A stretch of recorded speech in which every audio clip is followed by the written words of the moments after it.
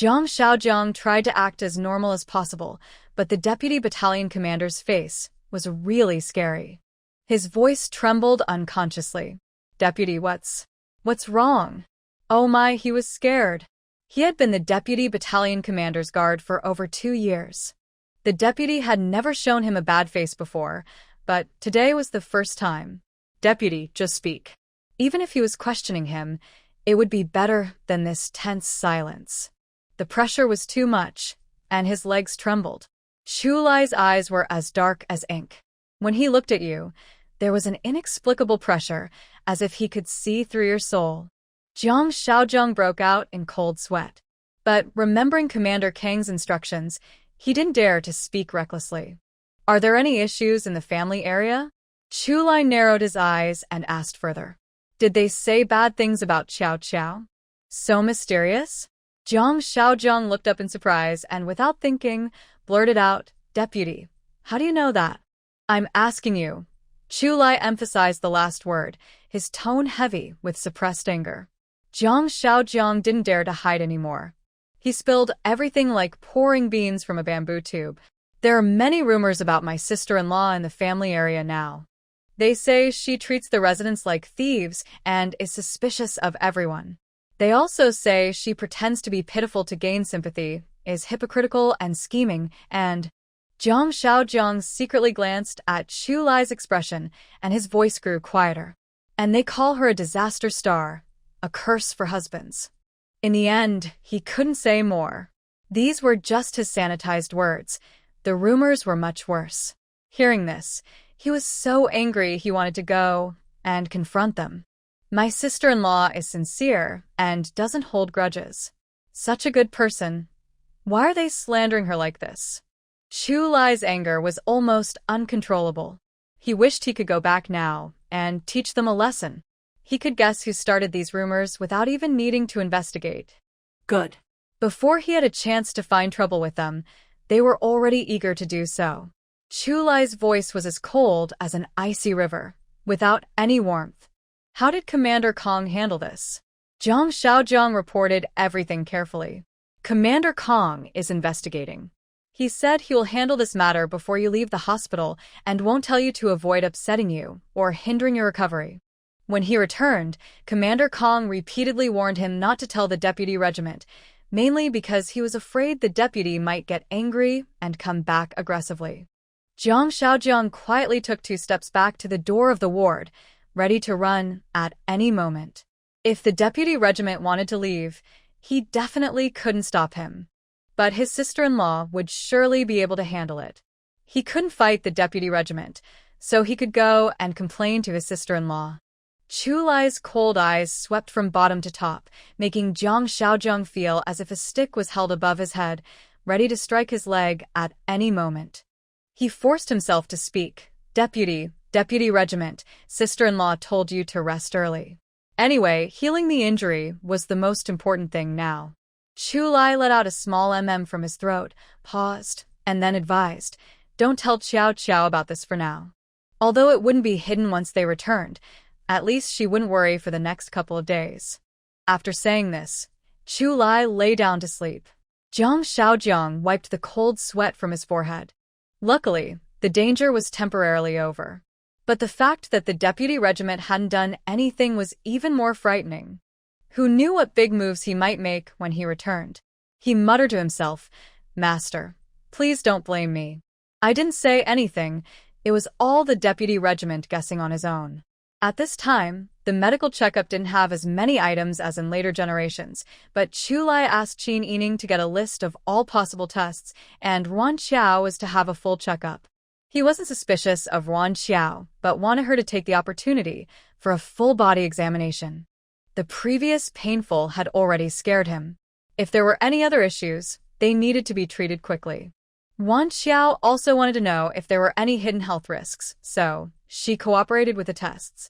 After she left, Chu Lai got out of bed, put on slippers, and grabbed the force stand with his right hand before leaving the ward.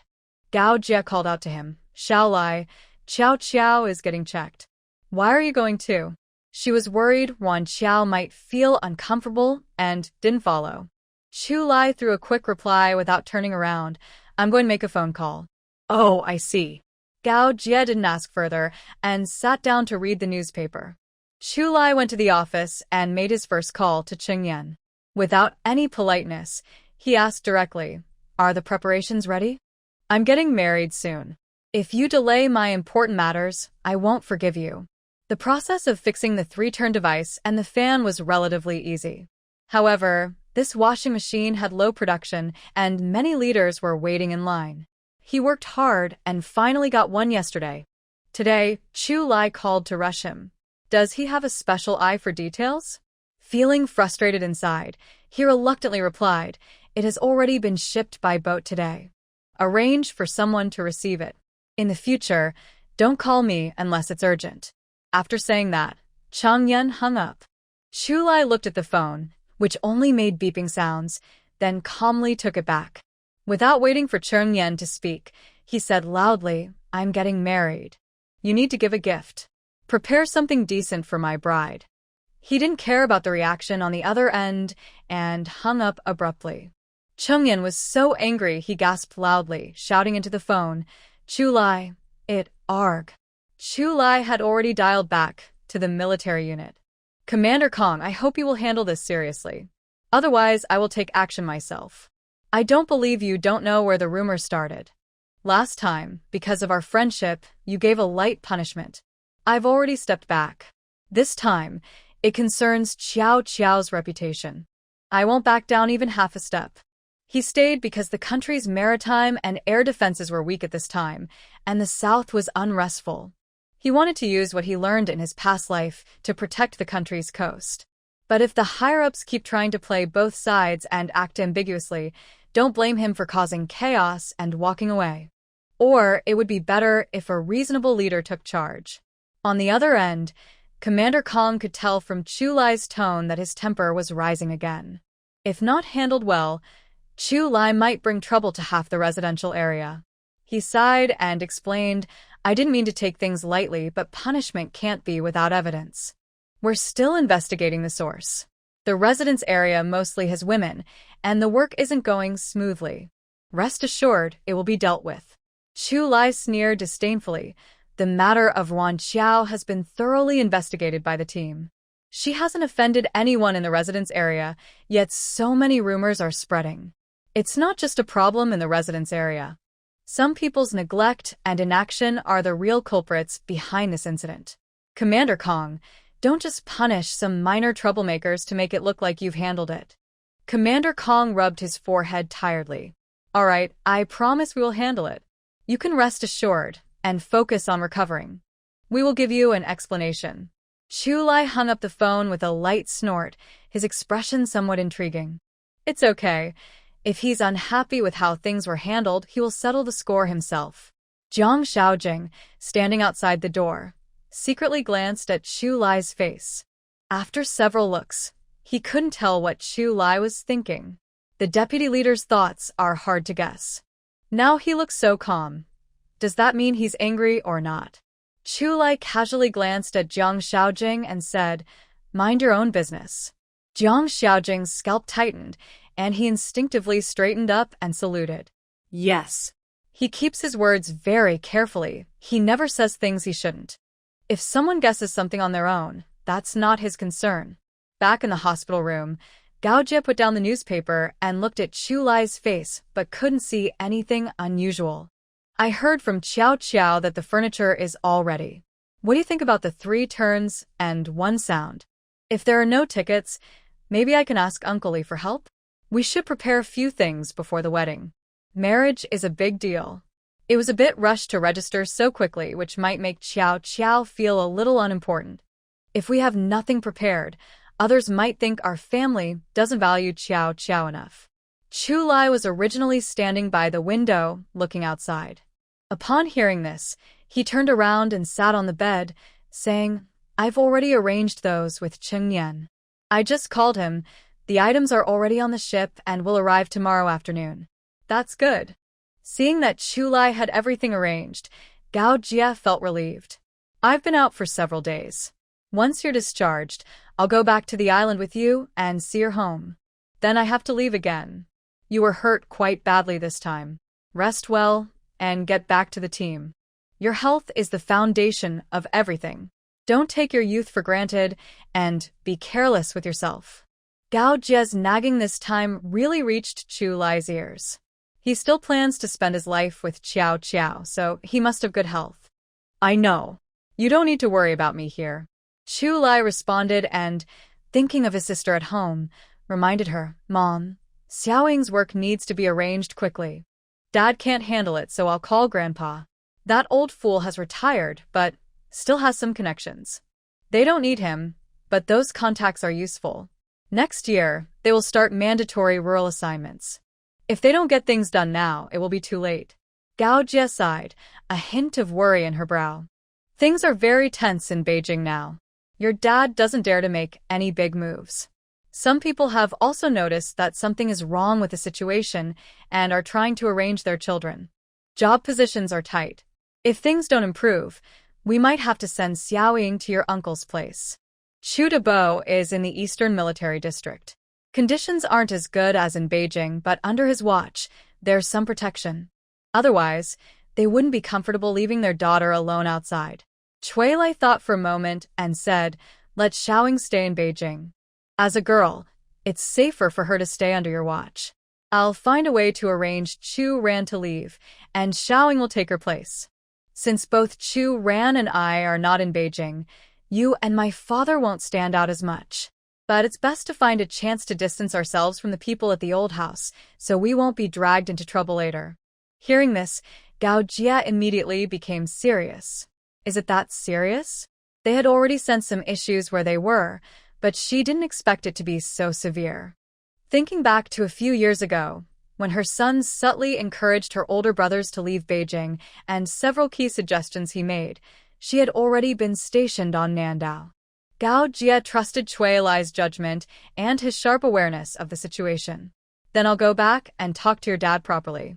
Cui Lie nodded. Although he had made plans in advance for the storm, because the phone calls needed to be transferred, the messages weren't completely safe. Communicating with the family was not always easy. During the call, he could only hint at a few things to make his father cautious. He hadn't visited home in 5 years, not just because old Cui introduced him to a match, but because no one could control his marriage if he didn't want to. Not going back was just a way to weaken his presence, so others wouldn't pay much attention to the Cui family, specifically his parents.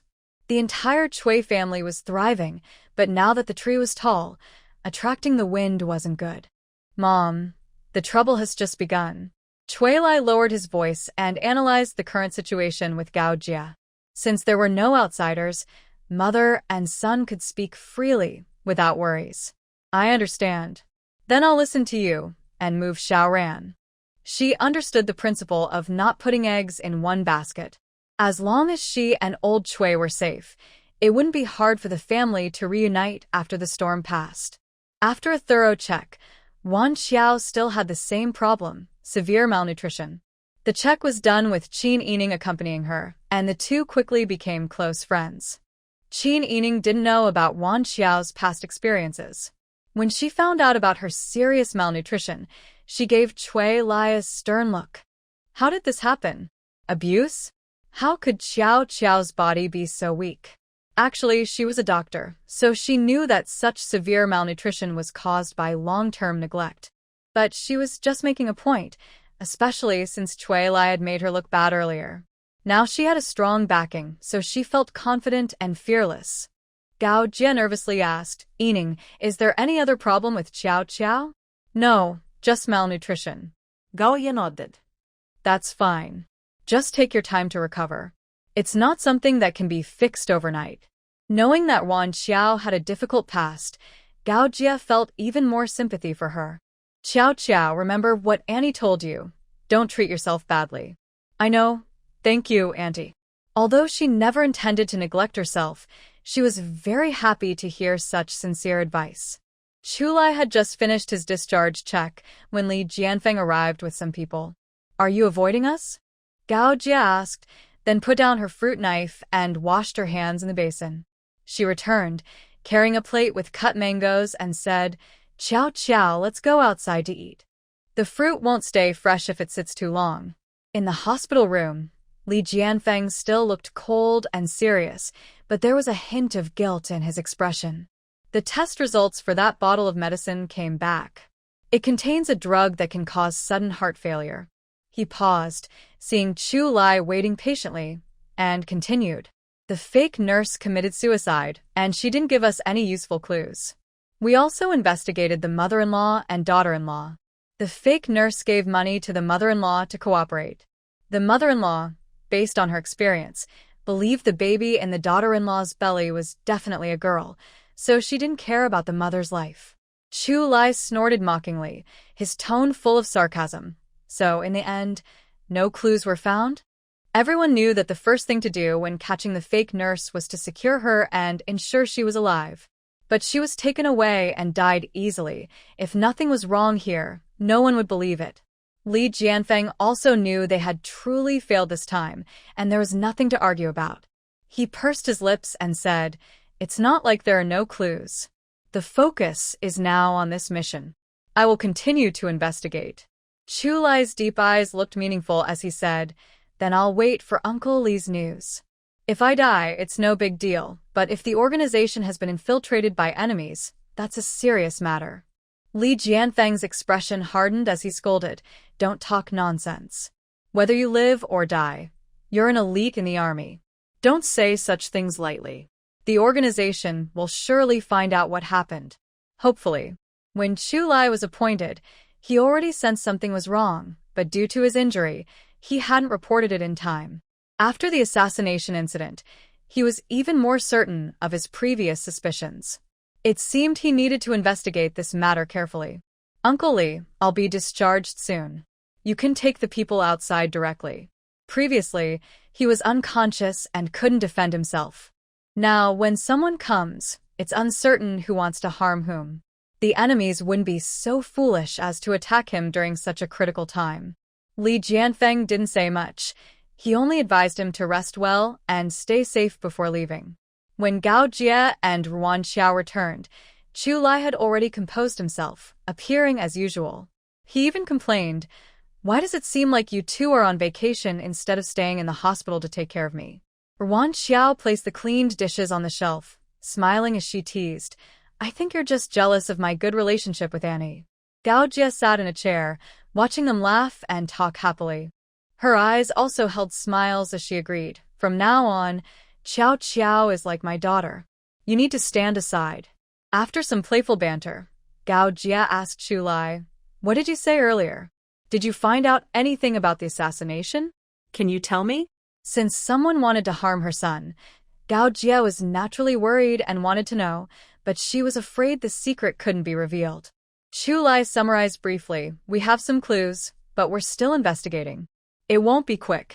Not wanting Gao Jie to worry, he quickly changed the subject, saying, "After lunch, let's go shopping." The test results showed only 2 items were pending. The rest were fine. Gao Jie nodded in agreement. "Okay, let's just go out for lunch." With the consensus reached, Chu Lai changed clothes, and they all went out together. In their region, there's a saying to drink soup before eating, but since they are from the north, they ordered dishes according to their own habits. The dishes included fried tofu fish, coconut chicken, salt and pepper shrimp, perilla sautéed clams, stir-fried tree vegetables, and stir-fried winged beans. Ruan Xiao had never tried tofu fish before and asked Chu Lai, "Why is it called tofu fish? Does it taste like tofu?" Chu Lai was genuinely caught off guard, as he didn't usually think about why a fish had such a name. Maybe because it's tender and fresh. Also, this fish only has one main bone. The other bones are soft like hair. Hearing his uncertain answer, Ruan Xiao became more curious about the dish. As a foodie, she couldn't miss out on delicious food and was eager to try it. When the dishes arrived, Ruan Xiao took a bite and realized it was just like the fish she knew as jiodiu, only with a different name. But the fish was indeed delicious. After frying, the outside was crispy and tasty, while the fish meat inside was delicate and smooth, with no fishy smell, fresh and flavorful. "Auntie, you should try this too. It's really good." Wan acted as if it was her first time tasting something delicious and shared it with others without saying much. After all, she was a rural girl from the inland and had never eaten seafood before, which was normal. Perhaps because of her profession, Chu Lai and Jiang Xiaojiang ate quickly. They finished eating, and Wan only ate half full. "Don't rush, take your time," Chu Lai said soothingly, then helped Wan peel a shrimp. He held the shrimp's head and tail and gently massaged it in a wave pattern. Then he twisted off the head, flipped the shrimp over, and removed the legs and tail. He then split the back shell from one side, separating the meat from the shell. When he reached the tail, he gently shook the shell, and the meat came out cleanly. He placed a whole shrimp into a bowl. Wan secretly glanced at Gao Jia, seeing only a smile on her face, and quietly relaxed. Even now, and in the future, many mothers-in-law find it hard to accept their sons caring for their wives. Although they wouldn't live together in the future, Wan didn't want their relationship to become too strained. She signaled to Chu Lai with her eyes, asking him to peel a shrimp for Gao Jia too. Chu Lai smiled and did as she asked. Gao Jia watched their small gestures, but didn't say anything. When Chu Lai peeled a shrimp for her, she ate it, something she hadn't experienced before. Inside, she felt a bit jealous, but she understood that the daughter-in-law was the one who would spend her life with the son. Their good relationship was the most important. After dinner, everyone started shopping new clothes, shoes, fabrics, towels, face wash basins, soap dishes, candies. At this moment, Wan realized that women's desire to shop doesn't change with the times. It depends on whether they have the means. Seeing Gao Jia want to continue shopping, Wan quickly stopped her, saying, "Andy, that's enough. I've bought quite a bit at home already, no need to buy more." Chu Lai saw she truly didn't want to buy more and said, "Then let's leave it at that. If anything is missing later, you can come back and buy it." Wan nodded quickly, but just as she was happy, he added, "It would be good to buy a watch too." He looked at her with gentle affection, saying, "Other couples have 3 rings and a bell, and you should have everything others do. I won't allow you to have less than anyone else." It wasn't the sweetest love words, but they touched Ruan's softest spot. She couldn't help but smile, her eyes shining brightly. "All right, then let's go buy a watch." When Chu Lai asked Cheng Yan to buy things, he had told him to only pay with receipts because he wanted to choose the watch himself. That's why Cheng Yan had once teased him about it. Wan Xiao didn't want to cause trouble in this twisted era, so she focused on domestic watches. Chu Lai pointed at the counter. "Comrade, please let us try on this watch." The sales clerk saw Chu Lai was dressed in a uniform with 4 pockets, hesitated for a moment, then took out the watch. Currently, domestic industry isn't very developed. There are only a few brands of self-made watches, and their dials are quite large. She has a slender wrist, and the watch looks awkward on her. Chu Lai then pointed at a Plum Blossom brand watch on the counter. "Comrade, please let us try this one." Wan Xiao tugged at his sleeve, clearly showing disapproval. Seeming to understand her thoughts, Chu Lai whispered, "Don't worry. We are shopping openly in the country's market. No one can find fault." Wan Xiao thought about it and realized she was overcautious. This Plum Blossom watch has a small, delicate, round dial. Besides the 3 hands and a date window, it has no extra decorations, simple and elegant.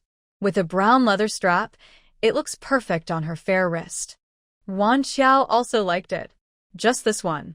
Please prepare the invoice," Chu Lai decided quickly. The sales clerk looked at Wan Xiao with envy. This Plum Blossom watch costs 215 yuan. She would need 7 or 8 months of saving, eating and drinking nothing to afford it. Having a military officer as a partner seems good. She wondered if she could find one too.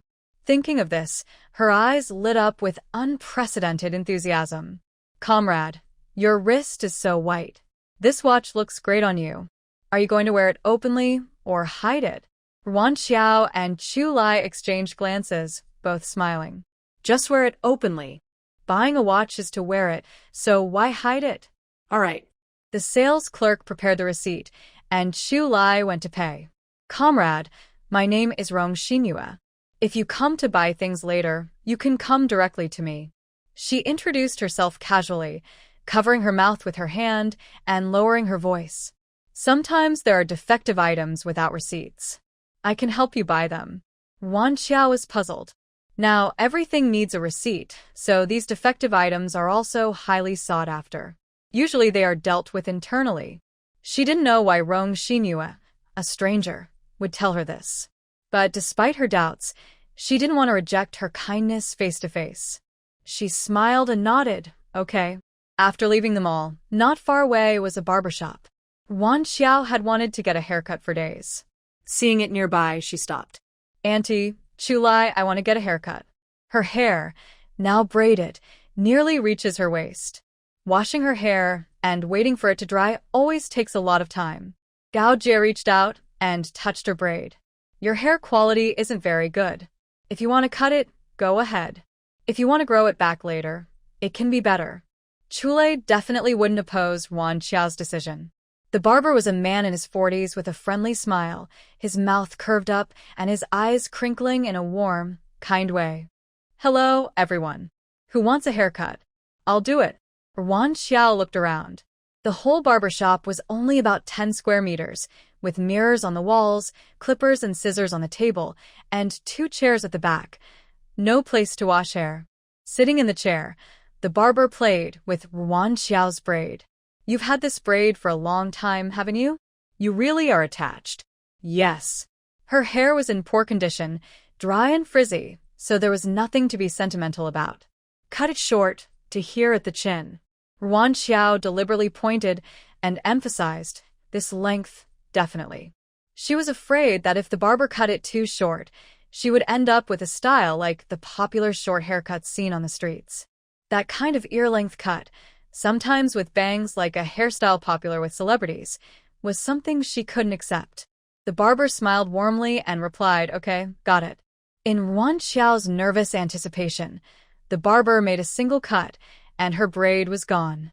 He then carefully trimmed the ends and casually brushed her hair with a small brush. All done.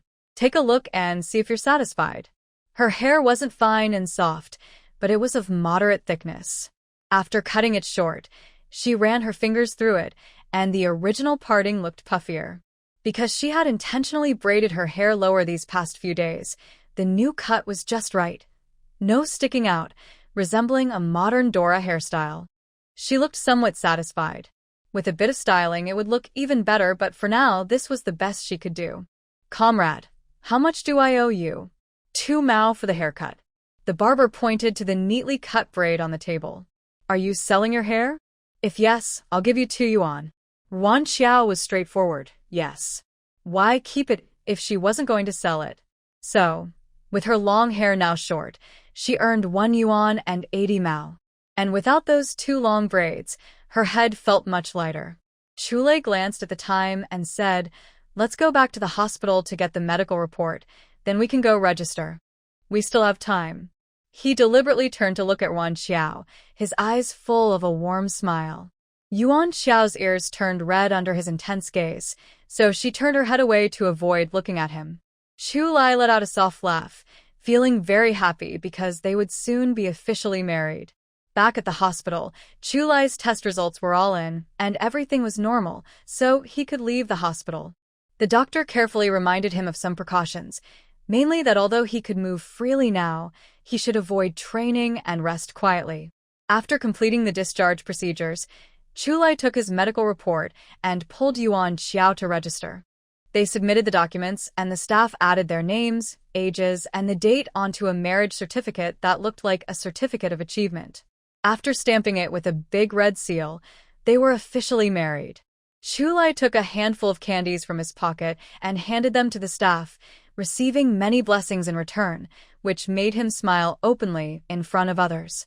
Outside, Yuan Xiao carefully examined the marriage certificate, which was about the size of a certificate of achievement. It had a peony border around the edges, wheat ears at the top, and the national flag at the very top. At first, there was a red quote from the chairman, saying, "Unite to participate in production and political work and improve women's economic and political status. All revolutionary teams should care for, love, and help each other." Below that was the title marriage certificate, with a serial number at the bottom right.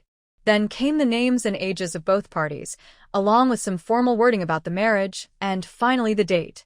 This thin piece of paper connected two people forever. Gao Jie took the marriage certificate from Yuan Xiao and said, "Let me see." Chu Lai couldn't help but speak up. "Be careful. It's just a marriage certificate.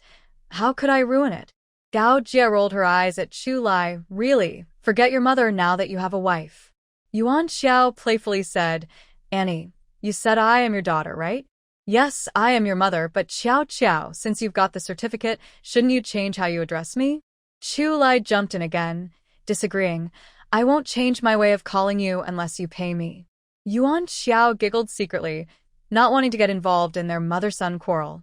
After leaving the marriage registration office, they went to the photo studio to pick up their pictures, then headed to the dock to catch the ferry.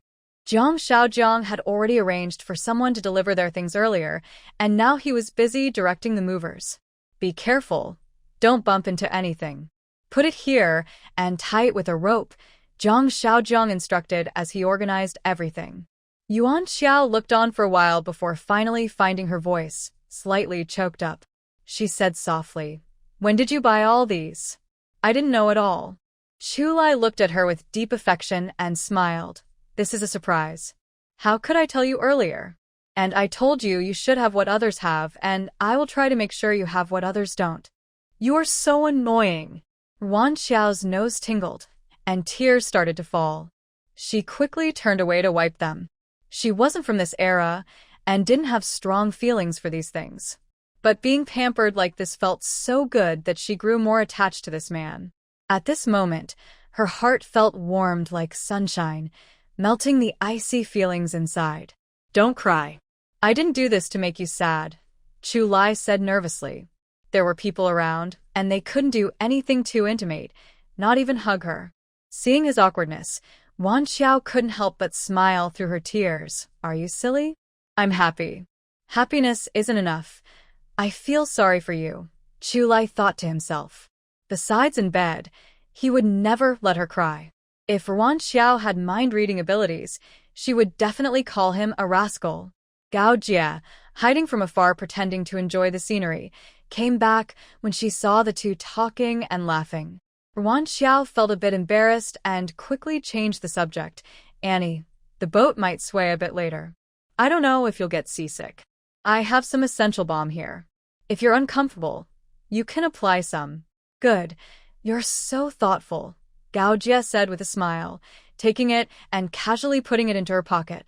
She had never been on this kind of ferry before and wasn't sure if she would get seasick. When the boat started, Wan Xiao and Chu Lai stood on either side of Gao Jie, protecting her. If she felt unwell, they could notice immediately. Luckily, Gao Jie only felt slightly uncomfortable and wasn't seasick. At the dock on the island, several soldiers were waiting. They pushed and pulled each other but didn't dare ask questions. Chu Lai scowled and scolded them. "Say what you need to say. Why are you so shy?" The soldier closest to Chu Lai asked cautiously, "Deputy Commander, how is your injury?" Chu Lai glanced at them and responded with a slightly warmer tone, "It's still healing. As you can see, it's not a big problem." "Oh, that's good."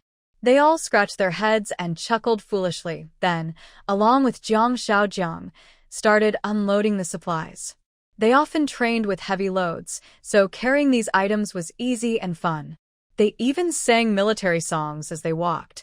Wan Xiao couldn't help but laugh and praised, "They're so adorable."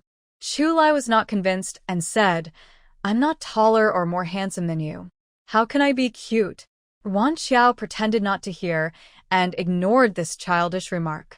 The soldiers carried their belongings along the way, attracting many curious looks. After all, these were all rare and expensive items that couldn't be bought easily. Everyone was envious. "Young comrade, who are you moving these things for?" "The sewing machine and bicycle. Are they going to be borrowed and used later?" The young soldier loudly replied, "Deputy Commander Chu." Everyone's expressions, which had been thoughtful, immediately turned strange. When Wan Xiao entered the residential area, she felt the gazes were odd. She looked at Chu Lai with confusion. "Do you know what happened while we were away these days?" she asked. Chu Lai knew he couldn't hide it anymore. He pursed his lips and said somewhat unhappily, "There are some rumors about you. Commander Kong is already handling them." "What rumors? How are they being dealt with?" Gao Jia immediately became sharp-eyed and serious in tone. She looked over the crowd, her presence commanding. "Qiao, since everyone is not on the island, where did these rumors come from? Who is the source? Who are involved? What is the purpose? I need to talk to Commander Kong about this." Hearing Gao Jia's words, many people in the crowd shrank back and trembled. They had already been educated by their men and knew some words shouldn't be spoken carelessly. This wasn't a rural area. Gossip was not tolerated here. But it seemed this middle-aged woman wouldn't give up easily. "Chu Lai, Wan Xiao, you're back." Gafenglong heard the news and hurried out to greet them, calling out from afar, "Madam Kong." Chu Lai and Wan Xiao called out together. "How is your injury recovery?" Chu Lai replied briefly, "It still needs some time to rest." Knowing his personality, Gafenglong didn't blame him. She turned to talk to Wan Xiao. "Who is this?" Wan Xiao quickly introduced both sides. Actually, Gao Jia and Gafenglong were about the same age, but in the army, everyone called her sister-in-law, which made it hard for them to address each other directly. "We'll handle our own matters. No need to get involved with them," Gao Jia said with a smile. Gafenglong also smiled. "All right, then let's just call each other's names." Everyone chatted happily as they headed toward Chu Lai's house. Ming Hui saw the soldiers bringing things and was already waiting at the gate of the yard. When they saw each other, they exchanged greetings. "Your furniture is still at my house. It's a good time to move it now." With some help from a warrior, a few pieces of furniture were quickly arranged. Ming Hui helped clean up before leaving. Soon after, she returned carrying a basket of vegetables. "I know I told you to come to my house for dinner, but since you can't come, I won't pretend to be polite.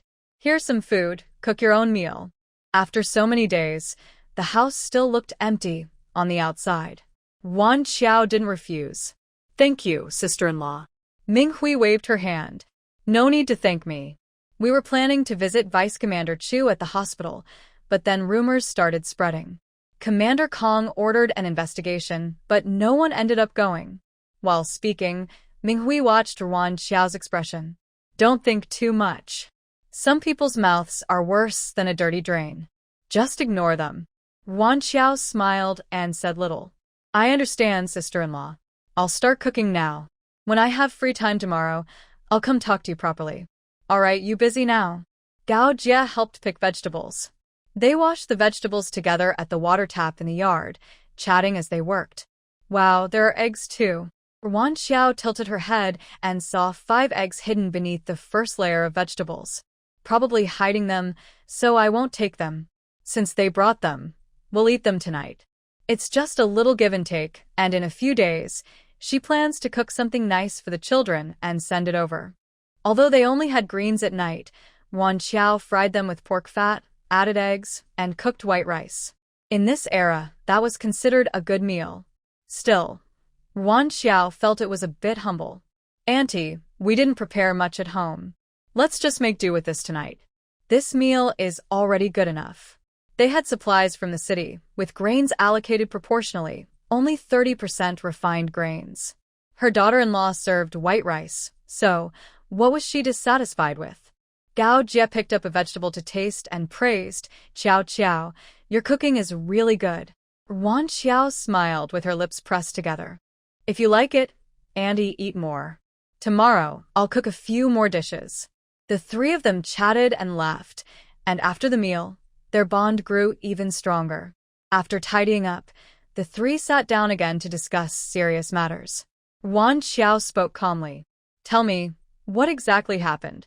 She wasn't a patient person. If someone pushed her too far, she wouldn't tolerate it. "I only found out a few days ago. Jiang Xiaojiang came back to get her marriage report and overheard some gossip in the residential area. Chu Lai didn't hide anything, including calling Commander Kong to demand an investigation. I didn't tell you because we couldn't do anything at the hospital, and I didn't want to worry you." Wan Xiao nodded, understanding Chu Li's actions. "But this won't be a habit. I don't want to be kept in the dark about everything."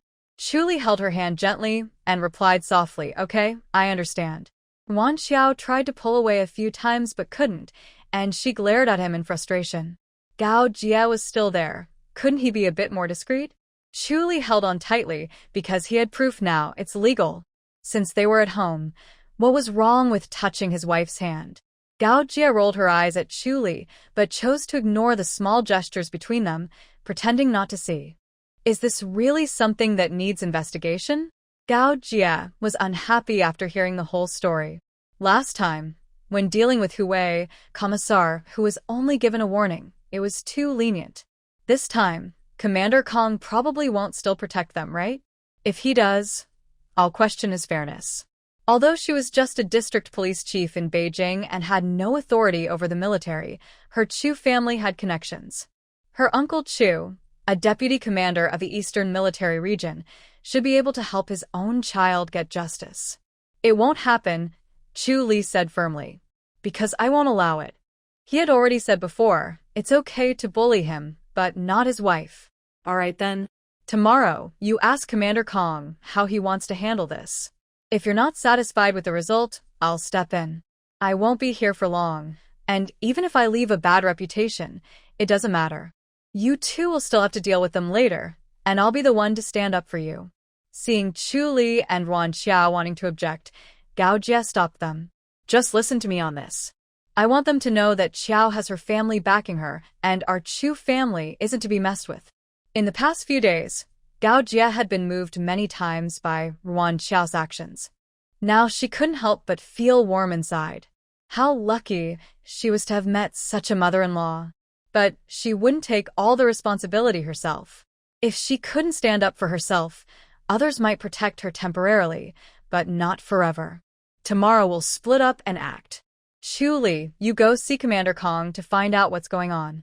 She smiled slyly. Sui Wei still owes me an apology. I need to get it first. Earlier, when Sui Wei fell ill, Wan Xiao didn't push her to apologize.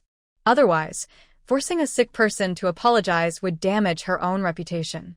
Now that Sui Wei was causing trouble and spreading rumors about her, it was time to get that apology. At least it can make Sui Wei feel uncomfortable and embarrass her. Wan Xiao's scheming look didn't offend Gao Jie. Instead, it made her quite happy. The daughter-in-law is thoughtful, which is better than being useless. The three of them talked about their ideas on this matter before leaving. Auntie, there's a shower at home. You should take a shower and then go to sleep. It's hot now, and after sweating, the body feels sticky and uncomfortable. Taking a shower would be very nice. Gao Jie nodded, and Chu stood up, walking to the kitchen with long strides. I'll boil some water. Wan Xiao also got up and followed. You rest, I'll do it. She felt guilty asking a wounded person to work. Chu gently tucked a strand of Wan Xiao's hair behind her ear and said softly, Take your mom to see the rooms. My injury has healed quite a bit. I can still do things like boiling water. His gaze was intense, and he slowly moved closer. His deep, magnetic voice sounded in her ear, full of irresistible charm. Qiao Qiao, your man isn't that useless. Or, does Qiao Qiao just want to stay with me? Wan Xiao's ears turned red, almost bleeding, and she pushed Chu away hurriedly, then ran out quickly. Her heart was pounding so hard it felt like it might jump out of her chest. How could this annoying man be so flirtatious?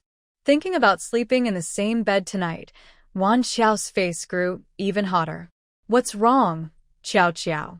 Gao Jie came back from the bathroom and saw Wan Xiao standing in the yard, fanning herself constantly.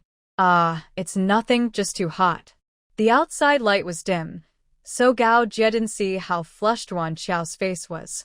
She nodded and said, It is pretty hot. Why aren't you in the room using the fan? Hee. Wan Xiao awkwardly smiled. Auntie, you can leave the fan in your room tonight. Otherwise, it's too hot here, and you might not sleep well. I'll take you to your room to see. The 4 rooms upstairs are actually similar in size.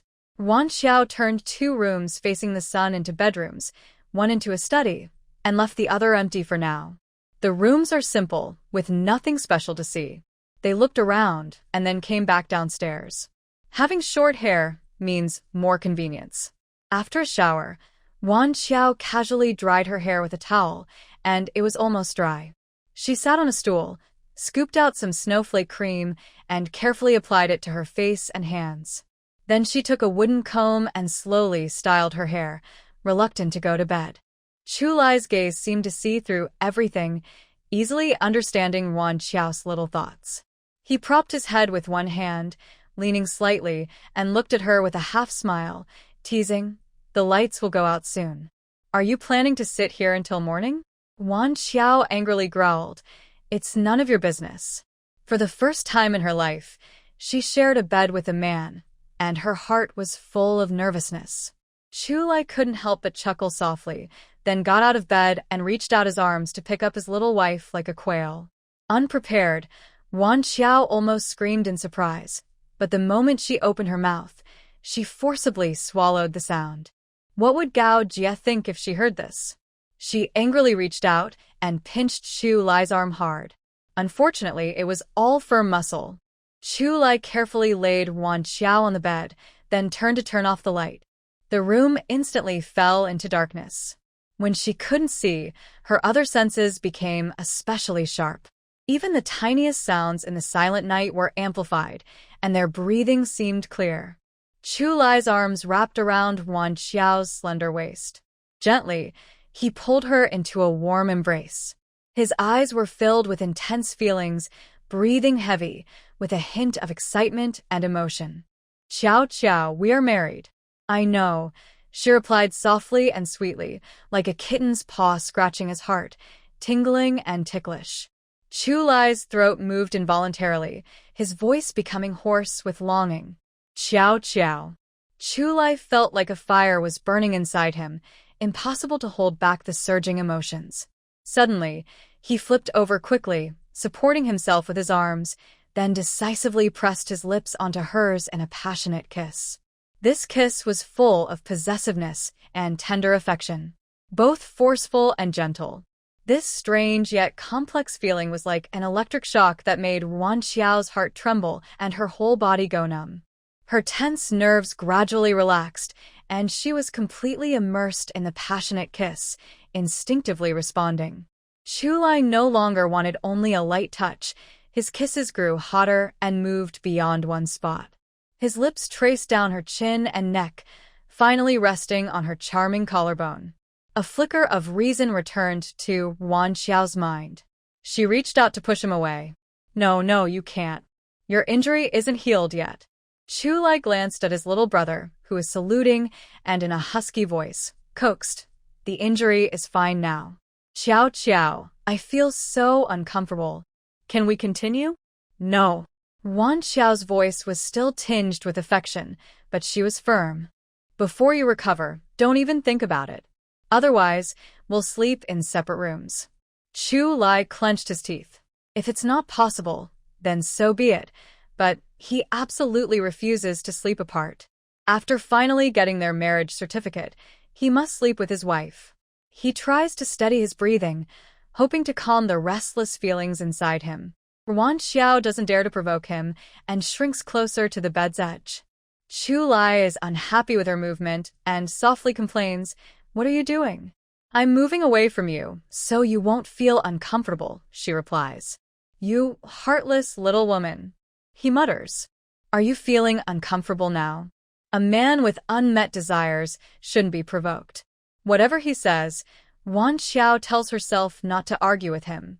Just as she's about to fall asleep, she's pulled back into his arms. Wan Xiao doesn't even open her eyes, resting her head in his embrace to find a comfortable position and continues sleeping. Seeing her trusting gesture, a silent smile curves his lips. This is the person he has thought about for 2 lifetimes. How could he be angry with her? If he can't have it now, so be it. It's only temporary. But does this little woman know that debts must eventually be paid, with interest? Holding his beloved woman, Chu Lai falls into a sweet dream. The sun rises from the horizon, casting gentle sunlight over the island. Birds chirp, breaking the morning silence. Wan Xiao opens her eyes and gently sits up. As her feet touch the ground, a large hand pulls her back. Chulai nuzzles her head, his voice still hoarse from sleep. Why so early? What are you going to do? I want to check the supply at the supply station for pork today. If there's none, I'll buy some seafood instead. Auntie can't keep eating only vegetables, right? The island is remote, and meat supplies like pork and chicken are limited. But as long as there's no typhoon, seafood is available almost every day. What's supplied each day depends on what the fishermen catch. It's not easy to get seafood in the city either, so it's good to change the taste. I'll go with you. Chulai releases Wan Xiao and also gets up to change his clothes. After last night's kiss, their relationship seems to have taken a big step forward, becoming much closer. With no one around in the morning, Chulai boldly takes her hand, deliberately slowing down to match her pace. After these 2 days of work, let's go to Yangcheng. We'll find a traditional Chinese doctor to help you recover your health. Wan Xiao wants to say she already has health-boosting medicine in her shop, which, based on Chulai's recovery, works much better than outside medicines. But remembering that crazy old man's words about a disaster fate, she swallows her words. Right now, she only has enough money for one pill. The other one costs 100,000 yuan, and she hasn't found the funds yet. In this era, earning 100,000 yuan is not easy, so this money must not be spent carelessly. Otherwise, when she really needs medicine to save her life, she won't have the money to buy it. Her problem is just painful periods caused by poor nutrition. She plans to take traditional medicine first and also focus on taking good care of her health. Once she saves enough money, she will buy herself a medicine capsule. After some thought, Wan Xiao nodded. Do you know any good traditional Chinese doctors? After the big movement, traditional Chinese medicine was seen as outdated and superstitious, and many good doctors suffered because of this. Yes, I know one. He's pretty skilled. He wouldn't take her to see a bad doctor either. Wan Xiao hesitated for a moment, but still asked, Chulai, do you know there's a crazy old man in the fishing village? They were already married, and she wanted to try to trust him. Since they had been together for a long time, as long as she used them all, Chulai would eventually find out her secret, unless she never used it. Her trust in Chulai wasn't yet strong enough for full disclosure. She wouldn't tell him about them all, but she didn't want to hide other things either. Otherwise, if there was no trust between husband and wife, how could they go on? Chulai not dead. Yes, I know him. What's wrong? Is he really crazy? Why do you ask? Did something happen? It's about when I went to the fishing village to buy furniture. Wan Xiao recounted everything the crazy old man said, omitting the part about the jade pendant. After I came back, I kept having nightmares. Then you really got into trouble. She wanted to know if this was just a coincidence or if he could really see something. Wan Xiao looked at Chulai nervously. He was so smart. Could those vague comments make him suspect something? Chulai didn't expect this twist either. In his previous life, he was a materialist, but after crossing over, he had to believe that some things in this world couldn't be explained by science. Seeing his wife's anxious expression, Chulai felt a pang in his heart. He should find a chance to tell her the truth. He couldn't keep making her worry all the time. He squeezed her hand gently and comforted her. The origins of that crazy old man have been checked by the military. It's true, just like people say, he was rescued from the sea and then lost all memory. As for whether he's really crazy, I'll look into him more. If he's just pretending to be crazy and causing trouble, he won't show mercy. All right, let's go to the supply and marketing cooperative quickly. If we're late, we won't be able to buy anything. When they reached the main road in the residential area, their hands loosened and they walked side by side, about 30 centimeters apart. Deputy Commander Chu, the commander's wife, are you also going shopping? Aunt Feng, dressed in gray, with a patch on her left knee and a basket hanging on her arm, hurriedly caught up from behind. Wan Xiao corrected seriously, Aunt Feng, didn't I tell you not to call me the commander's wife? Just call me Wan Xiao. Oh, yes, I forgot. Aunt Feng smiled apologetically, pretending to pat herself twice, clearly not taking it seriously. Deputy Chu, are you feeling better now? Oh, my Wenshin also wanted to visit you, but these days he's been too busy, and the army hasn't approved leave, so he couldn't come. Don't blame him. No, I won't. Chu Lai usually spoke little in front of others. He wouldn't explain that he told Commander Kong not to approve leave for anyone to visit him. He didn't have enough time to deal with those old men since he spent most of his time with his wife. Aunt Feng was just trying to flatter him, hoping to make a good impression on Wenshen, but she didn't really know what Wenshen did in the army. Seeing Chu Lai's cold expression, she felt a bit nervous, so she turned around and started talking to Wan Xiao, Commander's wife. Under Wan Xiao's threatening gaze, Aunt Feng changed her tone halfway and then boasted, Wan Xiao, I have to tell you, many people in the residential area have been talking badly about you these days. That Wu deputy battalion leader's wife in front of my house has been saying a lot, and I even got into a fight with her over it. Wu Hongliang? Chu Lai suddenly spoke, styling on Feng. She patted her chest and nodded. Yes, that's him. He's just from the city and looks down on rural folks. So, what if they're from the countryside? They eat at his house, right? She keeps saying rural people are stingy and uneducated. I think she just wants to cause class conflict. Wan Xiao realized that Aunt Feng had some personal grudges with Wu Hongliang's wife. She also wanted to find out about the neighborhood, so she continued, I find it strange. I haven't been in the residential area for long, but I've already upset some people and caused so much gossip. And so many people are talking about it. Sigh, I don't even know what I did to offend them. It's just some sycophants, I tell you. And Aunt Feng rambled on, mentioning who said what about Wan Xiao, not missing a detail. She had even kept a mental note of everything. Chu Lai listened to Aunt Feng's words, mentally matching those women and their men, and noted everything in his small notebook. In a few days, he planned to practice with them thoroughly. Then he praised Aunt Feng kindly, well done. Aunt Feng proudly lifted her head. She wouldn't miss such a good opportunity to flatter herself. That morning, there were still many people queuing at the supply and marketing cooperative.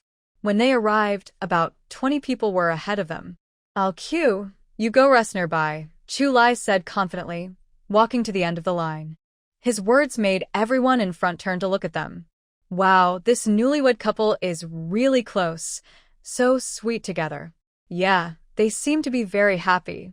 Most people in line were women, and Chu Lai, the only man, stood out like a tall tree among others, prompting some teasing. Wan Xiao snatched the basket from his hand and pushed him aside, smiling. He's only staying at home to recover now, showing off a bit. Otherwise, he'd be out doing drills. Nothing much he can do now. This comment resonated with everyone. The men were busy with army duties, training or patrols, spending most of their time away from home, leaving household chores to the women. Having a common topic to talk about quickly eased the awkwardness. Chu Lai watched as Wan Xiao chatted animatedly with some people she didn't know well. His little wife was truly capable. Whatever she wanted to do, she did it well. Fortunately, there was pork today. Wan Xiao bought a gene of pork with a good mix of fat and lean, a tilapia, and some shrimp. Let's go. Later, I'll ask Sister Minghui how to cook this fish. Last time, I gathered some seafood from the sea, and I made a spicy flavor. They liked it. I wonder if braised fish will taste good. Chu Lai quietly watched his wife trying to make up for her lack of experience, not exposing her, with a gentle smile in his eyes. He even played along, saying, Your cooking is good. Whatever you make tastes great. For breakfast, Wan Xiao made dumpling skin soup. She poured a little oil into the pot, sautéed chopped green onions, then stir-fried tomatoes until they released juice. After adding salt and a little soy sauce, she poured in water and brought it to a boil. Then she added the mixed flour dumplings, drizzled in beaten eggs, and finally added greens to cook for a while. A fragrant, colorful, and tasty dumpling skin soup was ready. Chow chow. Who did you learn your cooking from? Everything you make is so delicious. High praise made Wan Xiao's heart tighten. She forced a stiff smile and said, Maybe I have a talent for this. When I was in the countryside before, I didn't have many good ingredients. Wild vegetables and mushrooms, paired with coarse grains, I just made do with whatever I could find. Chu Lai calmly helped to change the subject. If you like it, eat more. You won't get such good food when you go home. After finishing the meal and tidying up, Chu Lai went to the army. It was about time, and Wan Xiao changed into new clothes. Mother-in-law and daughter-in-law took some candies and went out. Since industry was not developed and there were few jobs on the island, most military wives in the residential area didn't work. They usually tidied up their homes and gathered under the trees, chatting and doing some mending and sewing. When they arrived, there were already more than 10 people there. Chunjing, the wife of Battalion 2's commander, saw Wan Xiao and quickly greeted her sister-in-law. "Where are you going?" "Oh, I just got my marriage certificate with Chu Lai. I thought I'd give everyone some wedding candies. Since everyone is here, I won't need to go anywhere else." She didn't give many, just 2 or 3 pieces each. It was the thought that counted. If she gave too much, people might say she was wasteful. Everyone received the candies and, whether sincerely or politely, said congratulations. Yang Xiuhua bluntly asked, "Are you and Deputy Commander Chu not having a wedding banquet?" Right now, promoting thrift and simplicity was common. Many just got their marriage certificates or handed out candies like them. However, Chu Lai and she agreed that, although they couldn't hold a big celebration, since this was a once-in-a-lifetime event, it should have some ceremony. Wan Xiao smiled and said, "Chu Lai's doctor advised him to rest while healing. We'll plan the wedding banquet once he's fully recovered." Everyone nodded in agreement. Yes, yes, taking care of his injury is the most important now. Chatting with a group of women, the best way to quickly fit in was to praise their children. Wan Xiao would praise how smart one child was, then comment on another child's good looks, making everyone so happy they almost lost their sense of direction.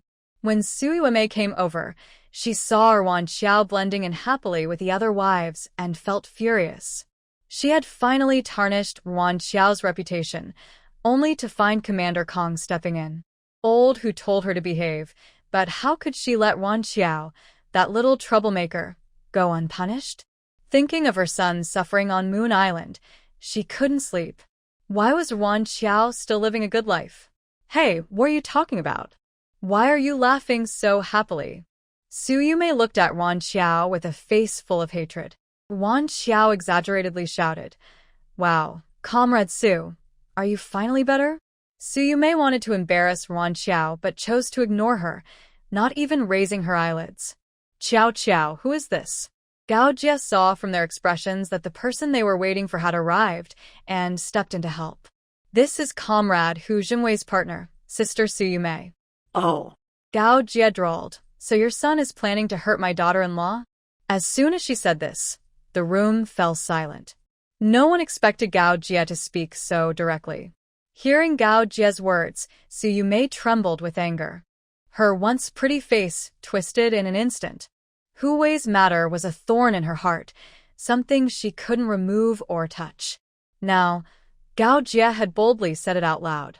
Su Yume's anger erupted like a volcano, shooting straight to her head. She raised her voice and shouted, "How dare you say that? If it weren't for this little troublemaker, how would my son have gotten into trouble? It's all her fault. My son would never kill anyone." This is utterly ridiculous. If your son didn't commit a crime, why was he sent for reform? Gao Jie looked at Su Yume with a look full of contempt and disdain, sneering, "Instead of finding reasons in yourself, you blame others. If you have a mother, you must have children with bad manners too. Looking at you, I can guess what kind of people your children are. But since your son has already been punished, let's put that behind us. Now let's talk about you. You chased my daughter-in-law in the guest house and haven't even apologized yet. No better time than now. Apologize quickly." Wan Xiao straightened her chest and took a step forward. "Comrade Su, I am ready. Let's begin." Although this wasn't how they usually discuss things at home, since her mother-in-law was willing to stand up for her, Wan Xiao naturally cooperated. She held her head high, with a slight smile on her lips, calm and composed. But in her eyes, there was a faint trace of contempt and mockery that was hard to notice. It was as if she was provoking Su Yume. Today, she would embarrass her publicly. What could she do? Su Yume clenched her fists tightly, her nails digging deep into her palms, unaware of any pain. Her gaze was full of hatred, gradually turning frantic. Her face twisted into a terrifying expression of extreme anger. Little troublemaker, it's all your fault. I want to kill you. With a furious roar, Su Yumei, like an out-of-control beast, charged straight at Yuan Xiao. The crazy look on her face didn't resemble that of a normal person at all.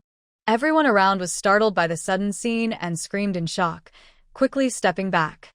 Older sister-in-law, move away quickly. Older sister-in-law, run now. Shouts came from behind as people urged Yuan Xiao to get out of the way. But Yuan Xiao didn't retreat. Instead, she took a step forward toward the others. She knew the Hu family, and she couldn't live peacefully with them. Instead of fighting endlessly, she decided to push forward and completely resolve the Hu family issue. Only then could she find lasting peace. Yuan Xiao bit her lip tightly, her eyes firm and determined. She was ready to get hurt. Losing a little to make the Hu family disappear was worth it. Just as Su Yuemei's sharp nails were about to touch Yuan Xiao, she was kicked away by Gao Jia. Gao Jia stepped forward, quickly pinning Su Yuemei's hands behind her back and shouting, "You won't apologize or say anything, and now you want to hurt someone? Who gave you the courage? Let me go. Let me go. I want to kill this little troublemaker." Su Yuemei kept cursing, becoming even more frantic and wild. The crowd began whispering among themselves. Someone muttered, "Is she crazy or what?" Another echoed, "Who knows?" It's so frightening. Since Su Yuemei had been subdued, Yuan Xiao's previous plan was no longer possible. She had no choice but to turn to the crowd and say, "Can someone notify the military unit to send Commander Hu?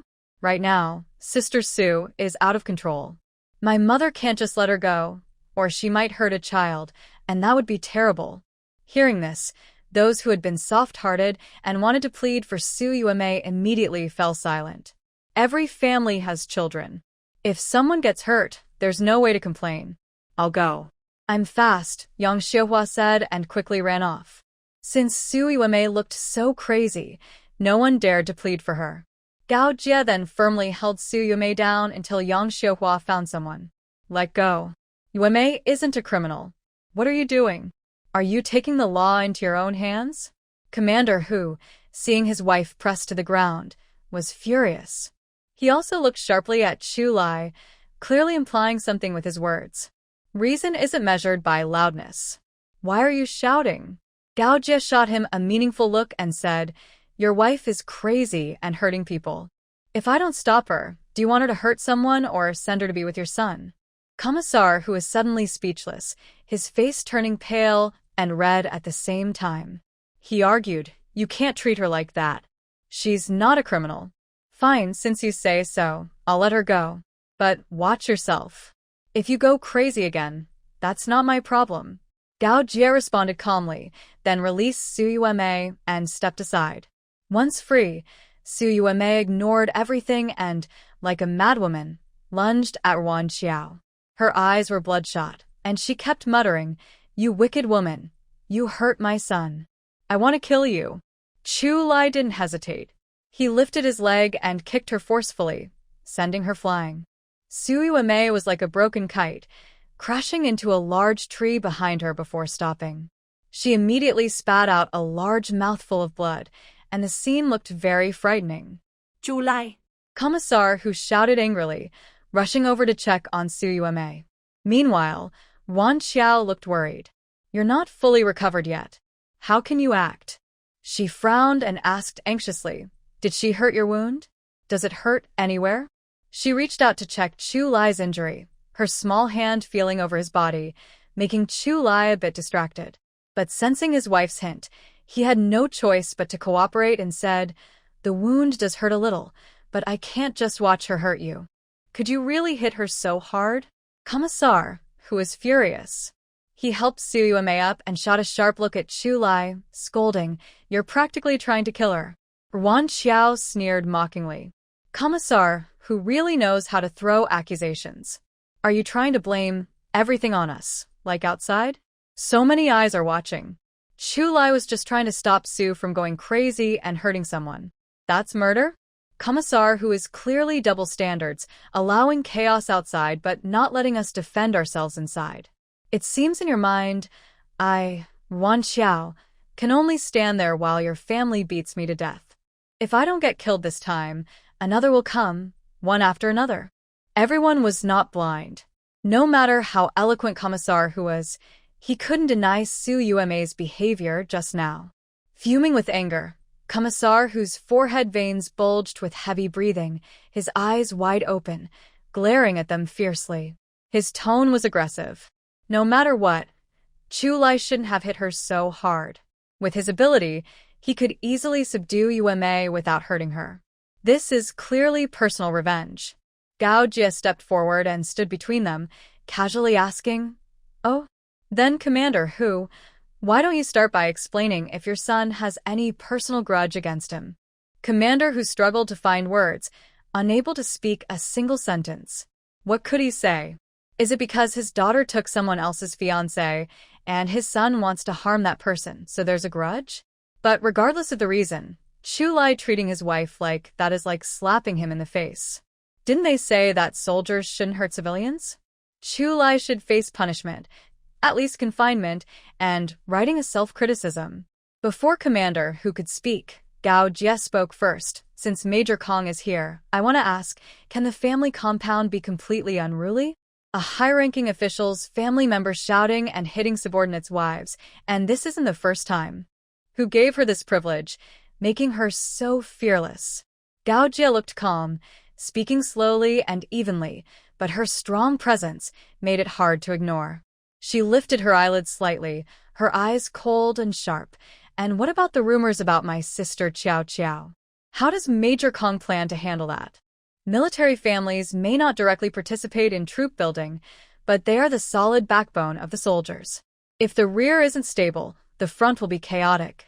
That's true here too. She paused, glancing at Hu Commander with a pale face, then said meaningfully, "Major Kong, kindness doesn't lead armies, and affection doesn't build success." Gao Jie's words carried deep meaning, making Major Kong blush with embarrassment. Last time, he had let things go because of old feelings, feeling a bit guilty toward Chu Lai and Ruan Xiao. Who knew that who was still so irresponsible, unable to even manage his own family members. In the office, just now, Chu Lai had already lost his temper, and before that was settled, more trouble arose here. Thinking of this, Major Kong felt frustrated. Chu Lai was naturally protective of his family, and that mother-in-law was clearly difficult to deal with. Even if he wanted to smooth things over today, it was impossible. And last time's incident could be excused as an emotional reaction, but if he let this slide again, the label of unfair treatment would stick to him. After a moment of thought, Major Kong slowly said, "We were already discussing this in the office just now. I didn't expect more trouble to happen. Why don't we go to the office and settle it there?" He didn't directly reveal the investigation results here, giving Hu Commander some face and honoring their long-standing friendship. Hu Commander pursed his lips but didn't speak, feeling unhappy about Gao Jie's aggressive attitude. It was just a few casual words. What serious punishment could there be? Anyway, with Hu Wei's incident, his chances of promotion were basically gone. He no longer cared much about this small matter. Unfortunately, Commissar, whose expectations were too idealistic. Yesterday at home, they had already agreed that nothing should be taken lightly. Human nature is like that. As soon as you show a little hesitation, others will take advantage. Otherwise, why are the difficult people never bullied? Having a good temper only makes you easier to hurt. Gao Jie shook her head with a gentle smile, her tone calm but firm. "Commander Kong, rumors spread easily and false accusations can destroy a person. The gossip has already spread in the residential area. It's better to address it openly in front of everyone. This way, everyone will know the truth, and there won't be too many misunderstandings or guesses, which might cause trouble again later. Plus, Qiao Qiao has suffered a lot of unfairness. As the leader, you should give her justice, right?" Lu Chu, who had not had a chance to speak before, finally stepped forward. His eyes were cold, and his voice carried authority. "Commander Kong, I told you earlier in the office that the full story and the way to handle it must be made clear to everyone. Rumors are flying because of people's hearts. The residential area needs unity, not some people taking revenge or stirring up trouble. Most importantly, my wife's reputation cannot be tarnished even a little. His eyes narrowed, filled with a cold, deadly look. Rumors are like knives, hurting people silently. The false stories spread by various motives never consider what the victim has to endure. Why should her mistakes be paid for by others? Yuan Xiao smiled gently and stepped beside Chu Lai, her attitude humble, but her words direct. Facing problems bravely is the best way to solve them. Commander Kong, I believe you are a fair and just leader. Wearing this compliment, Commander Kong felt even more headache. This family worked together seamlessly, blocking all paths with perfect coordination, using both soft and hard tactics. He doubted that if he didn't handle the situation as they wanted, they wouldn't have more tricks up their sleeves. This pressure made him uncomfortable, but he thought back to how his previous actions had made them doubt his fairness. Forget it, this is his debt too. He might as well go along with their wishes. Commander Kong rubbed his forehead and gave Commissar Hu a helpless look. He cleared his throat and spoke in a slightly deep voice. This matter has indeed been widely discussed among the residents. Many people don't even understand the full story and blindly spread rumors, which has greatly damaged Comrade Yuan Xiao's reputation. Now, let's release the results of the military investigation so everyone can see what really happened. In the future, when facing similar situations, people should think independently and judge right from wrong, instead of blindly following others. After speaking, he turned to Chu Lai and Yuan Xiao and said in a consultative tone, "As for how to handle this, let's discuss it further when we go back, okay?" This isn't him shirking responsibility or favoring Commissar Hu. He knows Chu Lai and the others won't give up easily this time. So, the final decision on how to handle it will probably lead to some debate. And if they really get serious, as a division commander, he isn't qualified to directly discipline a commissar of the same rank. He must report to higher authorities for a decision. Both Yuan Xiao and Chu Lai agreed with this way of handling things. They made a big fuss mainly for two reasons. First, to protect Yuan Xiao's reputation, and second, to make comrades Su Yuemei and Commissar Hu pay for their actions. By openly revealing the facts, it's like tearing off Commissar Hu's face and stepping on it. Forget about what punishment might come later. Just this act already gave them some relief. Yuan Xiao, as the person involved, expressed her stance. "Commander Kong, we follow your arrangements. We have no objections." As soon as she finished speaking, Su Yuemei suddenly felt weak and fainted. "Yuemei! Yuemei!" Commissar Hu, holding the collapsed Su Yuemei, anxiously shouted, "Quick, get someone to help. Hurry, carry Yuemei on my back." Chu Lai and Yuan Xiao looked at each other. Understanding flashed in their eyes. But in this situation, knowing that Su Yuemei was pretending to faint, they still had to send her to the hospital. A sharp look crossed Yuan Xiao's eyes. She wasn't afraid that Su Yuemei was faking to escape trouble. After all, you can run from a monk but not from the temple. This time, they couldn't avoid the consequences. She was worried that they might take the opportunity to falsely accuse Chu Lai, claiming he kicked Su Yuemei and caused her injury. If that happened, no matter how justified Chu Lai's actions were, hurting someone was hurting someone, and Commissar Hu wouldn't miss the chance to punish him. Yuan Xiao didn't dare overestimate the integrity of the Hu family. But what could they do? Only they could hurt others and others couldn't fight back? Such a thing doesn't make sense. Yuan Xiao quickly grabbed Chu Lai's arm, looking both worried and anxious. She asked loudly, "Comrade Su isn't hurt because of you, is she?" "No." Chu Lai replied firmly, "I am careful and know my limits." That kick didn't cause any harm to Comrade Su. The bleeding was just from impact, damaging her mouth's mucous membrane, which can be easily treated with disinfectant. She definitely didn't faint because of it. He silently added in his mind that she might have had a stomach bleed, but it wasn't serious.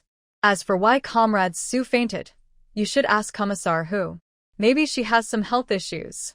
Yang Xiuhua sincerely agreed. "I believe what Vice Commander Chu said. When he was sparring with Old Wang, he beat him up so badly that I had to take Old Wang to the hospital for checkup. It was just surface injuries, no medication needed, and he recovered quickly."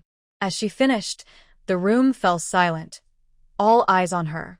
Yang Xiuhua foolishly asked, "Why are you all looking at me?" "I'm telling the truth. I didn't lie. If you don't believe me, go ask at the hospital. Wan Xiao pursed her lips tightly, trying not to laugh.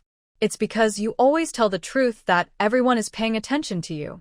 Anyone with a bit of sense could see that Su Yueme was pretending to be sick. Why even bother asking? Only Yang Xiaohua, who was straightforward, couldn't see it and was explaining seriously. But that was actually helpful. She might get a chance later to thank Yang Xiaohua properly. Wan Xiao patted her chest, feeling relieved, and took a deep breath. I'm glad Chu Lai didn't do it, or I'd feel so guilty I couldn't bear it. If this caused Chu Lai to be punished, I'd rather be killed by comrades Su myself. Everyone was silent, surprised by her words. That sounded a bit off. After she finished, she glanced at Commissar who was staring at her with a serious look, and exclaimed, "Oh, Commissar why haven't you taken Comrade Su to the hospital yet? If she's sick, you need to see to it quickly. Don't delay. If you miss the best treatment time, you'll regret it forever." Commander Kang's lips trembled uncontrollably. If Wan Xiao kept talking like this, they might as well prepare for the worst for Su Yueme. Not wanting the situation to get worse, Commander Kang cleared his throat and said, "Old go to the hospital quickly. We'll deal with the rest later." The stage was only half built, and Commissar, who had to go on acting despite the difficulty. He nodded to Commander Kang and, carrying Su Yueme's weight, walked away with a heavy step. Gao Jie thought for a moment and hurried after him. "Commissar, I'll go with you. More people can help, and if anything unexpected happens, we'll be ready." "No need," Commissar said through clenched teeth. "Oh, you don't have to be polite. We may have disagreements, but when it comes to safety, everything else can wait." She kept walking and talking. As the head of the Public Security Bureau, Gao Jie was not only skilled but also a good speaker. Every word sounded kind, but if you looked closely, it wasn't quite that simple. Her words made Commissar angry inside, but he had to hold back, almost hurting himself from the pressure. Chu Lai spoke up to remind them, "Commander Kang, even if Commissar isn't here, the work still needs to be done. The investigation results should be announced." Although Commissar and Su Yueme weren't present, and he couldn't see the scene he wanted, compared to Qiao Qiao's feelings of unfairness, this was nothing. He didn't want Qiao Qiao to face more gossip for even a minute. They would get back what they lost in time. Because Su Yueme caused trouble earlier, only about a dozen people were nearby, but more family members had gathered. Not everyone from the family compound was there, but at least half of them were. So, announcing the results now had a good effect. Commander Kang sighed quietly. Chu Lai's vengeful personality hadn't changed at all. Since the decision was already made, Commander Kang no longer hesitated and ordered someone to handle it. Soon, the person ran back, holding a folder, and handed it to Commander Kang. Commander Kang waved him off without taking it. "Just read it aloud." Following the command, the person quickly straightened up, stood at attention with feet together, and responded confidently yes. Then he opened the folder and began reading aloud in a loud, clear voice. This investigation was very thorough. Details about when and where, who was present, and what everyone said were all recorded. Those involved in spreading rumors trembled when they heard their names. They hadn't expected the matter to up so much. What if it caused trouble for their husbands? But no one was there to answer their questions yet. Since no plan had been made for handling the situation, they only announced the investigation report for now. Commander Kang cleared his throat and said seriously, "This incident has made me realize that there are serious management issues in our family compound, as well as problems with the ideological education of military families. We must pay attention to these matters. Next, we will discuss specific plans which will be announced and put into action soon. I hope everyone will learn from this and work together to prevent similar incidents from happening again. Dear friends, please give a 5-star review if you like it. Love you all. I'm going back to writing. People who haven't been trained find it very hard to pretend to be unconscious without being noticed, especially because they can't mimic muscle relaxation well." Su Yueme lay on the bed with her eyes closed, undergoing a checkup by the doctor. Her behavior didn't escape the doctor's sharp eyes. Thinking about how Commissar, hurriedly called the doctor to come and rescue her just now, The doctor felt a surge of anger. He didn't care what their purpose was. Wasting medical resources by playing tricks on the doctor wasn't funny. He also knew that stories about the wolf is coming often end with people getting hurt. Because of Commissar Hu's reputation, the doctor didn't expose them on the spot. He clenched his teeth and said, "Commissar Hu, your wife is fine. You can go home with peace of mind." But Gao Jie had been standing close by, so Commissar Hu had to pretend to be polite. He asked, "Then why did she suddenly faint? Is she really okay?" Seeing that he was asking a question he already knew the answer to, the doctor grew more annoyed. "I didn't see any problems myself. If you don't trust my medical skills, go check somewhere else." After saying that, the doctor took off his stethoscope from his ears, casually hung it around his neck, and turned to leave, only leaving a frustrated look on his back. Gao Jie, standing nearby, tried not to laugh and asked, "Commissar Hu, does your wife still need to go to a big hospital for a checkup? I happen to know a doctor at the military hospital. Would you like me to introduce you?" Hearing this, Commissar Hu almost spat blood in anger. What kind of introduction? This woman came along with bad intentions. She's just worried he might use tricks at the hospital and is here to supervise, pretending to help. Neither the mother-in-law nor the daughter-in-law are good people. One is blocking his escape with words, and the other is supervising and mocking them. Since there was no one else around now, he was too tired to keep pretending. Commissar Hu frowned and shouted, "You've achieved your goal, now go away." Gao Jie raised an eyebrow, glancing at Su Mei, who was blinking with her eyes closed but her eyeballs moving inside her sockets. She smiled meaningfully. "All right, you two should discuss this properly. I won't bother you anymore." The door closed with a bang. Su Mei suddenly sat up on the bed and spat harshly, "Our family from old to young. None of us are good people." "You're still talking?" Commissar Hu glared at Su Mei angrily. "Didn't I tell you to stay low-key recently? Why are you still provoking them? Can I be blamed?"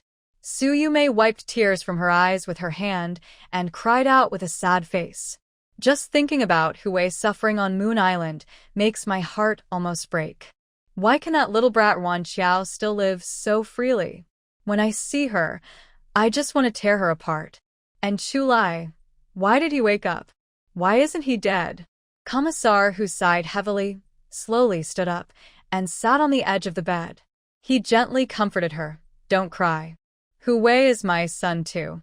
I feel sad for him. But revenge can't be rushed. Chu Lai is not easy to deal with, and Wan Xiao is full of tricks. You can't beat her. He loved his son dearly, so how could he not feel upset?" But after several confrontations, they gained no advantage and kept losing ground. Commissar Hu frowned, his narrowed eyes like a thick fog covering him, making it hard to guess what he was thinking. It was as if he had made a firm decision. He tightly held Su Mei's hand and said firmly, "Trust me." Ugh. "Old Hu, I miss my son, ugh."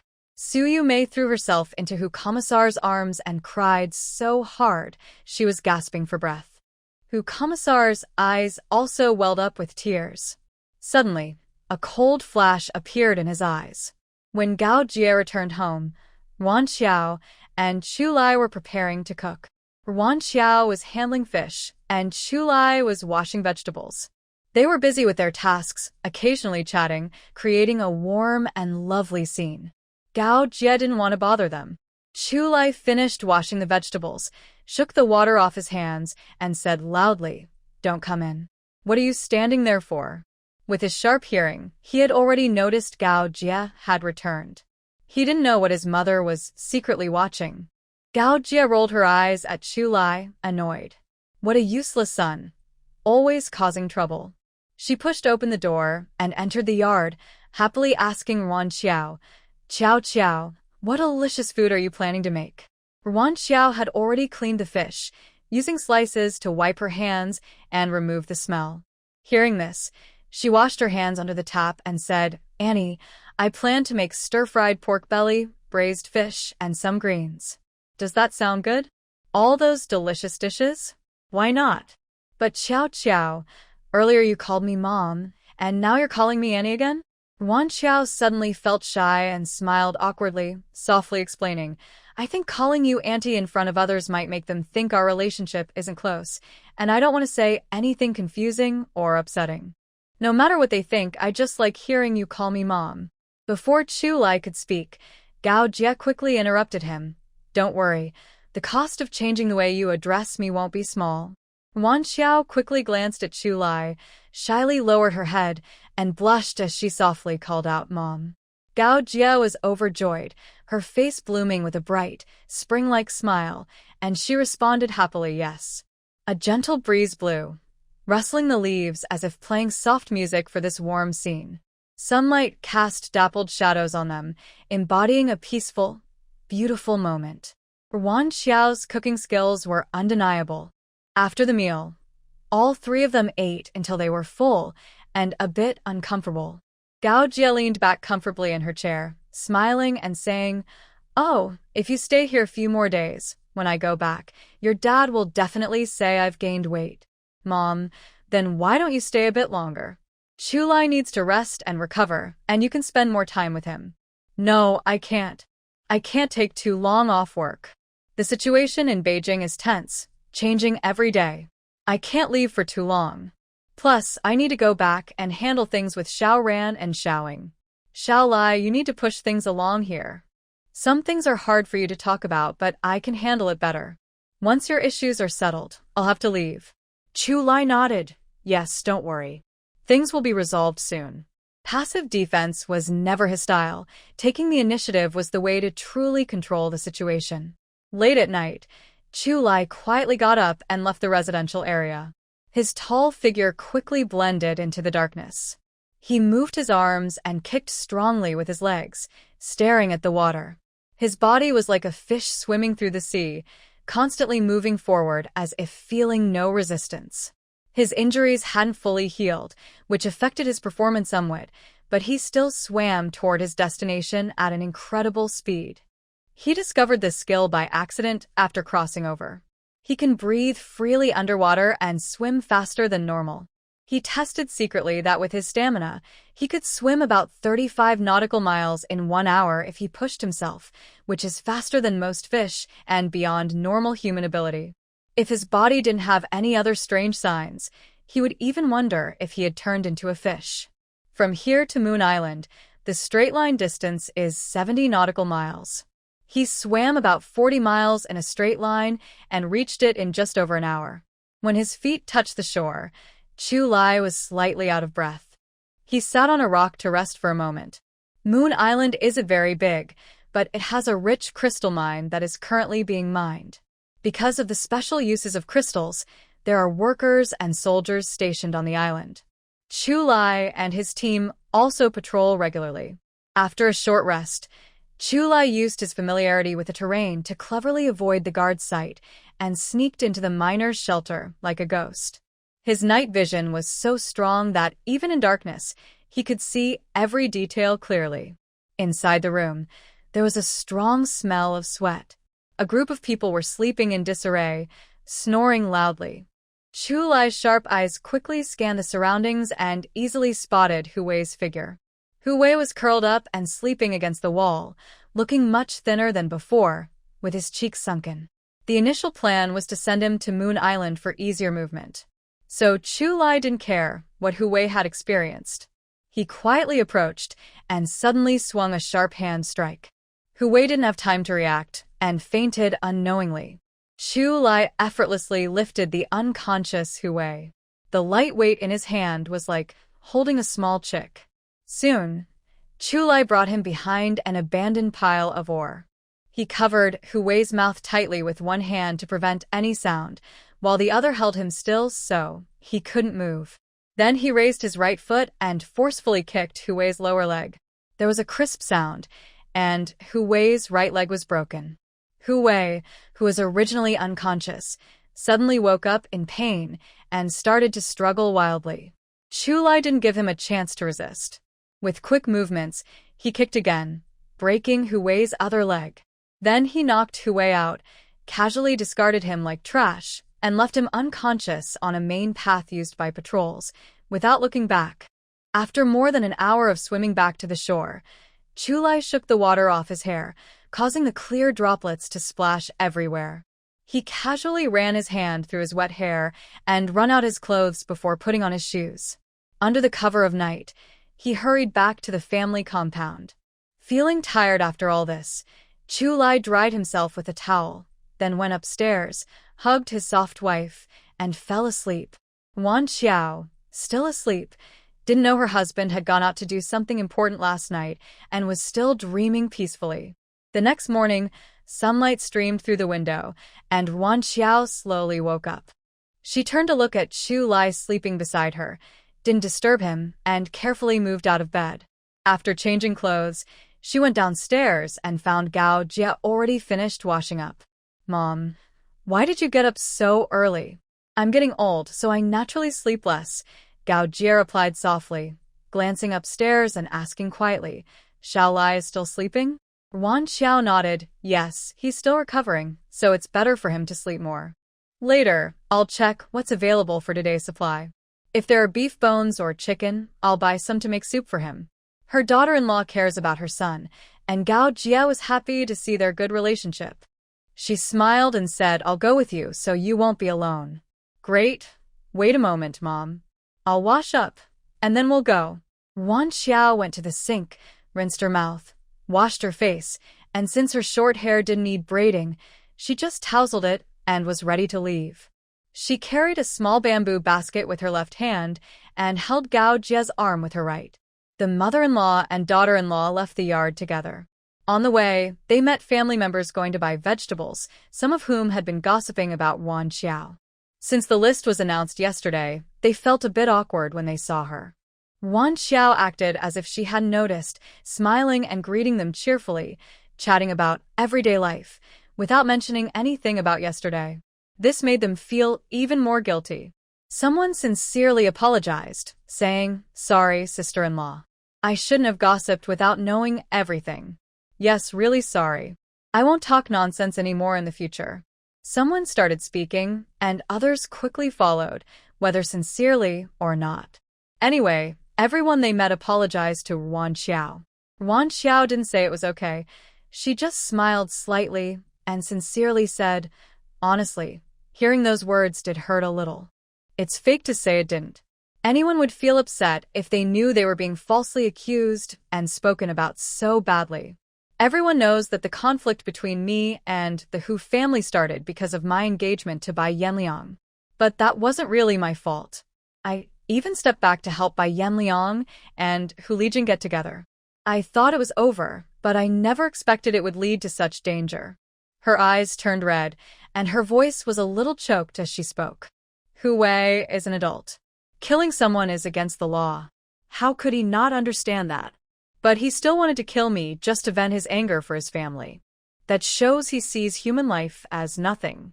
I don't know how Commissar Hu and Comrade Su have taught their children, but sending someone like that to reform through labor, I don't regret it. Otherwise, who knows if the people in the neighborhood might offend him unintentionally and bring more danger to themselves." Wan Xiao didn't talk about big principles because no one could truly understand her feelings. Only when their own interests were involved could they really be touched. Hu Wei already had a bad reputation. If he could do something unpredictable, it wasn't impossible. Sure enough, after she finished speaking, everyone's faces changed. Wan Xiao pretended not to see and sighed with a bitter smile, then said, "I can understand that Comrade Su resents me, making up stories and spreading rumors. But what I can't forgive is that Chu-Lai was unconscious and in danger after saving his comrade, and she said she was preparing a coffin for him. Our husbands are soldiers, often on different missions. Who doesn't hope they come back safely every time? How could Comrade Su say such things about Chu-Lai?" This really touched the hearts of the military wives. Although the old society's idea of valuing men above everything is gone, in the neighborhood, many wives truly rely on their husbands to support the family. The husband is the pillar of the home. If something really happened to them, everything would collapse. Wan Xiao didn't say a word against Su Yuemei, but these people genuinely felt that Su Yuemei had gone too far this time. They even felt ashamed because they had spread rumors along with her. Everyone looked regretful, and Wan Xiao spoke at the right moment, saying, "Although a few of you said some unkind words, I believe it wasn't intentional. Now that you've sincerely apologized, I won't blame you." Her words weren't out of great kindness or indifference. These people were just gossipers, and their punishments wouldn't be severe anyway. It was just about reflection, apology, and moral education, nothing that would land them in jail. A few forgiving words could help her build a good image in front of them, which was beneficial. After all, in the circle of family and friends, having good relationships is very important. As for real punishment, wasn't that still being discussed? In fact, punishing the men would leave a deeper impression than punishing the military personnel directly. She and Chulai never planned to take things lightly. "Don't worry, sister-in-law, we've learned our lesson this time. We definitely won't gossip again," one person promised confidently. A few others nodded in agreement, saying, "Yes, we will watch our words." Wan Xiao smiled and said, all right, I know you all are genuinely sorry. Let's not talk about the past." After saying this, she changed the subject and didn't mention the rumors again. Gao Jia watched how Wan Xiao easily won over everyone with just a few words and felt very satisfied. They say a good wife is a wise and clever helper. With someone as smart and sharp as Wan Xiao, Chulai's future is secure. So, seeing is believing. Many people in Jing City knew that Chulai's wife was a rural girl who couldn't read or write, and they secretly laughed at her. In her opinion, those so-called well-matched girls might not have the grace and insight that Wan Xiao has. She also wondered why Wan Xiao didn't have the inferiority or fear typical of rural folks, but instead seemed broad-minded and well-educated. But none of that mattered anymore. Wan Xiao passing the background check from the military proved she was trustworthy. Gao Jia also believed her son's judgment.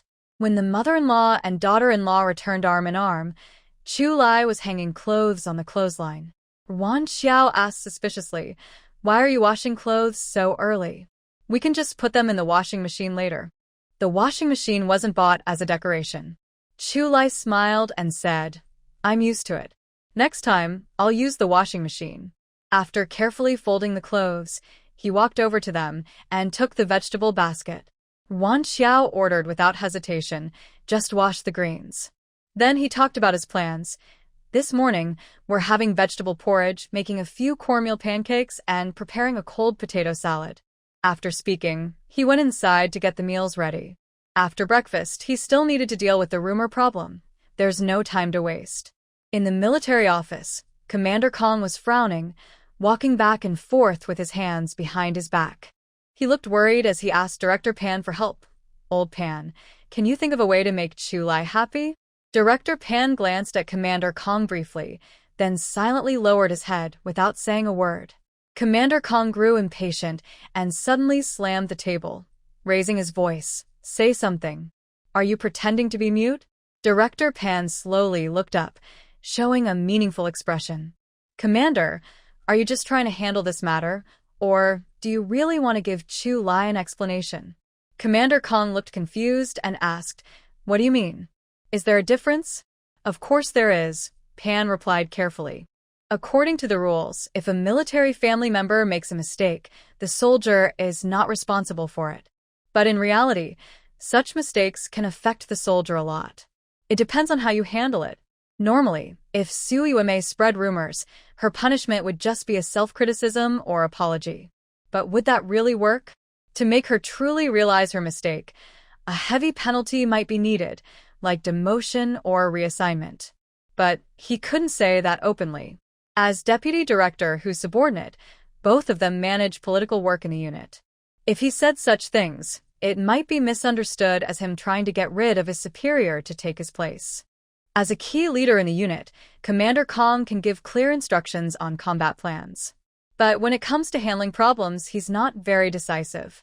Comrade Gao Jia once said, "Kindness doesn't lead soldiers, and emotions don't solve issues." Commander Kong cares too much about camaraderie.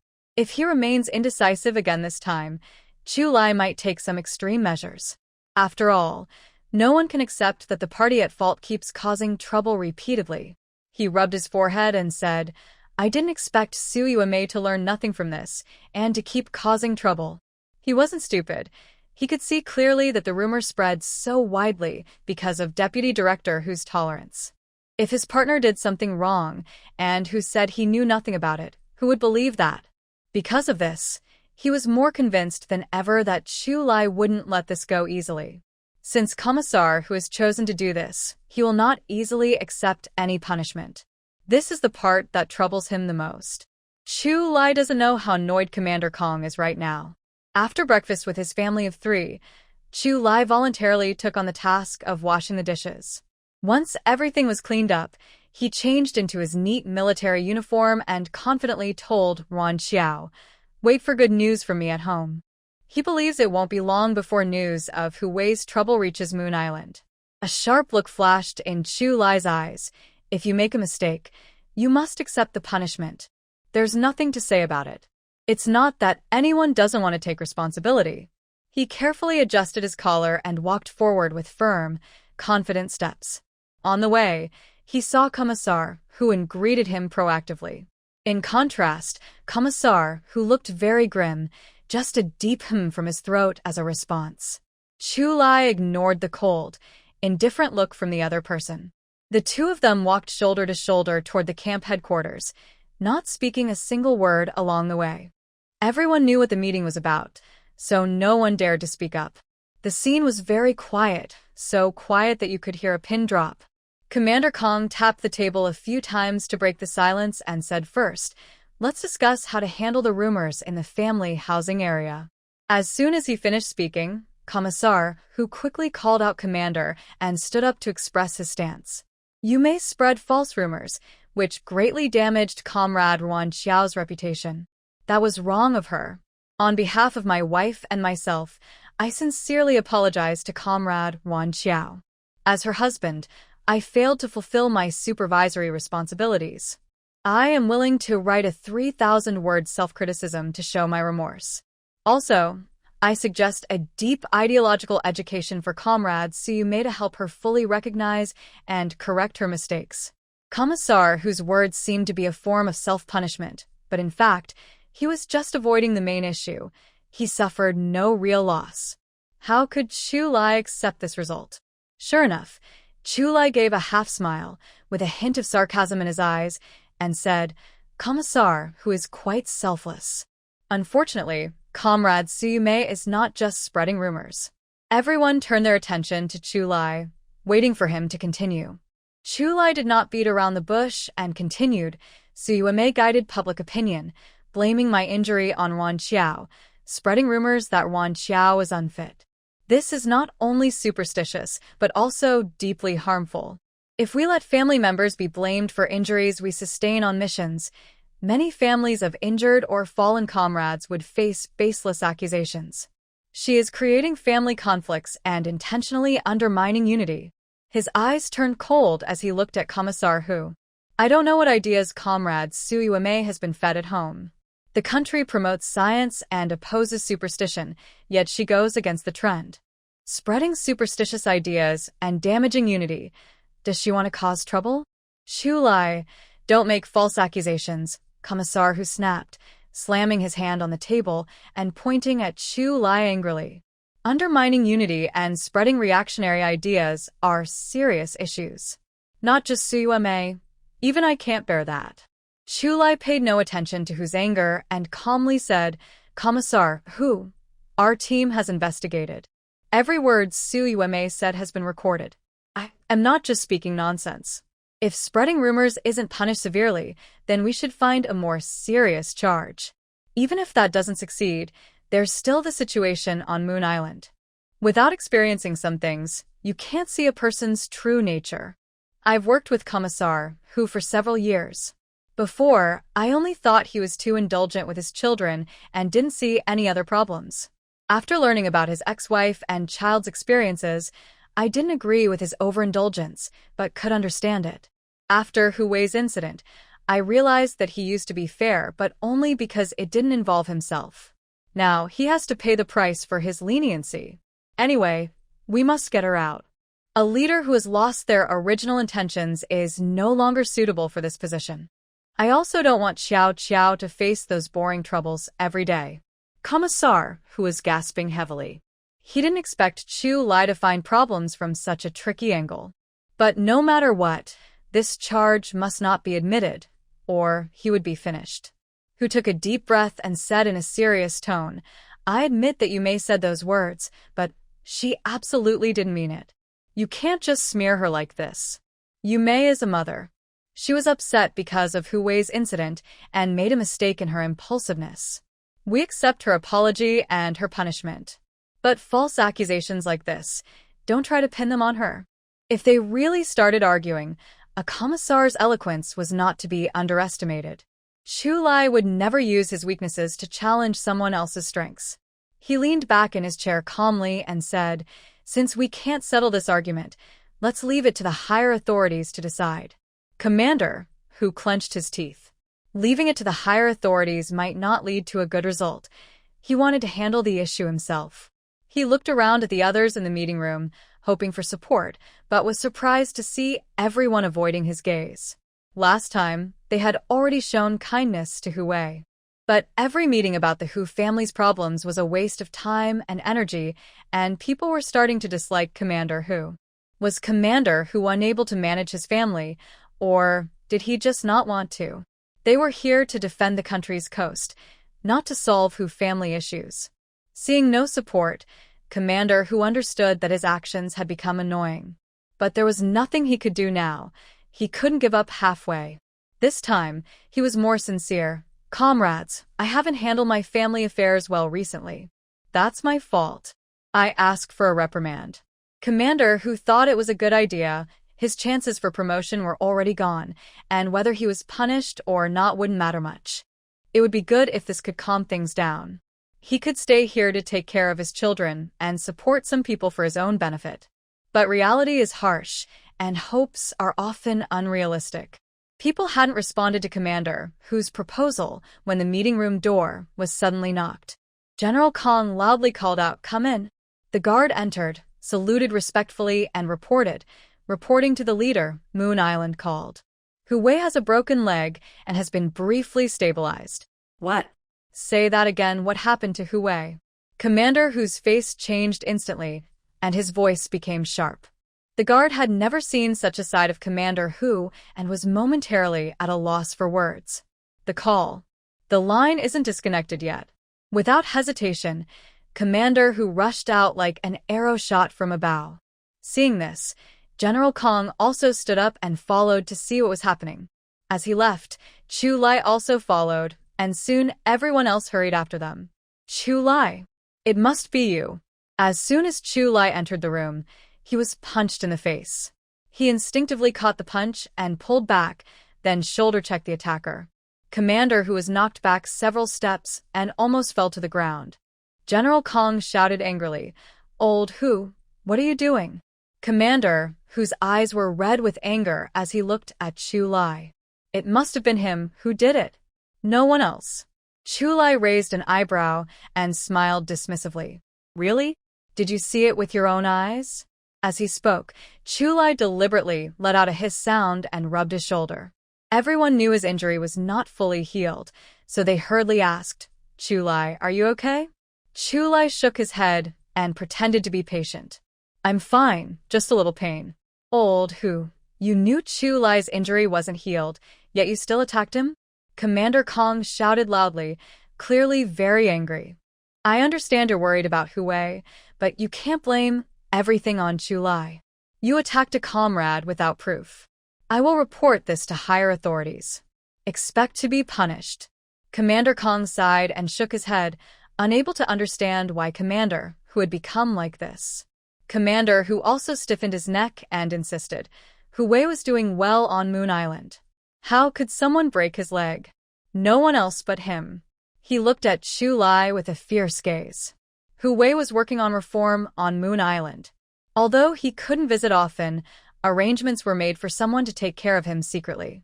Earlier, they said over the phone that Hu Wei's leg was broken intentionally. Besides Chu Lai, he couldn't think of anyone else capable of doing such a thing.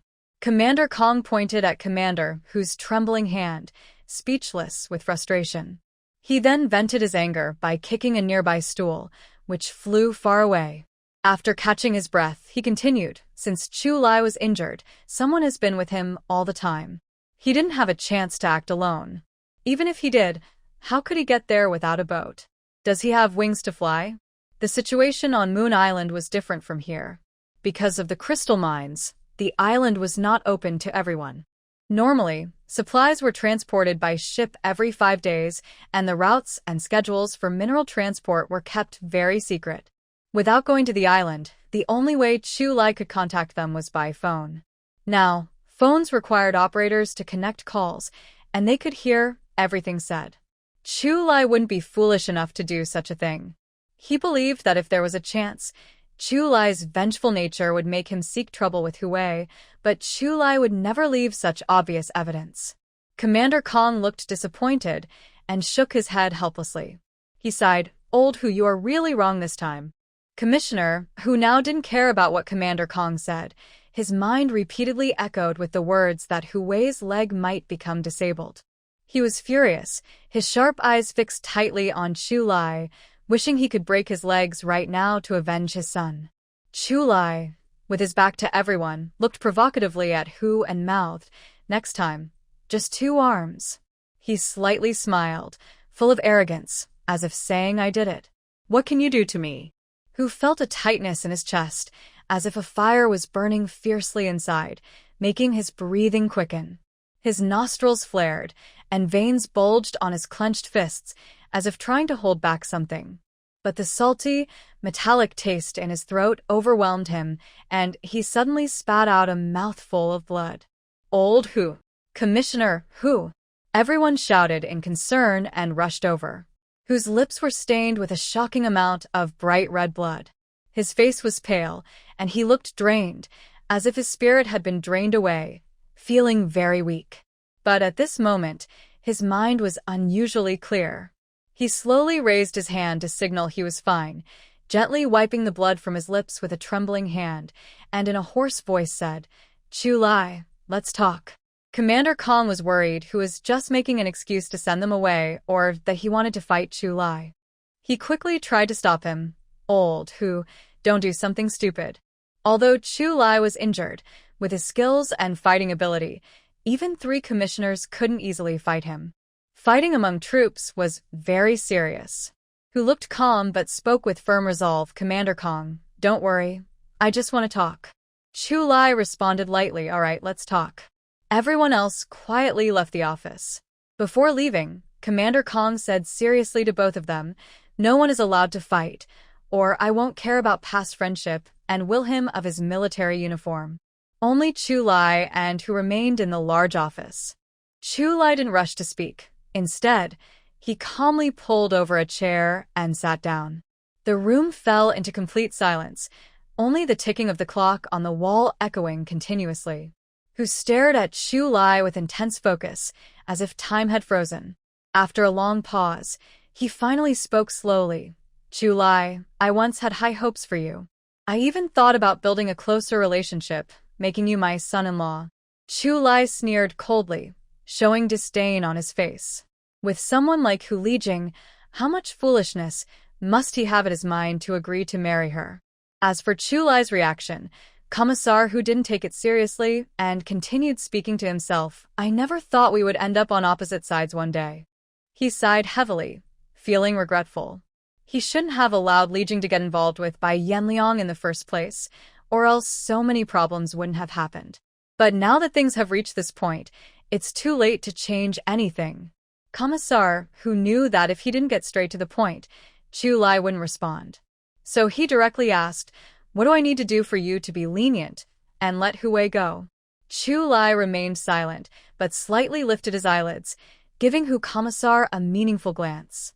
Hu Commissar clenched his fists tightly, trying to control his emotions, and spoke in a calm voice. "Honestly, I only have 2 children. I want them to be safe and sound. As long as they are safe, I am willing to do anything." Hu Commissar knew that once he said this, he would lose the contest. But he was no longer young and couldn't afford any risks or trouble.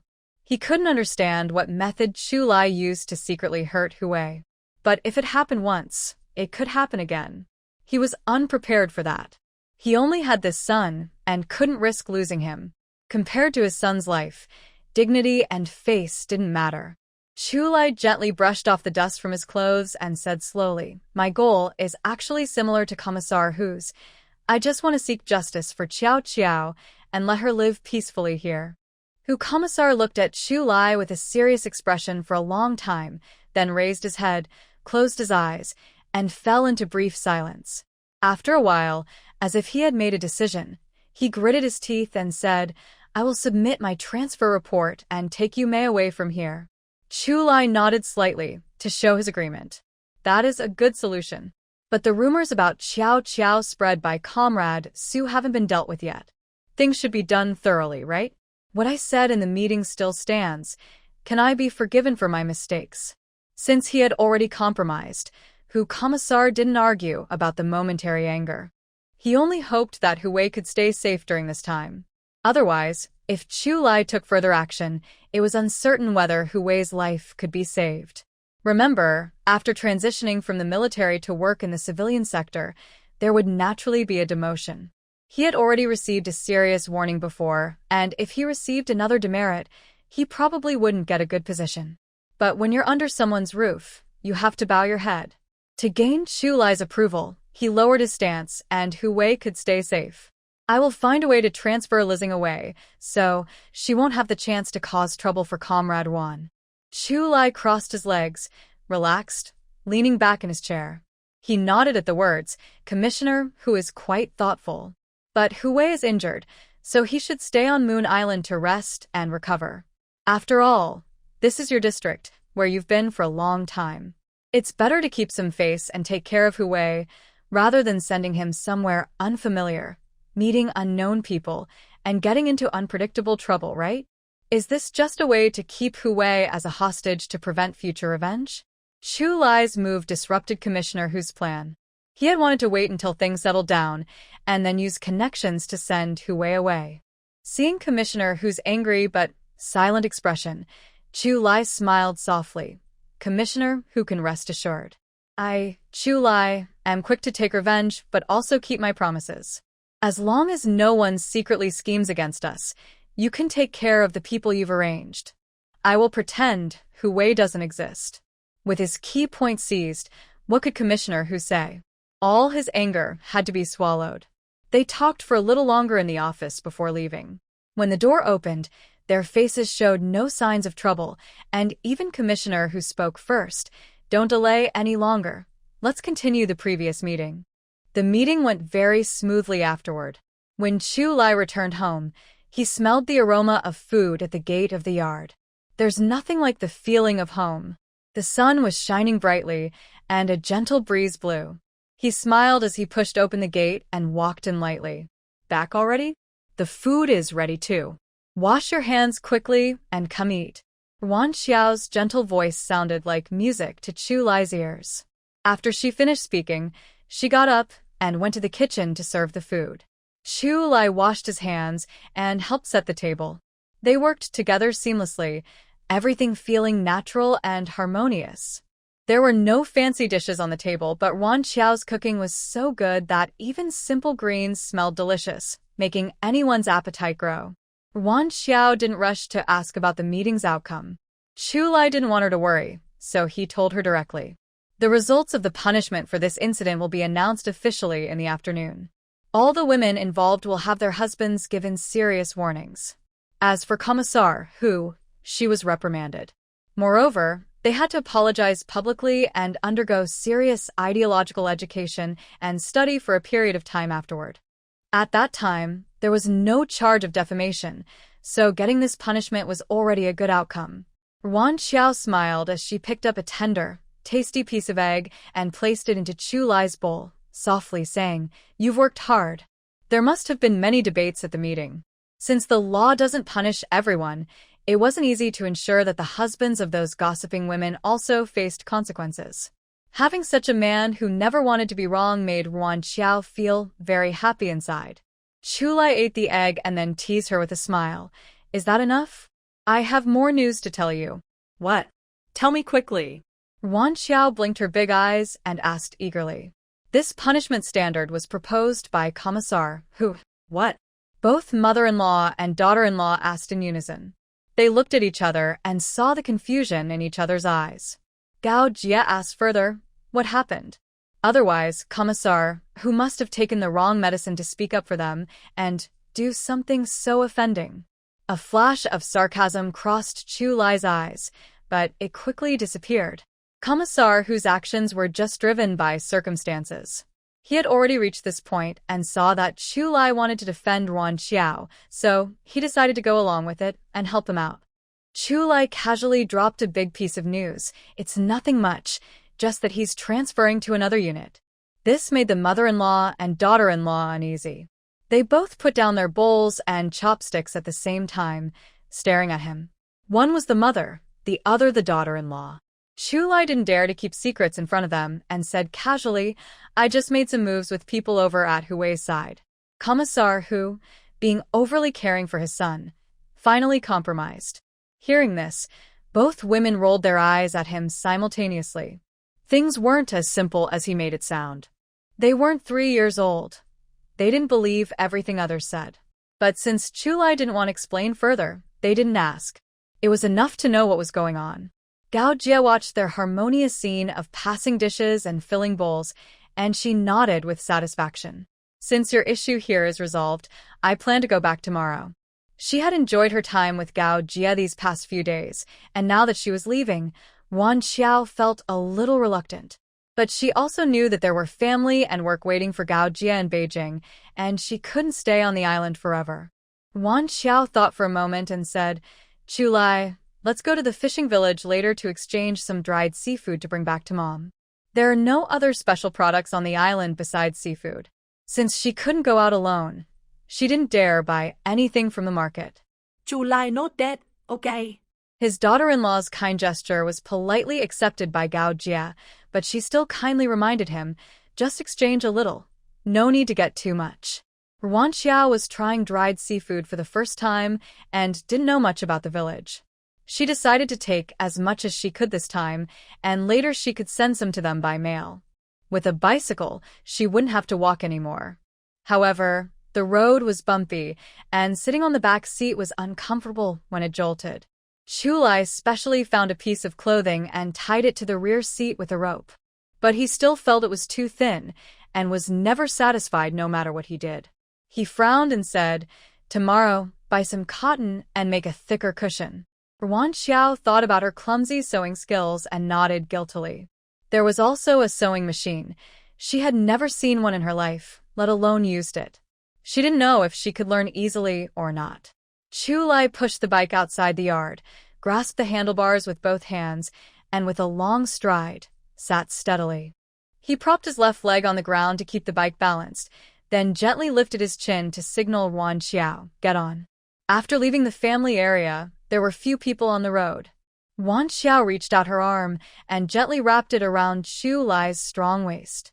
The road was bumpy, and even though Chu Lai tried to avoid it, the bicycles still jolted up and down from time to time. Their bodies unintentionally touched through a thin piece of cloth, and Chu Lai could clearly feel her softness. This sensation was like an electric current rushing through his body, making him feel unavoidably warm. Chu Lai's deep, magnetic voice carried a hint of charm. Wife, my injuries are healed. Can I unlock earlier? Realizing what Chu Lai was saying, Yuan Xiao's face turned bright red. She shyly said, you can't decide that yourself. You need to go for a follow-up check at the hospital. The doctor said it's fine before I can agree. She didn't want a platonic love, but Chu Lai's injuries were indeed serious before, and the doctor had warned her when he was discharged. That's why she didn't agree to further development. Chu Lai felt bitter inside. He thought his injuries were already healed, but with normal recovery speed, it was impossible to recover fully now. For Qiao Qiao's safety, he couldn't go for a checkup right now. It seemed he still had to wait. But the soft and gentle wife was right beside him. Something he could see but not touch. It was truly a test of patience. Chu Lai took several deep breaths, trying to calm his restless body. Luckily, the fishing village was not far away, and they arrived quickly. Before entering the village, they kept their distance from each other. Wan Xiao remembered the crazy old man and muttered softly, I wonder if I'll run into him. Chu Lai also recalled what Wan Xiao had said earlier and squinted thoughtfully. He was eager to meet the crazy old man and see what kind of unusual skills he might have. After completing a mission, many things kept happening. He hadn't had time to investigate, so today was a good chance to get a sense of the situation. Qiao Qiao, let's go find village head you first. Okay. Wan Xiao agreed, without much thought. She wasn't familiar with the village, so asking the village head for help would save a lot of trouble. Chu Lai and Wan Xiao headed straight to village head Yu's house. Halfway there, they heard a heartbreaking cry. In the yard ahead, many people gathered, and the crying came from inside. Villagers nearby were discussing loudly. Wan Xiao and Chu Lai exchanged a quick look and quickened their pace to go over. Chu Lai pulled aside a simple-looking middle-aged man and asked, Comrade, what happened? Seeing Chu Lai in military uniform, the man immediately knew he was a soldier stationed nearby and a leader. He didn't hide anything and explained, it's that young soldier from the army. He passed away so young, so sad. He said regretfully, shaking his head. What happened? Was he sick? No, he was just walking on the road when he stepped into a tiny mud puddle and twisted his ankle, falling down. His temple just happened to hit a nearby stone. It's just bad luck, really.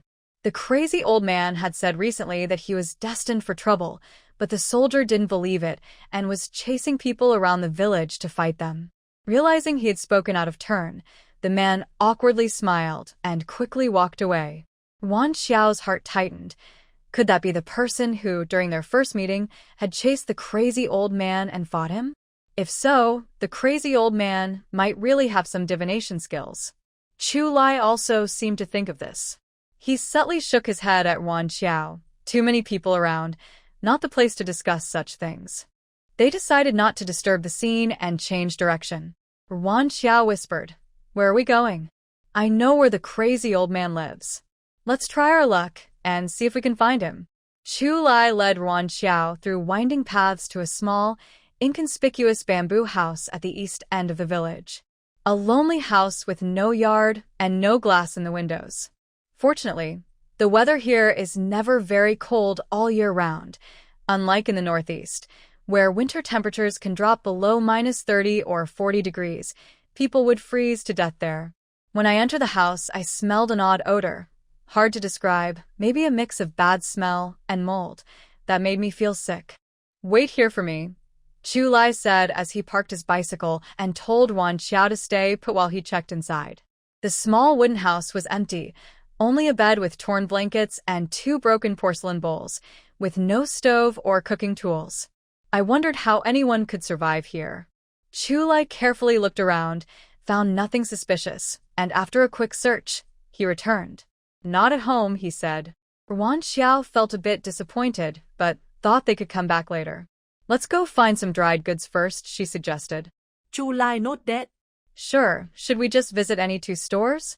I only know 2 places that Qian Danny took me to before. Maybe we should go back to them, they're pretty nice. Okay. This time, Wan Xiao led the way to the basket weaving shop. Ma'am, I want to buy some dried seafood. Do you have any? Yes. Yes. The old woman quickly replied, eager not to miss the chance. Their village mainly relies on fishing, so they have plenty of dried seafood. The old woman proudly said, My dried seafood is the best and cleanest in the village. If you don't like what you buy, just come back and see me.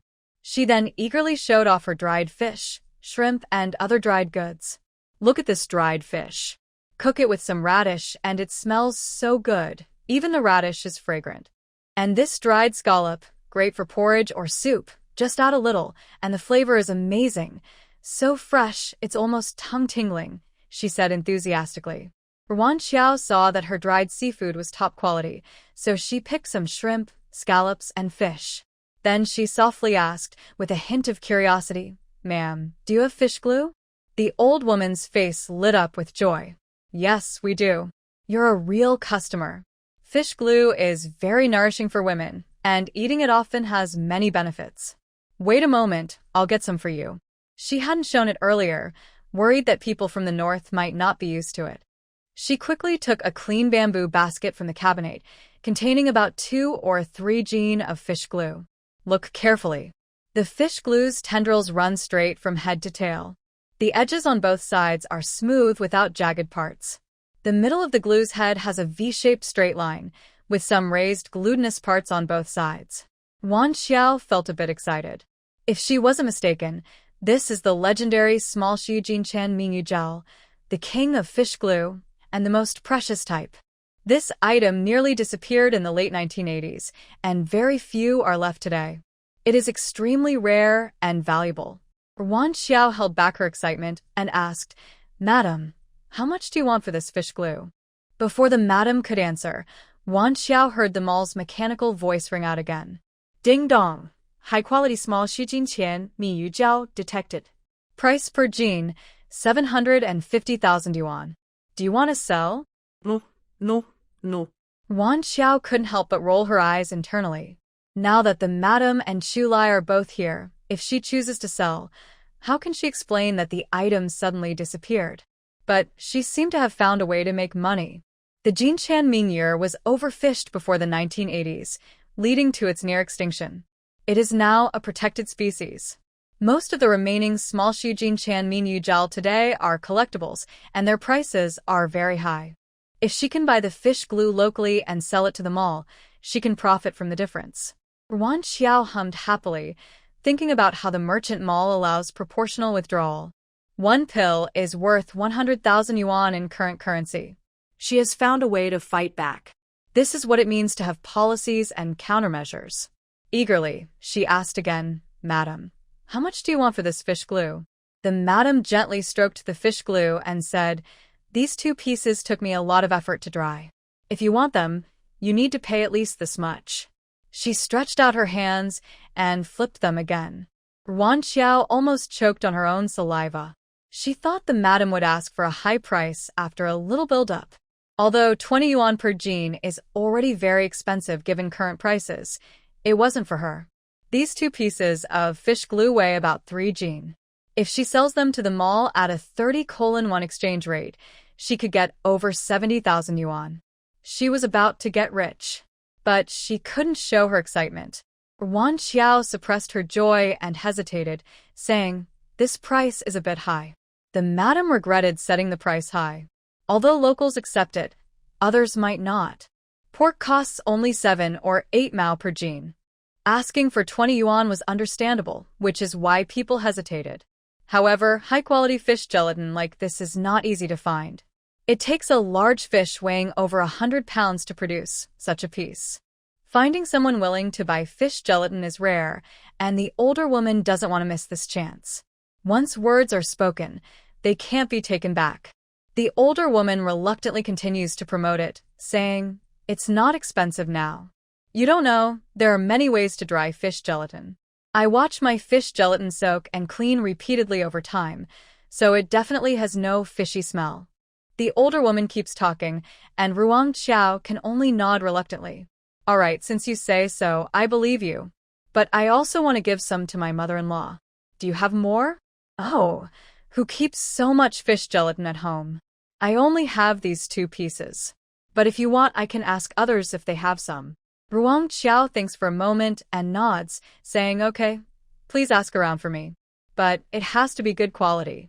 The older woman agrees readily, "Don't worry. I'll pick the best for you. But it might not be from the golden fish fishery, okay? You know, not all fish caught are the same." She doesn't know the current prices of other fish gelatin types yet, but if it's a good deal, she'll sell it to the mall. If not, she'll keep it for herself. Ruang Xiao nods again. "All right, please ask around for me." At this moment, Chu Lai, who had been silent, interrupts, "As long as it's this quality, no matter what kind of fish it is, bring me a few more pieces. My wife is weak, and I want her to recover well. Nowadays, life is tough for everyone. The fish they catch can't be sold well due to transportation issues." Now that there's this opportunity, the older woman happily agrees and quickly runs to find her good friends. Ruang Xiao looks at Chu Lai and jokingly asks, "Fish gelatin is so expensive. Don't you think I'm being wasteful?" Chu Lai's expression remains unchanged, but his tone carries a hint of teasing, If I can't even afford for my wife to eat fish gelatin, then life is pointless. Moreover, seeing Xiao Qiao's excited eyes, it doesn't seem like she wants to eat it herself. It looks more like a little money-minded person discovering a way to make money. He doesn't know what Xiao Qiao plans to do with the fish gelatin, but since eating it is good for health, he wants to see her eat more.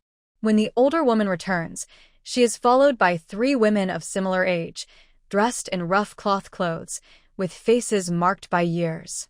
They each carry a basket, covered with a coarse cloth, hiding what's inside. "Miss, please look at the fish glue they're holding." The 3 people placed their baskets on the table in turn, lifted the coarse cloth covering them, revealing the fish glue inside. This time, Wan Xiao didn't need to judge herself. The merchant directly gave a price based on the quality and grade. The first basket contained red-mouthed fish glue, priced at 650,000 per jean. The second had Maochong fish glue at 600,000 per jean, and the third had yellow fish glue at 660,000 per jean. All 3 pieces of fish glue had some small flaws, so the prices were slightly lower, but they were still good quality. It showed that the lady was honest. After inspecting, Wan Xiao nodded and said, "Although these fish glues are slightly lower in quality than the ones from the lady's home, overall they are still good. I'll take them." She didn't try to lower the price intentionally. She paid based on the lady's asking price of 20 yuan per jean. "If I can get this kind of fish glue again in the future, I will buy more."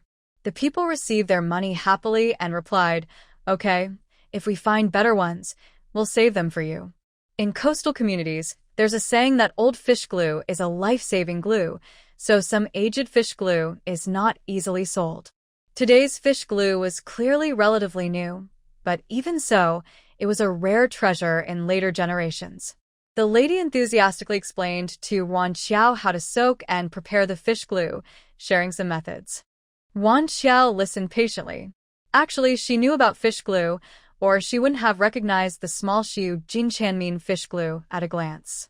On her 17th birthday in her previous life, she sat alone in an ice cream shop, watching moments on social media, her father celebrating her piano competition win, her mother showing off her younger brother winning a Go tournament.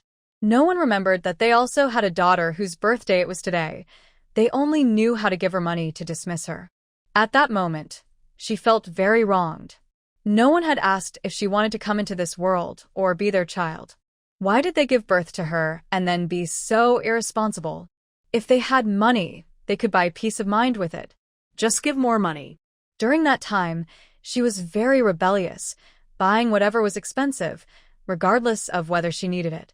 Once, she overheard someone say that giving fish glue to elders was a sign of respect, so she went along to join in.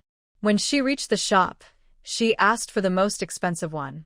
The shopkeeper saw a young girl and thought she was causing trouble, so he casually said, "The most expensive fish glue costs several million per jean.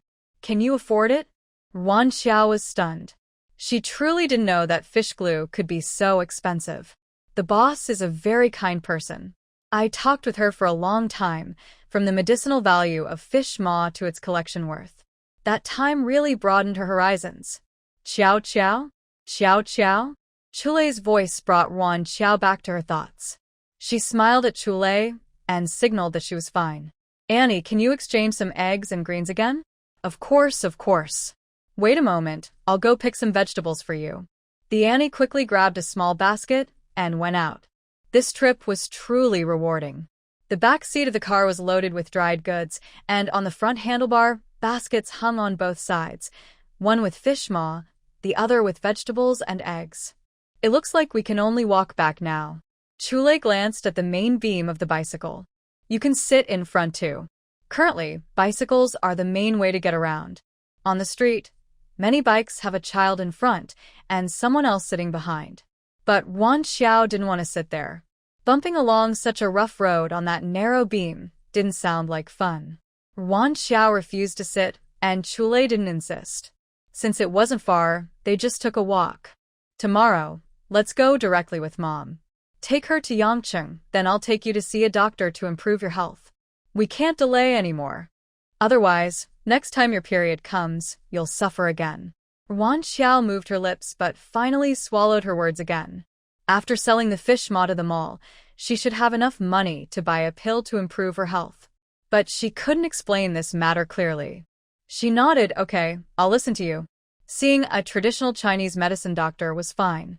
Her body had been weak and deficient for so many years. Having a doctor check her pulse and see her condition was a good idea. At least she would know what was wrong with her body and could target her treatment in the future. When they reached the village entrance, they saw that crazy old man standing alone under a large tree nearby. He had his left hand behind his back and was gently stroking his messy beard with his right hand.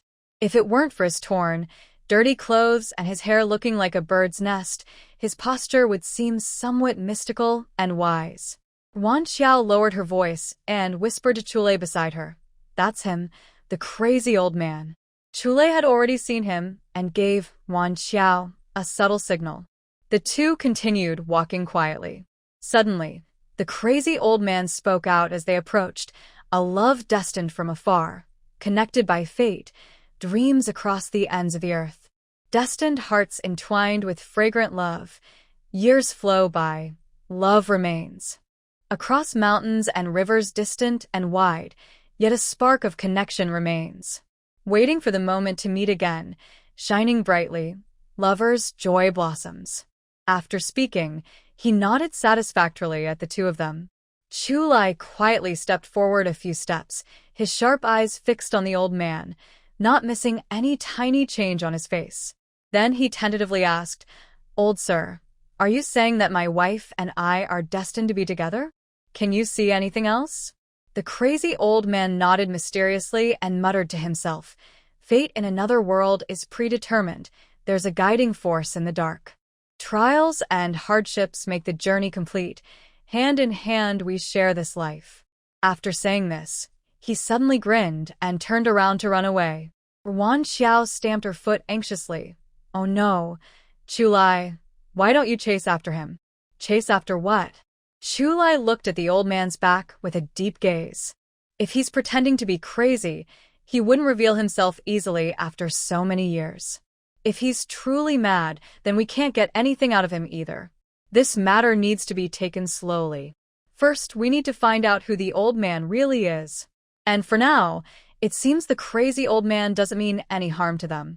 Is that it then? Wan Xiao pursed her lips, feeling a bit unwilling. She still wanted to ask about the 3 calamities in her fate. Chulai saw her thoughts and gently comforted her. "Don't worry. Didn't he just say that our marriage is destined? We will eventually be together for life, so all the disasters and hardships are no problem." But she didn't want Chulai to face danger. If there was a way to avoid it, she hoped he would. Chulai gently patted her head with his big hand, his tone soft and tender. "Don't overthink. I won't leave you alone." The person he had been longing for 2 lifetimes, he couldn't bear to see Qiao Qiao sad. If that day ever came, he'd even fight his way back from the underworld. Wan Xiao pouted but didn't say anything. She thought about buying healing pills when they returned and finding a chance to have Chulai carry them everywhere. That way, if he really got hurt, taking the medicine in time could save his life. But how should she tell him? And just now, the crazy old man mentioned the fate in another world again. Wan Xiao secretly glanced at Chulai, feeling guilty. He was so clever. He must understand what those words mean. How could he be so calm, not asking her anything? Chulai was also weighing things in his mind. He had already planned to find a good chance to tell Wan Xiao everything, and now he thought, why not just say it all now? "Qiao Qiao, there's something." Vice Captain Jiang Xiaojiang hurried over, stood in front of them, saluted properly, and said, "Report to the Vice Captain, Senior Officer Kong and Commissar who are waiting at the family compound. They want you and your wife to come back quickly." The timing was perfect. Chulai coldly glanced at Jiang Xiaojing and swallowed his words back. He turned to Wan Xiao and said, "It should be about announcing the punishment and having them apologize to you publicly." Wan Xiao responded, "Yes, let's go quickly." Whether the apology is sincere or not doesn't matter. At least after this incident, they probably won't dare to provoke her again. Because the cost is too high. All of this is thanks to her marrying a good man. This man cares more about justice than his own interests, just to stand up for her. If it were someone else, they might choose to let things go quietly. She is truly lucky to have met him among so many people. Wan Xiao looked at Chu Lai with warm, spring-like eyes, filled with gentle affection. Her eyes shimmered with a faint glow, hiding some feelings inside. The three of them returned to the family housing area. Chu Lai asked Jiang Xiaojing to send her bicycle and belongings back, while he and Wan Xiao went straight to the notice board. Leaders like Commander Kong, Commissar Hu, and Director Pan stood straight at the front of the crowd. Director Pan looked serious and spoke loudly about raising awareness and understanding. The people involved in gossip lowered their heads like wilted eggplants, not daring to make a sound. Others watching, seeing how big the fuss was, also dared not say anything sarcastic. After Director Pan finished speaking, Chu Lai and Wan Xiao approached. Here they come. Commander Kong gestured for Wan Xiao to stand in the middle at the front. Then he cleared his throat and said loudly, "I'm very upset about what happened. Our military family housing shouldn't lack unity, support, understanding, and love. You are women and military family members too. Think from their perspective. If this happened to you, could you handle it? Do not do to others what you don't want done to you. I hope this incident helps you see your own flaws and the importance of unity. Of course, our management of the housing area is not perfect. I also apologize to everyone here. We will strengthen management and resolutely prevent such issues in the future." After Commander Kong finished passionately, Commissar, who was the first to admit fault and apologize publicly, even making Su Yume apologize as well. I'm sorry, Comrade Wan Xiao. I shouldn't be narrow-minded, blaming everything on you, and causing trouble for you repeatedly. She also falsely reported revenge and spread rumors about you in the compound. I was wrong. I have deeply realized my mistake and will sincerely correct it. Please forgive me. After speaking, Su Yume bowed 90 degrees to Wan Xiao. Wan Xiao hurriedly helped her up and said sincerely, "Sister-in-law, it's good that you realize your mistake. Let's forget about the past. In the future, let's unite and help each other, work together with one heart and one effort, and create a warm and harmonious family." Her words sounded nice, but she was filled with suspicion. Given Su Yume's previous behavior, she didn't seem like someone who would admit and change after realizing her mistake. Even if she bowed to Hu Wei, was this change too sudden? No matter what, before Commander Hu's transfer report is approved, she should stay alert and be cautious. With Su Yume's apology, others who spread rumors also began to apologize. Wan Xiao kept saying it was okay and that they should get along well in the future, almost smiling until her face hurt. Finally, when it was over, she couldn't help but complain on the way back.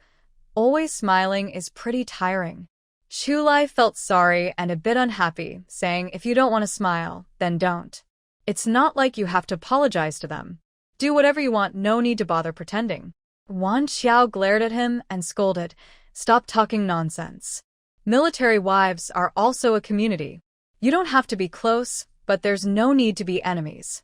She rubbed her cheeks and continued, "In my opinion, they're just bored. Once they're busy, they won't have time to gossip."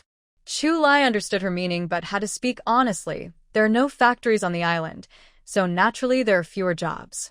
Most military families come from rural areas, with little education or even illiteracy, and some can't even handle certain jobs. If there are no jobs, then create some. I think the island's fruits and fish resources are pretty rich. Can't we think of a way? Chu Lai raised an eyebrow at her. Do you have ideas? She did have some ideas because she didn't want to stay at home washing and cleaning all day, gossiping with a bunch of people with nothing serious to do.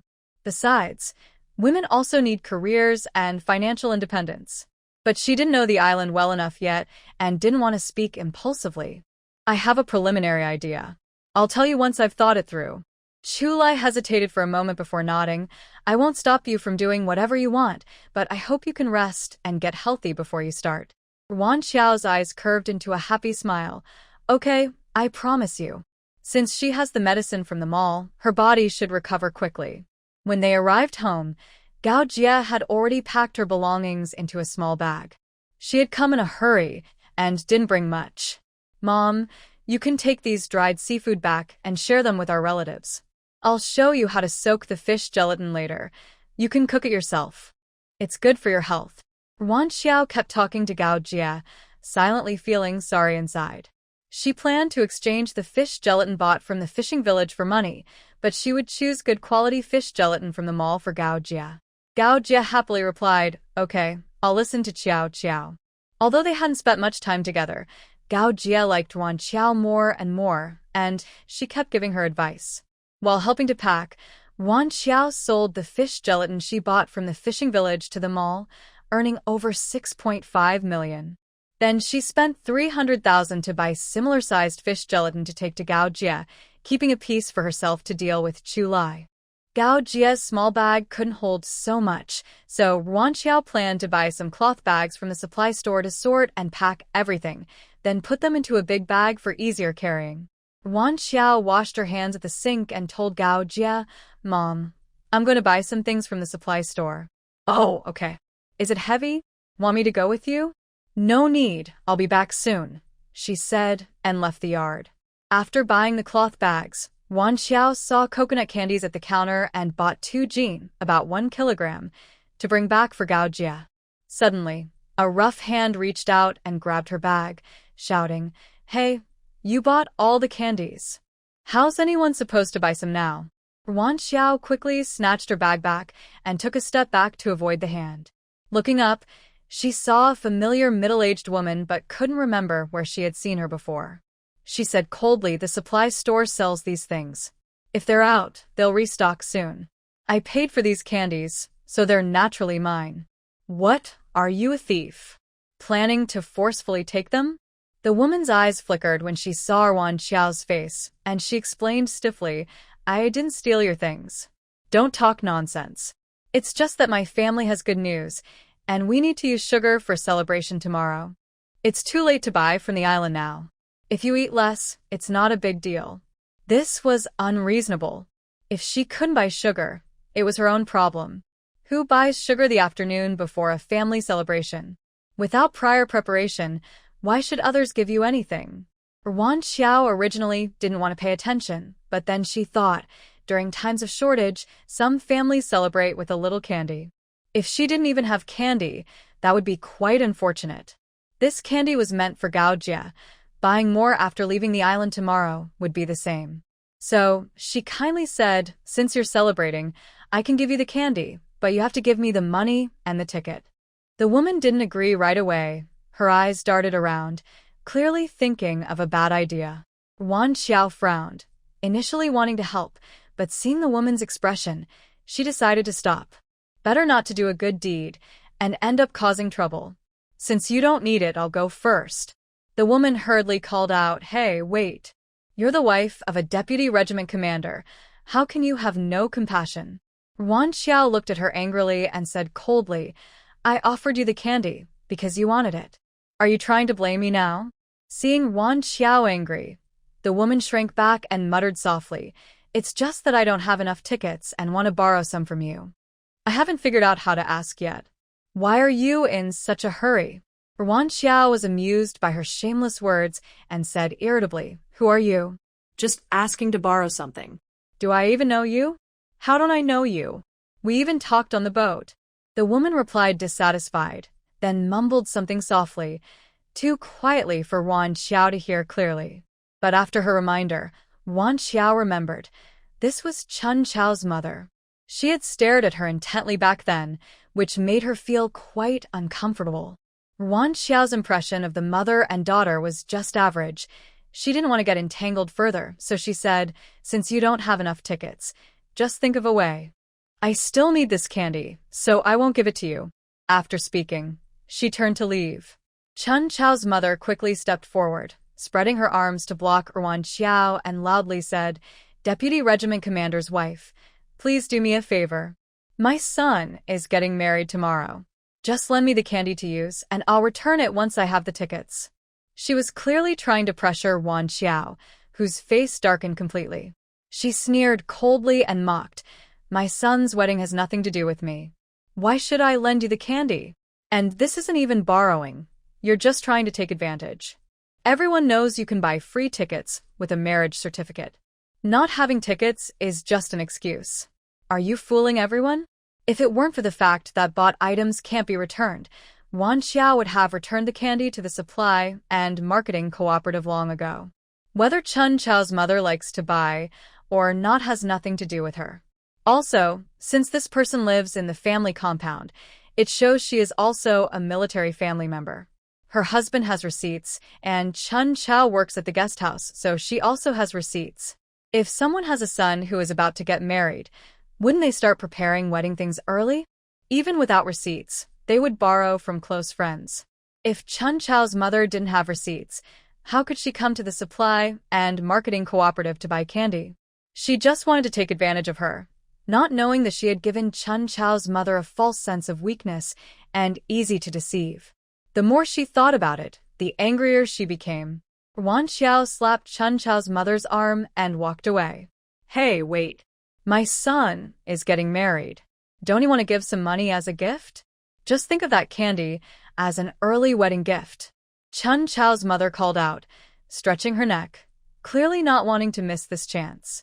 Mom, what are you doing? Chun Chao, holding on to Dong Dongmei, arrived at the supply and marketing cooperative entrance and heard her mother say this. She was both angry and anxious. She looked at Wan Xiao with apology and then hurried to stop her mother from talking nonsense. Oh, why are you pulling me? Didn't you say that Deputy Commander Chu's wife and Dong Dongmei get along well? If Dong Dongmei is getting married, what's wrong with her giving a gift? I even think this candy is too little. Wan Xiao was stunned by her words, not because she was shameless, but because she mentioned Dong Dongmei as the bride. She turned to look at Dong Dongmei and asked in disbelief, Dong Dongmei, you're getting married? They hadn't known each other long and hadn't shared anything deeply personal, but from Dong Dongmei's few words, Wan Xiao could feel that her family cared a lot about her. How could they let her marry Chun Chao's brother? Although she hadn't met Chun Chao's brother, she felt it was a bit inappropriate. But there's a saying, buy a pig and look at the pen, which is somewhat inappropriate but means the same. Even if Chun Chao's brother is good, with a mother-in-law and sister-in-law like that, life would probably be chaotic and full of trouble. Dong Dongmei moved her lips into a stiff smile and said, Yes, I am getting married. But she looked expressionless, and her eyes were full of confusion, not at all like a bride-to-be. Their relationship wasn't close enough for Wan Xiao to ask more, so she sighed and said to Chun Chao, if you want this candy, give me the money and receipts. I'll give it to you. If not, I'll leave. She didn't want to bother with them, especially for Dong Dongmei's sake. Yes, we want it, Chun Chao quickly nodded. After arguing with her mother for a while, she finally took the money and receipts out of her mother's pocket and handed them to Wan Xiao. Wan Xiao did not directly accept the money order. Instead, she returned to the supply and marketing cooperative counter and said to the clerk, Comrade, please help me make a certificate. I am promoting good conduct and giving this to them, not for speculation. Yes, we saw that. Rest assured, comrade, the clerk replied. With a witness present, Wan Xiao felt reassured and exchanged items with Chun Chao. Before leaving the cooperative, she specifically looked at Dong Dongmei. She seemed lost in thought, as if her mind was elsewhere, and mechanically responded to what Chun Chao and the others said. What's wrong?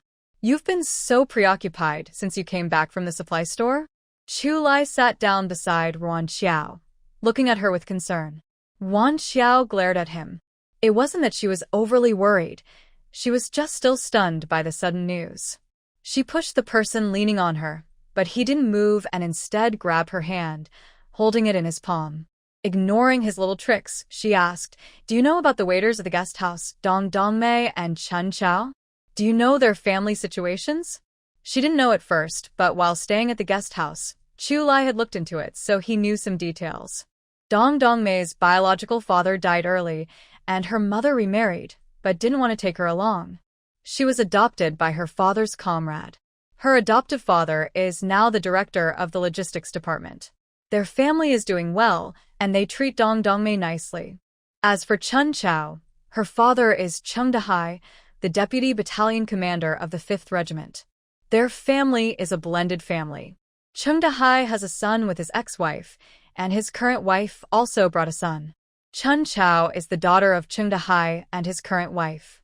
Chu Lai finished explaining what he knew and then asked, "Why do you want to know about this? Did something happen?" The family situation really was complicated. Wan Xiao shook her head. "Nothing much. I just found out when I was at the supply store. Dong Dongmei is getting married tomorrow to Chun Chao's older brother. Now that you mention it, I don't even know which brother it is." Chu Lai said firmly, "It must be Chung Dahai's stepson. His biological son joined the army last year and isn't on the island." He then frowned slightly. From what he knew, this stepson was lazy and idle, not a good person. He thought that Director Wang probably agreed to this marriage because there was something they didn't know. Chu Lai knew that Wan Xiao got along fairly well with Dong Dongmei, but their family matters weren't something they could interfere with. He placed his hand on Wan Xiao's shoulder and gently patted it twice to comfort her. "It's their own choice. Don't worry about it. How about I go with you to Director Wang's house to give a gift?" Xiao Wang glared at him and sighed, saying, "I'm not really worried. I just noticed Dong Dongmei doesn't seem very happy. She was quite caring when we stayed at the guest house, so I couldn't help but want to know more." "Forget it, you're right. It's not really our business. Later, you can come with me to give her a small gift to show our good wishes." After saying that, she went upstairs and quickly bought a pair of red pillowcases from the mall. One side had blooming peonies, and the other had a big, happy character, looking very festive. She folded the pillowcases and put them into a cloth bag. Then she went downstairs and called Chu Lai to go out together. "Give me the bag," Chu Lai said, reaching to take the strap. "No need, it's not heavy." But Xiao Ruan's refusal was useless. Chu Lai already slung the bag over his shoulder. It was really light with no weight at all. He asked casually, "What did you prepare?" "The pillowcases I bought last time, plus a new pair I haven't used yet. Perfect as a gift." At this time, wedding gifts usually included pillowcases, towels, soap dishes, mirrors, porcelain basins, and hot water bottles. Some even received red books. When chatting with Ming Hui and others earlier, she heard that her sister got married at the beginning of the year and received about 10 red books. Chu Lai thought for a moment and said, "When we return from Yangcheng, let's find a day to invite everyone over and hold the wedding." This trip to Yangcheng was also a good chance to look for pretty clothes and buy a few for his wife to wear during the wedding. "Yes, that sounds good. But should we order some meat in advance? We can't have a wedding without any meat dishes." Chu Lai note that. "Yes, I will talk to the steward about it. They will prepare the ingredients, and we can just have a few tables in the cafeteria. You don't need to worry about anything, just focus on being a beautiful bride." Seeing how thoughtful he was, Xiao Wan smiled happily. She asked cheerfully, "Are military weddings always like this?" "Not always. Some are held in the countryside, some in the family courtyard. There are all kinds of ways. Can we hold the wedding in the cafeteria? If not, we can do it at home. Just don't let this small matter cause you trouble." Chu Lai shook his head. "If we do it at home, we'd have to entertain guests and take care of the food, which is too tiring. Holding it in the cafeteria is fine, and we're not paying extra. The military is strict but also caring. There won't be any trouble with the wedding, don't worry." As they talked, the two people went to Director Wang's house and happened to meet Director Wang, who had just finished work at the door. "Deputy Leader Chu, why are you here?" Director Wang said as he opened the door and invited them in. Xiao heard that Comrade Dong Dongmei is getting married tomorrow and came to give a gift, they explained. Director Wang's smile froze for a moment before he awkwardly said, "Oh, please sit down. You are thoughtful. What's there to celebrate?" "I don't agree with Sister Dongmei marrying that troublemaker." A boy of about 14 or 15 burst out angrily from inside, followed by a kind-looking middle-aged woman. Director Wang's eyes widened with anger as he scolded his son. "You have no right to speak here. Go back inside." His wife also pulled her son's arm, trying to coax him. "Xiao Shan, be good." Xiao Shan jumped and struggled, shouting loudly, "I don't want to. Sister Dongmei shouldn't marry that troublemaker. Dong Dongmei, Hearing Xiao Shan shouting as she entered the yard, hurried over and softly said, Xiao Shan, this is my decision. Don't cause trouble. Xiao Shan's eyes turned red with anger as he yelled, Sister Dongmei, you don't like Qing Chong, so why are you marrying him? Dongmei pursed her lips and continued to persuade him. You're just a kid. You don't understand what you like or dislike. Be good, stop causing trouble. If you get hurt, don't come back crying, Xiao Shan said angrily, then pushed away Dongmei and ran off. Director Wang sighed. Children just don't understand. Sorry to embarrass you. Chu Lai shook his head. It's okay. I actually admire Xiao Shan's personality. But since I am here, I want to say something respectful. He looked at Dongmei seriously and said if you are under pressure or not willing to marry, you can report it to the organization. You are the child of a hero, and they will support you. Everyone could see that Dongmei was reluctant. Because she was the daughter of a hero and someone Xiao cared about, Chu Lai said a few words. Ultimately, what Dongmei decided was up to her. Since it had come to this, Director Wang no longer pretended and looked worried as he said, Dongmei, although you are not our biological daughter, after all these years, have we treated you well? Is there anything you can't tell us? Dongmei lowered her head and tears fell, but she didn't speak. Seeing this, Wan Xiao shook her head. If a person can't stand up for herself, no one else can do it for her. She used to think Dongmei was gentle and easy to get along with. But being too gentle made her like dough, easy to mold. Dongmei's behavior was no longer suitable for staying there. Before leaving, Wan Xiao held Dongmei's hand and said, Dongmei, kind people can be bullied, and good horses can be ridden. We don't want to trouble others, but we shouldn't also hurt ourselves. Think about it carefully. The next morning, Wan Xiao and the two others took a boat to the dock, then bought tickets to Yangqing. After 30 hours on the boat, they arrived in Yangqing in the afternoon of the third day. Chu Lai carried his things and walked ahead, while Wan Xiao and Gao Jie each carried a small bag behind him. The stone-paved road was a bit uneven, making soft sounds with each step. Yongo. Chang Yan waved his hand, bypassed Chu Lai, and went straight to Gao Jie, taking the package from her hands and greeting Wan Xiao. Comrade Wan Xiao, I am Cheng Yan, Chu Lai's childhood friend. Just call me Brother Cheng. Chu Lai said nothing and turned around to kick him. Get lost. Cheng Yan, apparently prepared, stepped back several paces as Chu Lai raised his foot. He was still proud and boasted, hey, I didn't get kicked. Chu Lai looked coldly at Cheng Yan's smugness. If he really wanted to kick someone, could Cheng Yan dodge? Wan Xiao chuckled, surprised that Cheng Yan was such a lively person, completely the opposite of Chu Lai. How did they get along so well? Hearing Wan Xiao's laughter, Cheng Yan looked regretful and complained to Chu Lai, it's all your fault. I've lost my image. Chu Lai snorted. What image do you have? Cheng Yan argued back, I'm so handsome and refined. How could I lose my image? They argued like children, mostly Cheng Yan talking, with Chu Lai occasionally delivering precise hits that made Cheng Yan stomp in frustration. They only stopped when they reached the car. Aunt Gao, let's go to the guest house first to settle in, then I'll take you to try Yangqing's special dishes. Cheng Yan, that's very kind of you. Cheng Yan sat in the front passenger seat, turning around and saying, Aunt Gao, don't be so polite. If you feel guilty, just say good things to my mom when she urges me to get married. Gao Jie smiled and said, that's not up to me. Now that Xiao Lai is married, if I try to persuade your mom, she'll get mad at me. Cheng Yan could only sigh.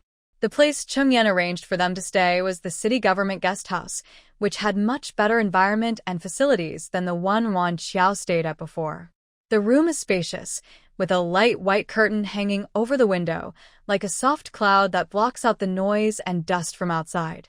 The last rays of sunset shine through the sheer curtain, casting a warm, gentle glow that lights up the whole room. Why do you still carry your marriage certificate with you? Wan Xiao sat on a chair in the room, unable to hold back her comment. She remembered Cheng Yan's teasing look earlier, which made her feel a bit embarrassed. She didn't know when he started carrying the marriage certificate, but he had a special foldable cover for it.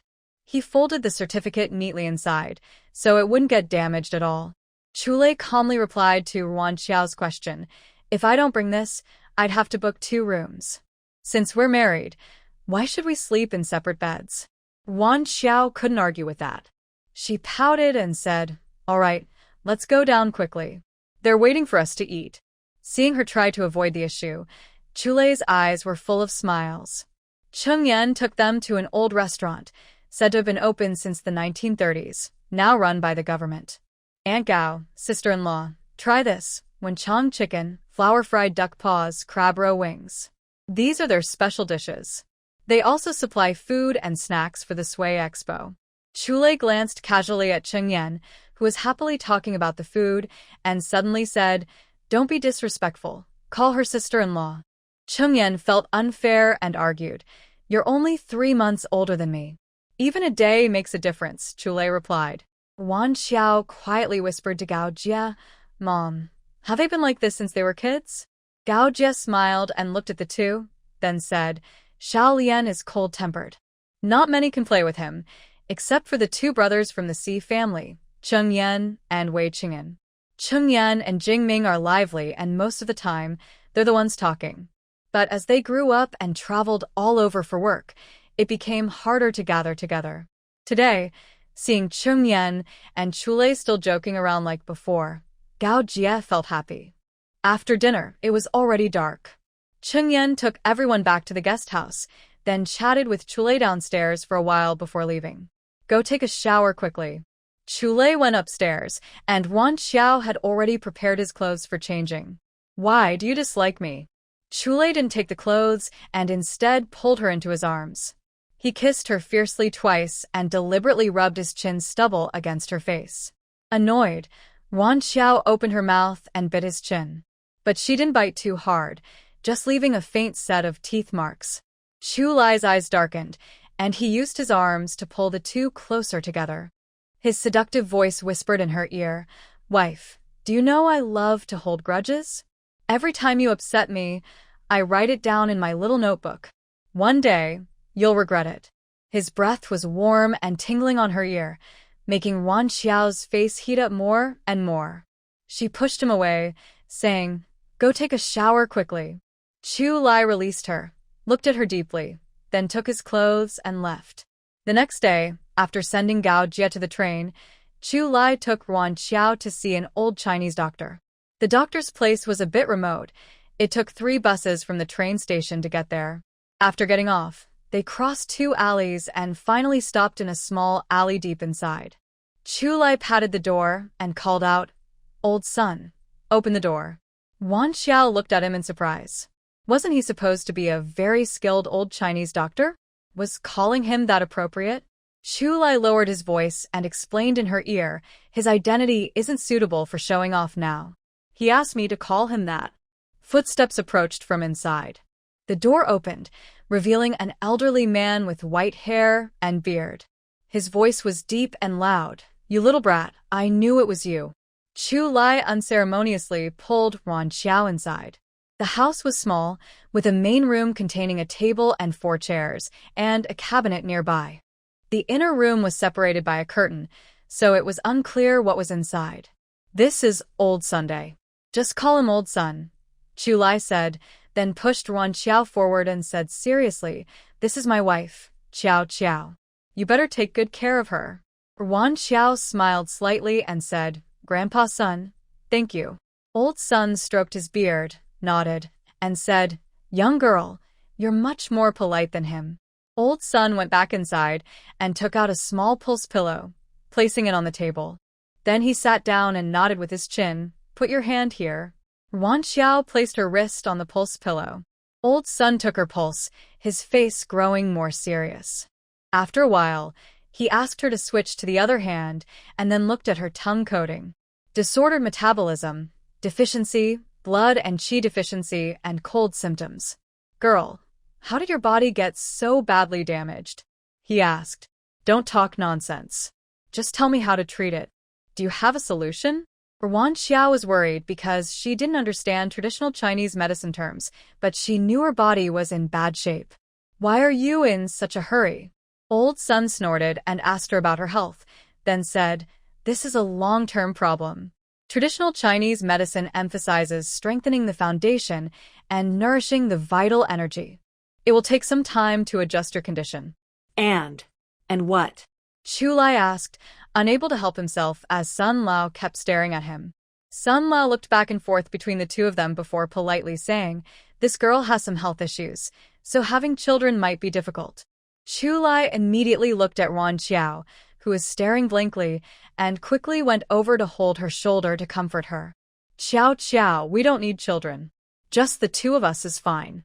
Wan Xiao snapped out of her daze and saw Chu Lai's face change. He looked at her nervously, and she felt both warm and full of love. She wasn't from here and didn't have the idea of having children to pass on the family line. She thought Chu Lai would ask how to treat it or if it could be cured. But he just said he didn't want children. That made her very touched. "Don't be so impatient." Sun Lao couldn't help but scold him and then said impatiently, "I said it might be difficult. Not that it's impossible. Her body has never been well since she was young. With proper medicine and care, in 2 years, it shouldn't be a big problem." Chu Lai's heart suddenly settled back into place, and he looked annoyed as he said, "Can you speak without panting so much?" His words almost scared her to death. Is not being able to have children the same as not wanting to? What if Xiao feels too much pressure? "Stinky kid, you're so anxious. You didn't even let me finish talking." Wan Xiao stepped in to smooth things over. "Grandpa's son, don't mind him. He's just worried about my health." Usually, Chu Lai is very steady. Sun Lao snorted and then started writing a prescription for Wan Xiao, reminding her of some precautions. When Wan Xiao saw that her condition was checked, she pushed Chu Lai onto a chair. "Grandpa's son, Chu Lai was injured some time ago. Please take a look at how well he's recovering." Wan Xiao described Chu Lai's situation at that time.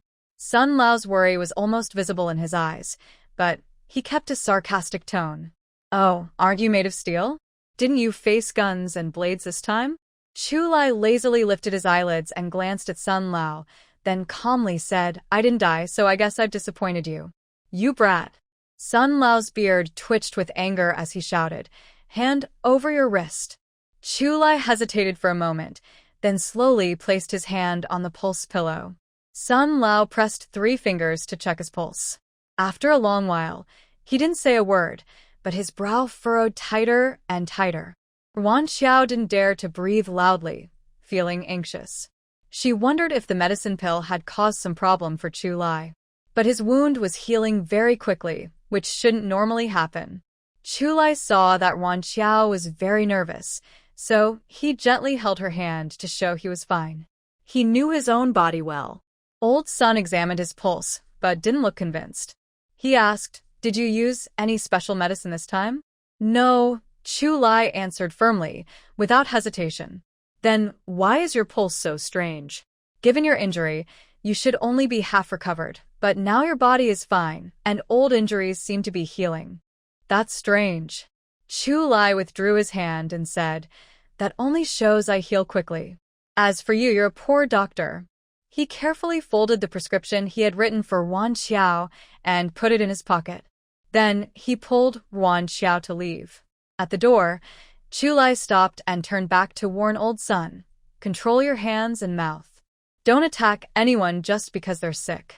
If you cause trouble, you can go live in the barn with them." Old Sun shouted, "Old man, I'm not a 3-year-old kid. I don't need you to tell me what to do." His eyes flickered, and he didn't dare look directly at Chu Lai. He was clearly nervous, but tried to act calm. It was quite funny. Chu Lai didn't expose him. Instead, he added, "You probably heard about the chaos a few days ago, right? If you're careless and end up in the barn, I won't help you. Get lost." Old Sun snapped back. Chu Lai snorted and pulled Wan Xiao away. After walking a short distance, Wan Xiao asked curiously, "How do you know Old Sun?" Watching their playful arguing, it was clear they got along well. Chu Lai said casually once, "I got hurt on a mission. I stayed with Old Sun for half a month. We kept in touch after that. When the big movement started, traditional Chinese medicine was hit hard. His family has ties to the court, so he was targeted. I arranged for him to come here. Anyway, he's just one person. Where he lives is his home. Chu Lai spoke lightly, but Wan Xiao knew it wasn't so simple. Everyone saw that Chu Lai became a deputy team leader at only 25, but few knew how many times he was close to death. Seeing the concern in Wan Xiao's eyes, Chu Lai smiled gently. Silly girl, it's all in the past. For you, I'll cherish this life. The old houses along the street were irregularly arranged, with walls showing signs of age and wear, full of the marks of time. There are not many pedestrians on the street, and occasionally a cyclist hurriedly passes by, the clear sound of the bicycle bell echoing in the air. Sunlight filters through the gaps in the leaves, casting sparse shadows on the two people's figures. Wan Xiao suddenly feels a sense of peaceful time. Xiao, it's rare for me to have a day off, so I can spend it with you. Let's go explore Yangcheng. Otherwise, after I recover and return to the team, I might be busy for a long time. Wan Xiao smiles and nods. Sure. Traveling isn't just about the scenery. It's more meaningful when you're with someone. Maybe she has already found the best partner to share the clear skies and the vast sea. They leave their marks at Yueshio Park, Haiju Square, Sun Yat-sen Memorial Hall, the new cinema, and traditional breakfast shops. After dinner, Wan Xiao organizes the things she bought over the past 2 days: clothes, fabrics, pastries, filling a big bag. She silently complains in her mind, careless man, buys whatever he sees, can't pull him away.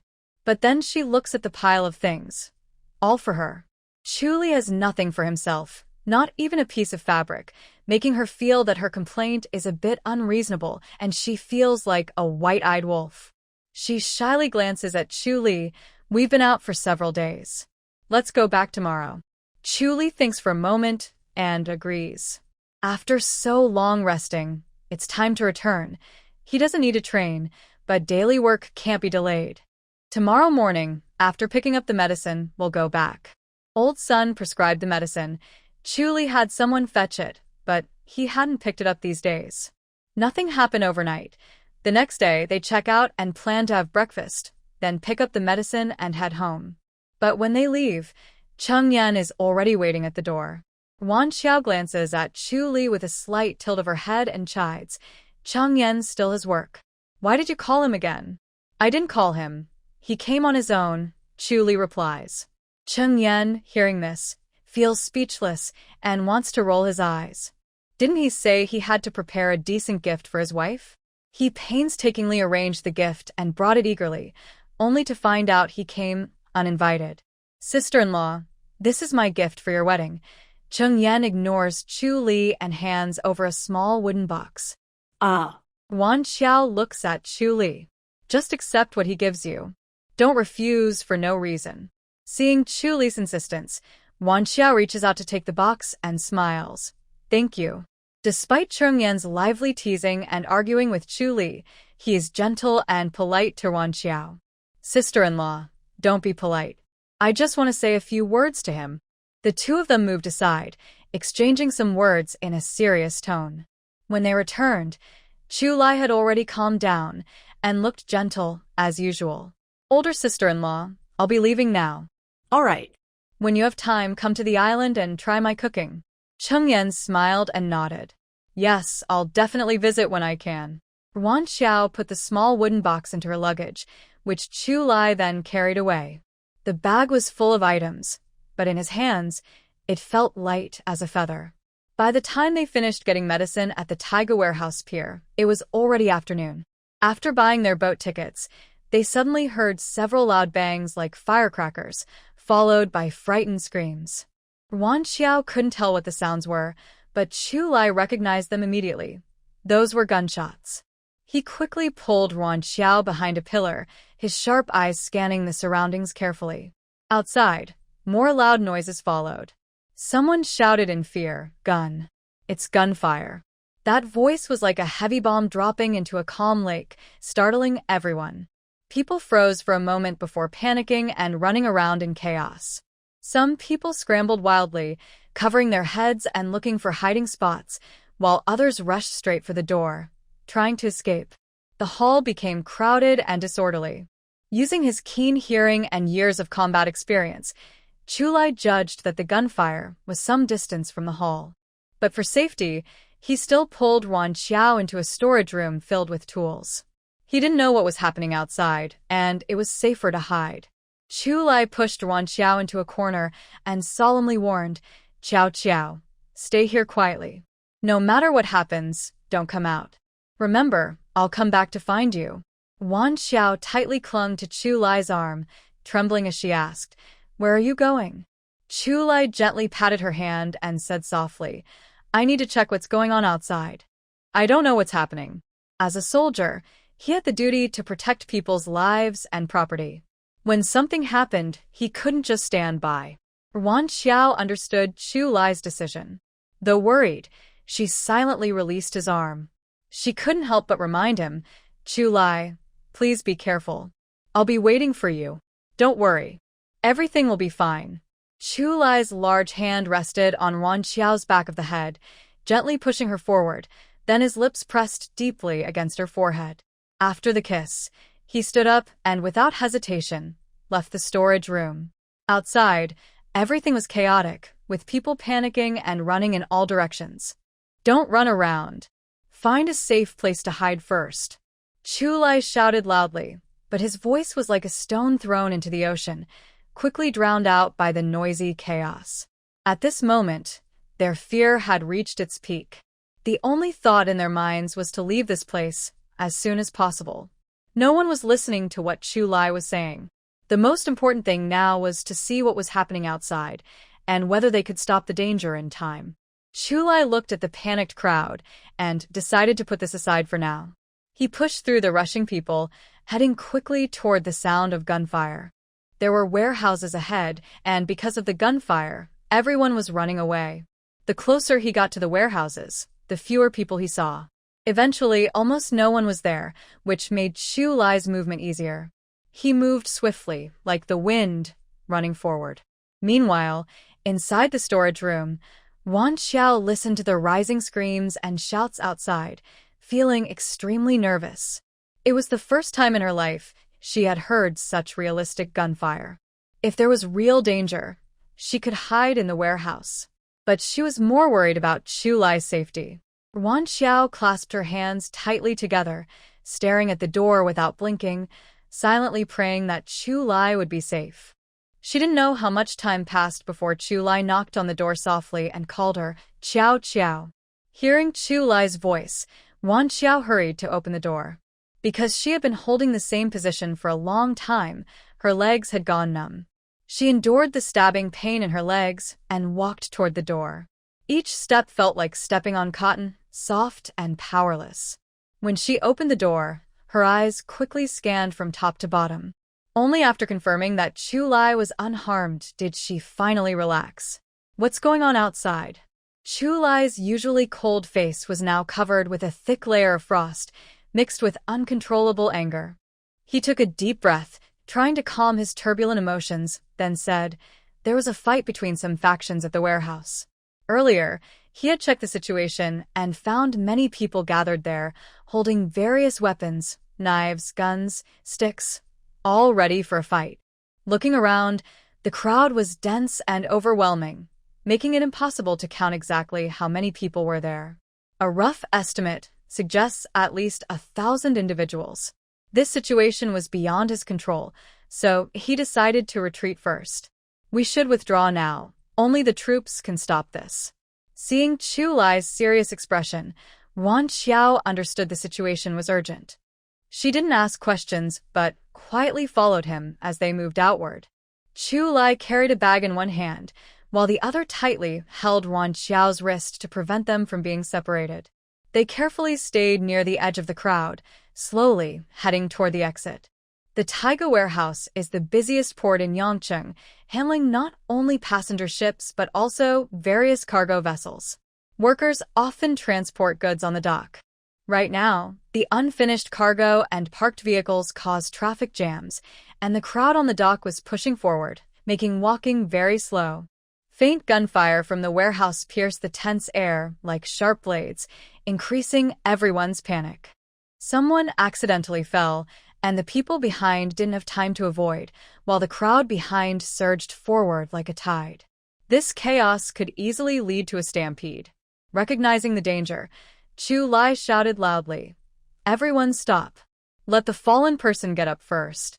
But everyone was only focused on leaving, not wanting to pause even for a second, so no one paid attention to Chu Lai's call. Seeing the situation worsening, Wan Xiao anxiously urged, "This can't go on.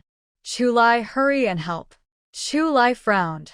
"No, I can't leave you alone here. What if something happens?" He couldn't bear the pain of losing her. Without hesitation, Chu Lai quickly made a decision. He stood in front of Wan Xiao, slightly bending his knees, and said firmly, "Xiao Xiao, come up. I'll carry you across." But. No buts. This is the best way now. Hurry. Time was running out, and Wan Xiao knew she couldn't delay.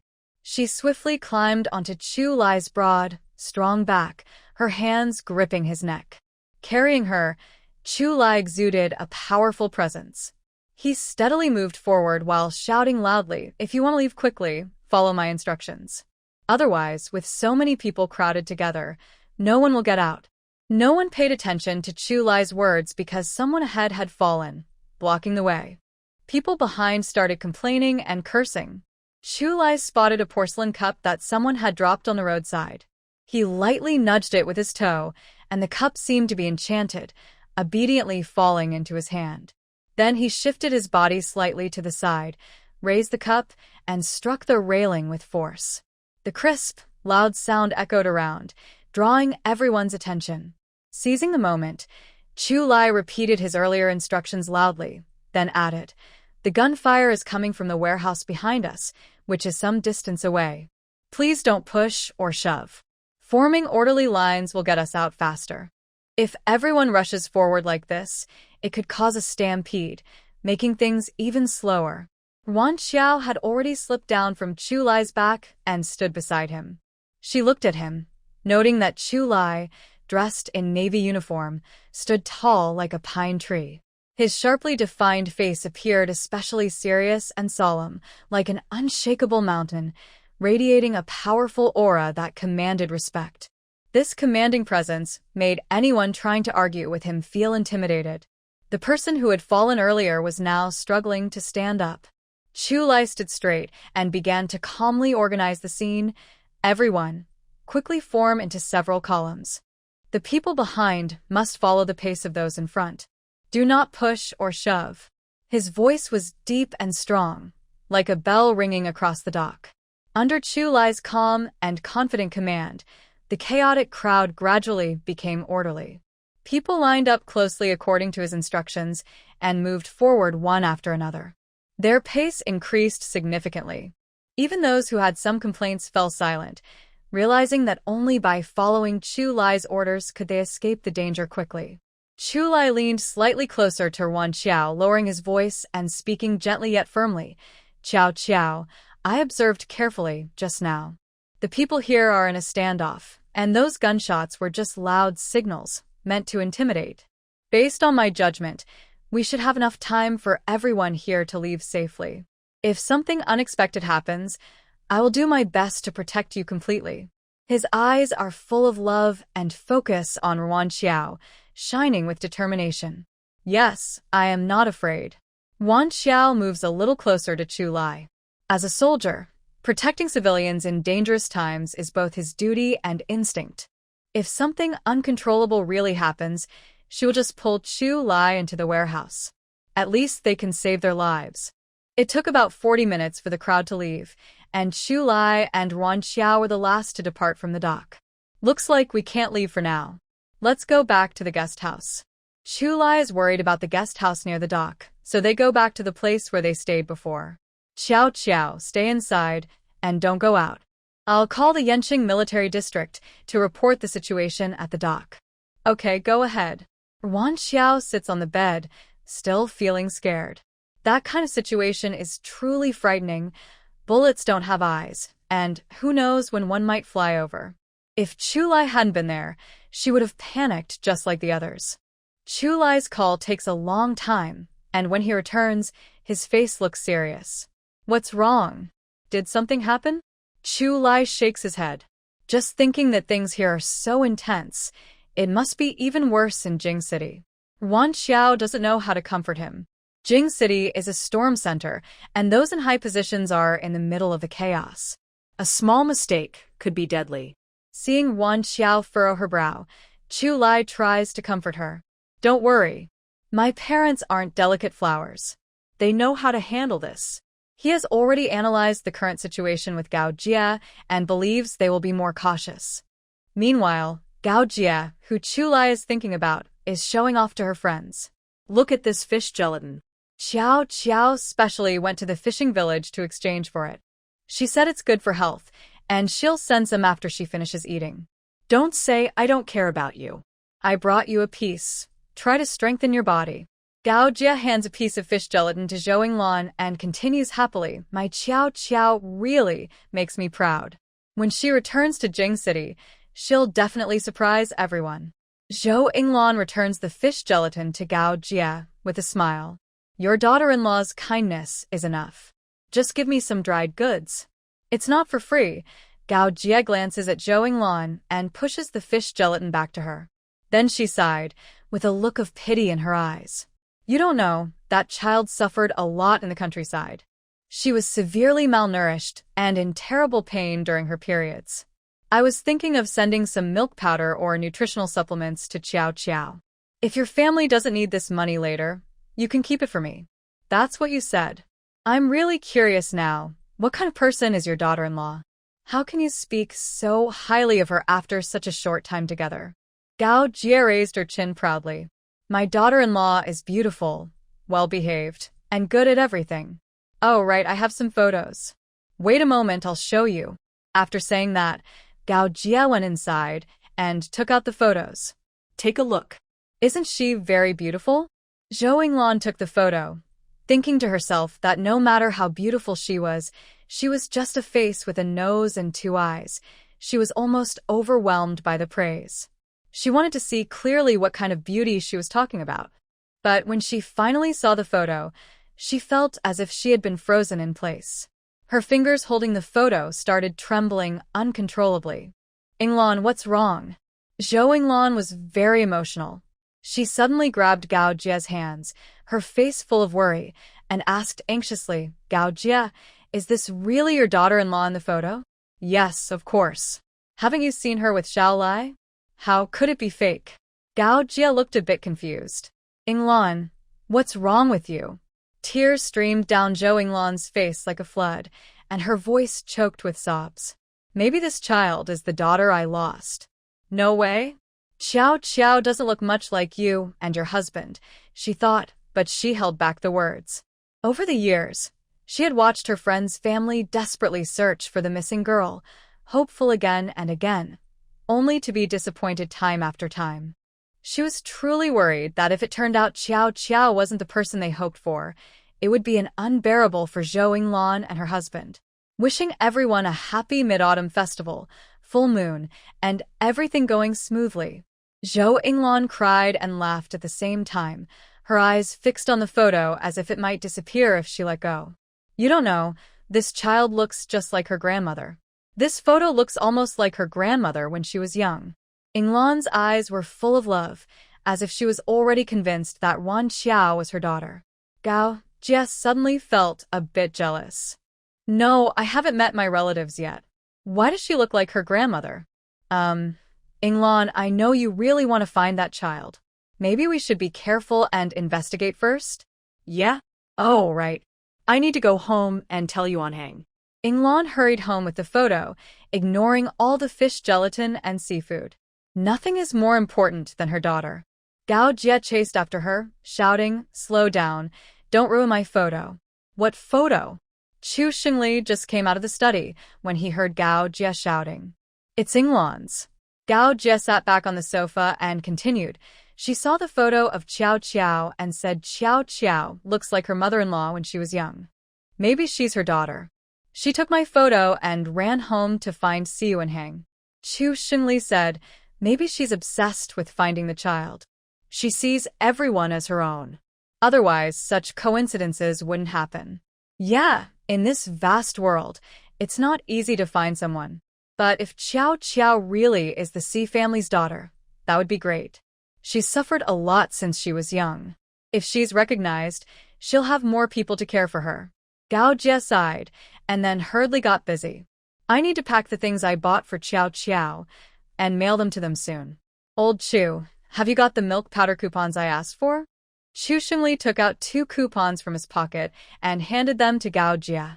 That's all I have for now. Then I'll buy 2 bags and mail them. You're planning to exchange them, right? Yuan Heng, who had run home, entered and shouted, Yuan Heng. See Yuan Heng. Hearing her voice, Si Yuan Heng hurried out of the study. What's wrong? Did something happen? Take a look at this photo. Yuan Heng excitedly held up the photo and eagerly showed it to Si Yuan Heng. Because she was so anxious, her speech was much faster than usual. Look at this girl in the photo. Doesn't she look a lot like Grandma when she was young? I remember there was a photo of Grandma when she was young at home. I even looked at it carefully. Yuan Heng, I have a feeling. She must be our precious daughter. Si Yuan Heng was also stunned by the girl in the photo, his eyes fixed on it for a long time. Her clear eyes, elegant nose. She really looks about 70 to 80% like how his mother looked when she was young. For a moment, he was so excited he couldn't speak properly. Where did this photo come from? Overcome with emotion, Si Yuan Heng completely ignored Chu Lai in the photo. She got it from Gao Jie, she said. She said the person in the photo is Wan Xiao, her daughter-in-law. Hearing this, Zhou Yinglan felt a bit uncomfortable.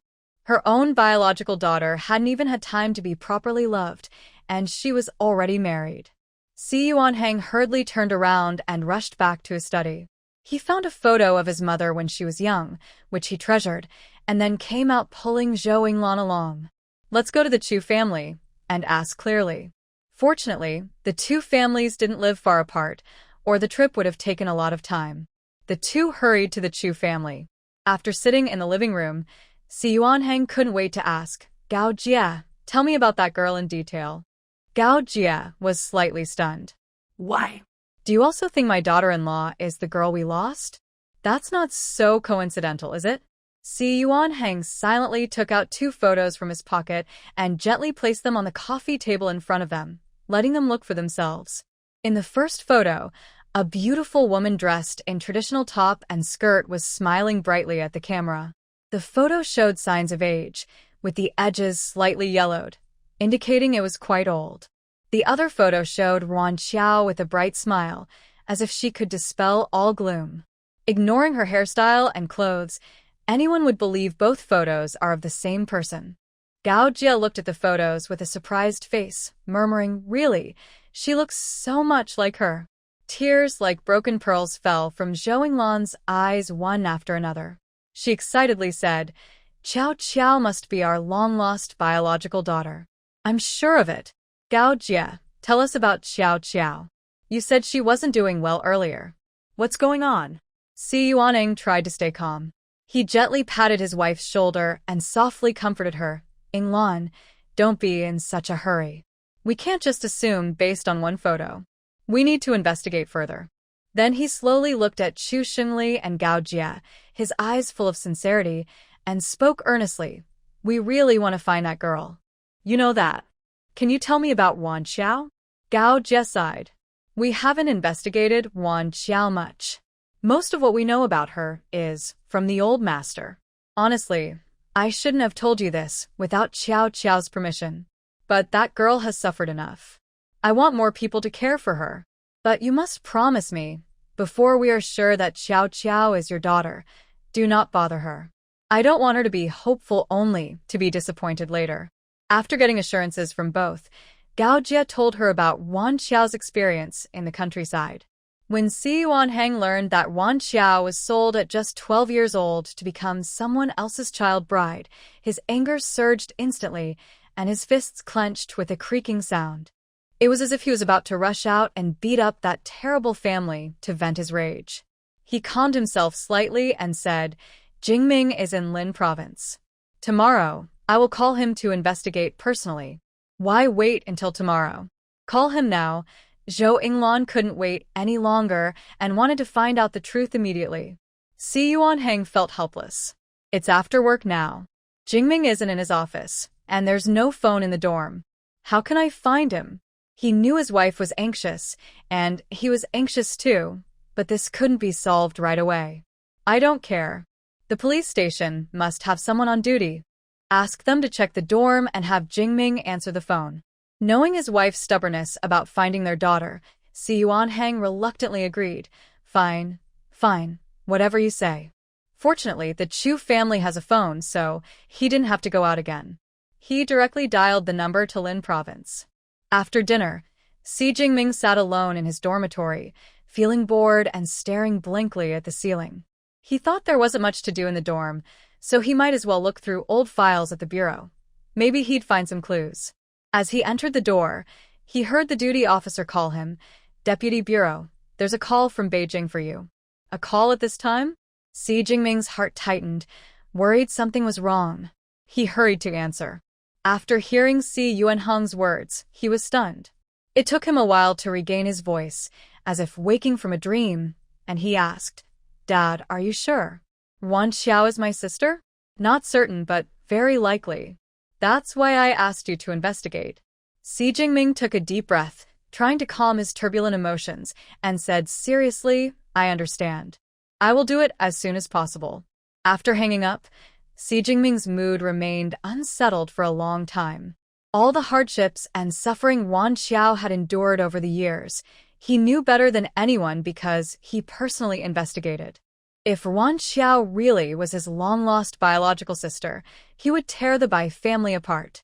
And the Wan family, he had only investigated Wan Xiao's situation in the Bai family before, but not the Wan family itself. Now, he would start investigating that too. Sui Jingming found the car keys, briefly explained to the duty officer, then drove overnight to Huahe County. Wan Xiao didn't know that Si Jingming was rushing through the night to investigate her background. She and Chulia were peacefully sleeping at the guest house when suddenly, loud noises woke them up. She jolted upright, face full of fear, and asked, What happened? Don't be afraid. Chulia sat up straight, holding her close and gently stroking her arm to soothe her nerves. Before he could say more loud bangs followed one after another. Wan Xiao trembled uncontrollably, asking, Chulia, what is that sound?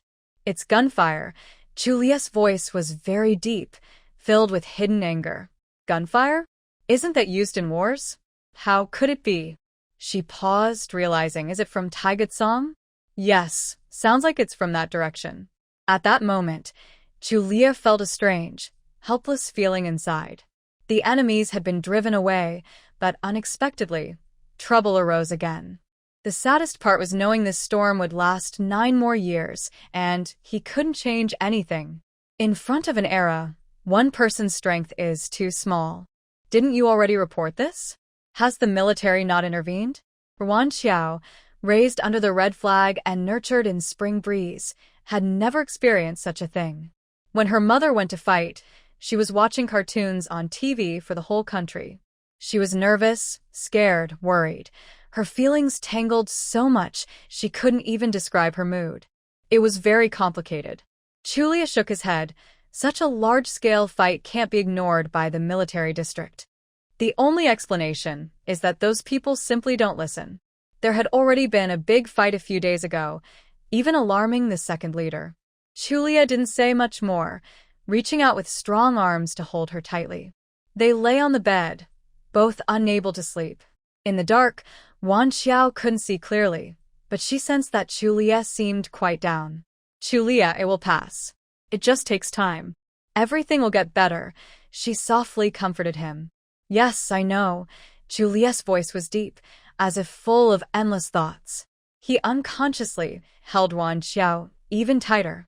After a while, he tentatively spoke. Xiao, I want to tell you a story. Do you want to hear it? He had once been eager to wait until Wan Xiao loved him before revealing his past life. He kept thinking about finding the right moment, so he never spoke up. But when is the right time? Tomorrow or an accident, no one knows which will come first. Now, he wants to express the love he didn't say in his past life, because he doesn't want to leave any regrets this time. Wan Xiao softly replied, "Okay, you say it. Once there was a little boy. His father died in a car accident, and his mother remarried and didn't want him, so she left him with his grandparents. Kids his age would tease him, calling him a wild child with no parents, often bullying him. The boy was upset and fought back. After each fight, the parents of the other kids would come to complain to his grandparents. His grandparents would scold him and make him apologize, never asking why he fought. One day, he couldn't take it anymore and ran away. He ran far from home to the city center, angry and refusing to go back. 2 days passed, and he was hungry, his stomach growling, but he had no money and had to bear it. Feeling lost, he wandered the streets. Passing by a KFC, he couldn't help but stop and look inside through the window. He saw people eating burgers and drinking cola, wishing he could eat too. Hearing Chu Lai tell this, Wan Xiao suddenly sat up, wide-eyed, looking at him in shock. Chu Lai turned on the bedside lamp, its warm yellow glow filling the room with a soft light.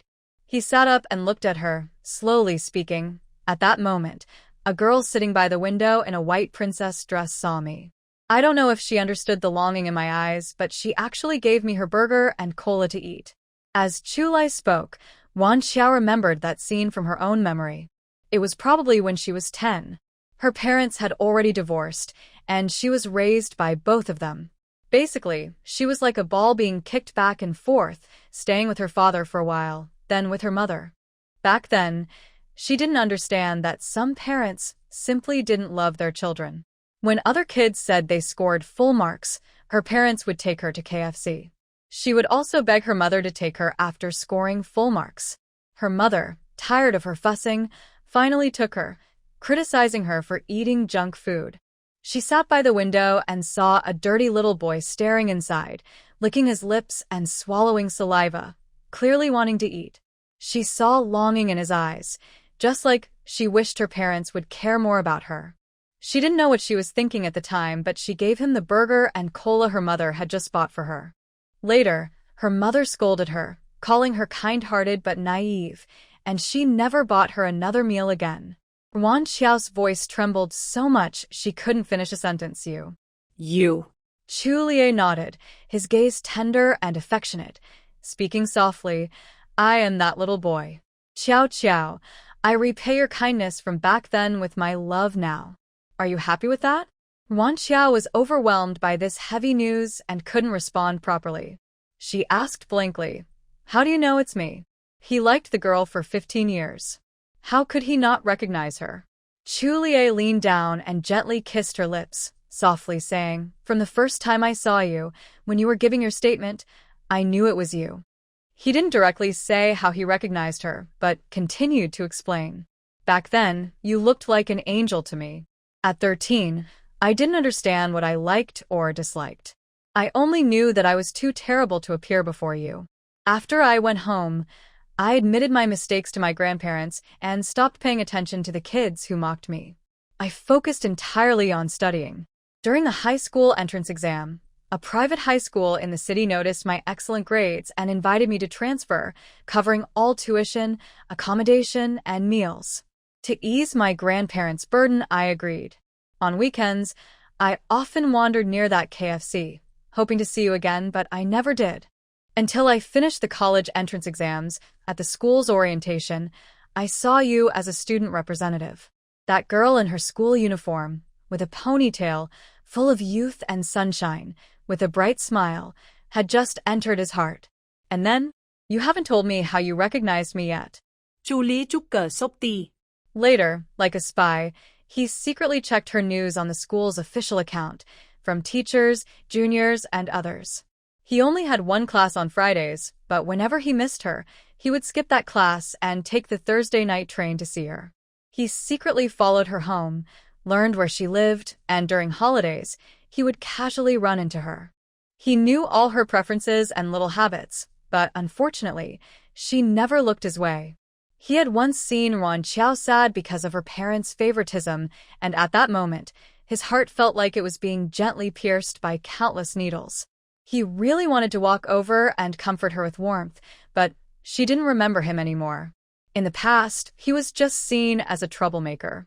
At that time, he was only a poor student who could only take slow green trains to visit her, unable to afford high-speed rail.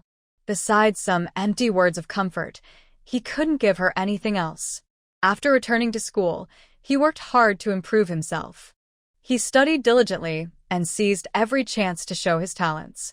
In his third year, he developed a drone program that participated in a university innovation competition, which unexpectedly caught the attention of the military.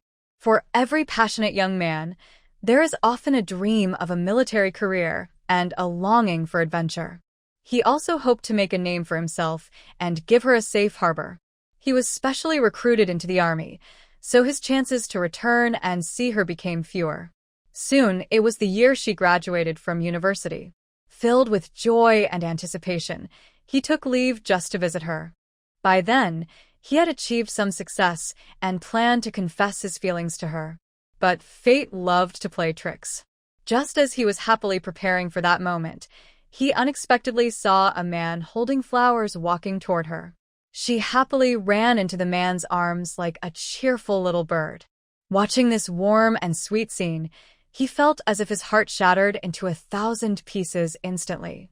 Seeing her so happy, he couldn't bear to disturb her happiness and could only quietly step back. Say something, what are you thinking about?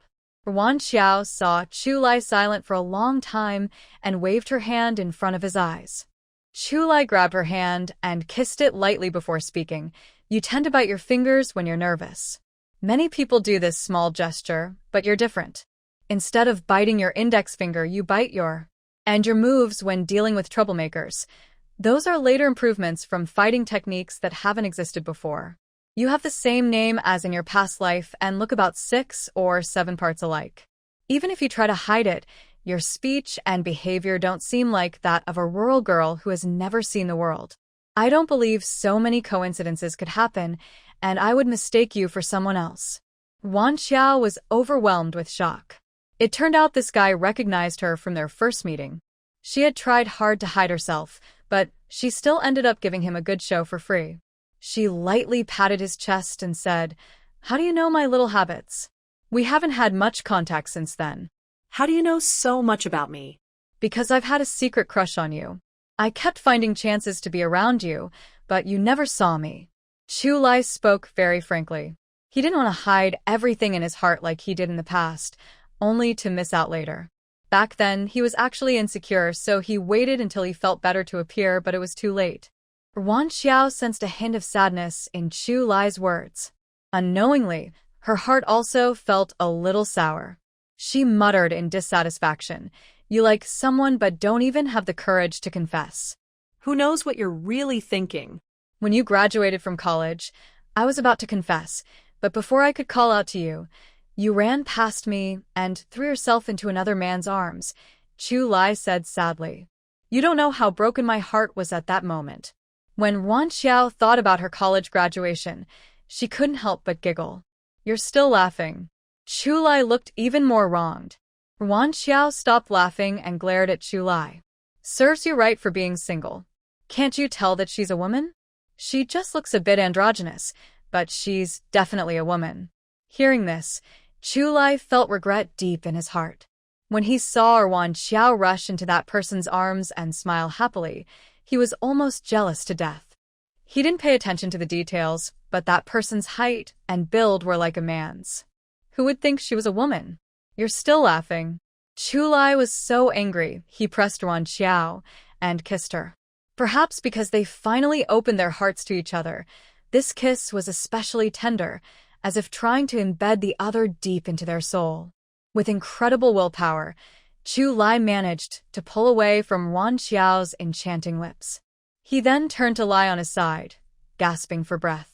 His eyes were filled with intense desire, and a hot surge was boiling inside him. But their first intimate moment couldn't happen in this guest house. Chu Lai looked at Wan Xiao, his voice becoming low and hoarse from emotion. "Xiao Xiao, when we get home, I won't let you go again." This almost sounded like a clear confession. Although shy, Wan Xiao was prepared. However, she still stubbornly said, "You haven't had your checkup yet, and before your injury heals, you must stay in bed." Chu Lai's lips curled into a meaningful smile. He slowly said, "You don't even know if I've healed or not." Wan Xiao's body suddenly trembled. She looked at him in shock and asked, You already knew?" "Yes, I was conscious even when I was unconscious. I heard you say that the pill was worth 10,000 yuan. Later, when I woke up, I found you couldn't find a chance to feed me medicine. You seemed distracted and even pretended to be asleep to go along with you." Chu Lai said this casually, but Wan Xiao was very angry. Thinking about how long she had been like a clown performing in front of Chu Lai, knowing everything but not saying anything, made her very upset. "You're such a bad person. I want to strangle you." Wan Xiao sat up suddenly and grabbed his neck with both hands, pretending to be fierce.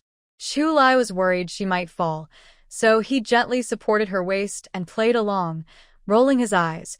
Oh, wife, spare me." Wan Xiao was amused by his poor acting and burst out laughing.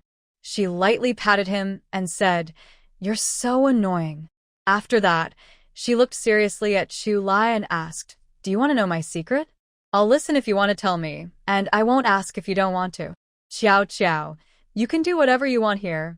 And since such strange things like time travel happen, having some adventures is normal. Just like me after coming here, I also gained a special skill that ordinary people don't have." Wan Xiao instinctively asked, "What?" Chu Lai smiled and said, "I can breathe freely underwater and swim very fast, faster than most fish." Wan Xiao widened her eyes and asked foolishly, "Are you turning into a handsome merman?" Chu Lai chuckled and ruffled her hair. "What are you thinking about in that little head of yours?" Although it was just a fairy tale, it was a sad love story. He didn't want to be so selfless. He had been foolish once in his past life, but in this life, he wanted to hold on to his lover tightly. In these days, although they hadn't taken the final step, they shared a bed every night. Wan Xiao knew Chu Lai was very normal. She was just surprised that he could swim faster than a fish. Suddenly thinking of something, Wan Xiao grabbed Chu Lai and asked, "Was it you who did something about Hu Wei?" "Yes," Chu Lai nodded. Since he had already said it, there was nothing to hide. He continued, "The rumors about Su Yuemei weren't actually Hu Jingwei's fault. Even if I involved Hu Jingwei, the punishment wouldn't be too harsh, just a major demerit, maybe a demotion at most. I didn't want them to keep bothering you on the island, so I used my own way to make them leave." Wan Xiao didn't know much about military affairs and asked, "Since Hu Wei's attempted murder is such a serious crime, wouldn't it involve Commissar Hu? Why was he only given a serious warning at the time?" Chu Lai's eyes deepened as he patiently explained, "Our country's law follows the principle of individual responsibility, meaning each person is responsible for their own crimes. Family members' crimes don't affect others. Regarding Hu Wei, Commissar Hu himself was not involved in any joint crimes or aiding in crimes, so the army generally wouldn't force him to retire. However, if close relatives commit serious crimes, it can affect a soldier's promotions and awards. In simple terms, Hu Wei's crime has ended Hu Commissar's chances of promotion. He was given a serious warning because he didn't control his family well, and their actions caused bad influence in the family housing area. When I insisted that Hu Wei be sentenced to 15 years, the later punishment of Commander Kong was somewhat biased in favor of Commissar Hu. Although Commander Kong respects me, he also has many years of friendship with Commissar Hu. In their eyes, Hu Wei's imprisonment was a punishment for his own actions. Commander Kong wanted to find a balance and minimize harm. But in the end, it was all futile. Neither side was satisfied. Commissar, who might not appreciate his kindness, and I also have some criticism of how he handled it." After Chu Lai explained, Wan Xiao roughly understood. So, whether it's Hu Wei or Su Yuemei, their mistakes according to law don't involve Commissar Hu. But in reality, there are still effects because the army has its own rules for rewards and punishments. It depends on how the army handles it, right? Chu Lai nodded. That's roughly the idea, but it also depends on the situation.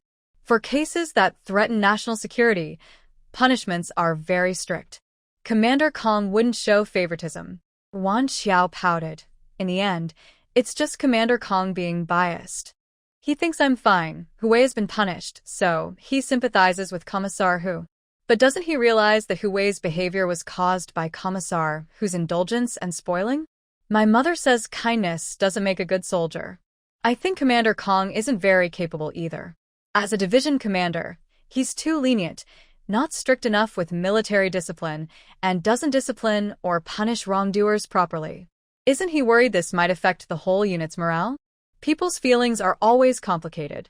You can't judge good or bad based on just one thing. Commander Kong is very clear when fighting outside, but he can be a bit indecisive when managing internally. Right now, with so much chaos outside, he doesn't want his team to face serious problems. I understand his approach, but I don't accept it, so I decided to take matters into my own hands.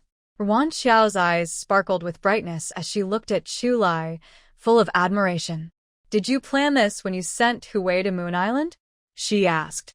Chu Lai nodded slightly and softly replied, yes, I thought that with my swimming speed, I could secretly go to Moon Island and do something. I didn't expect to be sent on a mission before I could do it. Luckily, it's not too late now. At dawn, a bright red sun rose slowly and warm, gentle sunlight streamed through the window, shining on both of them. Wan Xiao suddenly realized they had talked all night. Now, she was a bit hungry. A clever smile appeared in her eyes. She slowly sat up, stretched her hands in front of Chu Lai, and looked around. She said sweetly, watch this, I'm going to do a magic trick for you. She gently waved her hands and said, Tada. Now, it's time to witness a miracle. Then she cupped her hands, and a bowl of steaming wontons suddenly appeared in her palms. Chow chow, you. Chu Lai was so surprised that he sat up straight. What kind of magic is this? Wan Xiao first stored the wontons at her storage, then explained the whole story of the mall to Chu Lai. So, the crazy old man gave you a jade pendant to upgrade the mall, and that's how you could buy those magical pills? Wan Xiao nodded. Yes, that's why I was so interested in the crazy old man. I want to know what the 3 calamities he mentioned really are, and if there's a way to solve them. If your last injury counts as 1, does that mean you still face 2 more big dangers? Chu Lai saw that Wan Xiao's brows were tightly furrowed and quickly comforted her. Don't worry, I'm fine. I now really cherish my life. Wan Xiao glared at him. Don't fool me.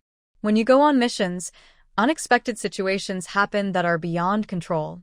If I buy a healing pill and you get seriously injured, you should take it immediately. I don't want to be a widow. Chu Lai gritted his teeth. You can forget that for the rest of your life. Her little mouth made him both love and get annoyed. She dared to say anything. It seems he needs to investigate the crazy old man more quickly. I won't be going on missions for now.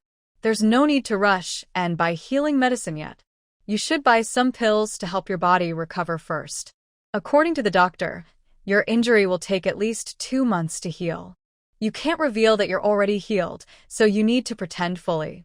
When you return to work, you won't be in a hurry to train, and the higher-ups won't send you on missions while you're still injured. Wan Xiao nodded. I still have enough money for 3 pills. I'll buy 2 healing pills for you, and 1 to help me recover. That's enough. But I still need to find ways to earn more money. She wanted powerful pills and beauty tonics, but for now, she could only buy what was necessary. Chu Lai thought for a moment and said, your way of making money from the mall is pretty easy. When I go back, I'll go fishing a few more times, catch some rare fish. It might not sell for millions like fish gelatin, but it should still fetch a good price. Then you can buy whatever you want. The ocean isn't theirs, so they can catch whatever fish they find.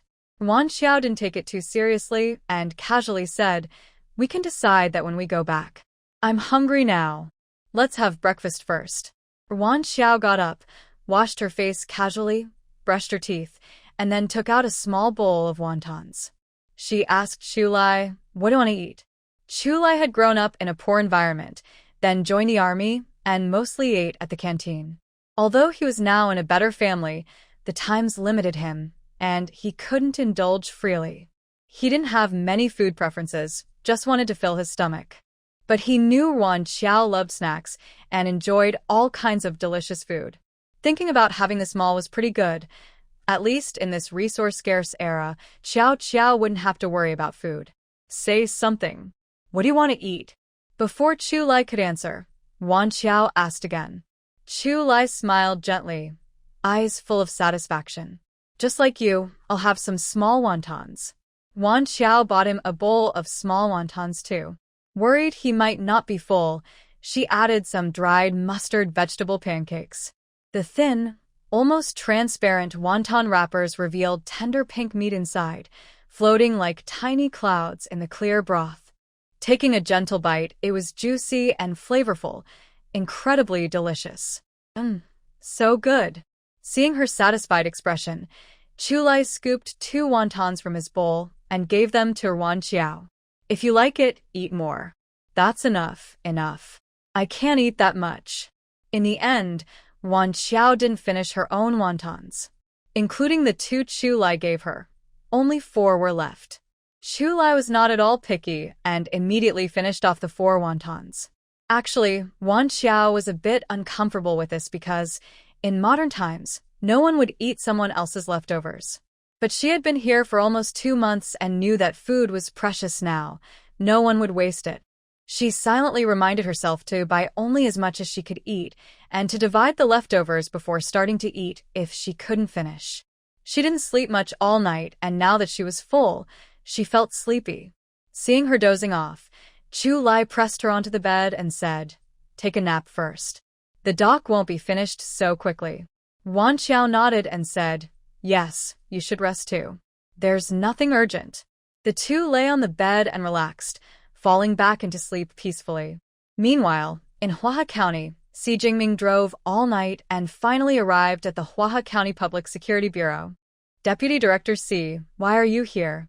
Is there an important case?" Director Zhang of the Hua County Public Security Bureau felt nervous when he saw Si Jingming.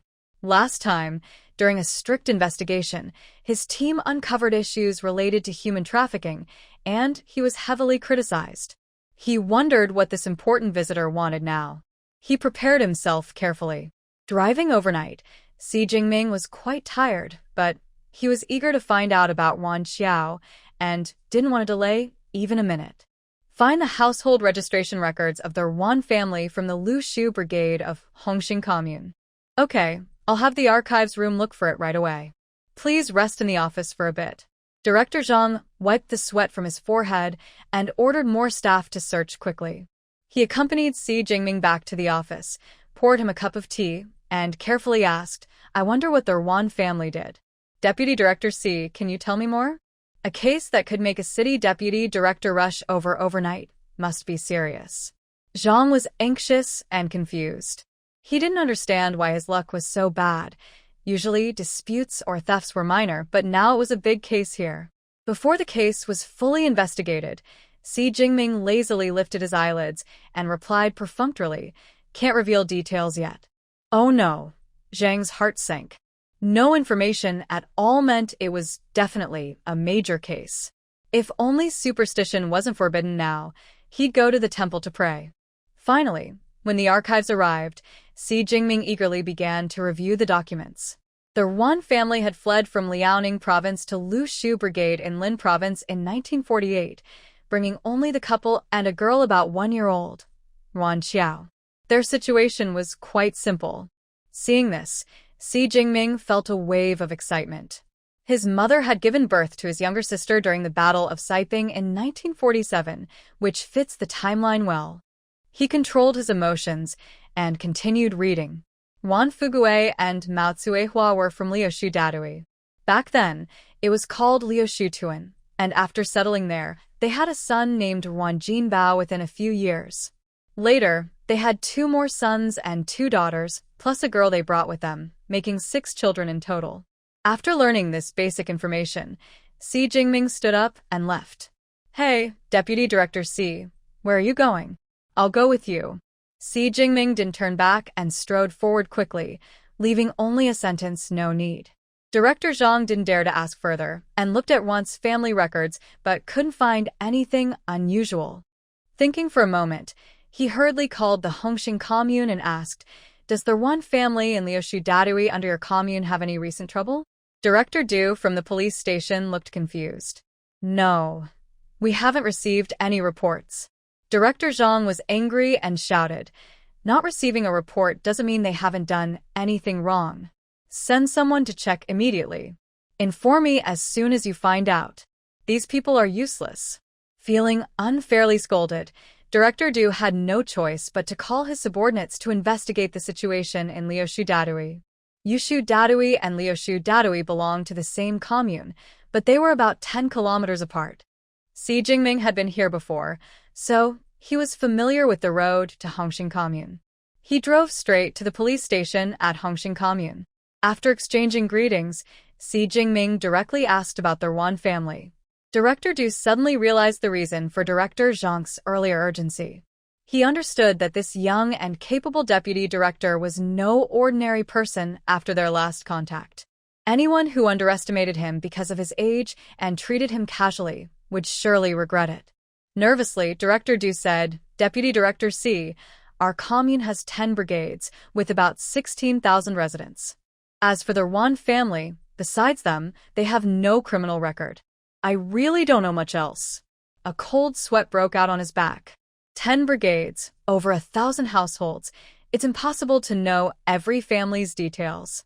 But somehow, facing Deputy Director Si, he felt inexplicably guilty.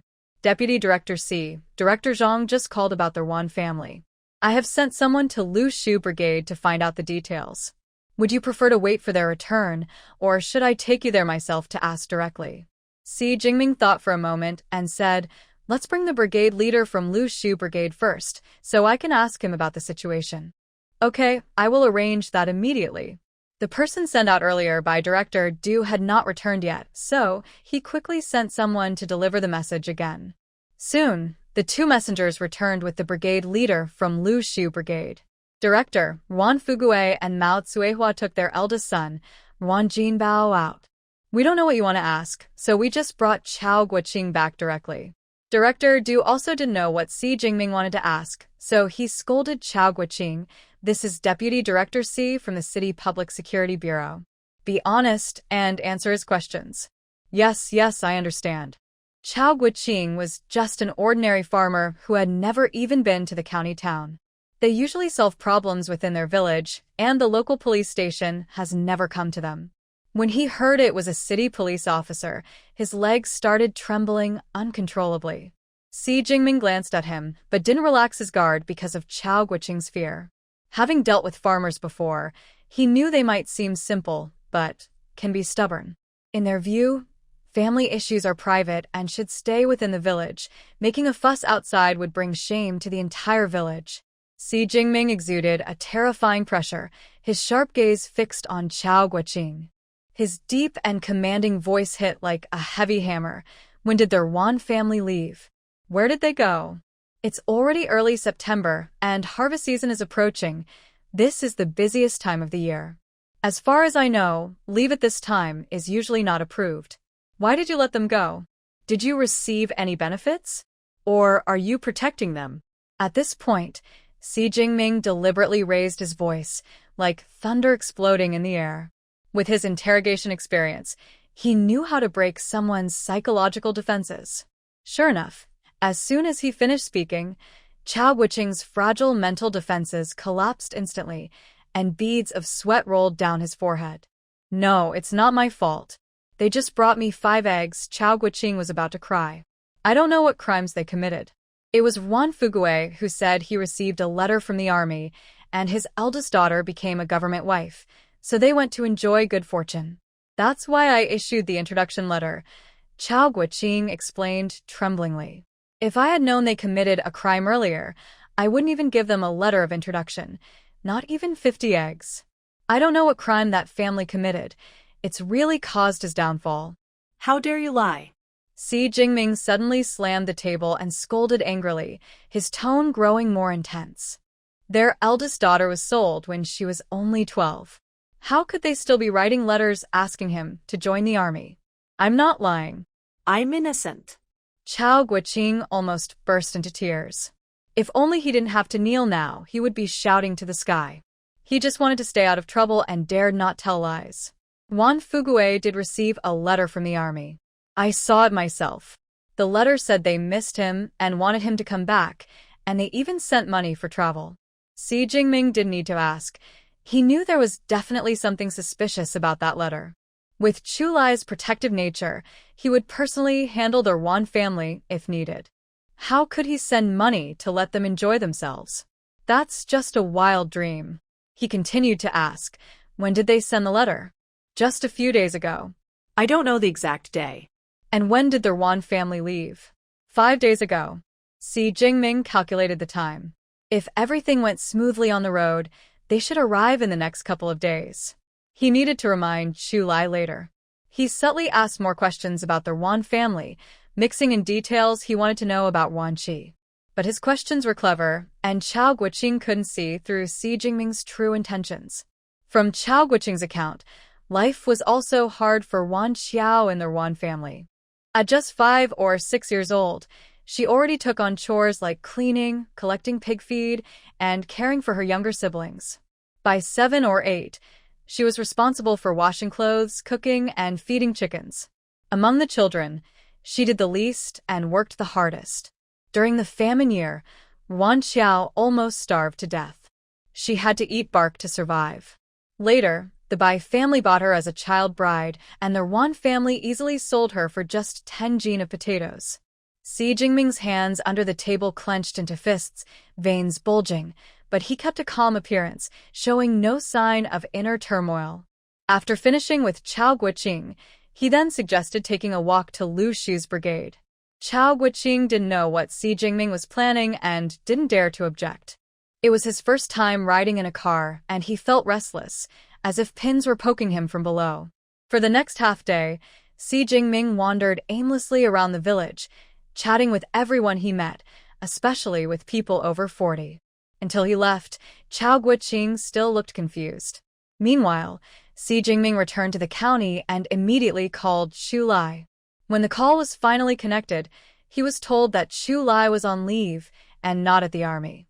Thinking that their Wan family might cause trouble for Wan Xiao, Si Jingming was very anxious and cursed Chu Lai into the disconnected phone. You let us down at a critical moment. You're useless. Chu Lai, who was just asking about the news and was told that the fight at the dock had ended, was feeling relieved.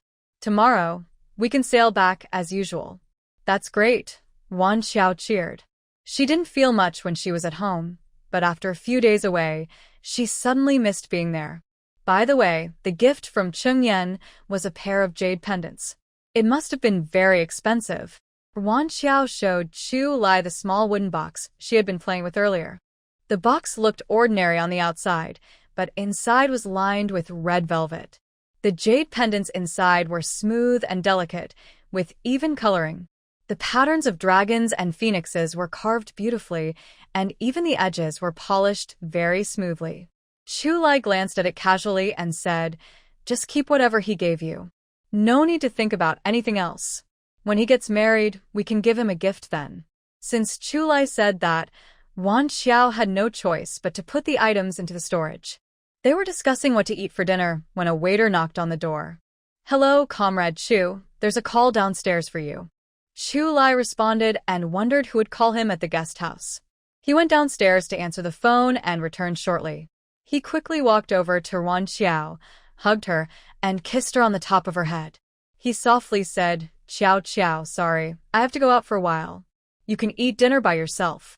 Wan Xiao thought it was something from the army and didn't ask much. She nodded and said, "Okay, be careful. I won't go out, so you don't need to worry about me." Although the fight at Taigu Warehouse had ended, who knew if any hot-headed radicals might still be on the streets? Besides, it was already late evening, and there was nothing much to do outside. It was better to stay at the guest house. Chu Lai hugged her again and kissed her before leaving. When he reached downstairs, his previously gentle face suddenly turned cold. "Good, very good. Playing both sides with him, huh?"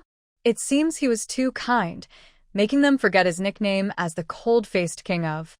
When he returned to the island, he would see how to deal with them.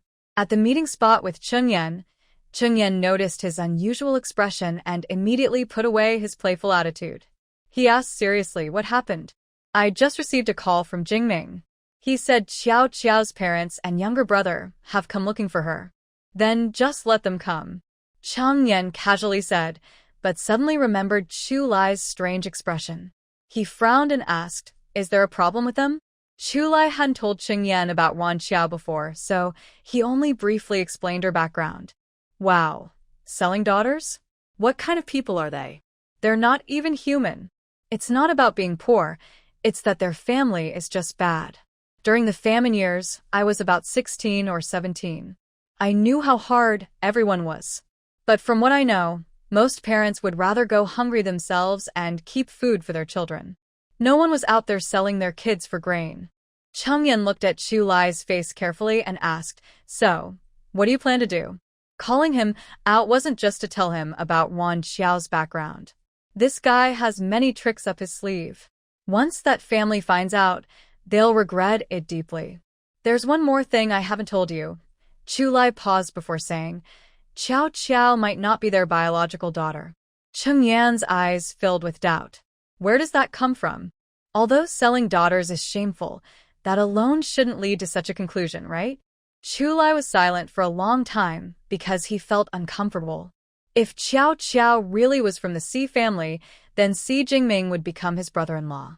Seeing Chu Lai silent, Cheng Yan threw his cigarette on the ground and stepped on it, then asked, what's wrong? Is there something you're hiding? If he wanted Cheng Yan to help, he had to be honest. And if he didn't say anything, Cheng Yan would find out once Si Jingming arrived. Chu Lai hesitated and said, Xiao Xiao might be the daughter the Si family has been looking for. What? Cheng Yan was stunned at first, then burst out laughing so hard he nearly cried. Until Chu Lai couldn't take it anymore and kicked him, he finally stopped. But he still had a smile on his face. Chu Lai, today is your turn. Bragging about your skills and beating me and Jingming up, now you better behave and become my sister's husband. Chu Lai squeezed out a word from between his teeth, not confirmed yet. Come on, tell me everything. I'm really interested and want to know. Chu Lai felt awkward, but if Xiao Xiao was from the Si family, he would be happy for her. At least, she would have family who truly loved her. No matter how much love he gives to Xiao Xiao, it can never replace the love of parents. What she didn't have in her past life, he hopes to make up for in this one. However, it's not convenient to talk too much on the phone, and Si Jingming hasn't shared specific details. Even he isn't clear about everything. Wait until Jingming comes over and ask him directly. He hasn't told me anything. He hurriedly finished giving instructions on the phone and then left to catch a train. All right, let's get to the main point. The family has arrived.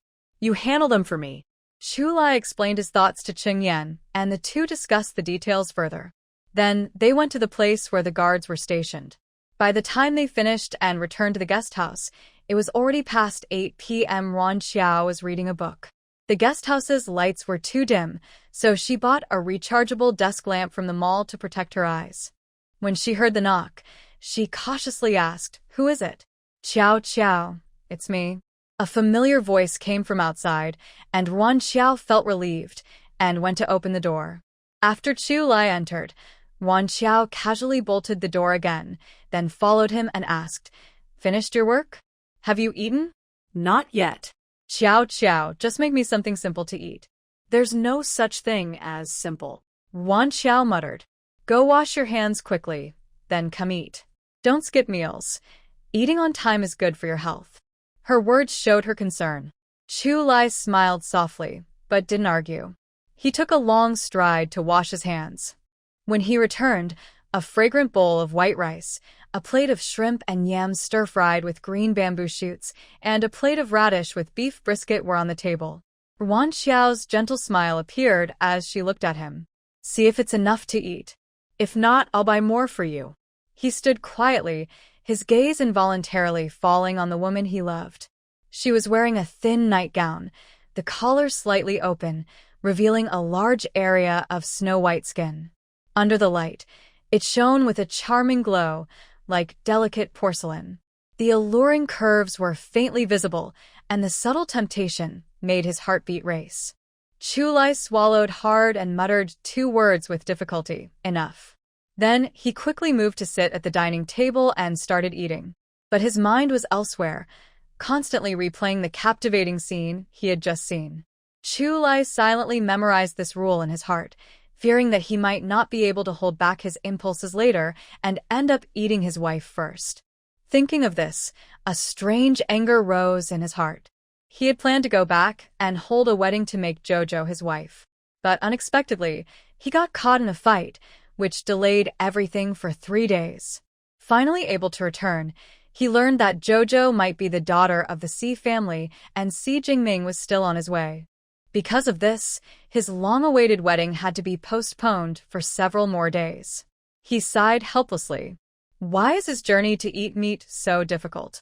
In the morning, sunlight woke Wan Xiao from her sleep. She stretched lazily, yawned, got out of bed, washed up, ate breakfast, and then cheerfully started tidying her belongings. Her eager mood was clearly shown on her smiling face.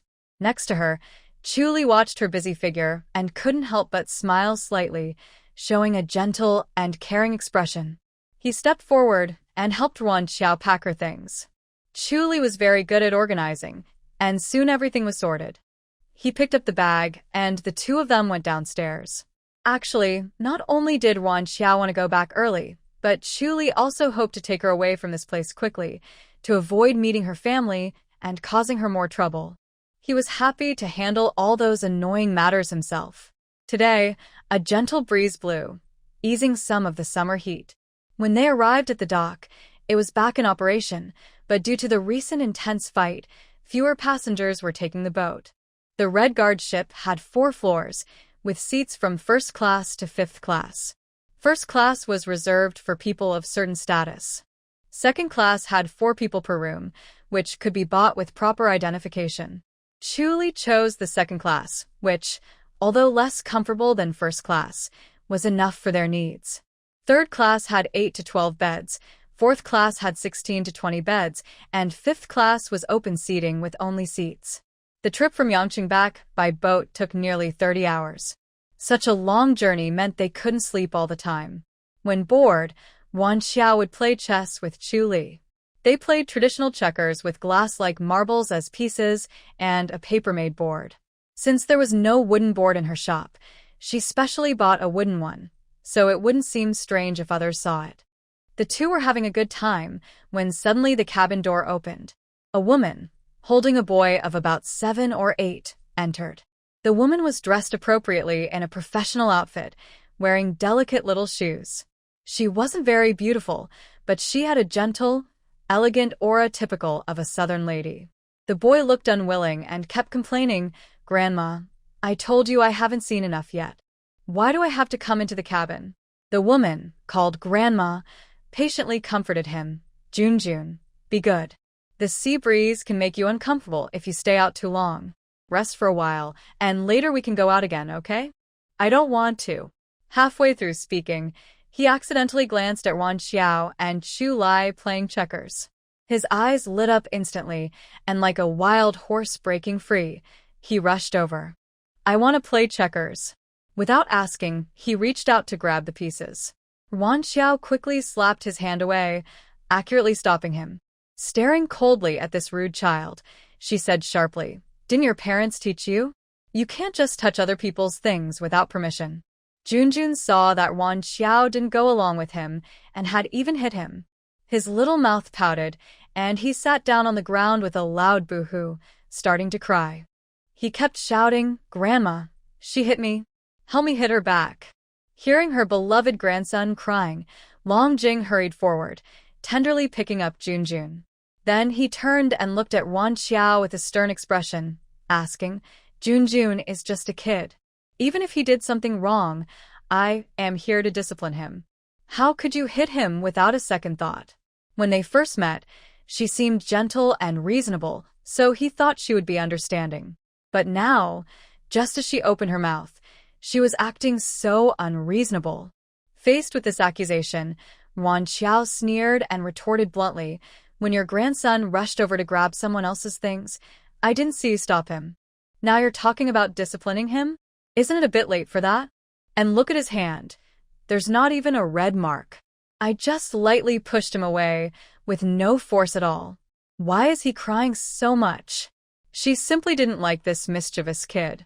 She had no deep grudge against him, so she wouldn't hit him hard. Long Jing frowned tightly, looking displeased, and said sternly, "Anyway, as an adult, you shouldn't argue with a child." Wan Xiao sneered again. "Why can't I argue? He's not even my child. This kind of person is really annoying. You protect your child however you want, but why should others also make concessions for your child?" Wan Xiao's parents didn't care for her in her past life. She grew up wild and unruly because no one taught her how to behave. So, her personality isn't very good. Her rule is, if someone treats her well, she will treat them twice as well. If someone treats her badly, why should she spoil them? What does it matter if a child is involved? It's none of her business. You. Long Jing was overwhelmed by Wan Xiao's firm attitude. Yun was crying loudly again. Helpless, she focused on calming Jun first. Maybe this child was spoiled at home, and when he doesn't get what he wants, he starts throwing things and crying endlessly. No matter how Long Jing tries to comfort him, she can't stop him. Not only that, he is only 7 or 8 years old and makes a fuss. Long Jing can't hold him, so he slips to the ground, kicks his legs, and screams loudly. His sharp, piercing crying sounds like a curse, filling the air and ruining Wan Xiao's mood to play. She throws down her marbles and sighs, "I'm not playing anymore." Chulai looks coldly at the tantrum-throwing kid on the ground, his eyes icy. He gives a low, stern warning, "Shut up." Jun, who is crying non-stop, trembles in fear and suddenly stops crying. He looks at Chulai with fear in his eyes and instinctively steps back. Long Jing is unhappy. She loudly criticizes Chulai. "What are you doing? You're a leader. How can you yell at a kid so harshly?" Chulai is indifferent. "You can yell at my wife, so why can't I yell at your grandson?" He raises his eyebrows, his sharp eyes narrowing, looking very cold. What kind of words are those? Long Jing is momentarily speechless, her face turning very ugly. She has never seen such a couple. No sense of humility at all. A surge of anger rises in her heart. Meanwhile, after Chulai's stern warning, Jun stops crying but then starts fussing again. "Grandma, I want candy, I want fruit, I want to drink malted milk." He lists many tasty things in one breath, then proudly makes a funny face at Wan Xiao. Wan Xiao is too lazy to bother with him. She yawns lazily, rolls her eyes, then turns around and lies down with her back to Jun. Chulai couldn't stand seeing others bully Wan Xiao, not even children. He naively took out the snacks they had prepared before boarding the boat from his pocket. "Wife, just sitting here is boring. Come and have some snacks." Since there was a mall nearby, Wan Xiao had plenty to eat. Their bags were filled with chocolates, dried fish slices, hawthorn candies, and egg biscuits.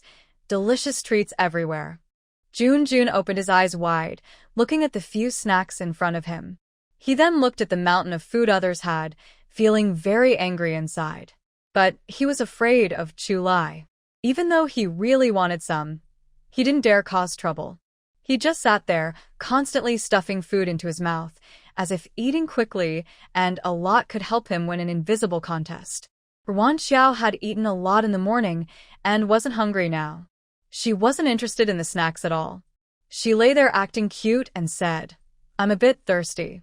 I want some juice." "Okay, I'll get it for you." Chulai packed away the snacks and took out a military-style water bottle from his pocket.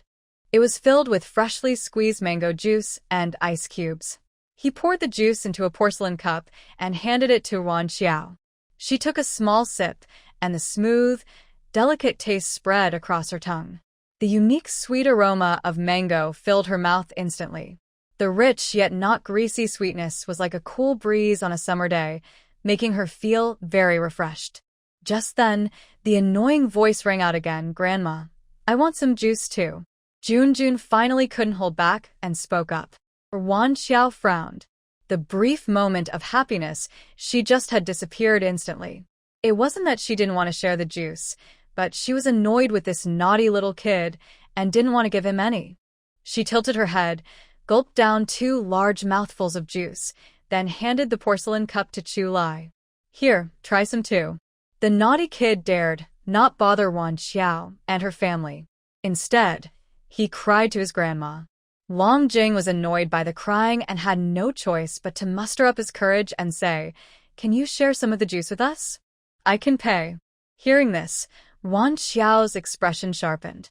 "What, are you trying to cheat us?" "No, I didn't mean that," Long Jing hurried to explain.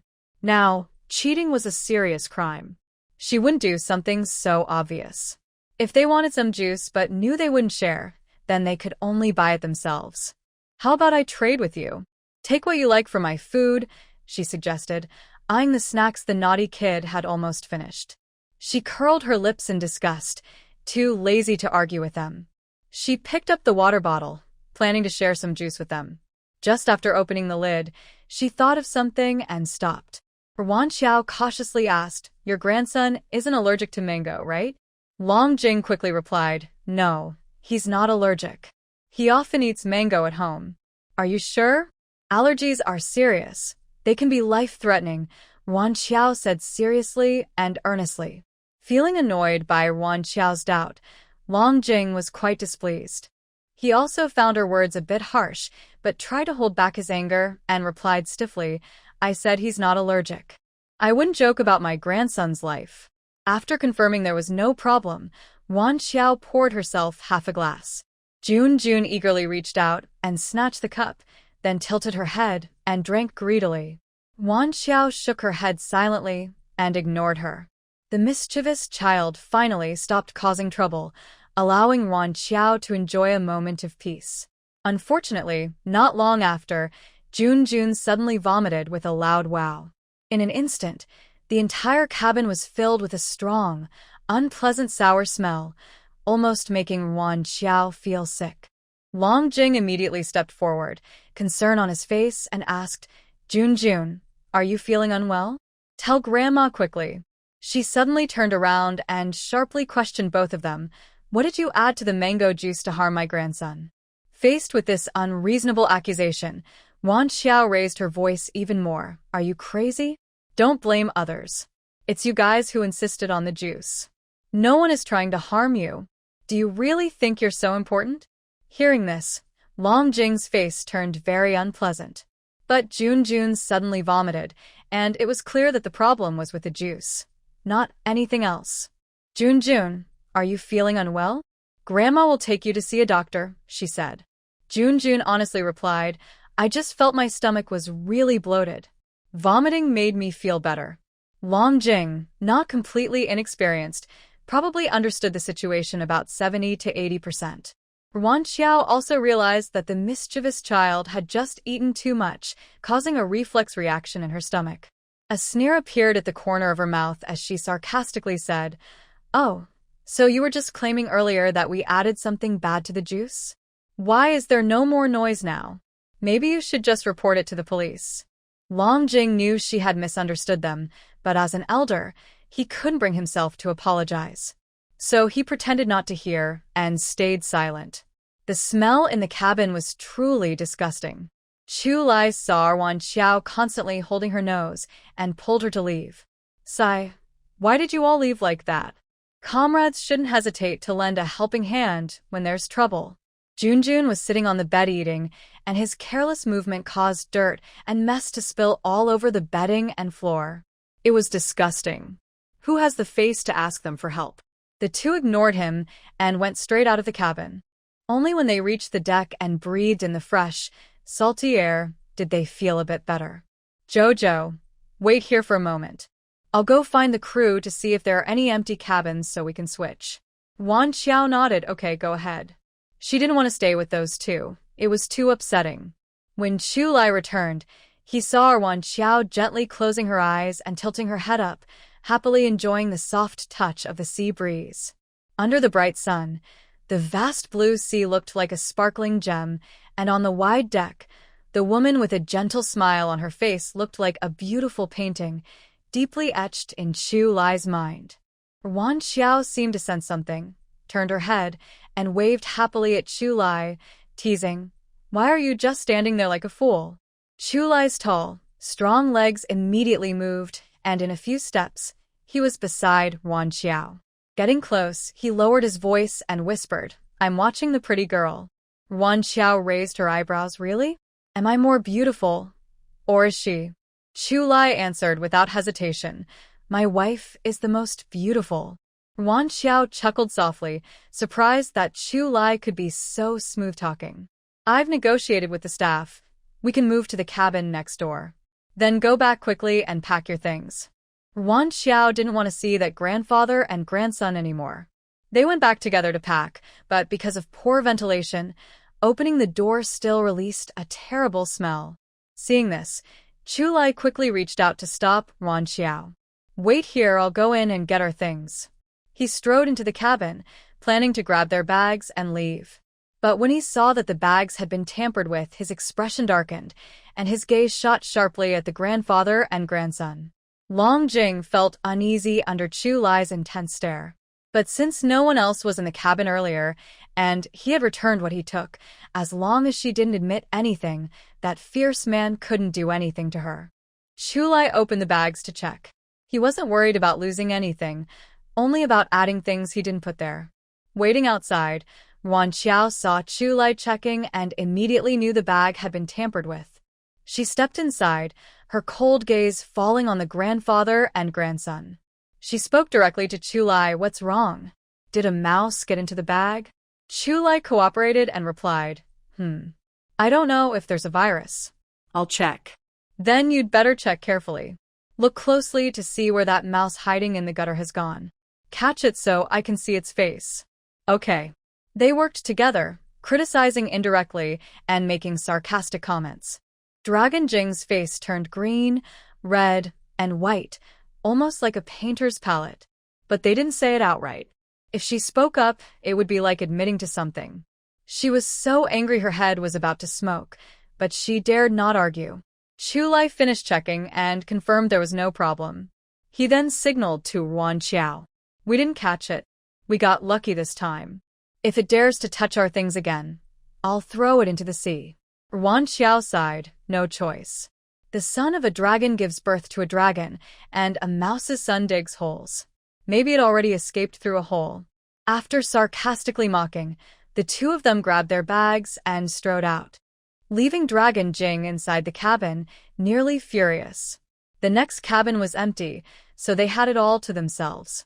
After closing the door, Wan Xiao asked, "Is the bag okay?" "Yes, I checked carefully. Nothing is missing or extra, but the bag has definitely been rifled through." Wan Xiao trusted Chulai's sharp eye, so she didn't doubt him. "Good, then it's fine. Probably that naughty kid was hungry and wanted to take our stuff, but his grandma stopped him. We didn't check the lunar calendar before leaving, and now we've run into such a strange situation." They thought it was just a coincidence they were on the same boat, but when they transferred to the ferry back to the island, they saw the same grandfather and grandson again. Wan Xiao felt a bit uneasy. On the island, most people were either military personnel or fishermen. Seeing their clothes and how they could afford second-class cabins, they probably weren't heading to a fishing village. Maybe they belonged to someone's family, but she hoped they weren't too close to her home. Otherwise, it would be very annoying. She didn't stay long on the island, but now she felt a strange sense of familiarity. When they reached the family area, they just happened to see Minghui coming back from the supply and marketing cooperative with a woman. Minghui saw Wan Xiao and hurried over, asking with concern, "Did something happen? Why are you back so late?" "Oh, don't mention it. When we were returning, something went wrong at the dock, and it delayed us for several days." As Wan Xiao finished speaking, she heard Chulai call out, "Sister-in-law." She turned her head and saw that Chulai was calling the woman who had returned with Minghui. She was in her 40s, with neatly combed hair, and looked a bit aloof and hard to approach. Chulai greeted her, but she only slightly curled her lips and Ly responded with a Chulai ignored Wan's attitude and politely introduced her to Wan Xiao. "This is my wife, Wan Xiao. Xiao Xiao, this is our team leader's wife, sister-in-law Wan. Wan Xiao offered a polite but friendly smile. "Hello, sister-in-law." Guanwan nodded slightly, as a greeting. There was a clear sense of distance between them. Wan Xiao didn't want to be friendly with someone who was cold to her, so she said, "Sister-in-law, we haven't been home for several days. We need to go back and tidy up. We'll leave first." After saying that, she nodded and pulled Chu Lai to leave. Back home, Wan Xiao asked, "Is your team leader's wife always so cold?" Chu Lai looked a bit helpless. "She's not cold. She just looks down on everyone equally." Wan Xiao was stunned. What does she have that's so impressive? Is her background from magic capital considered? No wonder. After Chu Lai said that, Wan Xiao understood. It's not that they discriminate against their region, but some people from magic capital really have a superiority complex that seems ingrained. They always think they are better than others. Wan Xiao was curious, so your team leader is also from magic capital? No, he's from Jiang province. They've been away for so long because the team leader was injured and hadn't taken a vacation for years. They went back to visit family. Your team leader's wife is quite strange, dislikes outsiders, but married someone from outside.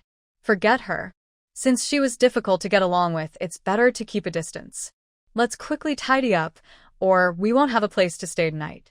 Wan Xiao tidied up the bedroom, while Chu Lai cleaned the living room and kitchen. They worked together and finished quickly. Outside, Ming Hui loudly called out, "Wan Xiao, Wan Xiao." "I'm coming," Wan Xiao replied and went to the door. "Just come in directly, no need to be polite." Ming Hui smiled and teased, "I was just worried there might be some inconvenience." She handed over a basket. "I found some razor clams while beachcombing, so I brought some for you." Wan Xiao happily took it. "Then I won't be polite. We just got back, and there's no food at home." She invited Ming Hui inside to sit. Wan Xiao put the razor clams in the kitchen and added some snacks to the basket before returning.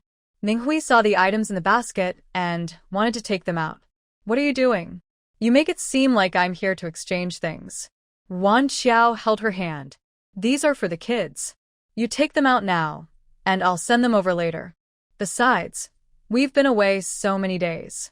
It's thanks to you for helping take care of the vegetable garden. Otherwise, when we return, the vegetables might have turned into dried plants." When Wan Xiao first arrived, she took vegetable seeds from Ming Hui and made a small garden in the yard. It's not big, only about 20 square meters. Now the vegetables are lush and green, and cucumbers are already starting to bear fruit. Ming Hui smiled cheerfully. "Watering and weeding are simple tasks, and it's worth saying thank you. But isn't your garden a bit small? Are you planning to expand it? The space next to it is just wasted." Wan Xiao thought to herself that she had struggled to maintain that 20 square meter plot to keep her rural girl image. But now, she didn't need to hide it anymore. Let Chu Lai handle it. "Yes, I plan to expand it a bit and plant some small greens. That way, after picking, I can just sow more seeds and we'll always have vegetables to eat." "That's the right idea. Hurry up and get ready. I need to go back and cook. We can talk more tomorrow." Wan Xiao still wanted to learn some news from Ming Hui, so she agreed. "Okay, I'll come find you tomorrow." After seeing Ming Hui off, Wan Xiao planned to start cooking. She asked Chu Lai, who just came downstairs, "The razor clams your sister-in-law brought over have been rinsed of sand. You can cook them now. What else do you want to eat?" "Anything, I'm not picky. The weather is too hot. If you don't want to cook, I can go to the cafeteria and get some food." Since the family wasn't lighting fires at home, it would raise suspicion. It's easier to eat from the cafeteria. Then she thought about what she wanted and decided to buy some things from the mall. Wan Xiao shook her head. "Forget it. The food from the cafeteria isn't very oily. Bringing it back would be a waste, and it's not very tasty. It's better if I cook myself. Then I'll wash the vegetables and start the fire." The two worked together smoothly, and before long, a delicious, fragrant, and visually appealing dinner was ready. "Ciao, ciao, I have to go back to the team tomorrow. Can we hold the wedding banquet on Sunday? That way, Si Jingming can also attend." Wan Xiao nodded. "As long as our hearts are together, any day is a lucky day. Nothing is impossible." Her answer made Chu Lai smile. "You're right. Later, you can turn over the soil next to the vegetable garden. I'll plant some small greens. Thinking back to when I was exhausted from digging the ground, Wan Xiao couldn't help but complain. If you had told me the truth earlier, why would I have to pretend to be someone I'm not? Chu Lai didn't dare admit that he actually enjoyed watching her pretend to be clueless, so he quickly agreed and apologized. It's all my fault. Wan Xiao looked at him thoughtfully. Why do I feel like you're just brushing me off? Chu Lai was surprised. He had never been in love before, so who could teach him how to comfort his wife? That night, Wan Xiao felt a little nervous before sleeping. They say the first time is painful, but she wasn't sure if it was true. However, Chu Lai still held her in his arms as he had every night before, with no other intentions. Wan Xiao sneakily glanced at him several times. Chu Lai opened his eyes helplessly. Qiao Qiao, why aren't you sleeping? Are you just going to sleep like this? What else should I do? Wan Xiao was too shy to say anything and angrily turned over, ignoring the grumpy man. Chu Lai chuckled softly, and Wan Xiao clearly felt the vibration in his chest. For some reason, she got even more annoyed. He clearly knew what he was saying but was pretending not to understand, as if he was overly eager. You're still laughing? Wan Xiao turned over and glared at Chu Lai angrily, looking like a tiny cat with puffed up fur. Adorable beyond words. Without saying a word, Chu Lai sealed her lips with a kiss. After a long while, when they separated, Wan Xiao was breathless and felt weak all over. Chu Lai, in a hoarse voice, said, Silly girl, I just want to keep our first time special for the wedding day. Although it was just a simple wedding, that moment would truly be their first night together. He wanted all the important moments between them to become the most beautiful memories in the future. Hearing Chu Lai's explanation, Wan Xiao understood that he cherished her. Her heart felt as sweet as honey. She whispered, Actually, I don't mind. I care because of the times. I couldn't give you a grand wedding and I already feel sorry for you. The wedding day is our marriage ceremony. I want to leave all the happiness for that day. After finishing, Chu Lai gently kissed her on the top of her head. Be good. Go to sleep early. Wan Xiao nestled her head into his arms with a smile and drifted into a peaceful sleep. The next morning, when she woke up, Chu Lai had already gone to the army. He left her a note saying he wouldn't be back for breakfast and told her to eat well herself. Wan Xiao smiled, folded the note into a paper crane, and gently tapped its wings before getting up. After breakfast, she bought red dates, brown sugar, low-gluten flour, and sesame seeds at the mall, planning to make some brown sugar date cake. After steaming, Wan Xiao cut the date cake into small palm-sized pieces. She placed 4 pieces on a plate and went to Minghui's house. Why are you bringing something over again? Minghui, who was washing clothes, saw Wan Xiao and scolded her gently. Then she quickly wiped her hands on her apron, took a small stool for Wan Xiao to sit on. Wan Xiao smiled and handed the plate over. I made some brown sugar date cake. Try it. Seeing the soft, dense cake with a strong date aroma, Minghui couldn't help but start to drool. Your hands are so skillful. Teach me how to make it. My 2 mischievous kids would love it. If I make it sometimes, it can cheer them up. It's not that hard. Wan Xiao explained the method. When you make it, call me. I'll tell you again while you're making it and you'll be able to do it. They sat on small stools. Minghui continued washing clothes, while Wan Xiao helped rinse them. Minghui stopped her. Don't do it. I can finish washing these 2 clothes soon. Your husband Chu Lai bought you a washing machine so you wouldn't have to work so hard. If he finds out you're washing clothes here, he might get upset. Wan Xiao smiled softly. It's not as serious as you say. Minghui kept stopping her and even turned the washed clothes to the other side. Wan Xiao had no choice but to sit and chat with her. Brother-in-law, I actually want to talk to you about military family job arrangements. Minghui was surprised. Really? You want to go out to work? Wan Xiao shook her head then nodded. Chu Lai told me that there are few jobs on the island, and many people are waiting for placement. It's not easy to arrange. Actually, Chu Lai's words were that Wan Xiao was considered illiterate, so even if she was assigned a job, it would only be some physical work. It was tiring and paid little. Their family didn't need that extra money, so he didn't want Wan Xiao to suffer that hardship. Minghui nodded. Yes, there are few jobs on the island, and it's hard to arrange. Even if there are, they mostly go to families with difficult conditions or to women of lower-ranking soldiers. Here on the island, deputy battalion commanders can be stationed with their families, and some families of soldiers with over 15 years of service. Most family members of regiment level or higher units don't get the chance to work. Otherwise, she wouldn't be at home washing clothes and cooking every day. Her two naughty boys. Everyone wants to earn a bit more money. Have you ever thought about developing a side business or something? Minghui looked around nervously, then lowered her voice. You can't say that casually. That could lead to trouble. She stopped washing her clothes, wiped her hands, and pulled Wan Xiao into the house, saying, that was just about cutting off the tail of capitalism. You can't have that kind of idea. Don't say it again, or it will cause trouble if others hear. Wan Xiao knew Minghui was trying to help her, so she patiently explained, Sister-in-law, I didn't mean it that way. I want to say that our family compound could start a side business in the name of the collective. This way, we can increase income and provide jobs for military families. Isn't that a good idea? Minghui asked with some doubt, can it really be like that? Wan Xiao still needed to keep up her image outside, so she couldn't say too confidently. That's what I think. The policies only restrict individual business, but they don't say the collective can't do it. Aren't those factories all collective? Maybe our military families can form a group and run a small factory or something. Minghui thought for a moment, then said, now that you mention it, I think it makes sense. Wan Xiao chuckled softly, see? I also think my idea is reasonable. Minghui glared at Wan Xiao and said, stop bragging. Have you decided what to do yet? We are surrounded by the sea, and running a factory or transporting materials is a big problem.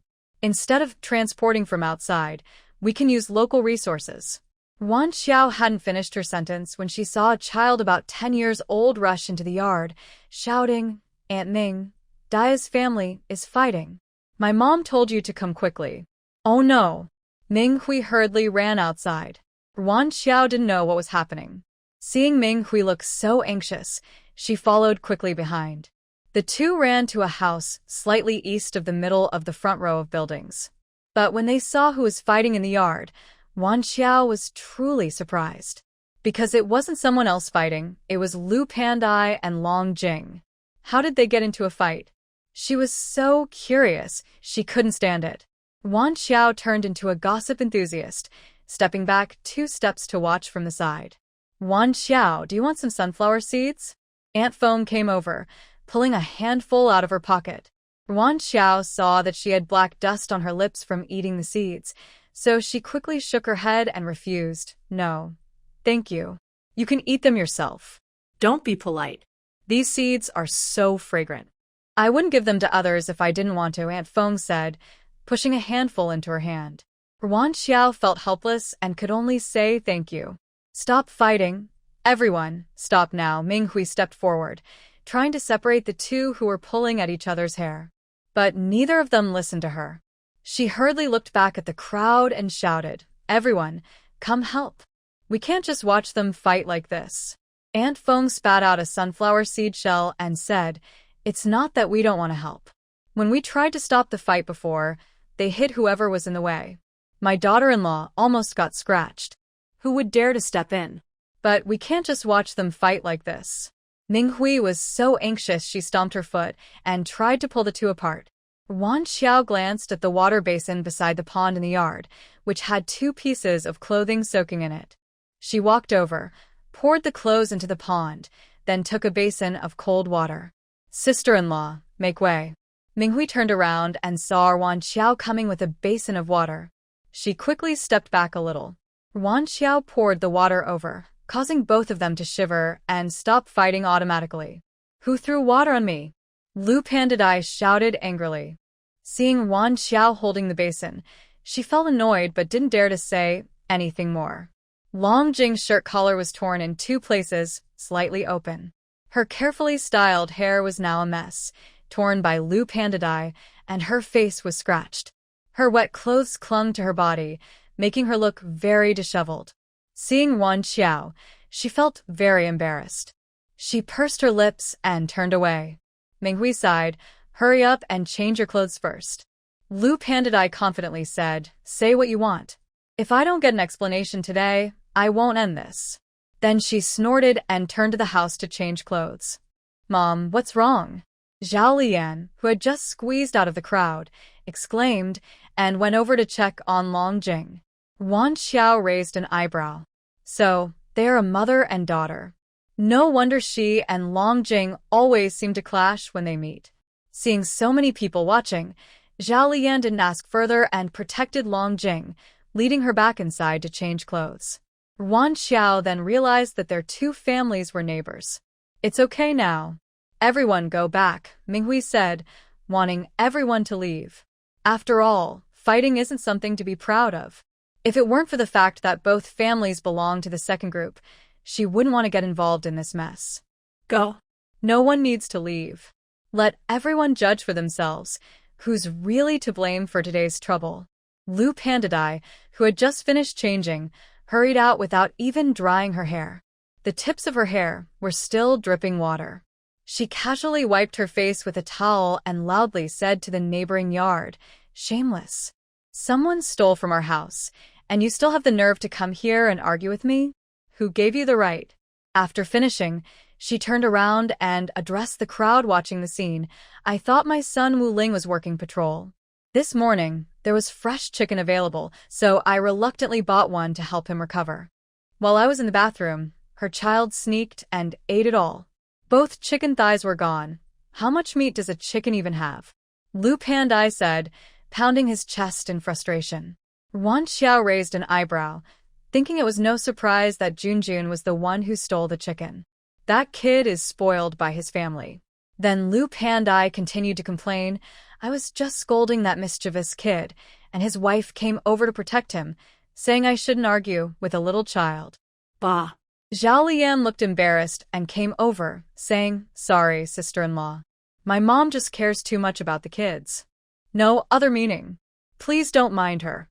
Lu Pandai stood with his hands on his hips, spitting as he spoke. Why shouldn't I mind? Every family in this compound is the same. How many times a month do we get to eat meat? Exactly. With so few meat coupons each month, every family treats it like a festival, added Aunt Foam, still upset about Zhao Lian stirring her up to ask for cement, and she added exaggeratedly, Zhao, I understand caring for the kids, but you can't spoil them like this. If they keep sneaking and stealing meat, they'll turn into bandits. Zhao Lian looked unhappy, but since Junjun was her nephew, she couldn't ignore the issue. She looked at Lu Pandai and said, sister-in-law, the meat is gone now. How about I give you some money? Before Lu Pandai could answer, Long Jing led Junjun over. Why should I pay? Look at how she hit Junjun. I haven't even asked her to pay for the medical bills. Junjun had a visible slap mark on his face, his eyes red and swollen from crying. When he saw Lu Pandai, he spat at him and said, Grandma, this mean woman hit me. Please beat her to death. Everyone couldn't help but shake their heads. No wonder Lu Pandai was so angry. What a naughty kid. Aunt Foam exclaimed dramatically, patting her thigh, Xiao, your nephew really needs good discipline. He keeps talking about hitting people and is scarier than bandits. Who are you? Shut up. My grandson has no right to judge me, Long Jing said unhappily, frowning so hard it looked like he could squish a fly. Aunt Foam was unfazed. She stood with her hands on her hips and chin raised. And who are you? Coming to show off in our neighborhood? Xiao Fan and her son, both deputy battalion commanders, weren't afraid of anyone. Sumin tugged at Aunt Feng's sleeve and whispered, Mom, this has nothing to do with us. Don't get involved. Do you remember what Wenxin told you? Aunt Feng moved her lips, thinking of her son's words, and reluctantly kept silent. Over there, Ming Hui saw both families arguing endlessly and had to step in, saying, either sit down and discuss a solution or report to the team leader to resolve it. Anyway, she wouldn't get involved because whichever way it was handled, someone would be unhappy. Think carefully. If you report to the team leader, your husband might get criticized. Don't regret it later. Hearing this, both families hesitated, especially Zhao Lian, because this trouble was caused by her family. If it got worse, The art troupe would criticize her too. I'll pay the money, Zhao Liyan said voluntarily. Long Jing disagreed. No, Junjun can't be beaten for nothing. Zhao Liyan was both angry and anxious, shouting at Long Jing, Mom, you can't just think about Junjun. Have you considered me and Fanjian? If we report this, we'll be criticized and punished. And this whole thing started because Junjun was greedy and stole food. Lu Pandadai hitting Junjun isn't right, but it's understandable. Hearing this, Long Jing was even more upset and looked at Zhao Liyan with a bad attitude.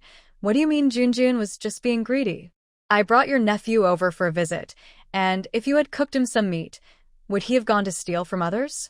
Kids don't understand anything. Everyone listened with curiosity to the mother and daughter's argument, their faces full of gossip. Seeing the crowd watching eagerly, Zhao Liyan's face turned red with embarrassment. She impatiently said, All right, it's all my fault, okay?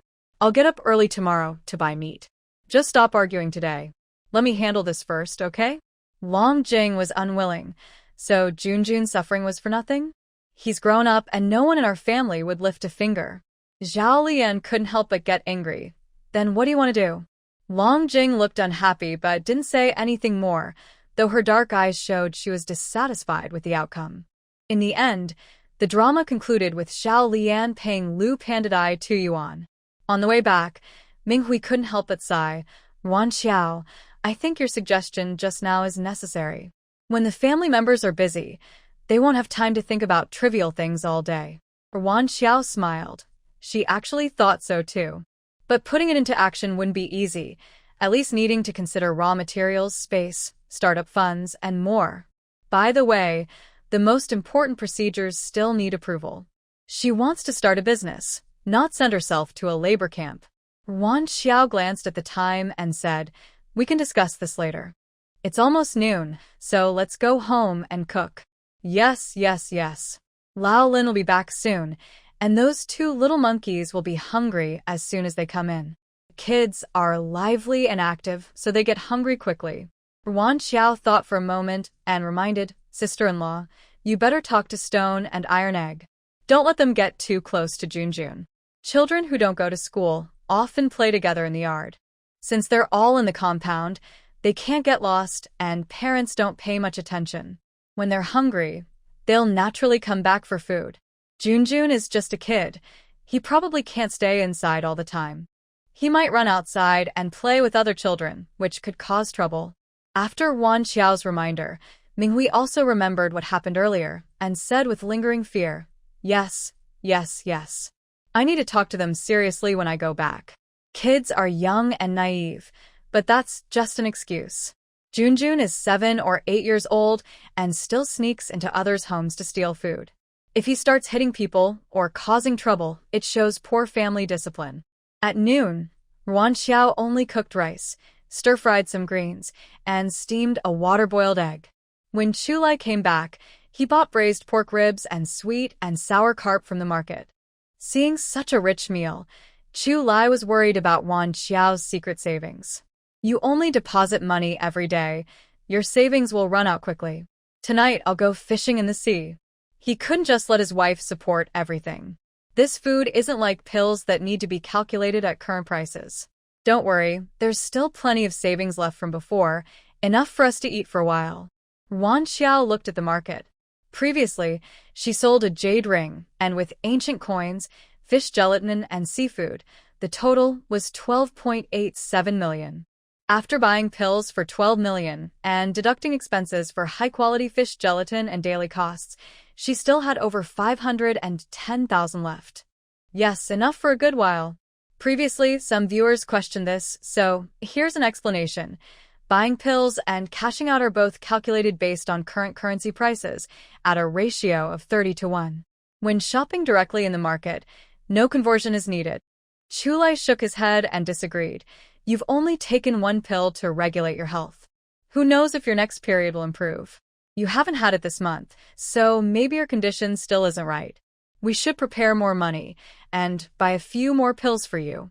Anyway, I can go to the sea easily. Why not earn some money? He thought for a moment and added, or you could boil and take Sun Lao's medicine. Although the old man had a bad mouth, his medical skills were truly excellent. Wan Xiao shook her head like a rattledrum. No, I'm fine. My period is irregular, and it's normal to have it every few months. Let's wait and see what happens next time. Thinking of that bitter herbal soup, she now couldn't enjoy her meals and felt her mouth was full of bitterness. Wan Xiao glared at him. It's all your fault. If you had told me earlier, I wouldn't have needed to buy those herbs. Yes, it's my fault. I should have told Xiao sooner. Chu Lai responded kindly, even helping Wan Xiao by placing a piece of pork rib on her plate, patiently coaxing her. Let's prevent problems before they happen. It's better to save some money, don't you think? But there are unknown dangers in the sea, and I don't feel at ease. Chu Lai chuckled. Do you think your husband is made of mud? We've all been trained. Don't worry. After hesitating, Wan Xiao nodded. Then let's try it at the beach tonight. You can't take risks. Okay. After they agreed, they happily finished their lunch. On the island, with high temperatures and strong UV rays, Wan Xiao wouldn't go out at noon unless there was a special reason. Her naturally pale skin couldn't handle the sun every day, especially at its hottest. She lay on the bed, enjoying the breeze from the fan and taking a nap. Soldiers in the military camp, however, didn't have such good luck. First and second squads now start combat training. Third squad and the first squad of the second company begin combat training. With a command, soldiers started fighting in pairs in the sandpit. Chu Lai patrolled around the outside, shouting at any soldier whose movements were not correct. When he reached Bai Yanliang, he immediately called a halt. He looked calmly at the two and told the squad leader of the second company, "Watch carefully." "Yes, sir."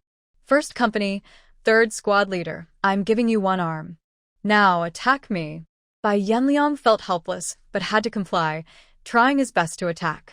Unfortunately, before he could land a punch, Chu Lai kicked him away with a powerful kick.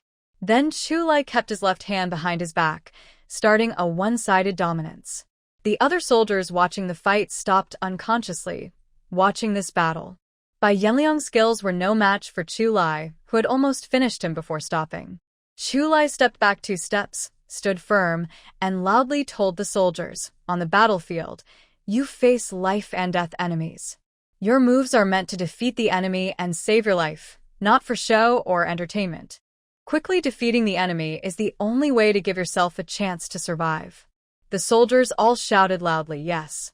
Chu Lai took 2 steps forward, reached out, and helped Bai Yanliang up. He looked at him seriously before walking away. Bai Yanliang grimaced, feeling pain even in his bones. A squad leader came over and asked with a smile, "Third squad leader, how does it feel to fight against King Chu?" How? "Better dead than alive." Bai Yanliang gritted his teeth and said, "Why don't you try it yourself?" The squad leader sighed, "I wish I could. Getting guidance from King Chu himself would be great, but unfortunately, he didn't choose me." Talking without feeling any pain. Bai Yanliang ignored the squad leader and thought about Chu Lai's look when he left. He was confused. He hadn't done anything wrong. Why did Chu Lai seem upset with him? As it was getting dark, Wan Xiao and Chu Lai left the family compound for a walk. They strolled slowly toward the seaside, not in a hurry to fish because it wasn't fully dark yet, and it wasn't safe. They talked as they walked, gradually moving away from the outer sea area of the neighborhood. Chu Lai knew the terrain very well. He led Wan Xiao to a rocky area, and both of them hid behind the rocks. It was getting darker, and once they confirmed no one was around, Chu Lai took off his clothes and shoes, preparing to go into the sea. Wan Xiao had bought a fishing net at the market. Before Chu Lai went into the water, she asked worriedly, "Do you really not need diving gear?" She knew Chu Lai wouldn't lie to her, but she still worried. "Don't worry, I'll show you." Chu Lai took the net and suddenly dove into the sea. He swam downward, but to avoid worrying Wan Xiao, he didn't stay underwater for long. He just caught a few fish and then swam back up. Wan Xiao sat on the rocks and hurried over when she saw Chu Lai come up. Seeing that he was fine, she relaxed. Chu Lai reached the shore and pulled up the net. "This time, I only caught some small fish and shrimp. I'll go deeper later." The catch in the net was mixed ling fish, shrimp, clams, and more. Ruan Xiao didn't bother sorting them and simply pulled the net to sell at the market. Because there was less pollution at this time, the prices for seafood were higher than in later times. She sold the catch for 850 yuan. Ruan Xiao told Chu Lai the price, and he looked displeased. Just some small stuff, not worth much. Wait and see. My husband will catch you something more expensive next time. This time, Ruan Xiao wasn't as worried. She sat quietly, waiting for Chu Lai.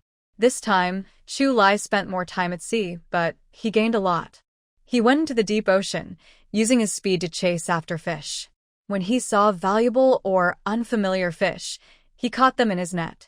In one net, he caught dozens of fish, including groupers, redfin tuna, mackerel, and large yellow croakers. Ruan Xiao placed her hand on the net, but this time she didn't sell the fish immediately. Instead, she took them to the warehouse, kept 2 of each for herself, and then sold the rest. This batch of fish was much more expensive than before, earning him 35,000 yuan. That's enough for today. It's getting late, so let's stop here, he said. Okay, Ruan Xiao replied. She took out a towel to help Chu Lai wipe off the water from his body. Hubby, don't bother me. Let me do it myself, Chu Lai said. He snatched the towel and quickly dried himself, then put on his clothes and shoes. His hair was short, so even if it wasn't fully dry, it was almost dry by the time he walked back. In the darkness, Chu Lai moved as smoothly as walking on flat ground. He held Ruan Xiao's hand, and neither of them needed a flashlight. However, Chu Lai was not happy with today's earnings. I was a bit clumsy today. Once I practice more, I'll be able to catch fish faster and catch more. Come on, stop showing off. Tonight, you earned over 1,000 yuan just from the harvest, Ruan Xiao said. These days, besides robbing banks, how else can you make so much money in such a short time? But buying pills was like a drop in the bucket. Chu Lai thought to himself, but didn't say it out loud. No matter what, he needed to make more money quickly to buy more pills for his wife. The soldiers at the gate had changed shifts, but they all knew Chu Lai and let him pass without question. Let's go quickly. It's almost lights out. You should take a shower when you get home, they said. In the family area, some houses still had lights on, so although it was dark, it wasn't completely pitch black. Ruan Xiao could walk smoothly without Chu Lai holding her hand. Suddenly, Chu Lai caught up a few steps behind, wrapping his arm around Ruan Xiao's waist and covering her mouth with his hand. He whispered in her ear, "Be quiet." Then he picked her up like a child, walking softly behind a big tree to hide. Ruan Xiao didn't know what was happening. She held onto Chu Lai's neck and dared not breathe loudly. She faintly heard 2 women talking, but their voices seemed blocked by an invisible barrier, and she couldn't hear what they were saying. After a while, 2 sets of footsteps went in opposite directions and gradually disappeared. Chu Lai stayed alert behind the tree, not moving until he was sure everything was safe. Only then did he come out. However, he did not put Ruan Xiao down. Instead, he carried her in a princess carry and walked steadily back home. What happened just now? Once inside, Ruan Xiao finally dared to speak, who was meeting over there late at night. Chu Lai was very sure and said it was Long Jing and Su Yuemei. Them? Oh right, Hu Lijing and Zhao Haiyan are cousins. They are related. Wait, but Long Jing and Su Yuemei don't share the same last name. Could they be cousins? If so, Hu Lijing and Zhao Haiyan are quite distant relatives. Ruan Xiao finished speaking to herself before remembering to ask Chu Lai, that doesn't seem right. If they are relatives, why are they meeting secretly? Something sneaky must be going on. Did they say anything? Chu Lai summarized simply. Long Jing was threatening Su Yuemei, asking her to do something. She said if she didn't help, she might reveal what happened back then. Ruan Xiao rolled her eyes, thinking she probably couldn't hear. They talked for 5 or 6 minutes, and he summarized everything in one sentence, more concise than her school essays. Did they say exactly what they were talking about? Chu Lai shook his head helplessly. No, I asked why I didn't tell you. It's not a military secret or anything. Ruan Xiao pouted. All right, go take a shower quickly. Lights will be out soon. She hurried to wash her face and brush her teeth. After Chu Lai finished a shower and came upstairs, he saw Wan Xiao sitting on the bed, lost in thought. He gently walked over and tousled her hair. "What are you thinking about?" Wan Xiao snapped back to reality and looked at Chu Lai, saying, "I'm wondering what secrets Longjing and Suyueme are hiding. Does she have something on Suyueme? Is she threatening her to do something? Why can't your little head just stay calm?" Chu Lai got into bed and pulled her into his arms. "Stop thinking so much. As long as their matters don't concern us, we don't need to get involved." Wan Xiao thought about it and agreed. The two sisters didn't get along with her anyway, so let them fight as they will. But then she remembered something else. Has Commissar who submitted his transfer report? Yes, but the approval takes time. There are also employment arrangements and other issues that need to be settled. They won't leave so quickly. Wan Xiao nodded to show she understood. Who do you think the new commissar will be? Will they be easy to get along with? Hopefully, it's not Su Yume again, but someone like Li Yume or Yang Yume. Chu Lai patted her shoulder softly, speaking gently. Why think so much? Things will work out in the end. Anyway, I won't let you get hurt. Sleep now. Chu Lai had just arrived at the office when he received a call from old Master Chu.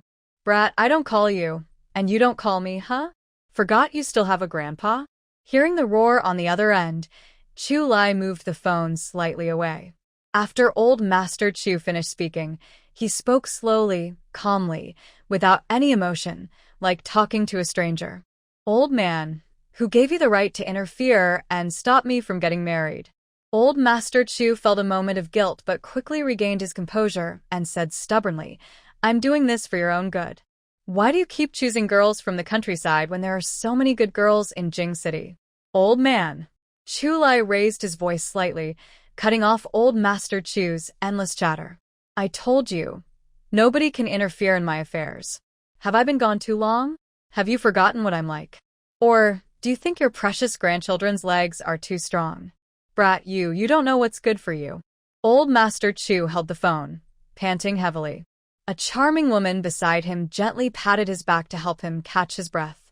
Softly, she advised, Old Chu, don't be angry. You need to take care of your health. If you get sick from anger, it'll just hurt us and the children. Chu Lai, intending to hang up, heard the woman's meaningful tone and didn't disconnect. Instead, he deliberately raised his voice. Old man, whether you admit it or not, I'm already married.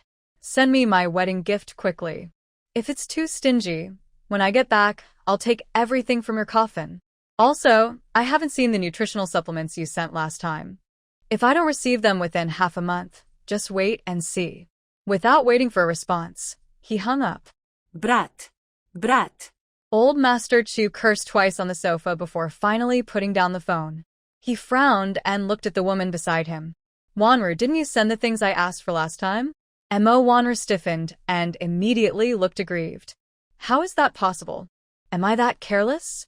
Could I have stolen those little things? Old Chu, you can't accuse me like that. Seeing her tears almost falling, old Master Chu quickly retracted his words. Maybe it got lost because the journey was too long.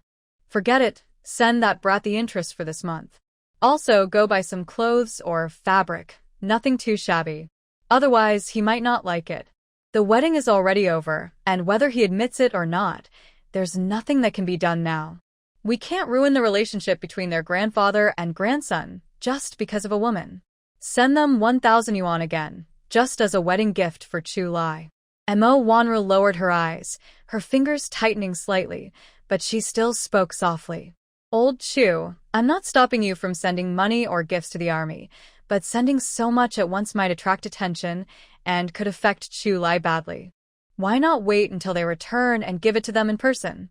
Old Mr. Chu waved his hand. You don't know Chu Lai's temper? If you don't go along with him, he'll cause trouble when he comes back. Just go ahead and handle it. Don't forget to send some nutritional supplements. If there's not enough at home, buy some more. After saying this, Mo Wanru knew she couldn't say anything more. She responded gently and then got up to prepare. However, she turned away, and old Mr. Chu didn't see her usually gentle face darken like water. On Chu Lai's side, just after hanging up the phone, Zhang Xiaojiang called out from outside the door. Report. Come in. Deputy Regiment Commander, your package has been checked.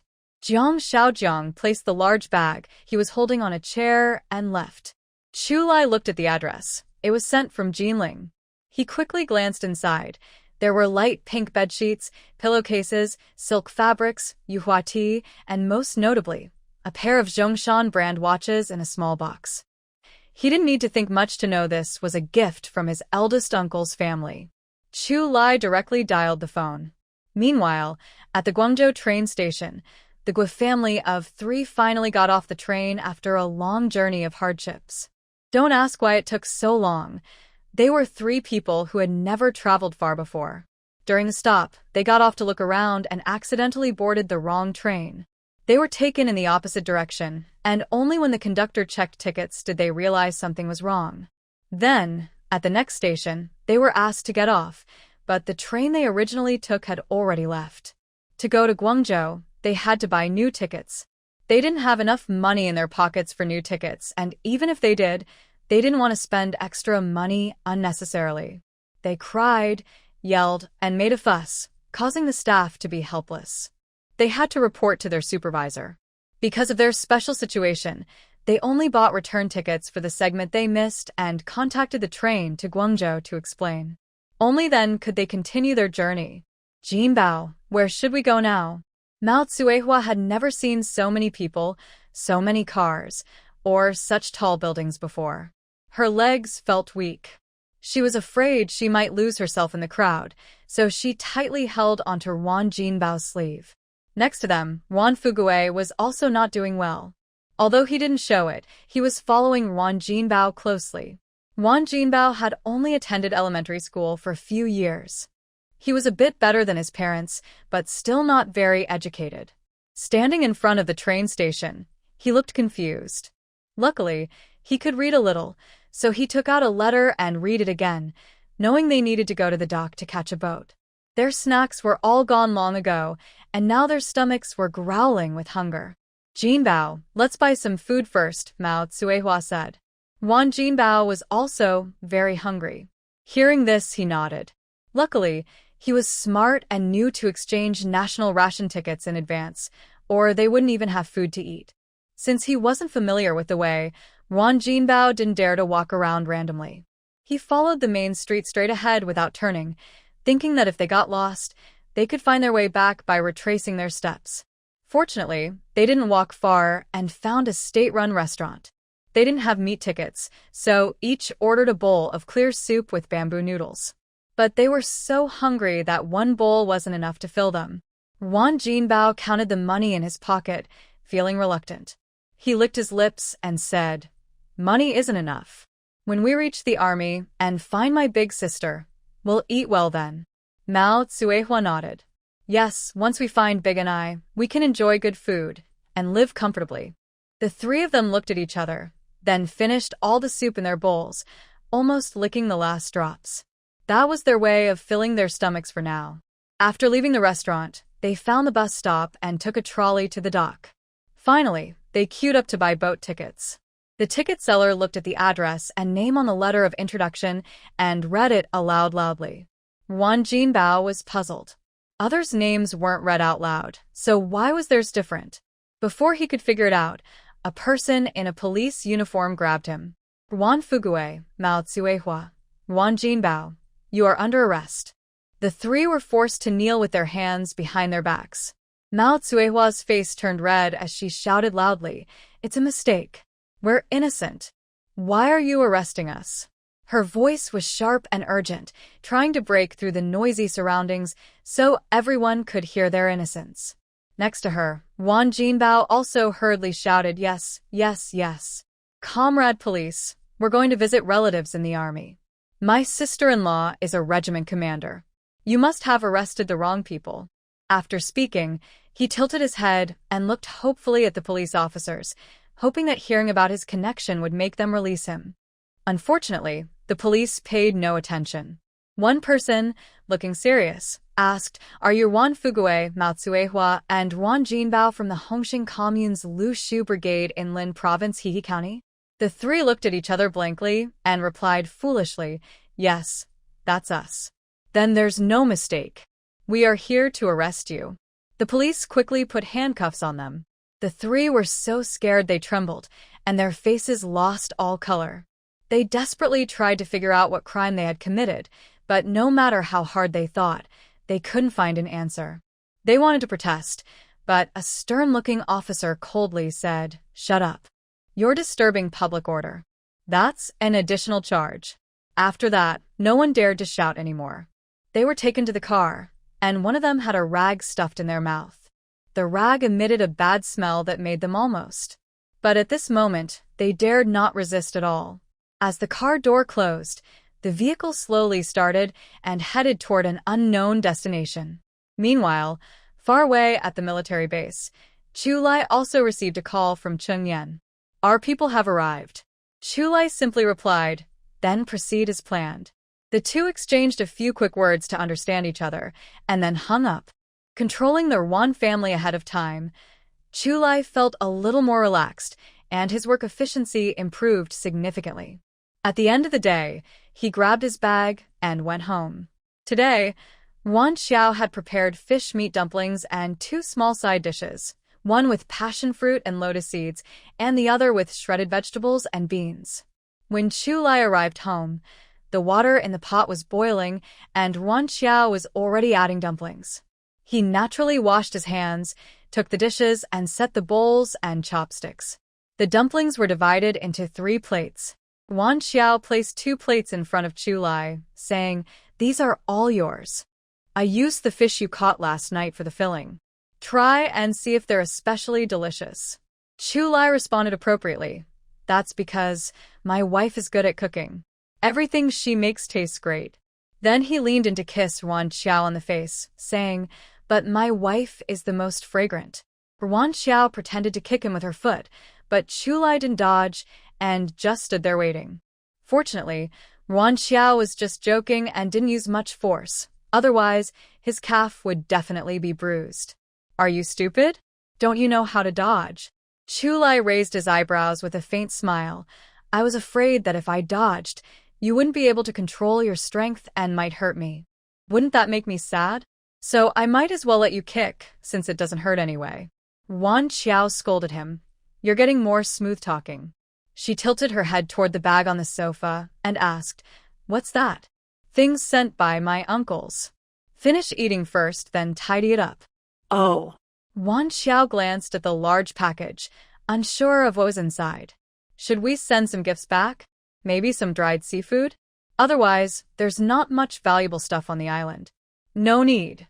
Although they're not by the sea, they're near the river and don't lack fresh water or seafood. Plus, this is a wedding gift.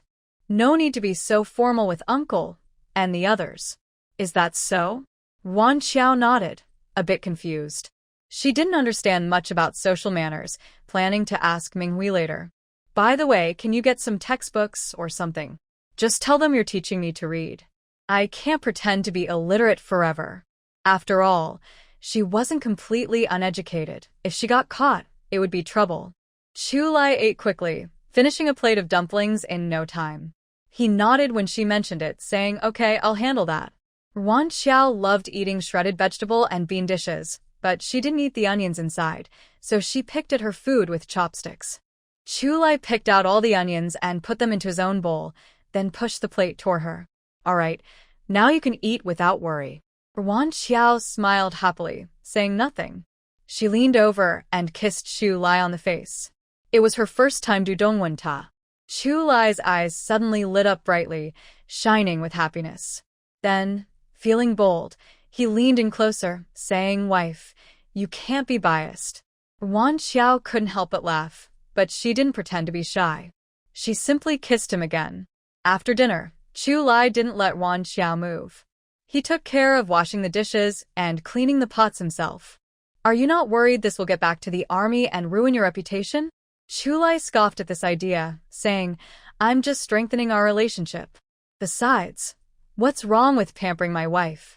I finally married her, So why shouldn't I spoil her? Only fools treat their wives like servants. Honestly, Yuan Xiao thought his words made sense. For a long time, Chinese society had been influenced by the traditional idea of men working outside, women managing the home, so people naturally believed that housework should be done by women. Even in modern times, where women's awareness has grown, many still hold this view. Yuan Xiao didn't want to change these deep-rooted ideas. Anyway, she felt very happy to have met a good man like Chu Lai. Chu Lai took care of cleaning, while Yuan Xiao handled the packages. Seeing what was inside, even with her online shopping experience, she was a bit surprised. Uncle and Auntie sent all the good things from home, huh? Chu Lai had seen this before, so he wasn't very surprised. Big Uncle and Dad are very close. After Grandma passed away, Grandpa married his new wife, and they live happily together. They rely on each other, so they treat me and my biological son almost the same. When they found out we got married, they couldn't come here, but they sent some material gifts to make up for it. I talked to Big Uncle on the phone. You can rest assured. I saw those fabrics, they're quite good. You should make clothes with them. Chu Uncle and the others sent high-quality silk, clearly rare and valuable. I already have many clothes, Gao Jie bought some as well. When Chu Lai went to Yangcheng, he bought more, and he still hasn't worn several sets.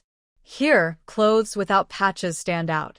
If she changed into new clothes every day, she might be accused of enjoying luxury. Chu Lai frowned and thought for a moment, then said, then make them into pajamas to wear at home. No one will bother you. Yuan Xiao ignored him. When she saw the watch in the box, she was surprised. Clearly, Chu Lai's words about Big Uncle treating him like a son were true. How should I handle this? They both have watches. They can't wear one on each hand, right? Chu Lai thought for a moment and said, keep it for now. When we return to Beijing, or have a chance to visit Big Uncle, you can switch to it then. That was the best option. After waking from a pleasant nap, Yuan Xiao stretched lazily and only got up after a while. Feeling refreshed, she decided to find Ming Hui. Over the past 2 days, they had been discussing starting a business, and the more they talked, the more they agreed. In the morning, they reached a consensus. In the afternoon, they planned to buy some coconuts and try making soap themselves. If the experiment succeeded, they would suggest it to their superiors. Before leaving, Yuan Xiao was very careful. She first sprayed sunscreen on herself, then put on a hat to block the sun, and only then pushed her bicycle to find Ming Hui. Their houses were close. She only took a few steps. Yuan Xiao stood at the door and called out louder, Ming Hui, are you ready? Since they shared a common goal, they no longer hesitated to call each other sister-in-law. In this residential area, everyone called each other that way. Sometimes, calling someone sister-in-law would get responses from 7 or 8 people, and she wouldn't even know who was being called. Inside, Ming Hui's clear voice replied, almost ready, just a minute. After a quick response, Ming Hui stuck her head out but then quickly pulled back, as if she was busy with something. Soon after, she rushed out excitedly, her face full of enthusiasm. Let's go. Yuan Xiao looked at Ming Hui, and then at the bright sun in the sky. You don't even wear a hat? I can't wear one. I find it too hot, Ming Hui said cheerfully. Anyway, I'm already so tan. That little bit doesn't matter. Well, okay, she had nothing more to say. Since sun protection products couldn't be handed out to Ming Hui, wearing a simple straw hat was just a small comfort. The two walked all the way to the gate when Yuan Xiao suddenly remembered she hadn't mentioned earlier that she couldn't ride a bike with a passenger. Ming Hui, can you ride a bike with someone? Ming Hui smiled confidently. Yes, don't worry, I won't fall. Yuan Xiao laughed. That's good. Or else we'd have to walk. On this small island, tall, strong coconut trees could be seen everywhere, even near the residential area, though they were scattered. Most of the coconut groves were in the southeast part of the island. Ming Hui skillfully mounted her bike and rode toward their destination. Throughout the ride, Ming Hui was very excited, as if she had endless energy and felt no fatigue at all. Yuan Xiao, sitting behind, could feel her happiness. Why do you seem so happy today? Thinking that if our experiment succeeds, I can get a job to help with the family expenses. How can I not be happy? Wan Xiao teased casually. Aren't you afraid of failing? Afraid? No. If I don't dare to take that first big step, I'll stay in the same place forever. If I try, there's a 50% chance of success. That's true. Wan Xiao didn't expect Ming Hui to be so brave and determined. Such a person is more suitable for exploring new markets. They chatted casually, and somehow, the topic shifted to the island's fruits. Not far from the coconut grove, there's a mango orchard. I remember last year, a strong typhoon passed through, and for several days, no ships could set sail. All the fresh mangoes that had been picked ended up rotting. Ming Hui sighed. Sigh. Transportation on the island is really a big problem. Wan Xiao thought about the current level of economic development and the actual situation. Watching so many mangoes go to waste made the farmers very upset. She couldn't help but sigh along with her. Extreme weather like that makes it impossible to make dried mangoes. Natural disasters are truly beyond our control. Can mangoes be dried? Ming Hui asked in surprise. She had never heard of that before. Yes, but it depends on how sweet the mangoes are. If they're not sweet enough, you have to add sugar. Otherwise, they'll be sour and bitter and not tasty at all. Hearing about adding sugar, Ming Hui hesitated a little. 1 month's worth of sugar coupons was not enough.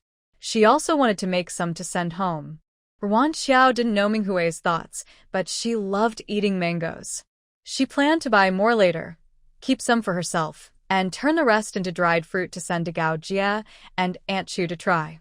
Suddenly, a flock of unknown birds flew in from nowhere, and their droppings happened to land on the handlebar of the bike.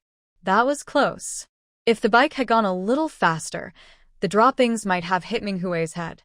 Oh no, I was so unlucky. Almost got hit on the head. Ming Hui kept spitting and muttering. Wan Xiao quickly comforted her. It didn't land on your head, so it's fine. Even if it did, it's just dirt. You can wash it off when you get home. But Ming Hui shook her head repeatedly. You don't know, there's a saying in our hometown. Bird droppings on your head are a sign of bad luck because bird droppings sound like death in our language. Wan Xiao knew Ming Hui was a bit superstitious, but she didn't expect such a small accident to be related to that. There are quite a few birds on our island.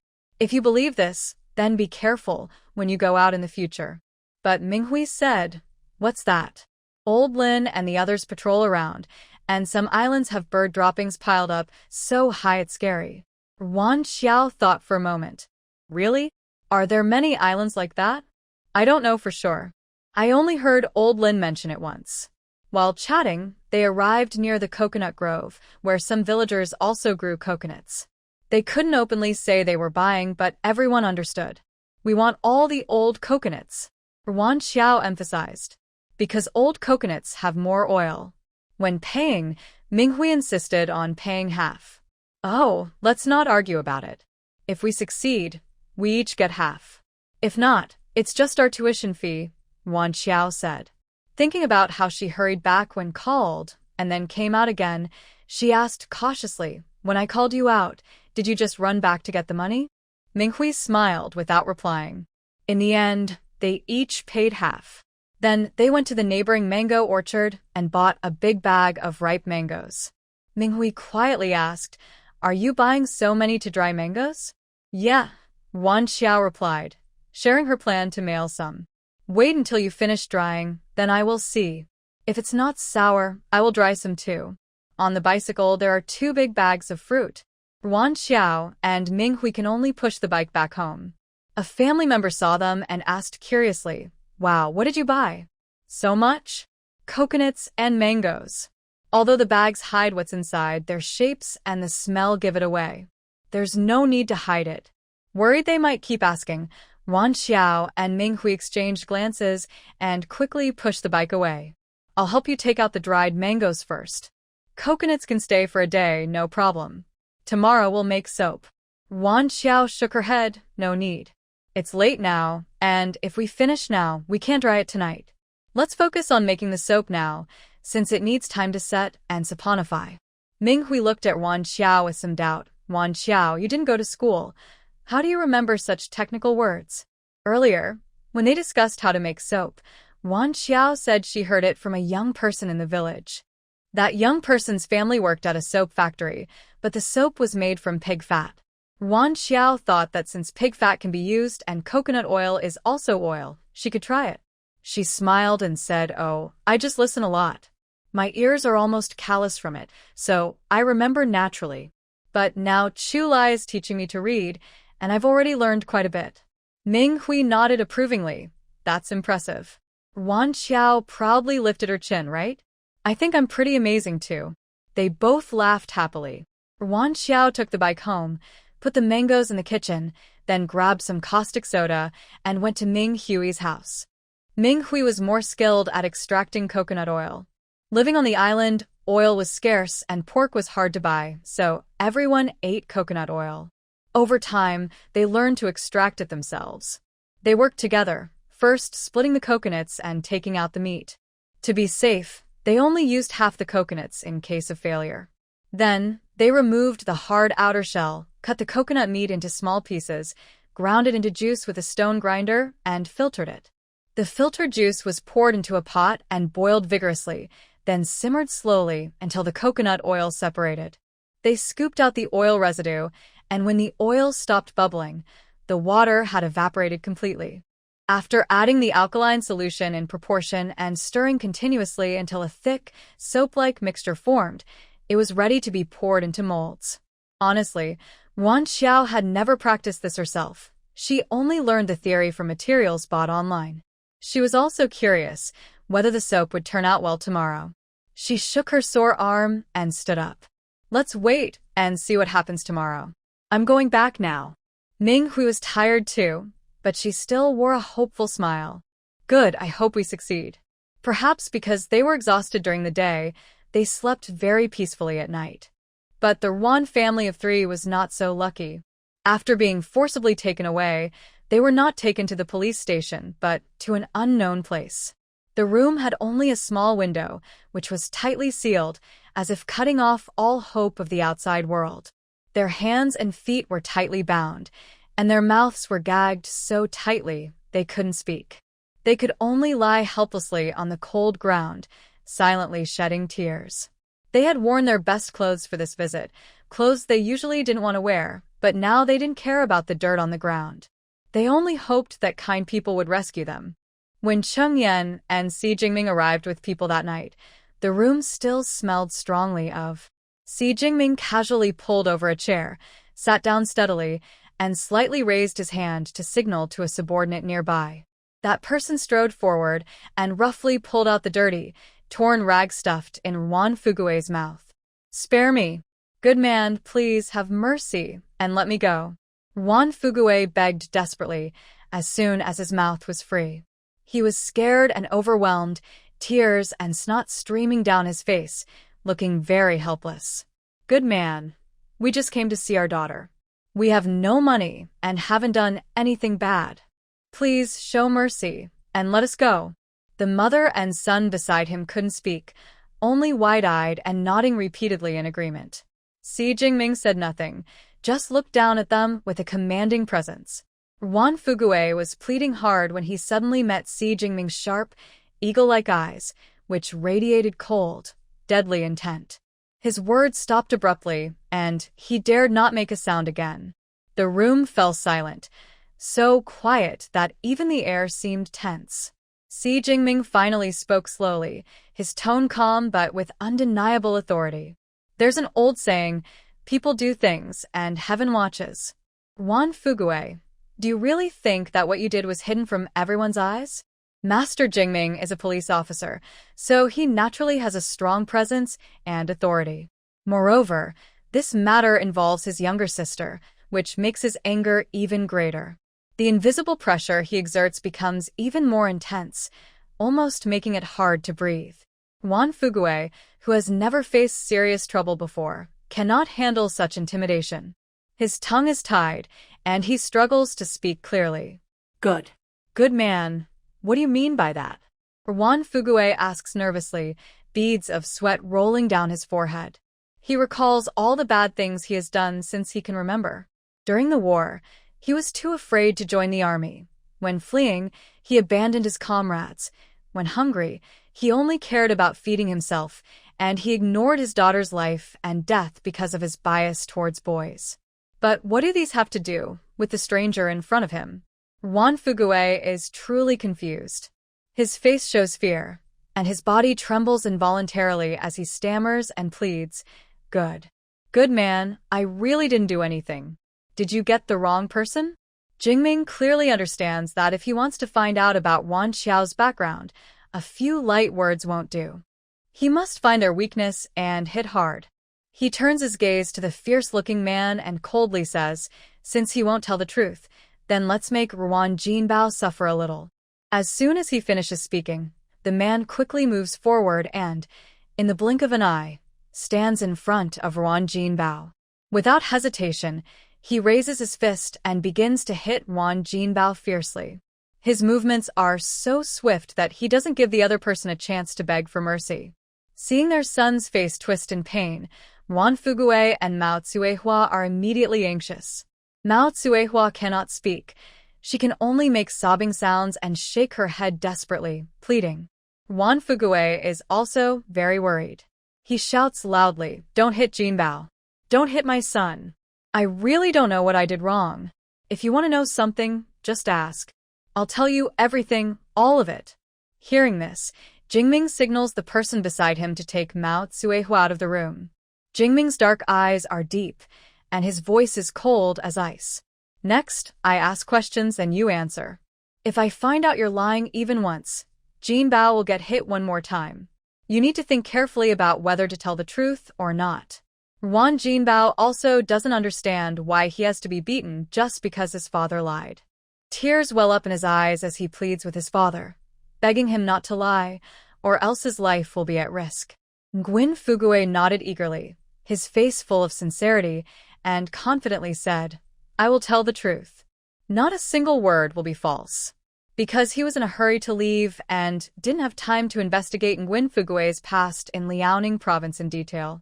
Fortunately, his first stop after finding his sister was Liaoning province, where he had some connections with local police officers. While he was on the train, his friends there had already begun investigating Nguyen Fugue. Unfortunately, due to the long passage of time and the limited investigation period, they could only gather a few useful pieces of information. But enough to scare Nguyen Fugue. Jingming Si directly asked the main question. "What is your father's name?" Nguyen Da Chen. "Who is Wang Shuiqin to you?" Nguyen Fugue's heart tightened, and he quickly replied, "My mother." He didn't expect them to find out his mother's name, so he dared not lie. "When did your mother pass away?" "At age 15. "How did Nguyen Tinia die?" Nguyen Fugue's eyes flickered. "He was killed by the Japanese." Jingming Si coldly said 3 words, "Hit him." The fierce-looking man immediately punched Nguyen Jinbao in the stomach. Ugh. Nguyen Jinbao bent over in pain, glaring with anger at Nguyen Fugue. "I'm sorry, I don't know how he died. He was hurt, and I ran away, leaving him behind." Nguyen Fugue closed his eyes and shouted out his confession. He was about to break down, and didn't expect them to find out such a secret. Jingming Si slowly took out a dagger and threw it to the fierce-looking man. "He has 2 chances left. After that, use the dagger. If he lies once, stab him.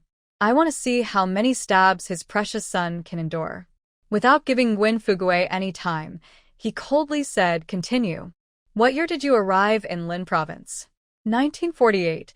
"How many years after marrying Mao Tsuehua did you have a child?" "For years." At that moment, Jingming Si suddenly stood up as if electrocuted, his tone complicated.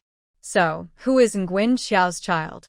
Nguyen Fugue's eyes widened in shock, never expecting to be caught here. In panic, he quickly turned his head and stared directly at Nguyen Jinbao and the fierce-looking man. The fierce-looking man cooperated by pressing the dagger tightly against Nguyen Jinbao's clothes, slowly sliding it down from the top, finally stopping at Nguyen Jinbao's abdomen. "Don't move, Jinbao." Nguyen Fugue was frantic, shouting loudly to stop him. He quickly turned his head back, facing Si Jingming, and spoke very rapidly, "I really don't know whose child she is.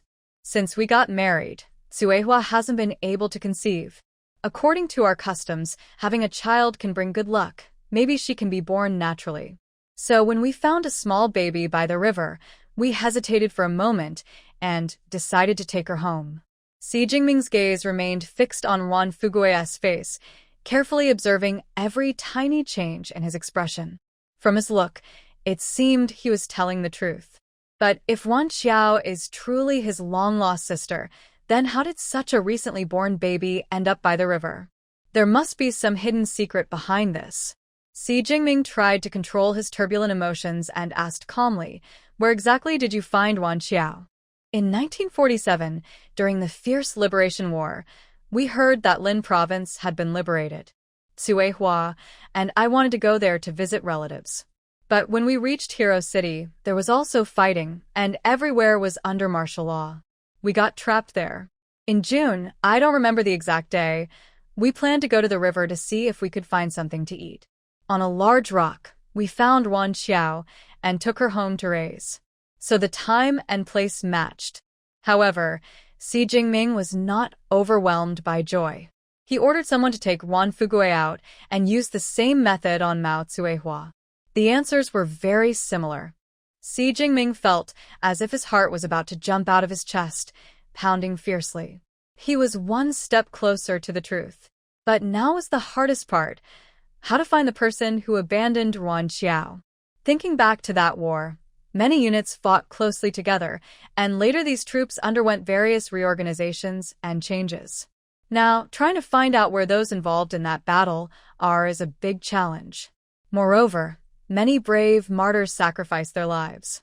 Si Jingming took a deep breath, trying to calm his inner storm, then calmly ordered his men to watch over the Wan family carefully. After everything was arranged, he and Changyan left. In the car, Qingyan's cigarette flickered faintly in the darkness. With a gentle flick of his fingers, a small puff of ash drifted silently into the thick, ink-like night. After a long silence, Qingyan finally broke the quiet and asked, "Are you sure Wan Xiao is really your sister?" Si Jingming leaned wearily against the seat, and after a long pause, he spoke in a hoarse voice, "I haven't met Wan Xiao yet, and the current evidence doesn't prove our relationship. But deep in my heart, I believe she is the one." Hearing this, Chang Yen looked surprised. "You haven't even met Wan Xiao, and you're so sure?" He couldn't understand why Si Jingming, who works in law enforcement and values evidence so much, was acting so emotional.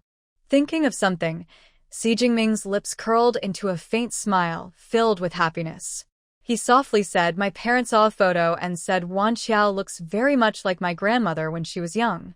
Plus, with the evidence we have now, I believe she is the one. Otherwise, how do you explain two people who are not related looking so much alike? Also, the place where Wan Fugue and his family found Wan Xiao matches the place where my sister went missing."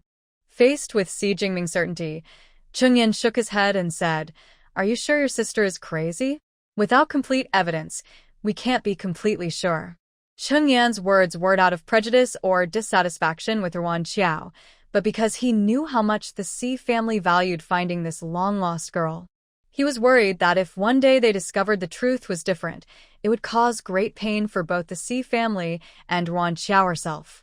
Si Jingming understood his friend's concerns, but he already had a plan. He slowly said, "So I don't plan to acknowledge Wan Xiao right away. Attending Chu Lai's wedding as his childhood friend and giving a small gift is reasonable, right?" In fact, Si Jingming knew it wouldn't be easy to find the most crucial piece of evidence. Even if the person who took his sister was still alive, they wouldn't come forward and admit it. But any action would leave traces. In the vast crowd, they could find Wan Xiao and follow clues to uncover related information. So now he just needed to follow this lead and work backwards. During the chaos caused by gunfire, the medical camp at the back was in disarray, and some people took advantage of the situation. But this also defined the scope of the investigation. Heaven rewards the diligent. As long as he persisted and carefully checked everything step by step, the truth would eventually come out. Si Jingming closed his eyes for a short rest. "All right, let's drive quickly. I need to rest a bit and prepare some things for the wedding on the island tomorrow." He's really lost his mind. Cheng Yan helplessly shook his head, then started the car and drove forward. Wan Xiao didn't know she would soon meet her real family. After breakfast, she began preparing to dry mango slices. Making dried mango is simple. First peel the mango, then remove the seed, and cut the flesh into pieces about 0.5 centimeters thick. Whether to cut into slices or strips depends on personal habit. If the mango is sweet enough, you can just air dry it directly. If not, you need to cook sugar syrup, marinate the cut mango in it for a while, then take it out to dry. Wan Xiao plans to use sugar syrup, so it will taste sweeter. She cooked a big pot of syrup and let it cool naturally. Then she took the mango bought yesterday to the shady yard, prepared a peeler, a clean bowl, a small stool, and all other needed tools, and started peeling the mango. Looking at the bright orange mango with its sweet aroma, Wan Xiao suddenly remembered seeing someone dip mango in chili powder in her past life. As a northerner, she couldn't understand that as a kind of strange dish. Later, when she traveled to Thailand, she tried their famous dish, green papaya salad. She thought maybe dipping mango in chili powder was the same idea. "I can smell the mango from inside the house," Ming Hui said with a slight smile, her eyes curved happily. She held a small stool in her left hand and a small knife in her right, clearly planning to help. "Is it really that exaggerated?" Wan Xiao also smiled and moved aside to give Ming Hui a spot. Ming Hui put down the stool, walked straight to the water basin, carefully washed her hands, then sat down to peel the mango. Her technique was skillful and quick. In just a moment, she had perfectly prepared one mango. Ming Hui kept working, saying, "Before I came here, I checked that soap. It's solid now, but I didn't dare touch it because the time wasn't up. I think it should be ready." "I think so, too." They looked at each other, and both smiled knowingly. "I saw Chu lie in the yard this morning, knocking around. Was he setting up those racks? For drying mango slices?" Ming Hui pointed to the racks leaning against the wall, looking curious. "But how do you dry them like that?" "The rack built by Chu Lai is just a few wooden sticks nailed together, very simple and empty, so nothing can be placed on top." Wan Xiao smiled and said, "I plan to go to the fishing village later to exchange some mats and lay them on the rack. Then I can hang mangoes on the mats to dry, which will help with ventilation and speed up the drying process." Ming Hui nodded and agreed. "That's a good idea." Suddenly, her eyes lit up with excitement, and she said, "I can also dry leftover vegetables into dried vegetables to send home later." She gently tapped her head and said, "Oh, why am I so slow? Such a good method. Why didn't I think of it before?" The climate on the island is hot and warm all year round, suitable for growing vegetables in every season. Unlike many places, especially in the north, where long, cold winters limit planting, most areas can only grow one crop of grains and vegetables each year. During the cold winter months, the dishes on the table are always the same: radishes, potatoes, and Chinese cabbage, which are so plain they can't even whet the appetite. If they had land to grow vegetables, they could consider drying them into dried vegetables to sell to the north. Dried vegetables should have a good market in northern cities. Wan Xiao's mind was full of wild ideas when suddenly she heard footsteps outside, and then two people entered, Su Min and Yang Xiuhua. Yang Xiuhua looked curiously at the large pile of mangoes and couldn't help but ask, "Sister-in-law, what are you going to do with so many mangoes?" "They couldn't possibly eat them all. I plan to make some dried mangoes," Wan Xiao said, then went inside to bring out two stools and invited the two to sit. "Dried mangoes?" Su Min looked puzzled. Can mangoes really be dried in the sun? That was a new idea, something she had never heard of before. "Why not?" Wan Xiao explained. "Fruits and vegetables are both food, right? Vegetables can be dried and preserved, so mangoes can be, too. Not just mangoes, many fruits can be dried." After all, in later times, dried and freeze-dried fruits became very common. Although they don't have advanced technology now, with the warm weather here, drying fruits in the sun isn't a problem. If necessary, she could secretly buy a small oven to dry the fruits. How could a living person be stopped by a little inconvenience? In just a short while, Wan Xiao and Ming Hui finished processing a bag of mangoes. I'll go back and get my cutting board and knife, Minghui said, and left. Su Min reacted quickly, sister-in-law. Are you going to slice the mangoes? Then I'll go back and get my cutting board and knife to help. Wan Xiao quickly stopped her. No need to trouble yourself. It's just a small amount. Minghui and I will finish it soon. Upon hearing the name Wan Xiao, Su Min's eyes flickered, and she smiled as she said, Anyway, I don't have much to do. So, sister-in-law, don't be polite with me. After saying that, she hurriedly left.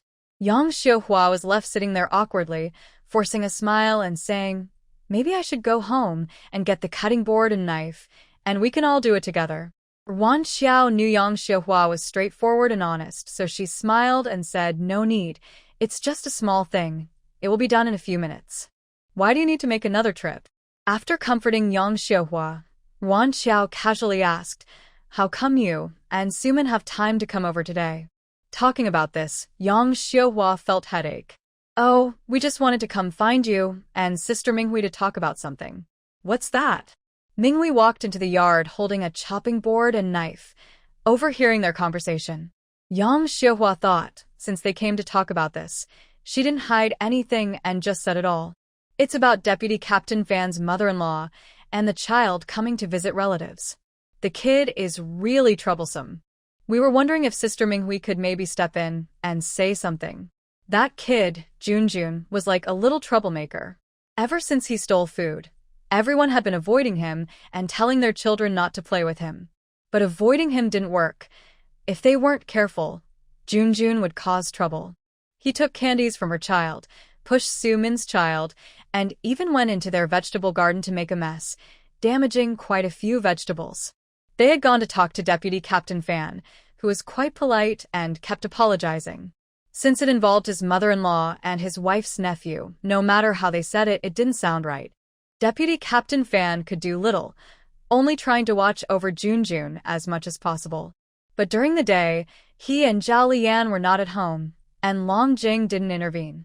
When Junjun caused trouble, they would mention it, and Long Jing would defend him, saying Junjun was still young and shouldn't be fussed over like a child. Several nearby families suffered greatly because of Junjun's mischief, but they couldn't just fall out over petty things. They had to endure it. So they hoped Minghui, as the wife of the 2nd Battalion commander, could help mediate. Minghui also felt headache after hearing this. If Yang Xiuhua and Su Min hadn't come to ask, she could pretend not to know. Now, she couldn't ignore it anymore. She had already seen Long Jing's stubbornness that day, and resolving this was not easy. Frowning deeply, she thought for a moment and said, I'll discuss this with Lao Lin first. Since the grandparent and grandchild are here to visit, we can't just force them to leave. This tricky situation is hard to handle. I can't throw it away, but I can't keep it either. It's really frustrating. A few people cut the mango into strips and soak them in sugar water. Wan Xiao also plans to go to the fishing village to buy mats, and Yang Xiuhua is about to leave. At this moment, Su Min smiles and says, Sister-in-law, what a coincidence. I also want to buy some eggs. Would it be convenient for you to give me a ride? It's not a big deal, so Wan Xiao doesn't refuse.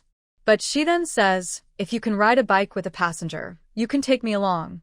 If she can't ride a bike, she can't help because she doesn't know how to ride and carry people. Su Min quickly replies, No problem, I can ride a bike with a passenger. Thank you, sister-in-law. Wan Xiao knows Su Min is clever and wants to get along with her. But she thinks these are normal things. Everyone has their own little thoughts, right? Maintaining good relationships among military families helps men's careers, especially when the other person is the spouse of her husband's superior. This idea becomes even stronger. Of course, Wan Xiao doesn't include someone like Guan Wenjuan. They chat happily about family matters on the way, which makes the trip quite pleasant. Sister-in-law, I heard from Wenshun that Vice Regiment Chu plans to hold a wedding banquet in the cafeteria this Sunday. Does the family need some decoration? I'm free anyway, so if you need help, just ask. Thinking about their upcoming wedding banquet, Wan Xiao can't help but smile sweetly, her voice full of joy. We already got our marriage certificate, and this time we just want everyone to celebrate together. There's no special need for decoration. Maybe just put up a few double happiness characters. With her and Chu Lai's conditions, they could decorate their small home like a fancy modern villa. But in this special time, that's not possible. If they waste too much, Chu Lai's future could be affected. So, they prefer to quietly enjoy their simple life. Since Su Min is from the city, Wan Xiao is curious how she ended up with Feng Wenxin. How did you meet Deputy Captain Feng? Su Min chuckles. Our story is a bit similar to yours and Chu deputy regiments. It's kind of a hero saving a beauty. Once, I was robbed by a thief and all my money was stolen. I chased after him, shouting for help. Luckily, Wenxin heard me and immediately came to help catch the thief. Indeed, drama often comes from real life. Many scenes seen in movies and TV shows. Today she heard one herself. This fishing village, Wan Xiao, is quite familiar to her. She went straight to the place where she had previously exchanged for a brown mat. Lady Li, I'm here again. Lady Li saw Wan Xiao, who she thought of as a lucky charm, and immediately came over with a big smile. Her face was full of warmth and friendliness. Come in quickly. Are you thirsty? I'll pour you some water. No need, Lady Li. I'm not thirsty, Wan Xiao replied. She didn't go inside, but sat down directly in the yard. Lady Li is very skilled at weaving. In her yard, there are various finished woven products: mats, fans, baskets, and mats. In a small basket nearby, there was a lively little bird. Wan Xiao picked it up and looked carefully. Its round eyes and playful tail showed the skill of the weaver. Lady Li, is this kind of weaving hard to learn? Lady Li smiled and said, Do you want to learn? Well, it's not to see you know how. If you get the hang of it, it's easy to master. An idea gradually formed in Wan Xiao's mind. She smiled and nodded. Then, Lady Li, teach me the simplest one first. The simplest? Lady Li thought for a moment and said, Let's make a fan. The materials here are already prepared, so she skipped that step. Lady Li divided the materials into two parts and skillfully wove them following the pattern of warp and weft. To make it easier for Wan Xiao to see, she slowed down her work, intertwining, wrapping, tying knots. Before long, a brown fan was finished. Meanwhile, Wan Xiao had only woven half of it. She awkwardly returned the half-finished product to Lady Li and honestly said, Maybe I'm not cut out for this. Lady Li looked it over carefully and sincerely commented, The tension isn't quite right, the surface isn't smooth, and it's not tight enough. But for first try, it's not bad. At this moment, Su Min also finished changing the eggs and came over.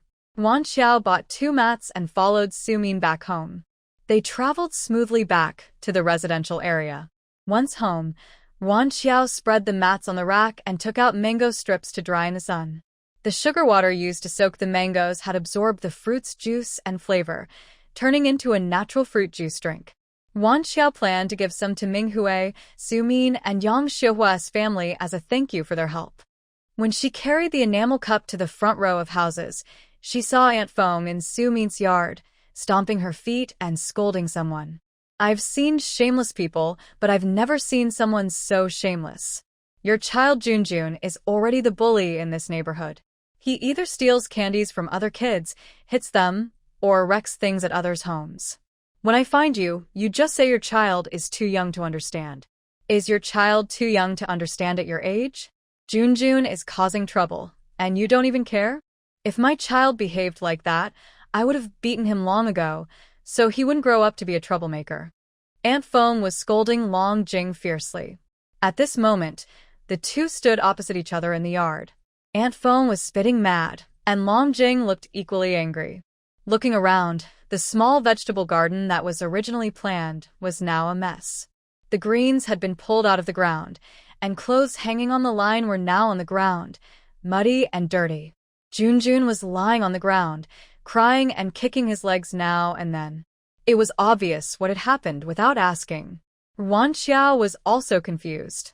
She understood that Grandma spoiled the kids, but Long Jing's behavior was no longer just indulgence, right? Such reckless tolerance, never disciplining the children, made her think of someone who might grow up to be a troublemaker. She was in her 40s. Did she not understand the simple truth that spoiling children like this is dangerous? Anyway, Junjun made a mistake and I am his grandma. Why are you hitting him? You must apologize to Junjun and compensate him. If not, I won't let this go. Long Jing's words made Aunt Feng even angrier. She spat and said, You won't let this go? I'm not done with you either. Not only will I hit him, but I'll also hit you.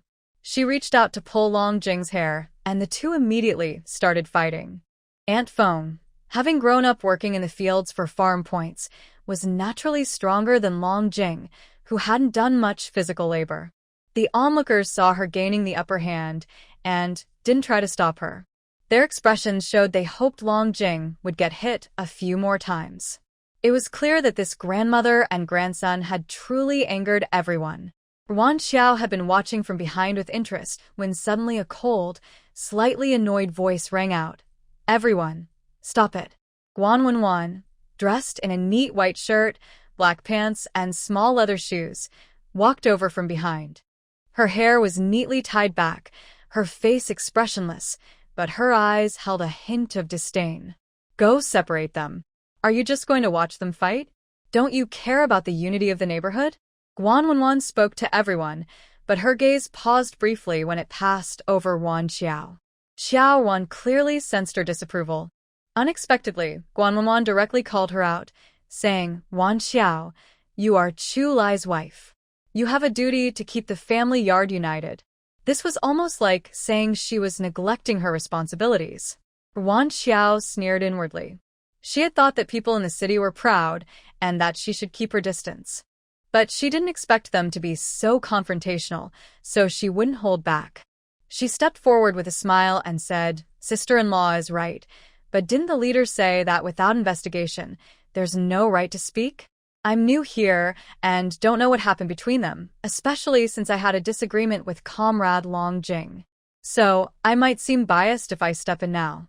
Since you're here, sister-in-law, and you're the wife of our team leader, handling this conflict is perfect for you.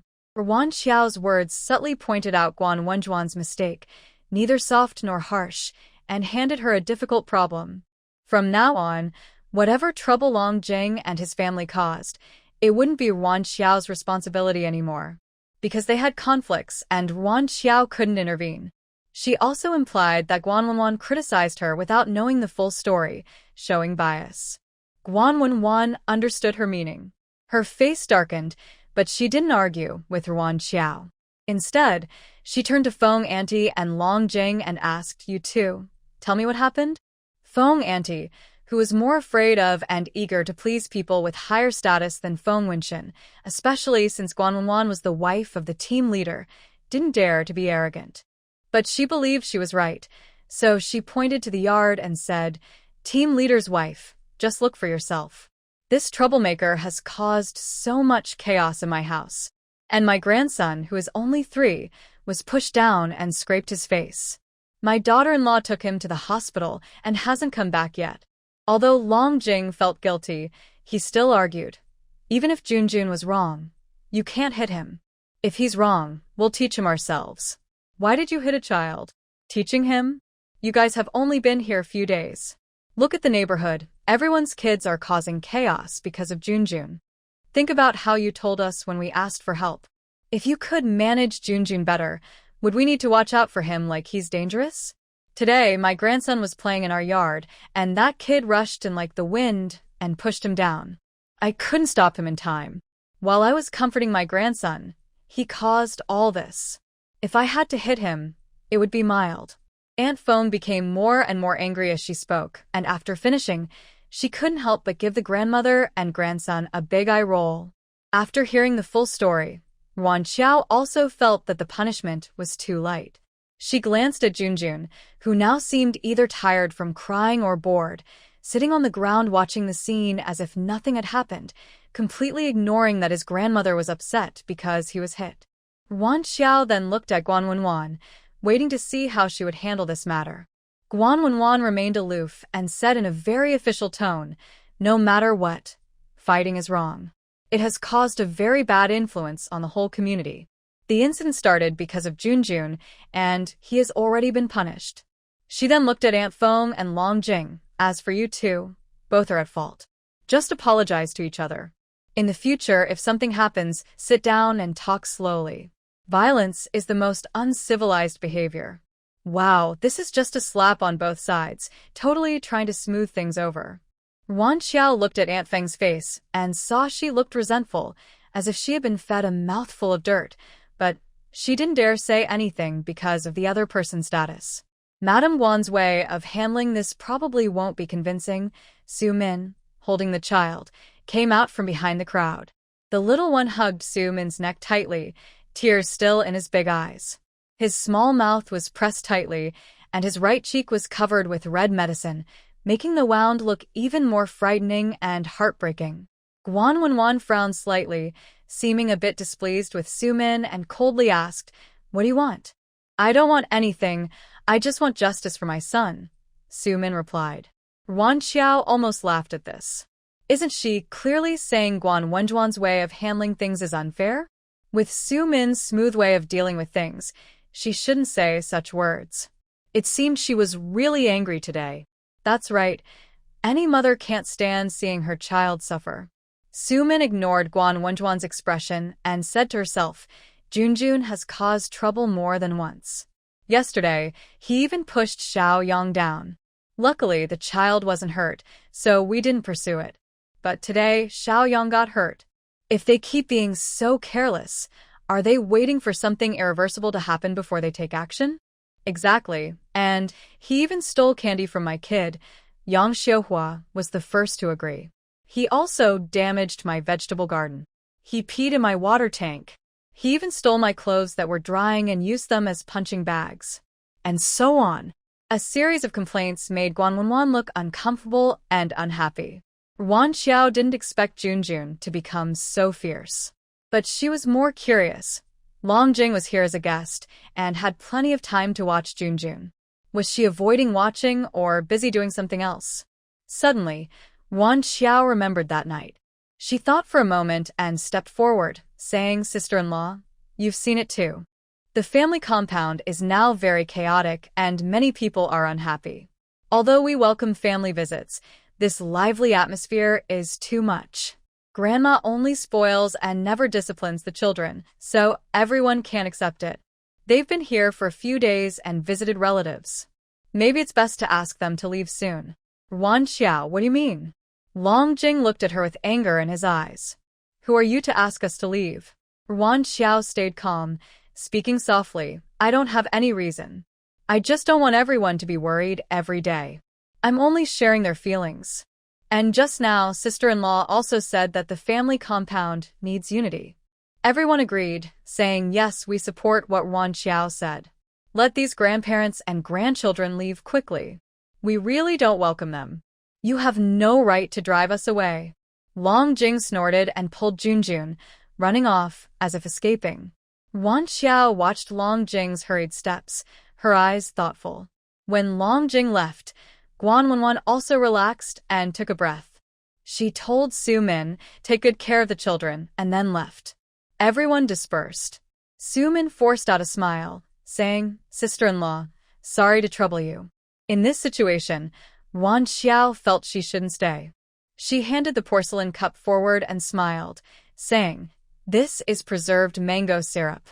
I brought some for you to try. Don't be shy. There's nothing to be shy about. Who would dislike such good syrup? Before Su Min could say anything, Aunt Foam quickly reached out to take the cup. Earlier, she had tangled with Long Jing, and her hair was also messed up, looking a bit disheveled now. But she didn't mind at all, holding the porcelain cup and smiling so broadly that her eyes disappeared. Then, Aunt Foam, please give me the empty cup, so I can go back and cook. Oh, okay. Aunt Foam went inside.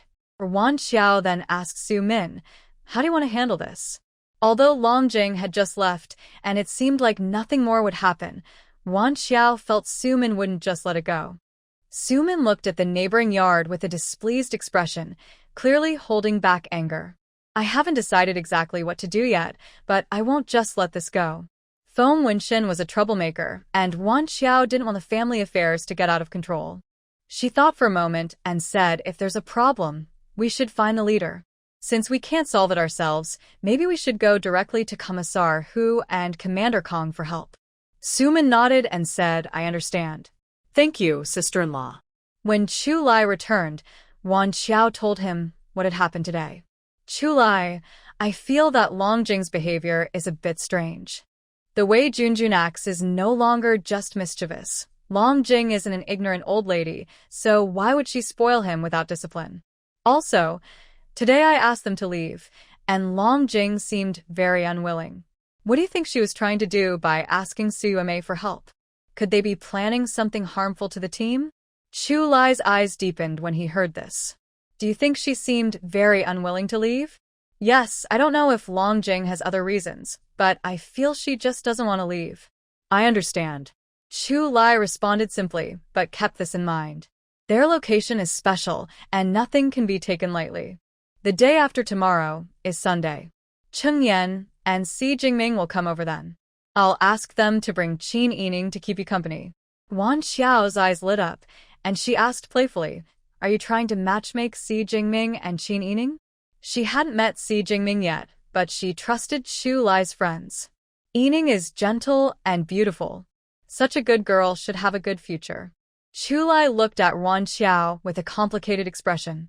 This silly girl, he had no intention of matchmaking anyone. He was worried Si Jingming might impulsively recognize her as family. Jojo didn't have a single friend she could confide in. When she was in the hospital before, seeing her get along well with Qin Yining, he thought of inviting Qin Yining over. In case something happened, Qin Yining could also keep her company. Wan Xiao didn't wait for Chu Lai's answer and didn't mind.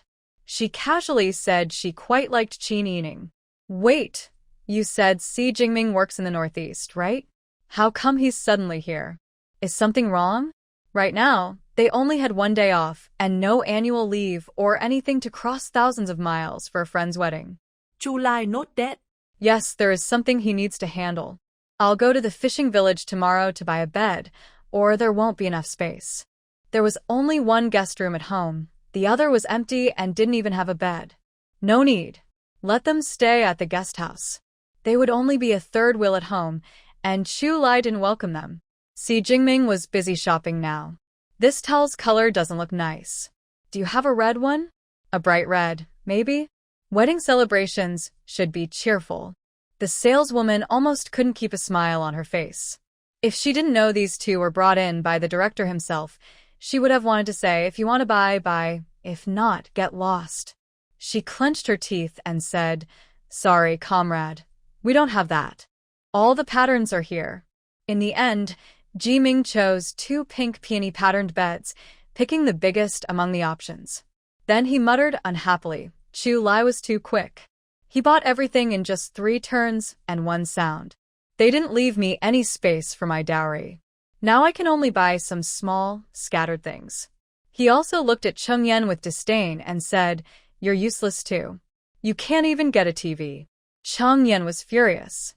He couldn't believe the friends he had made. He's not a TV manufacturer. It doesn't take a day or 2 to get one.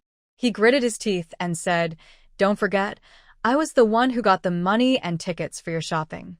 It's not like I won't pay you back. Just mentioning it shows you're stingy.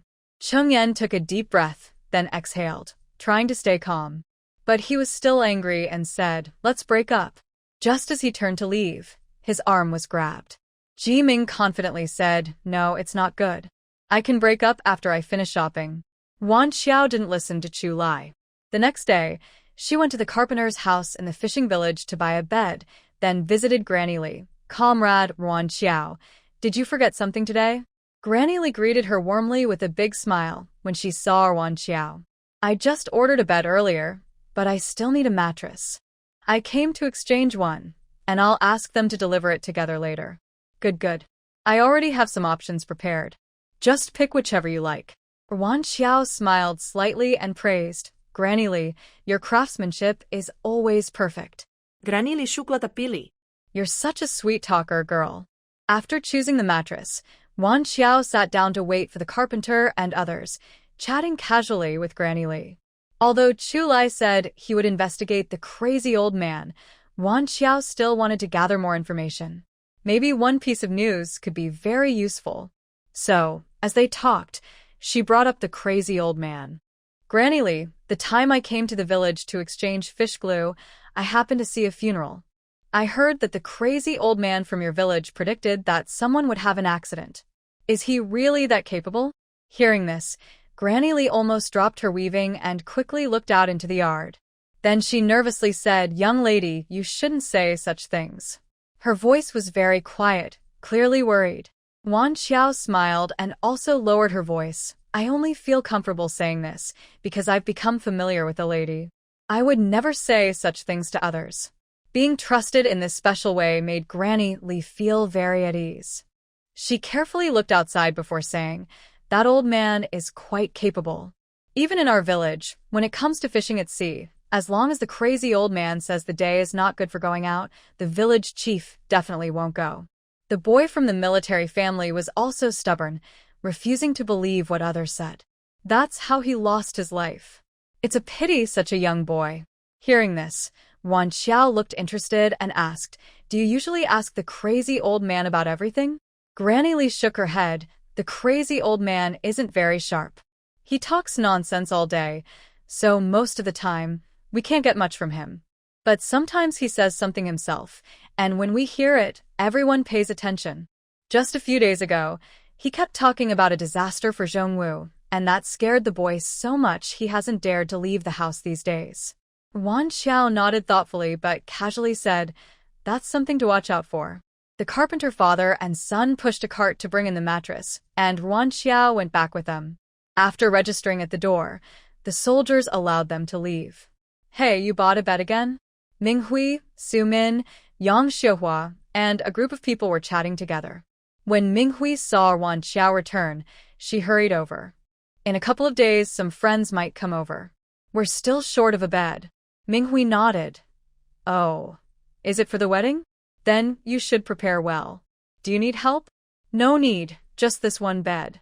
They'll move it themselves." Wan Xiao quickly said a few words and then went home with them. After they finished moving, she sent the two people out again. When she returned, her group hadn't dispersed yet, so Wan Xiao went straight over. "Older sister-in-law." Everyone greeted Wan Xiao. She smiled and nodded, glancing around.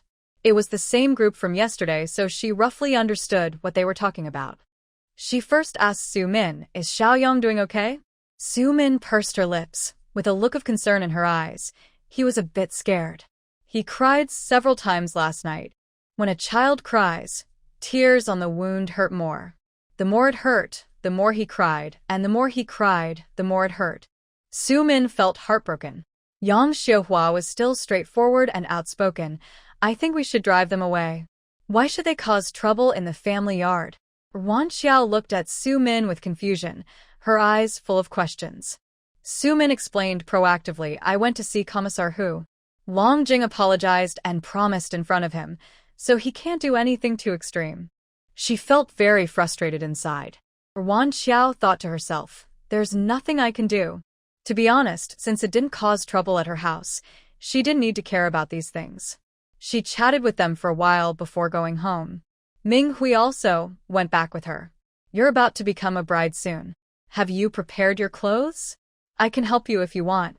Wan Xiao's eyes sparkled with a smile, and she said cheerfully, "The clothes are already bought, so no need to make them. But I do want to learn how to use a sewing machine. My family's one has just been sitting there. Gao Jie bought it, and it was sent by Auntie. Chu Lai also bought some, and now there are many fabrics at home." She already had enough clothes. She wanted to make 2 sets of everyday clothes for Chu Lai, and then 2 sets of pajamas. Ming Hui agreed immediately, "Sure, but after your wedding banquet. You probably don't feel like learning these days." The two went straight to Ming Hui's house because the soap mold was almost ready to be demolded. They both hoped it would turn out well. Ming Hui carefully flipped the mold upside down, then gently tapped it. A large piece of soap appeared perfectly in front of them. Wan Xiao poked it with her finger, feeling that it was quite firm. Ming Hui took out a kitchen knife and cut a small piece, then eagerly went to wash her hands at the sink. She turned on the tap, wet her hands and rubbed soap on them, scrubbing hard. Soon, rich foam appeared, wrapping her hands tightly. Ming Hui sniffed it. It didn't have any special smell, but it felt refreshingly clean. She smiled, very satisfied with the result. Wan Xiao, we did it. Yes, we succeeded. Both of them had bright, happy smiles, acting like children.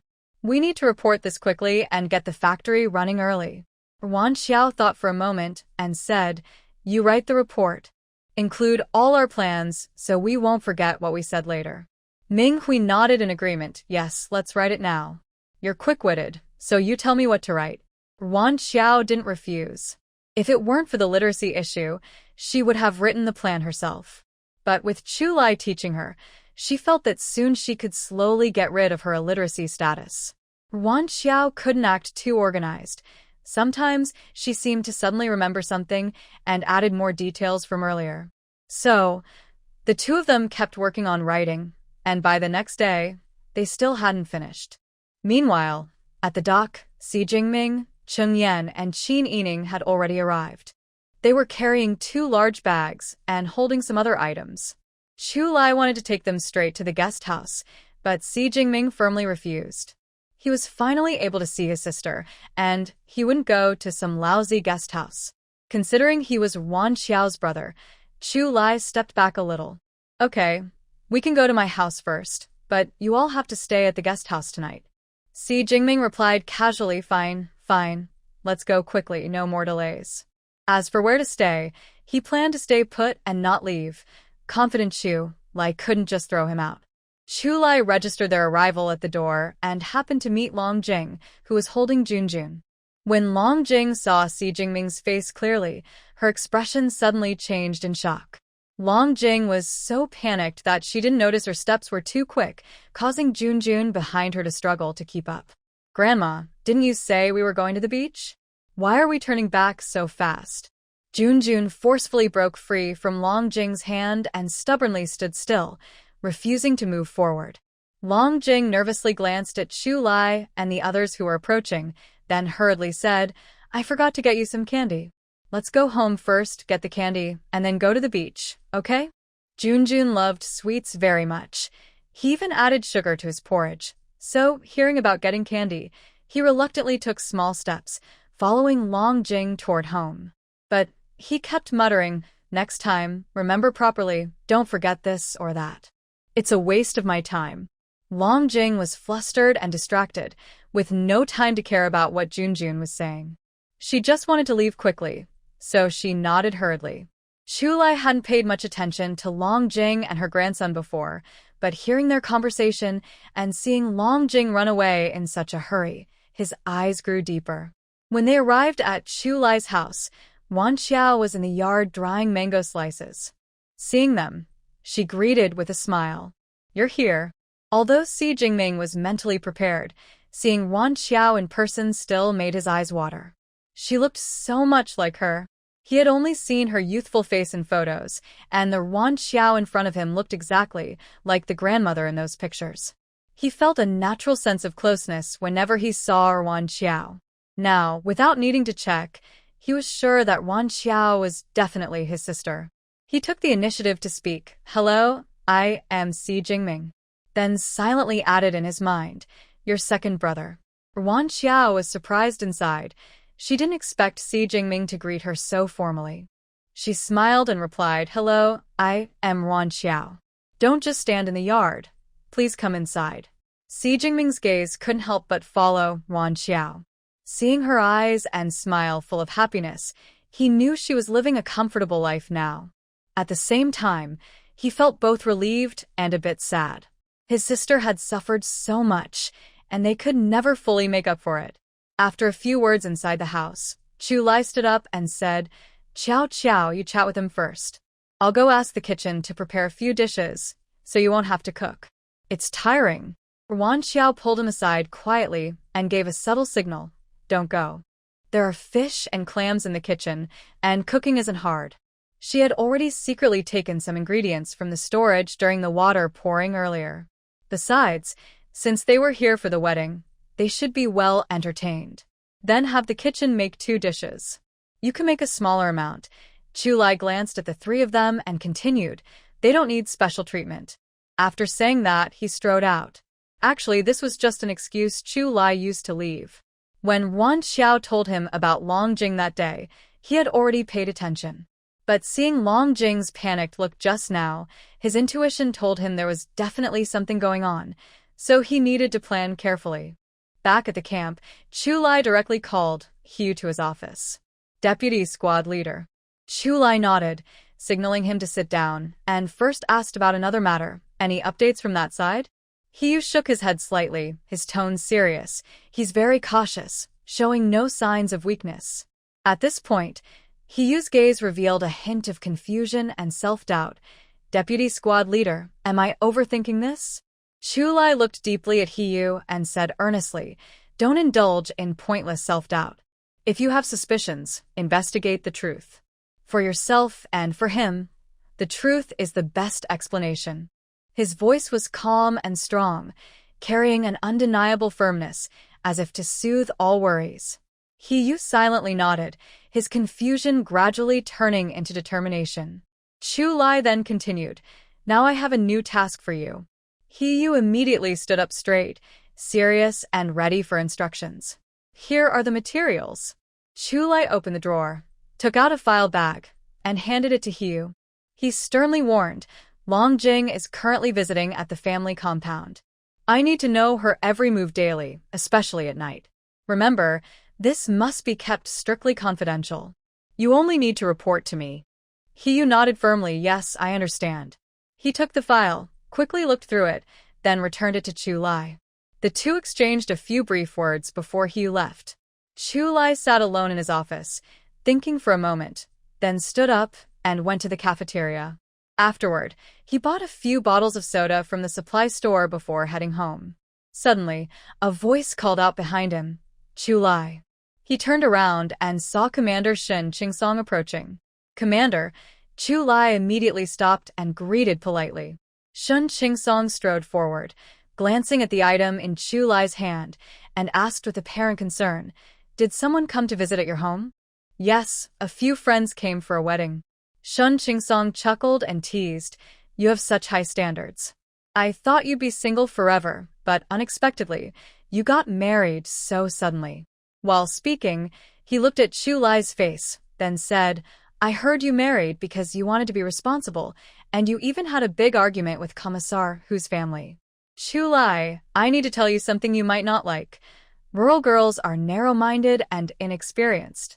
You need to be careful with your choices. Do you think Xiao did something wrong, Commander? Chu Lai interrupted Shen Qingsong, looking directly at him with a frosty gaze. Or, do you believe that people of lower status don't deserve to fight for justice? Shen Qingsong felt Chu Lai's cold pressure and quickly backtracked. No, I didn't mean to say that. I just think we are comrades and should work together peacefully. Besides, the matter is over. Long Jing was just visiting family, not to chase anyone away, right? Chu Lai nodded. You're right, Commander. Xiao is young and inexperienced in handling matters. She's not as smooth as your wife. We can handle this with a firm approach. I'll have her learn more in the future. I have guests at home, so I need to go now.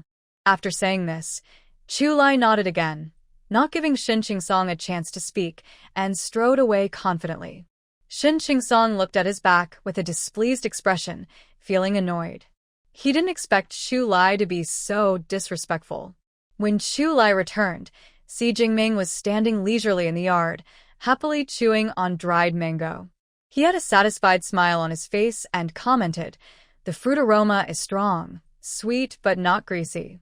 Xiao's cooking skills are really good. Cheng Yan couldn't bear to watch anymore. Seeing Chu Lai, he hurried to complain, this guy is acting crazy. You need to step in and control him. Chu Lai glanced at Si Jingming, who was already showing off happily, and walked over to warn him in a low voice, if you don't plan to admit to her now, you better behave and not show off so recklessly. When Si Jingming heard this, his smile instantly disappeared. He looked at Chu Lai with a pitiful expression and said, I want to admit it so badly. Without key evidence or witnesses, I'm afraid Xiao won't believe me. Please help me think of a way. What should I do? Chu Lai replied without hesitation, Find evidence or witnesses to support your confession. Looking similar doesn't mean you're related. The world is big, and people who look alike are common. Otherwise, how do you explain modern cases of mistaken identity? He didn't want Xiao Qiao to be upset because of this. As for Wan Xiao's cooking, there's no need to say much. The dishes she made looked and smelled delicious, far better than the 2 plain dishes from the cafeteria. Especially Si Jingming, who only picked her dishes with his chopsticks. He wouldn't even touch the cafeteria food. Xiao Qiao, your cooking skills are amazing. He ate while giving a thumbs up and jokingly said, but my mom said men shouldn't be spoiled. In the future, you should let Chu Lai do more chores. He then shot a teasing look at Chu Lai. Wan Xiao tilted her head and looked at Chu Lai with gentle eyes and a warm smile. He's willing to do chores at home. As long as he's here, he'll actively find things to do. They had a washing machine at home, but it was simple and only washed clothes. She still had to rinse them herself. Chu Lai didn't want her to wash clothes by hand, but he found the machine troublesome and often washed his clothes by hand after changing. He also washed her clothes together with his. Si Jingming nodded, seeming satisfied. His childhood friend also had to step aside in front of his sister. Chu Lai looked at Si Jingming coldly, with a clear warning. Si Jingming immediately behaved and didn't act up anymore, but he couldn't help sharing some funny childhood stories. Everyone ate and chatted, and the meal took a long time to finish. After dinner, Si Jingming flopped onto the sofa and refused to move, afraid Chu Lai would send him away. Chu Lai clearly saw through his little plan. If he really wanted to kick him out, he had 1,000 ways to do it, but he just didn't want to argue with Si Jingming. These are my wedding gifts for you, said Si Jingming softly, grinding his teeth. If I had known earlier that Xiao Qiao is my sister, you wouldn't be able to marry her easily. I warn you, if you ever bully Xiao Qiao, I will fight you with all I have. Chu Lai remained calm and casually asked, do you think you can beat me? Si Jingming snorted coldly and confidently replied, I can't beat you, but I have my brother. He didn't see asking for help as shameful.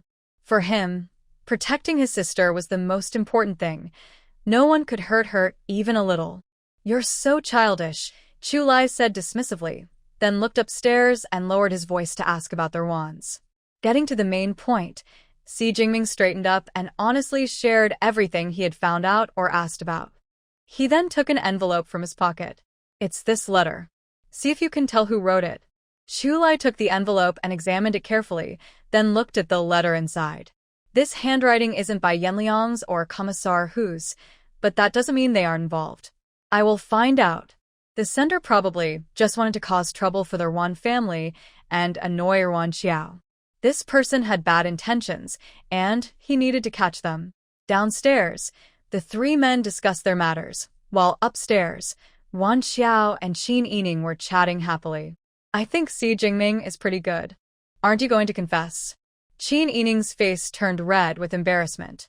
I'm too scared, she whispered. Why?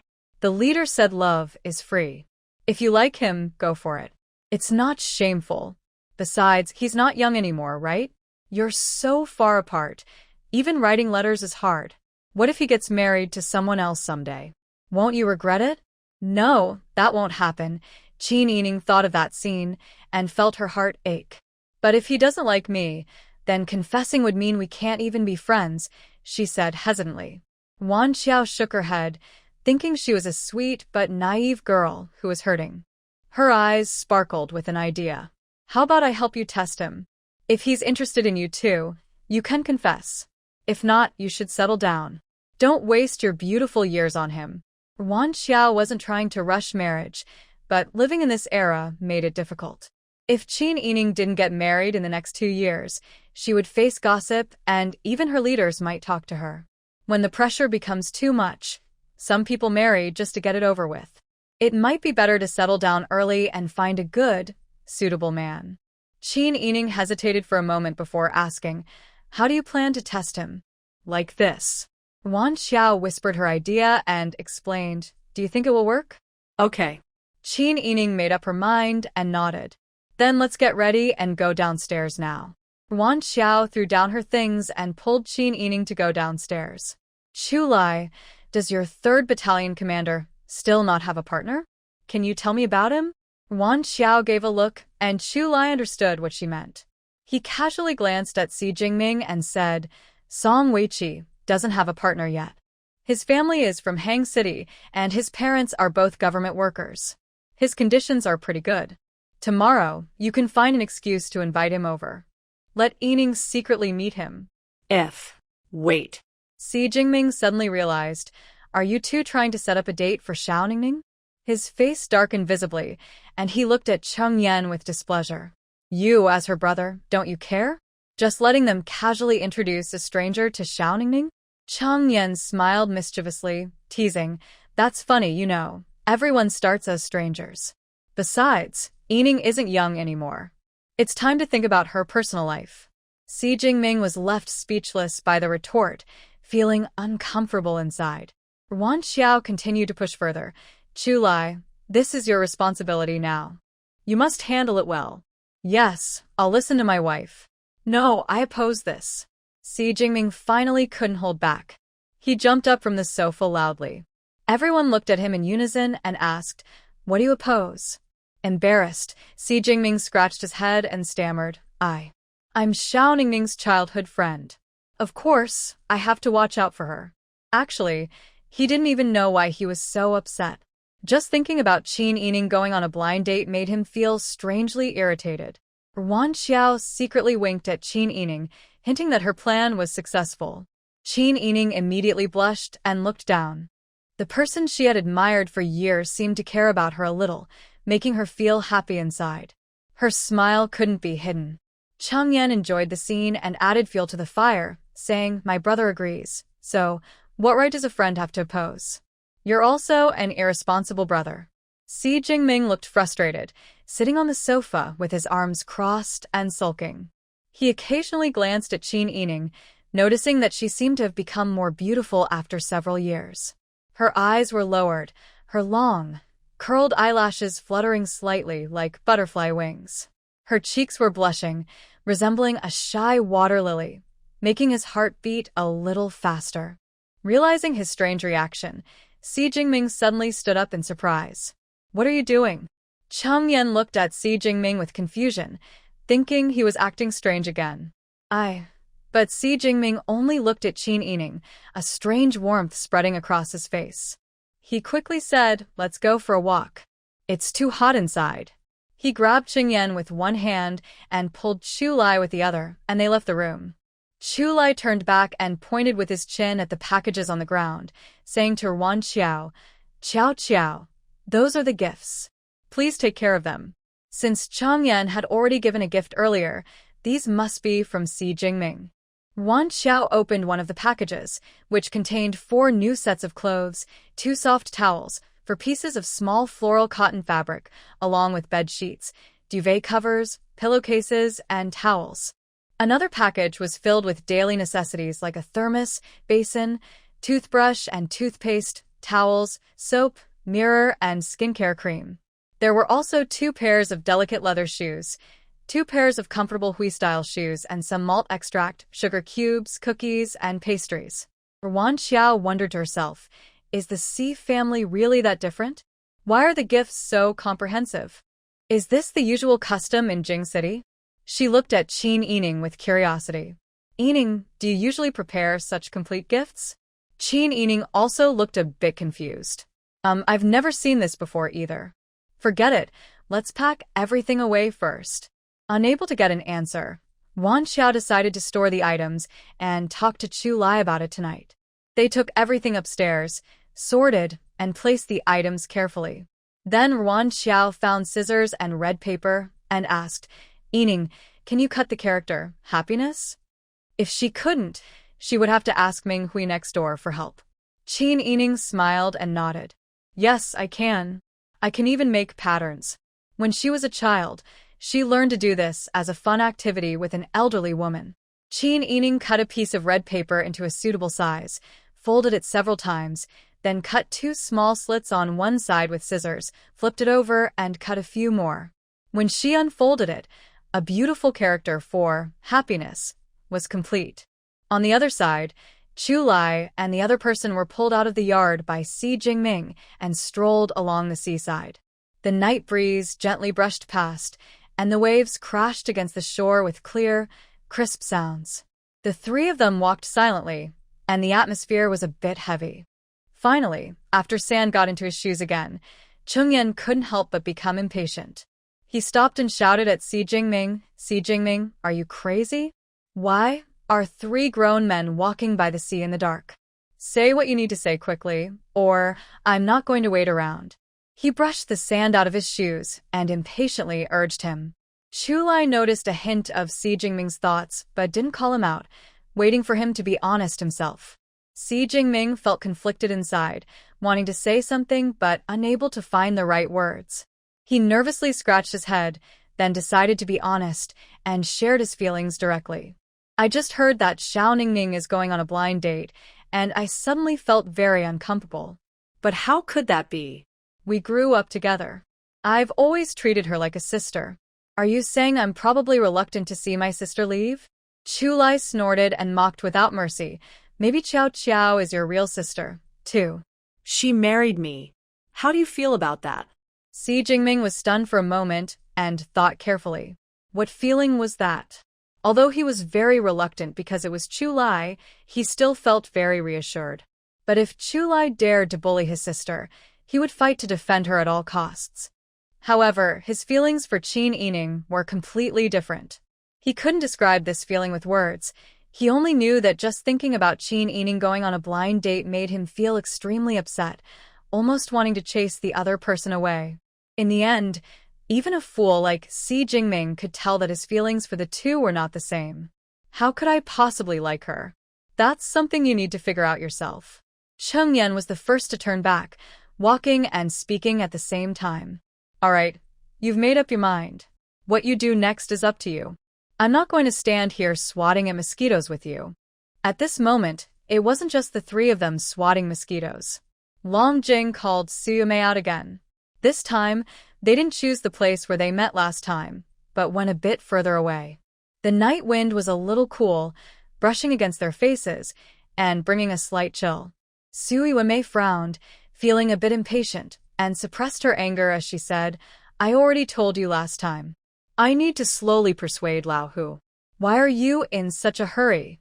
Always calling her out late at night. If it weren't for their cousin relationship hiding their true connection, people would have suspected them long ago. This fool, can't she just talk to him during the day when no one is home? Long Jing shook his head, not caring about Su Yume's attitude, and casually said, It's not about that. Su Yume's face grew paler, and her voice rose a little. Then what do you want? Long Jing, I tell you, don't push your luck. Are you trying to use a weakness to threaten me for life?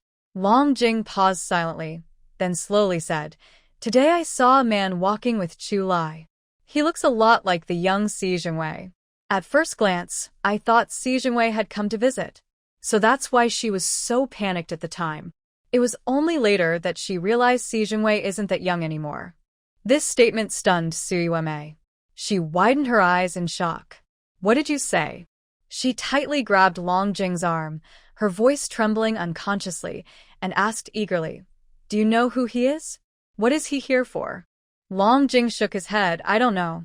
I just wanted to hide then. I wouldn't dare to ask around. Thinking about what happened back then, Su Yume also felt uneasy. Has it been exposed? What should she do now? Both of them were lost and unsure what to do.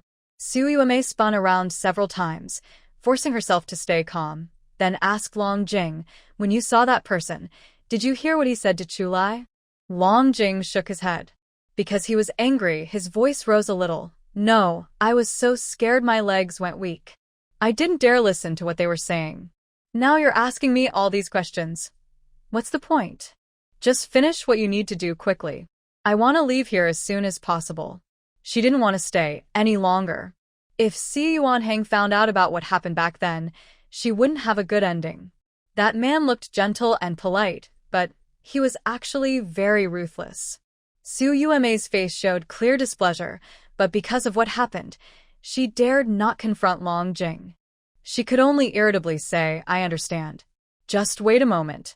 Their conversation was unpleasant, and both left feeling angry. Hiyu from the shadows quietly followed behind. Suiwame returned home with a heavy heart, her mood unsettled for a long time. Recalling the events of that year, she still felt heartbroken. At that time, the military passed through their village, and for various reasons, they decided to stay and rest for a while. At that moment, she met the handsome and elegant political commissar. She fell deeply in love with him at first sight. So, she started finding excuses to get close to him. After a few attempts, it seemed that Si Yuanheng noticed her feelings. When she went to see him again, she saw him holding a photo. The woman in the photo looked confident and brave, dressed in a military uniform, with a bright and cheerful smile. Si Yuanheng's eyes were full of tenderness. He told her that she was his wife and the love of his life. She would never forget the deep affection in his eyes and the firmness in his voice. I Yes, what's wrong? Su Yume snapped out of her thoughts, quickly calming her emotions and looking at Commissar Hu. What were you thinking? I called out a few times, but you didn't respond. Are you feeling unwell? Commissar Hu reached out to check her forehead. Shudueme forced a weak smile. I'm fine. I just miss Huey. I don't know how his injury is doing. As she spoke, her eyes turned red. She threw herself into Commissar Hu's arms, sobbing softly. Old Hu, I hate this so much. Why is Chu Lai so cruel? We only have one son, and he sent him to a remote island for forced labor for 15 years. That's not enough. He even wants to break Huey's leg. The conditions on Moonlight Island are harsh, and Huey's injury can't be well cared for. What if he doesn't recover and develops a chronic illness? It's okay. I've already contacted them. They will take good care of Huey, who Commissar reassured her, but his gaze was dark and terrifying. He had to step back for his son's sake, but even a clay figure has some fire. Chu Lai was pushing him so hard. If he didn't get revenge, he wouldn't be able to swallow this anger. Suyume wiped her tears and said angrily, Old Hu, isn't Chu Lai just so arrogant because of his military achievements? If he leaks important military secrets, he could face serious punishment. He might even be stripped of his uniform and sent to Moonlight Island to experience forced labor himself. Yume, don't talk nonsense. Although Hu Commissar was trying to stop her, his tone was not harsh. They had been married for over 20 years. She could tell when he was angry or not. Knowing that her husband also wanted revenge on Chu Lai, Siyume became even bolder. I'm not talking nonsense, Old Hu. Anyway, you're about to retire. Are you willing to leave like this? Her eyes showed a wild look. I'll be honest with you, Long Jing came this time just to get the information about Island Number 3. If you can get the documents for them, they promise to rescue Huey. Of course, Long Jing would never tell anyone that she has her leverage over her. She doesn't care about the relationship between the man who looks like Si Yuanheng and Chu Lai, or why they came to the island. As long as she calms Long Jing down, no one will know about what happened back then. And she can also save her son. This deal is worth it. Deputy Commander, who placed his hands on Su Yueme's shoulders and looked at her seriously. Yueme, tell me clearly, what is really going on? Do you know that colluding with enemy agents is not a joke? If things go wrong, our whole family could be in danger. I know, but I don't want my son to spend 15 years on Moon Island. If that happens, he'll be ruined for life, Suyueme said urgently, clutching Deputy Commander Hu's hand. They said we can go to Port City. Once there, Huey can live openly and honestly. Old Hu, don't you want that? To let our son live with dignity. He's our only son. Deputy Commander, who was torn inside. He hated Chu Lai and wanted to save his son, but decades of military service had also made him a patriot. He could seek revenge or kill Chu Lai and Ruan Xiao, but handing over the information about Island Number 3 would make him a traitor. He hesitated. He temporarily suppressed his frustration and said seriously, Yueme, tell me, how did Long Jing come to find you? What exactly is going on? Tell me everything. Don't leave out a single detail. Su Yueme and Long Jing weren't actually half-sisters. It was just that, after what happened back then, Long Jing wanted to hold on to her.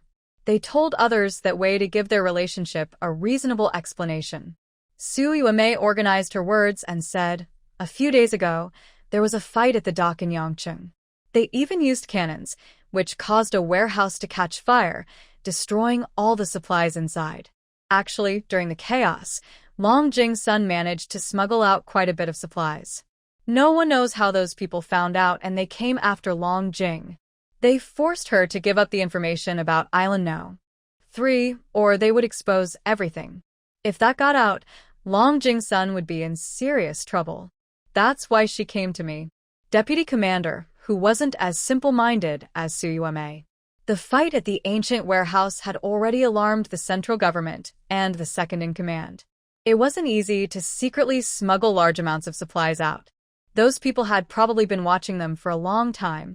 Even Long Jing's son stealing supplies might have been incited by others.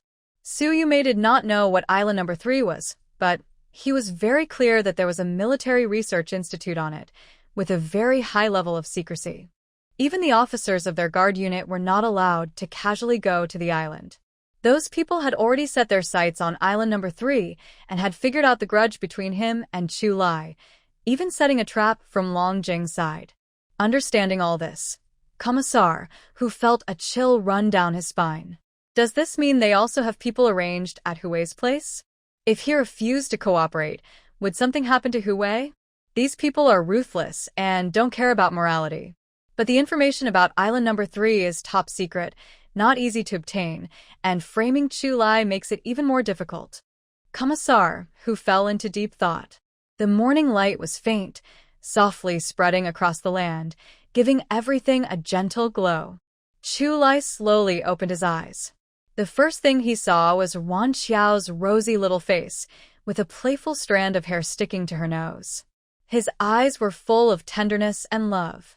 This girl he thought about day and night was about to become his wife today. Chu Lai felt an indescribable excitement inside. He quietly looked at Wan Xiao, finding her every breath adorable and charming. Suddenly, Chu Lai's ears twitched slightly, as if sensing something unusual. He carefully got up, moving so softly that almost no sound was made, afraid of waking Wan Xiao from her sleep. After dressing, he quietly went downstairs. When he opened the door, he saw Hu pacing outside the yard.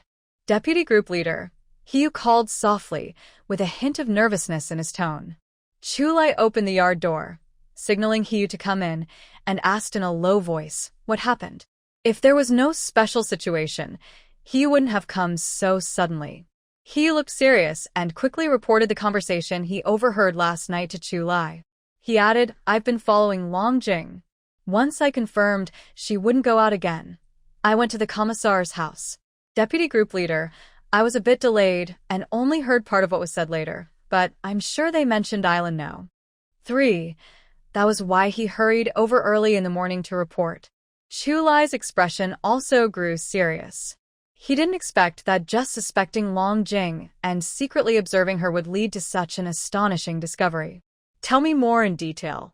Hu took a deep breath and repeated the second half of what he heard to Chu Lai word for word.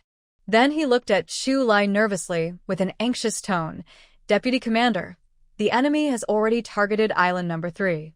Should we report to our superiors immediately and strengthen our defenses?" Chu Lai glanced at Hu lightly, speaking calmly. "If you want to report, how do you plan to say it? Are you going to tell the higher-ups that a platoon leader secretly monitored the political commissar's residence without permission? Are you afraid they won't catch your little mistake?" Hu's words weren't confirmed by anyone else. If Commissar Hu and Su Yuame denied it firmly, they would be helpless. After careful thought, Chu Lai gradually formed a plan. He whispered something to Hu. Hu usually responded with yes, but then worriedly said, "But if we don't report to the commander first and directly act against Commissar Hu and his family, all the responsibility will fall on you." Chu Lai looked into the distance, as if he could see through the endless sky. His tone was firm. "Don't worry, I won't put myself in danger." After Hu left, Chu Lai remained quietly in the yard, seeming to think about something important. After a while, he slowly went inside. It was still early, and since he didn't need to go to the camp today, Chu Lai headed straight to the kitchen to prepare breakfast. His cooking skills weren't as good as Yuan Xiao's, but they were decent. Today, Chu Lai didn't plan to make anything complicated, just a simple bowl of noodles. When Si Jingming and Cheng Yan came downstairs, Chu Lai had just finished preparing the braised dish. The golden cucumber and egg braise, with its tempting color and fresh aroma, made people drool. Cheng Yan leaned lazily against the doorframe, whistling and teasing. "Oh, are you trying to become a model husband?" Chu Lai wasn't in a rush to cook noodles. After seeing the two come downstairs, he turned off the stove and took them to the yard. "What's going on? Why are you so secretive? Are you planning a surprise for sister-in-law?" Cheng Yan asked curiously. Chu Lai ignored Cheng Yan's teasing and told them about what Long Jing and Su Yuanmei said regarding Si Yuanheng. "You said what? That woman knows my dad?" Si Jingming's eyes widened in shock as he looked at Chu Lai. Chu Lai nodded. "Yes, and it's obvious they did something wrong, which is why they're so afraid to see Uncle Si. Could it be that Qiao's matter is related to them?" 司景明随意说了一句，自己都被吓了一跳。也许真的有这种可能。他越想越觉得不对，脸色变得很严肃。不行，我得赶快联系我爸妈，问问他们还记得这两个人，也许能从他们那里找到线索。楚烈一把拉住司景明，低声说：“别着急，几天后再联系，不要在岛上打电话。这里的情况很复杂，我们不能让敌人知道，等回去再说。现在的电话都需要转接，双方说的话，接线员都听得一清二楚。岛不大，这件事还涉及到敌人，目前不能泄露任何消息，至少不能让龙井和苏月梅知道。”司景明冷静下来，点点头说：“我知道了。那我们接下来怎么办？”程岩问。楚烈沉思片刻，说：“我已经安排人观察龙井和苏月梅的动向，看看能不能找到更多线索。你们中午吃完饭后就离开吧。景明联系司叔叔和周阿姨，问清楚当年的事。程岩，你帮我查查龙井的儿子，但一定要注意安全。”“好，明白了。”程岩和司景明同时点头。三人商量完后，脸上又恢复了平静。吃完饭后，还是由楚烈去收拾碗筷，程岩和司景明负责贴喜字，阮乔则负责打扮自己，毕竟这是他人生中的重要时刻。虽然只是补办婚宴，但对他来说意义非凡。因为之前剪短了头发，现在还没有长，阮乔用黑色的小夹子简单盘了个发，再戴上一朵鲜艳的红色绢花。现在的绢花样式有点老土，但没办法，因为当下流行的就是这样的装扮。阮乔本身皮肤很白，而且在海岛上特别注意防晒，所以皮肤不仅没有变黑，反而变得更加白皙透亮，白里透红。她没有化妆，只是简单修了修眉毛，擦了点香粉，然后换上一件喜庆的红衬衫，整个人立刻散发出新娘的独特魅力。哇，只是简单打扮一下，气质就完全不同了。秦以宁仔细打量着阮乔，眼里满是欣赏和惊艳。阮乔轻笑，心想这算什么？要是能化妆，那简直像换了一个人。Dear readers, if you enjoy this story, please give it a 5-star rating. I love you all. Kisses. Around the right time, people started coming to congratulate the family. The first to arrive was Ming Hui. Seeing Wan Xiao's outfit, she smiled and praised, "You're so beautiful." She then handed Wan Xiao a red envelope. Before Wan Xiao could refuse, Ming Hui said quickly, "I know your family has everything they need. I'm giving this as a gift. You can't refuse." Wan Xiao felt a bit shy. But Ming Hui immediately interrupted, "There's no but. Don't forget, my husband Lin and Chu Lai are close. And considering our relationship, if you keep refusing, I'll be upset. All right, thank you." Wan Xiao accepted the envelope and exchanged a few words with Ming Hui. Soon after, Gafonglan arrived. She hurriedly stood up to greet her, "Sister-in-law, please have a seat." Although Wan Xiao had some opinions about Master Kong, she still remembered how carefully Gafonglan had taken care of her before. So she remained warm and friendly. "Wan Xiao, congratulations." Gu Fenglan said with a smile, handing over a set of bed sheets and pillowcases decorated with peonies. Wan Xiao happily accepted the gift and expressed her thanks. Next, Su Min, Yang Xiuhua, Chen Jing, Qian Danny, and others came one after another to offer their congratulations. Soon, the house was filled with laughter and joy. Dong Dongmei and Chun Chao arrived just before noon. Although Dong Dongmei tried to hide her worries, a trace of sadness was visible on her face. But good advice is hard to give to someone who refuses to listen. She had already tried to persuade her before, but she insisted on marrying. Now, even if life isn't perfect, she has to accept it herself. Wan Xiao, I wish you a happy wedding.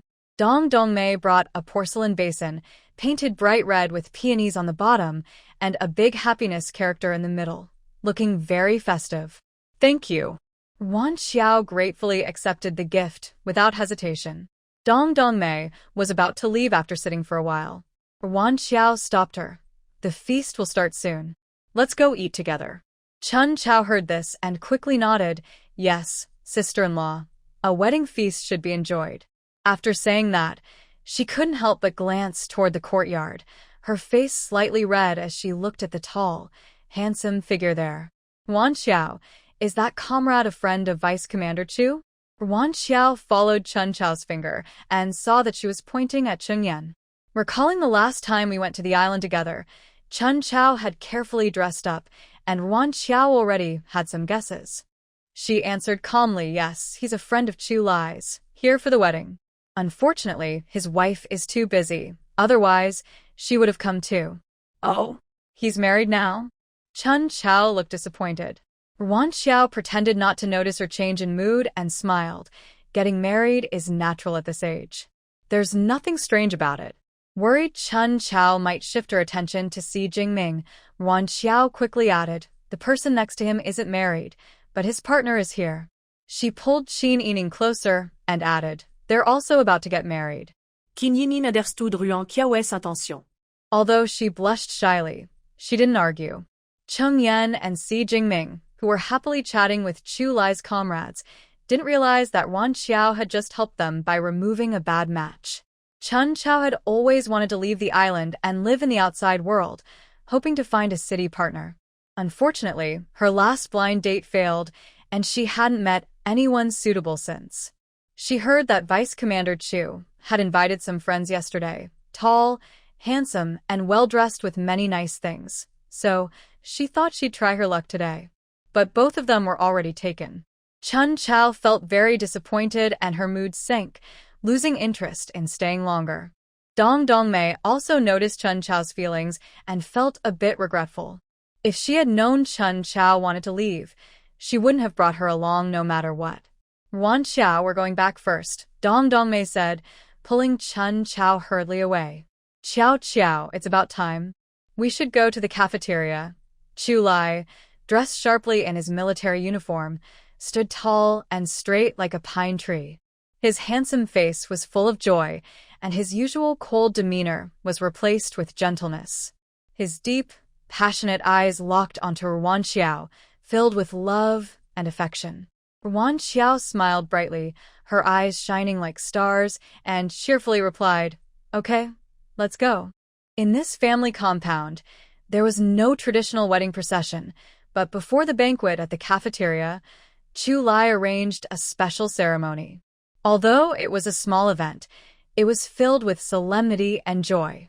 Commander Kong, as the officiant, gave a warm speech and offered sincere blessings. Next, both of them wore bright red flowers on their chests, faced the portrait of the great leader, recited 2 passages of the highest instructions, and bowed deeply 3 times. Chu Lai and Wan Xiao, amid loud cheers from everyone, also sang an energetic song called Socialism is Good. Weddings during this time had to be simple and modest. However, for 2 people in love, even a simple wedding filled their hearts with happiness. The wedding banquet had only 5 tables, mostly with Chu Lai's comrades, and 1 table with Gu Fenglan, Ming Hui, and a few family members close to Wan Xiao. Everyone happily finished their meal, and this simple yet warm wedding celebration ended perfectly. Back home, Si Jingming and Cheng Yan said their goodbyes. Why are you in such a hurry to leave? Wan Xiao looked at Chu Lai in surprise, signaling him to stay a bit longer. To her surprise, Chu Lai directly told them to leave, saying, they still have work to do and don't have time to stay longer. If you want to go, just go. Since Chu Lai said that, she couldn't keep them any longer and had to go with Chu Lai to see the three off at the dock.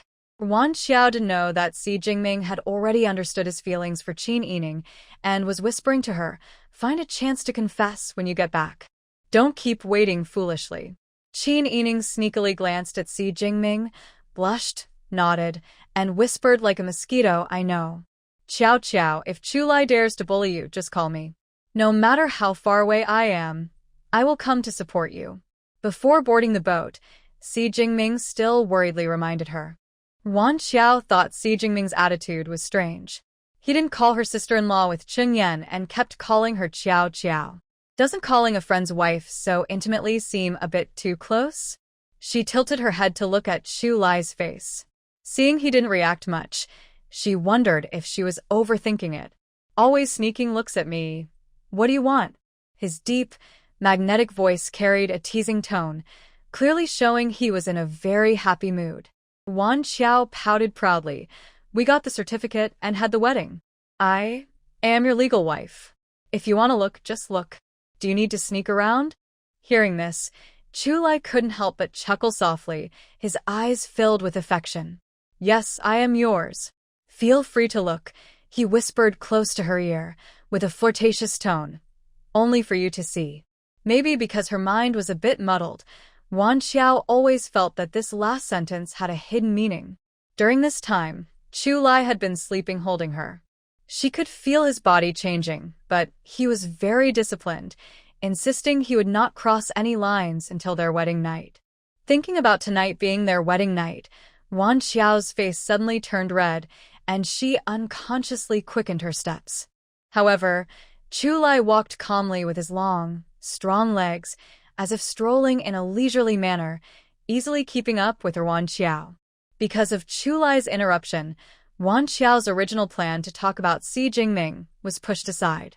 When they reached the entrance of the residential area, they saw Jiang Shaojiang carrying a large, bulging bag on his back and a smaller bag in his hand, walking slowly toward them. Deputy Group Leader, here is your package, along with a remittance slip, he said, but he didn't seem willing to let go, clearly intending to deliver these items personally to their home. Just give it to me. Chu Lai reached out and took the two packages, quickly glancing at the address to know who sent them. Jiang Shaojiang freed his hands and hurriedly took out the remittance slip from his pocket, handing it to Chu Lai. Sweetheart, hold this, Chu Lai signaled to Wan Xiao. Deputy Group Leader, sister-in-law, I'll head back now. Jiang Shaojiang politely said goodbye and left. The remaining two, Wan Xiao then asked, Chu Yongchen, is he your grandfather? The remittance slip showed exactly 1,000 yuan, a very noticeable amount nowadays. If they only had a normal relationship, it wouldn't be possible to send so much money. Plus, with that name, the answer was obvious. Chu Lai nonchalantly responded with an Old man chased true love in his early years and forced my grandmother to death. Now that he's old, he longs for family harmony and many grandchildren. It's not that simple. My dad and my eldest uncle are both foolish. They rely only on themselves and refuse to accept a penny from the old man. But their father-son relationship is there, and given their status and position, they can't easily cut ties. If something happens to the old man, they will still have responsibilities they can't avoid. Why give up what rightfully belongs to them for nothing? If they refuse, it will only benefit that woman and her children. Qiao Qiao, when you have the chance to go back to Beijing, make sure to squeeze him for everything he's worth. Even though the old man is retired, he still has many good things. Wan Trao nodded obediently, fully agreeing with Chu Lai. Although old Master Chu has retired, he still maintains certain connections and receives a generous pension. His grandchildren naturally try to please him in every way and find ways to get more benefits from him. However, if one day he becomes too sick to move and needs care, he might have to rely on Uncle Chu and the Chu family. Why should all the benefits go to the young wife, while they have to do the hard work? She and Chu Lai are not short of money and wouldn't mind having more, so they might as well take advantage of it. At worst, they can show more respect to old Master Chu later. Hey, Wan Xiao, has someone sent you more packages again? Aunt Feng looked at the 2 parcels, her eyes full of envy. Just a few days ago, she received a big package, and now there's another. What kind of family can send things so often? Wan Xiao smiled and nodded. Yes, it's from my mother-in-law. We're going back now. They had already walked away, but Aunt Feng's gaze lingered, reluctant to look away. Oh, Wan Xiao is really lucky. Her family keeps sending her things, and such big packages must contain many good items. Who wouldn't say so? When she first came to the island, she was as thin as a stick. Her clothes were patched up, and even her shoes showed her toes. Look at her now, just over 2 months later. She's gained several pounds. Her face is rosy and shiny, her clothes are new, and she's even wearing small leather shoes. Oh, marrying Deputy Captain Chu really brought her good fortune. That's like throwing away sesame seeds to catch watermelons.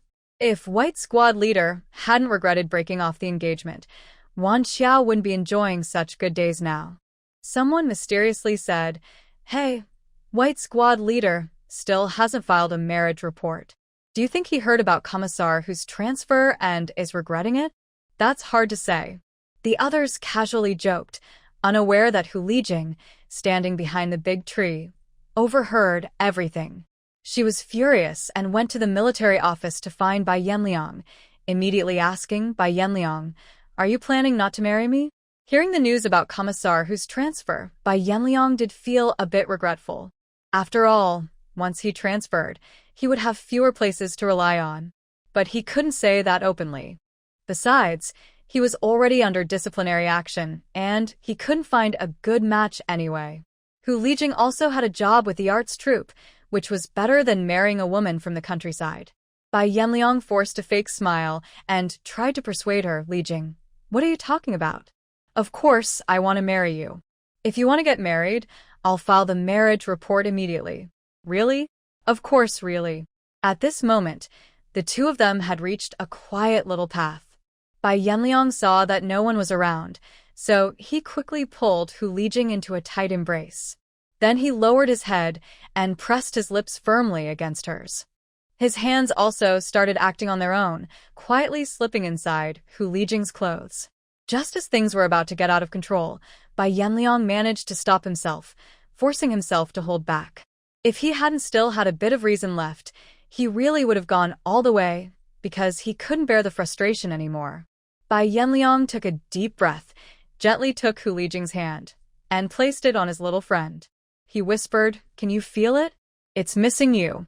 This action, combined with his words, made Hu Lijing's face turn as red as a cooked shrimp. She shyly looked down and said, You rascal." Her shy expression made Bai Yanliang's throat tighten again. He gently cupped Hu Lijing's face, looked into her eyes, and said seriously, "Lijing, let's ask your parents for their opinion. If they agree, I'll file for our marriage tomorrow." A hint of calculation flashed in his eyes. At this point, there was no turning back. Once married, even Hu Jingwei would have to consider his future plans. Wan Xiao and Chu Lai didn't know that, because of some gossip, they unintentionally pushed forward Bai Yanliang and Hu Lijing's marriage. When they got home, Chu Lai opened the package sent by old Chu. Inside, besides some milk powder and malted milk, there were only 2 old, dull-colored outfits. Chu Lai wrinkled his nose in disdain. That woman is still as good at pretending on the surface, but hiding her true intentions behind the scenes. Since he couldn't tamper with the money, she was playing tricks with the items. Did she really think he wouldn't report her? He planned to call the old man first thing tomorrow. Wan Xiao sighed. "It seems your stepmother is quite difficult to get along with. Don't take her seriously. When we meet her, just stand your ground. Don't let yourself be wronged. I'll back you up." Wan Xiao chuckled, "Don't worry. Since she doesn't like to eat, who cares? I won't eat it anyway." She lowered her head and opened the package sent by Gao Jia. Inside, there were clothes, food, and daily necessities. Besides that, folded clothes wrapped around 2,000 yuan and a letter. "Chu Lai, Why is Mom giving us so much money again? They both looked at the letter. It didn't say much, just advised them to live well and explained that the money was to help cover the costs of their wedding supplies, along with some caring words. Put it away. This is just a few months' salary for Mom and Dad. Don't worry, it won't hurt their muscles and bones. Wan Xiao couldn't help but roll her eyes at Chulia. Why do I feel like you're kind of relying on your parents? I'm just trying to get you what you deserve. How is that relying on them?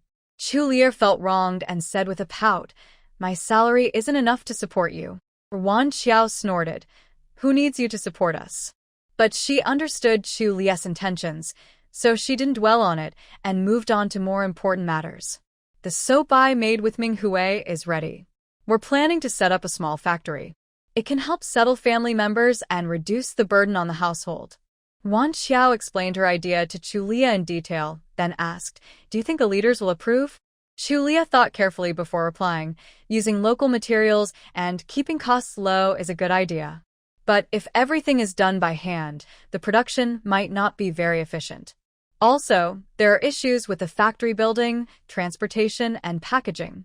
Considering the current situation, the leadership will look at things more broadly.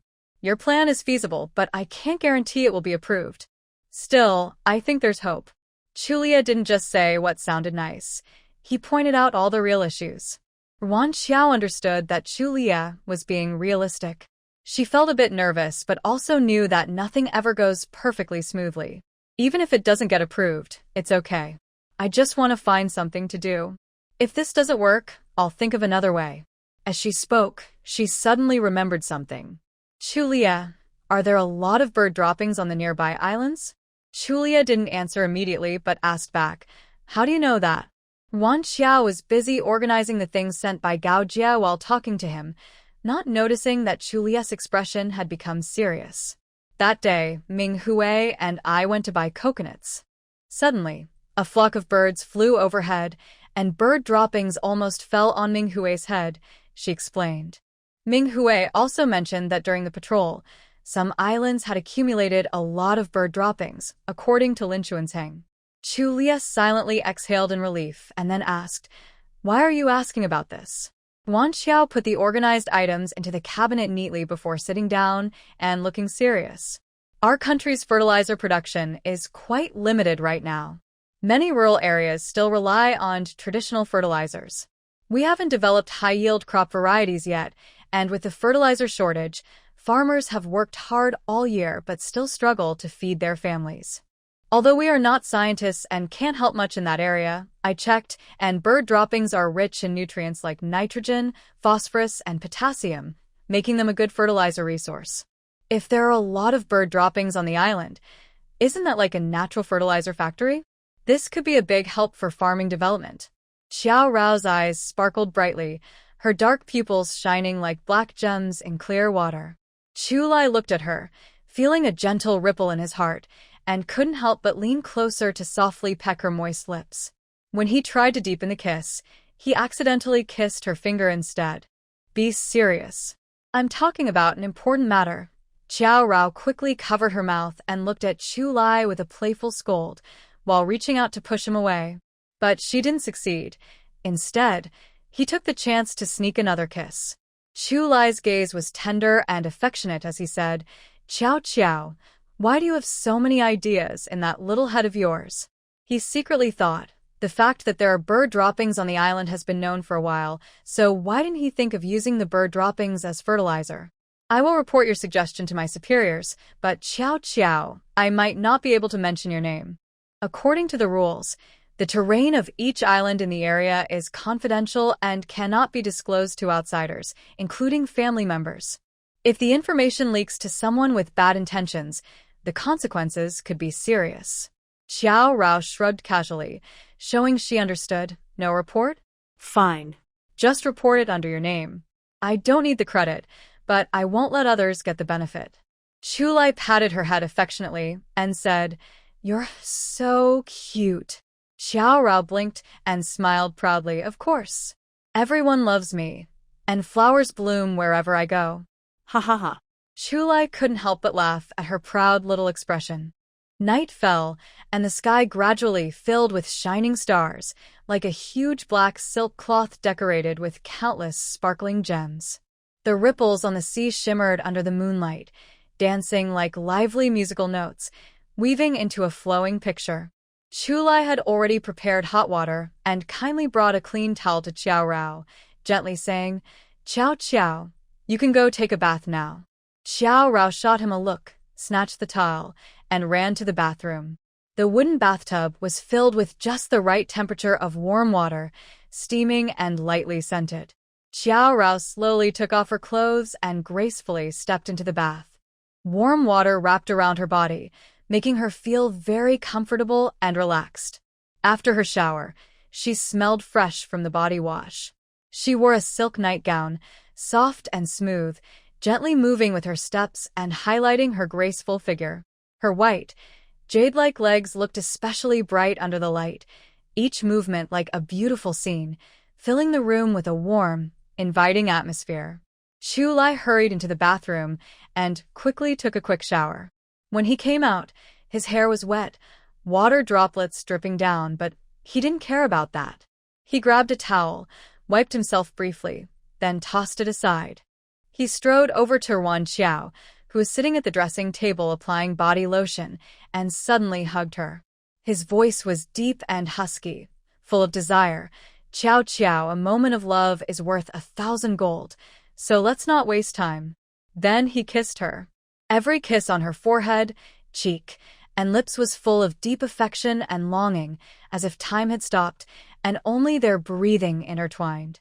His hands began to explore her body, caressing her curves, making her feel tingling sensations that made her breathe a little faster.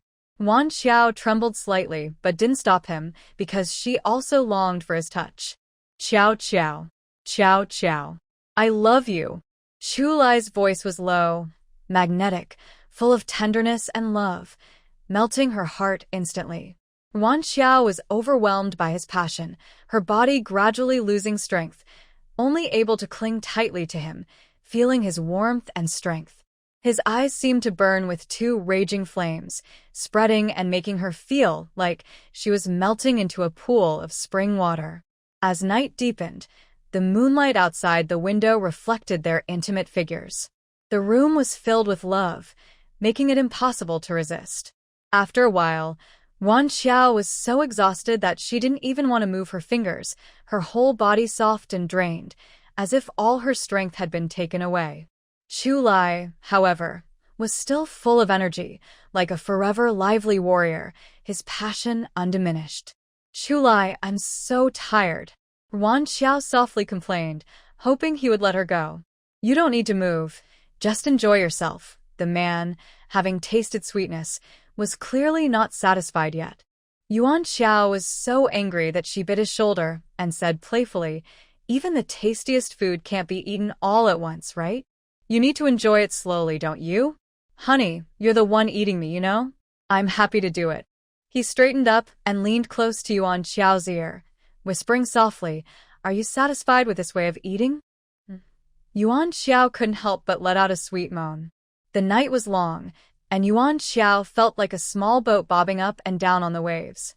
She didn't know when she fell asleep, and even the military horn the next morning didn't wake her. Chulai, however, went to the camp office feeling refreshed. Today, everyone could tell Chu Yanwang was in a good mood. Still a bit petty, Chulai hadn't forgotten what happened yesterday. When he arrived at the office, he immediately called old Chu. "Old man, are you retired at home and have lost your mind? I won't say much about the little bit of malt extract and milk powder you sent, but what's with that broken clothes you sent? The colors and styles are so outdated even my mom wouldn't wear them. Do you look down on my wife or on me?" "Well, with so many grandchildren, I'm not the only one. Just pretend I don't have a grandson like me from now on. I'm not interested in that stuff anymore, so I won't bother you. I'll send everything back to you later." Old Chu, knowing Chulai's temper well, shouted before he could hang up, "Don't hang up. Otherwise, he'd have to call back, and switching calls would waste a lot of time." Old Chu glanced at Mo Wanru, whose face had turned a little pale, and knew Chulai wasn't lying. The clothes sent probably didn't meet his expectations, but they weren't so bad as to make him say such harsh words. That little brat, I'm old now, so the things I choose probably don't match your young people's taste. When you come back, pick for yourself. Buy whatever you like. Old Chu took responsibility for the situation himself. On the other end of the line, Chu Lai sneered, his tone full of mockery. You're not old and have bad taste. When you were young, your taste wasn't great either. Remember what I said? I like what I like, and I'll buy what I want. Don't change your mind later. Old Chu felt like Chu Lai was hiding something but couldn't figure out what it was at the moment. He said calmly, You little brat, do you think I'd lack anything of yours? Chu Lai's call was just to complain. Mo Wanru's woman was trying to bully him, and he wouldn't let that happen. After finishing his business, he asked a few more questions about Old Chu's health before hanging up. In Beijing, Mo Wanru's eyes were red, tears almost falling, looking pitiful. Old Chu, I really didn't mean to buy ugly clothes for Chu Lai's wife. You know, the clothes in the department store are all the same. Old Master Chu waited until she finished speaking before he said, Wanru, I haven't done anything wrong to you in my life. Now that I'm old, I just want to live a peaceful life. Do you understand? His eldest and second sons have become strangers to him. If he angers Chu Lai, that young man might even refuse to acknowledge him. At that point, he and his two sons would truly have nothing to do with each other forever. Wan Xiao opened her eyes and realized it was almost 11 o'clock. Her stomach was growling loudly from hunger. She wanted to get up, wash up, and eat, but her body was very sore, especially her waist, as if it had been badly beaten. Wan Xiao changed her clothes, supported herself with the handrail, and slowly walked downstairs. She washed her face and brushed her teeth by the pond in the yard, then went back inside and bought a bowl of wonton noodles at the mall. After eating, she curled up on the sofa, not wanting to move at all. Chu Lai came home from work and immediately saw Wan Xiao sleeping on the sofa. Looking at her tired appearance, he felt a bit guilty. Last night, he had been a little too much. He quietly approached her, carefully reaching one hand through her leg bend and the other around her neck, planning to carry her upstairs to the bedroom to sleep. Wan Xiao, smelling the familiar scent, didn't open her eyes. She yawned and coquettishly complained, You messed with me so much last night. My waist is about to hurt to death. Hearing her complaint, Chu Lai quickly softened his voice and coaxed her, Sorry, I was wrong. Can I give you a massage? Yeah, that's more like it. Chu Lai gently laid Wan Xiao on the bed, turned her over to lie on her stomach, and began massaging her. His large, warm, and strong hands pressed on her waist, applying just the right amount of pressure, making her let out a pleasant low moan. Chu Lai's eyes gradually darkened, but he dared not make any further move. He only asked softly, Wife, are you feeling better? Much better, Wan Xiao replied with her eyes closed. As they enjoyed this warm moment, they suddenly heard Shirtu crying loudly and running over, shouting, Aunt Xiao, help! Wan Xiao and Chu Lai heard the noise and hurried downstairs to the yard. Shirtu, what's wrong? Aunt Xiao, my mom fainted. I can't wake her up. Boo-hoo. Shirtu burst into tears, trembling, small bodies shaking. Nguyen Xiao was unsure of the situation and didn't have time to comfort Stone. She ran quickly and told Chu Lai, who was following closely behind, Hurry, go check it out. Chu Lai held Stone with one arm and kept close behind. At Ming Hui's house, she was lying on the living room floor with her eyes tightly closed and not moving. Ming Hui, Nguyen Xiao hurried over, knelt down, and checked her pulse and heartbeat. When she confirmed everything was normal, she felt a little relieved. Nguyen Xiao gently patted Ming Hui's face and kept calling her name. When there was no response, she pressed her pressure point. Chu Lai, go home and bring the bike here to take Ming Hui to the hospital. Okay. At this moment, Ming Hui slowly opened her eyes, her voice weak. What happened to me? You fainted. Stone was so scared she cried out for us. How do you feel now? Is anything uncomfortable? While speaking, Nguyen Xiao carefully helped Ming Hui to sit on a chair. Ming Hui still looked weak. Even her voice was feeble. I don't know what happened. I felt chest tightness and shortness of breath, saw golden stars, and then I lost consciousness. Nguyen Xiao supported her and said, "Let's not talk about that now. We should go to the hospital for a checkup."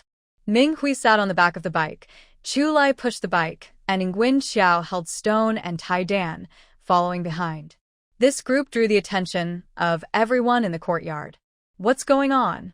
"Wow, Ming Hui, your face doesn't look good. Are you feeling unwell?" Ming Hui slightly smiled and explained, "Yes, I don't feel well. Nguyen Xiao and Deputy Group Leader Chu are taking me to the hospital for a checkup." "Then hurry up and go. Don't delay." Chu Lai took her to the hospital, then went to the military office to find Lin Yucheng. Nguyen Xiao accompanied Ming Hui for the examination. After a simple checkup, the doctor asked Ming Hui, "When was your last period?" Ming Hui was stunned, and then looked at him with disbelief. "Doctor, do you mean I might be pregnant?" She immediately shook her head to deny it. Impossible. "I hurt my body when I gave birth to Tai Dan. I can't get pregnant again." "Are you sure you're not mistaken? Why haven't I gotten pregnant all these years?"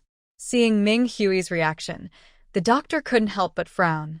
Without medical knowledge, she made her own judgment and even doubted his professionalism. He sighed helplessly and explained, "When you say you hurt your body, you probably mean damage to it, right? Actually, uterine injuries can be classified as mild, moderate, or severe. Only when the is severely damaged does it completely affect fertility. Mild to moderate damage may still allow pregnancy and childbirth." Hearing the doctor's words, Minghui felt a complex mix of emotions. She had been very sad when she realized she couldn't have children again, but luckily her husband, Lin Yucheng, kept comforting her, saying 2 children were enough. Over time, she gradually accepted this fact.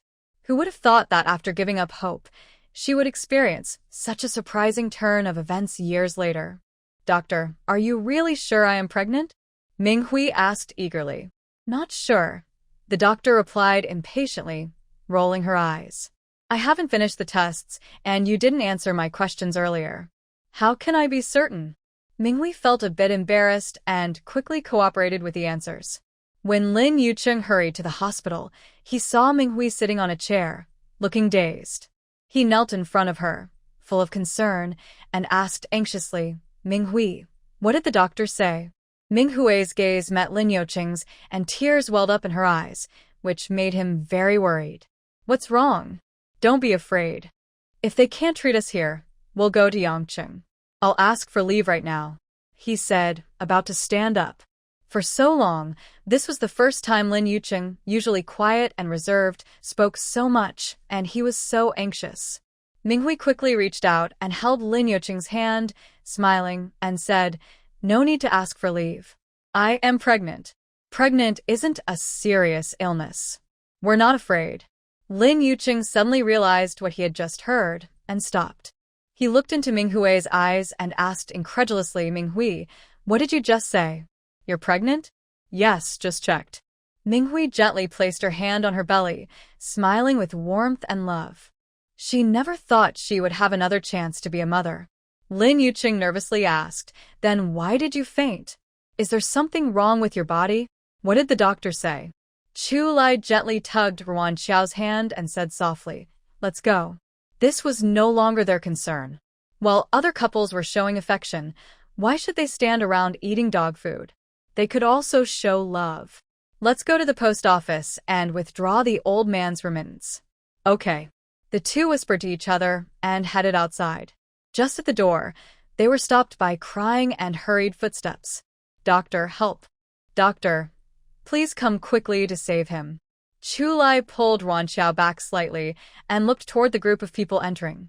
These people had dark, rough skin, wore coarse cloth clothes, tied simple cloth belts around their waists, and wore rubber shoes, typical fisherman's attire. The person they carried and had their eyes tightly shut, face covered in blood, and it was hard to tell where they were hurt. Their chest moved very faintly, almost imperceptible. On the island, there was only one hospital run by the military, so injured fishermen coming here was normal. Ruan Xiao didn't pay much attention at first, but when she heard the crying woman call the injured person Zhongwu, her steps suddenly stopped. "What's wrong?" Chu Lai asked, stopping to look at her. Wan Xiao lowered her voice and said, "A few days ago, I went to buy a mattress. Lady Li told me that a crazy old man said someone named Zhongwu was in danger. It scared that person so much they wouldn't leave their house. I wonder if it's the same person as earlier." Chu Lai's eyes darkened. Once could be a coincidence, but twice was deliberate. If they're afraid to leave their house, how could they be so badly hurt? He turned around and took a step back. "Let's stay and see what's going on." Wan Xiao nodded. Yes. She also wanted to find out what was happening. Meanwhile, after Zhongwu was taken into the emergency room, a few fishermen who brought him sat on the corridor bench, gasping for breath. The crying woman was still sobbing, repeatedly saying, "Zhongwu, you can't have an accident. Please don't get hurt." It wasn't the right time to ask questions now. The two waited for a while, and Ming Hui and Lin Yuqing came out first. Lin Yuqing supported Ming Hui, and they saw Wan Xiao and Chu Lai. They looked a bit surprised. "Why didn't you leave?" Lin Yuqing asked. Chu Lai replied calmly, "Something came up. We'll leave in a moment." Lin Yuqing didn't press further and nodded. "Thanks to both of you today. Really appreciate it." Wan Xiao smiled and said, "There's no need to thank us. Anyone would help if they saw someone in trouble. Go back and let Ming Hui rest." Their families were close enough that formal politeness wasn't necessary. Lin Yuqing nodded, supported Ming Hui, and left. Meanwhile, once the fishermen had rested enough, Chu Lai approached and started talking to them. He deliberately softened his voice a little. "Fellow villagers, I saw you hurriedly bringing in an injured person. What happened?" Chu Lai usually had a cold, stern aura that made him seem hard to approach. But as long as he wanted, he could speak calmly and kindly, especially when addressing someone as fellow villagers, which made people feel very close. Sure enough, someone who heard his question responded. Zhongwu is unlucky. He wasn't even from our yard, and we don't know where a stone came from. Suddenly it hit his head." He paused here, looking worriedly at the emergency room door. Wan Xiao and Chu Lai exchanged a glance, both doubting what had happened. They didn't leave immediately, but stayed at the hospital, wanting to see how Zhongwu was doing. Soon, the door to the emergency room slowly opened. The doctor took off his mask, shook his head with a look of regret. "Sorry, we did our best. The patient was too badly hurt, lost too much blood, and unfortunately, he passed away despite efforts." When they heard this, the woman's face showed despair. Her eyes widened, tears suddenly streaming down her face. She tremblingly said, "No. My Zhongwu, he's only 18, not married yet. Doctor, please save him, save him." Her body was trembling from grief, and she suddenly knelt on the ground, clutching the doctor's white coat tightly, crying so hard she could hardly breathe. The doctor sighed helplessly, trying to comfort her, but at this moment, nothing he said could ease her pain. He moved his lips but could only manage 3 powerless words. "I'm sorry." As a doctor, he often faces scenes of life and death. He felt helpless, but he was not a god and couldn't bring the dead back to life. This scene was incredibly heartbreaking. Wan Xiao turned away, unable to watch anymore. A villager who had come to see off the deceased stepped forward, tears in his eyes, gently helping the woman and softly advising, "Sister-in-law, Zhongwu is gone. Let's take him back to prepare for the funeral. Brother Su hasn't returned from the sea yet, and your family still needs you to hold things together." But the woman had cried so much she had no strength left and couldn't stand up. In this era, men and women were very cautious about physical contact, so the fisherman dared not hold the woman too closely. Wan Xiao stepped forward voluntarily, helping her up. The fisherman gratefully thanked Wan Xiao. Wan Xiao shook his head. "It's nothing. You should hurry and take the deceased back. Nowadays, proper burial is important. In this hot weather, the body can't be kept for long, so they must handle the funeral quickly." Chu Lai came over to help and also checked Zhongwu's wound. After carefully examining Zhongwu's head injury, he formed some initial thoughts.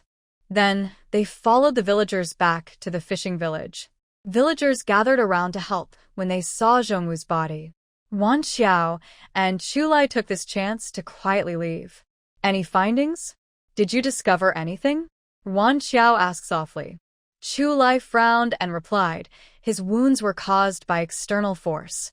Based on the size of the wounds, the stone that caused his death must have been moving very fast, which explains the strong impact. As he spoke, he kept observing the area around the Su family, trying to figure out which direction the stone was fired from. Are you suggesting that Zhongwu's death wasn't an accident? Wan Xiao asked, surprised. Chu Lai nodded and said, it's not easy for a stone to hit exactly right, but controlling the speed and force is hard. This can't be just an accident. Wan Xiao was silent for a moment. In that case, someone is definitely behind this. Maybe the incident with Yongjun last time wasn't simple either. It's a pity we didn't check back then. But why would they want to kill these two people? Silencing them? Looking at each other, both immediately thought of this possibility. Chu Lai's face darkened instantly. It seemed there were secrets hidden in this small fishing village. He looked serious and told Wan Xiao, Xiao Xiao, you must never come to the fishing village alone again. Enemies in the dark, us in the light. No one knew their true intentions. Wan Xiao nodded obediently. She didn't know before, but now she understood.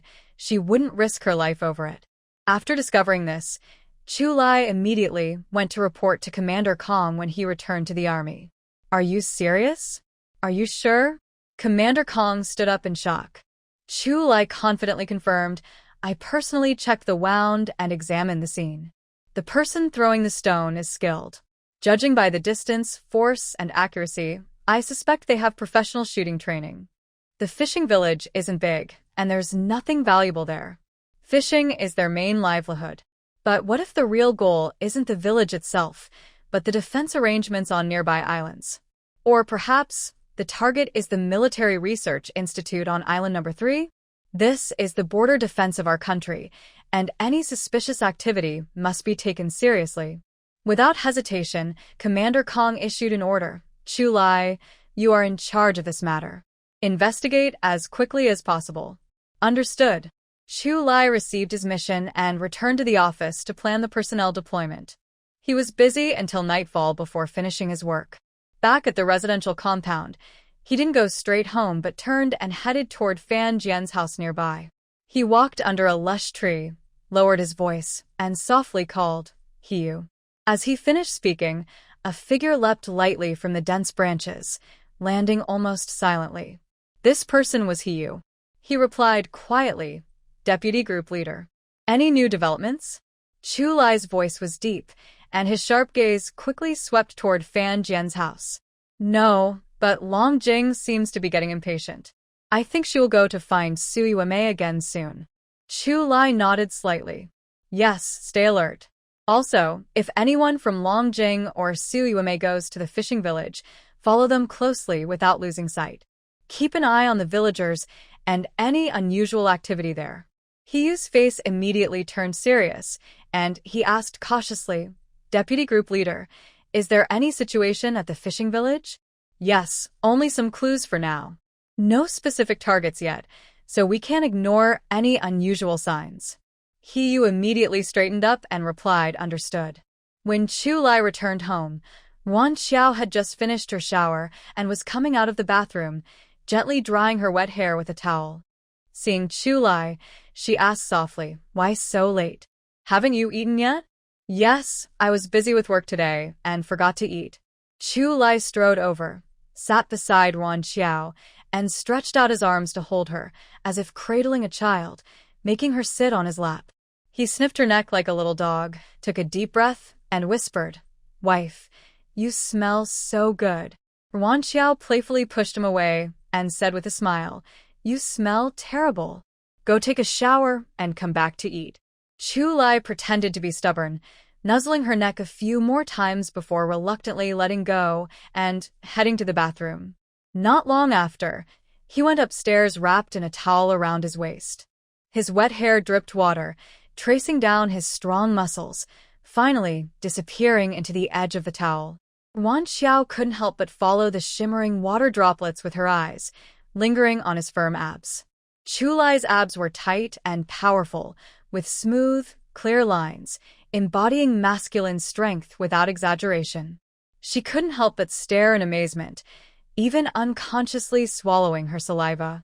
Chule noticed Yuan Xiao's gaze and reaction, and a faint, please smile appeared on his lips as he let out a low, satisfied chuckle. Darling, do you want to touch? Yuan Xiao glared at him and playfully reached out to give his abs a few firm pats. She looked at him proudly, teasing him. Touching her own man wasn't against the law. For dinner, Yuan Xiao didn't buy anything complicated for Chule, just a bowl of seafood porridge, an egg pancake, and 2 light cold dishes. While Chule ate, Yuan Xiao sat beside him and chatted. Later, write a letter and send it out with some dried mango. Tell Mom not to send us any more nutritional supplements. Let them keep those for themselves. Milk powder coupons are hard to get, and we're not lacking anything. In her cabinet, there were nearly 10 bottles of malted milk and 5 or 6 bags of milk powder, precious items that others couldn't easily buy. Even if she and Chule drank them every day, they would last a long time. Chule nodded and asked, Xiao Xiao, when do you plan to stop being a literacy novice? Then you can write your own letters. Yuan Xiao hesitated, maybe in a year or so. People study for 6 years just to graduate from elementary school. If I finish too quickly, it might seem suspicious. On the island, only elementary school was available for children from the family compound and fishing villages. To attend middle or high school, they had to go to the mainland. She planned to study for a while and then get a primary school graduation certificate. To make it realistic, her study room still had many handwritten notes she'd written with her left hand. After practicing for a while, her writing wouldn't be perfect, but it would be neat enough. Chule shook his head. It doesn't need to take that long. Kids learn faster than adults. Besides, the current elementary school curriculum isn't much. I think in a month or 2 you'll be ready. You're planning to start a soap factory, right? With some education, it'll be easier for you to do the work. Yuan Xiao smiled and shot him a sidelong glance. If you don't want me doing physical labor, just say so. Why beat around the bush? She hadn't suffered much in her previous life, and she wouldn't be willing to endure hardship now. Not only was Chule's salary enough, but her own money from the store was also plenty for a good life. She definitely wouldn't want to do hard manual work. She already had ideas for the soap factory, either be a technician or run the sales. She definitely wouldn't be involved in stirring soap mixtures. After finishing dinner and rinsing his mouth, Chule said, Where am I beating around the bush? I just don't want you to tire yourself out. Got it. Yuan Xiao took some papers from the desk drawer and handed them to Chule. This is my plan for using bird droppings as fertilizer. I don't know the format of your reports or some of the wording, so please review and revise it. Chule took the papers, looked at 2 pages, then hugged Yuan Xiao and spun her around twice. My wife, you're so wonderful. I haven't had time to write this myself. Stop it, you're going to make me dizzy. Put me down. Sweetheart, I really mean it. Please try to get your elementary school diploma soon. Then, after some time, take the exams for middle and high school graduation too. Being illiterate really limits your potential. Yuan Xiao nodded. She would definitely take the exams, but learning takes time, so she needed to space it out. All right, now you should write the letter first, or I won't be able to send my things. Yuan Xiao sat alone to the side, thinking that just sending dried mangoes was too little. She wondered what else she could add. While everything here was peaceful and calm, they didn't know that Si Jingming was feeling anxious, like ants on a hot pan. Dad, it's been a whole day. Have you remembered if you know these 2 people? Si Jingming's impatient voice came through the phone to Si Yuanheng. He rubbed his forehead helplessly.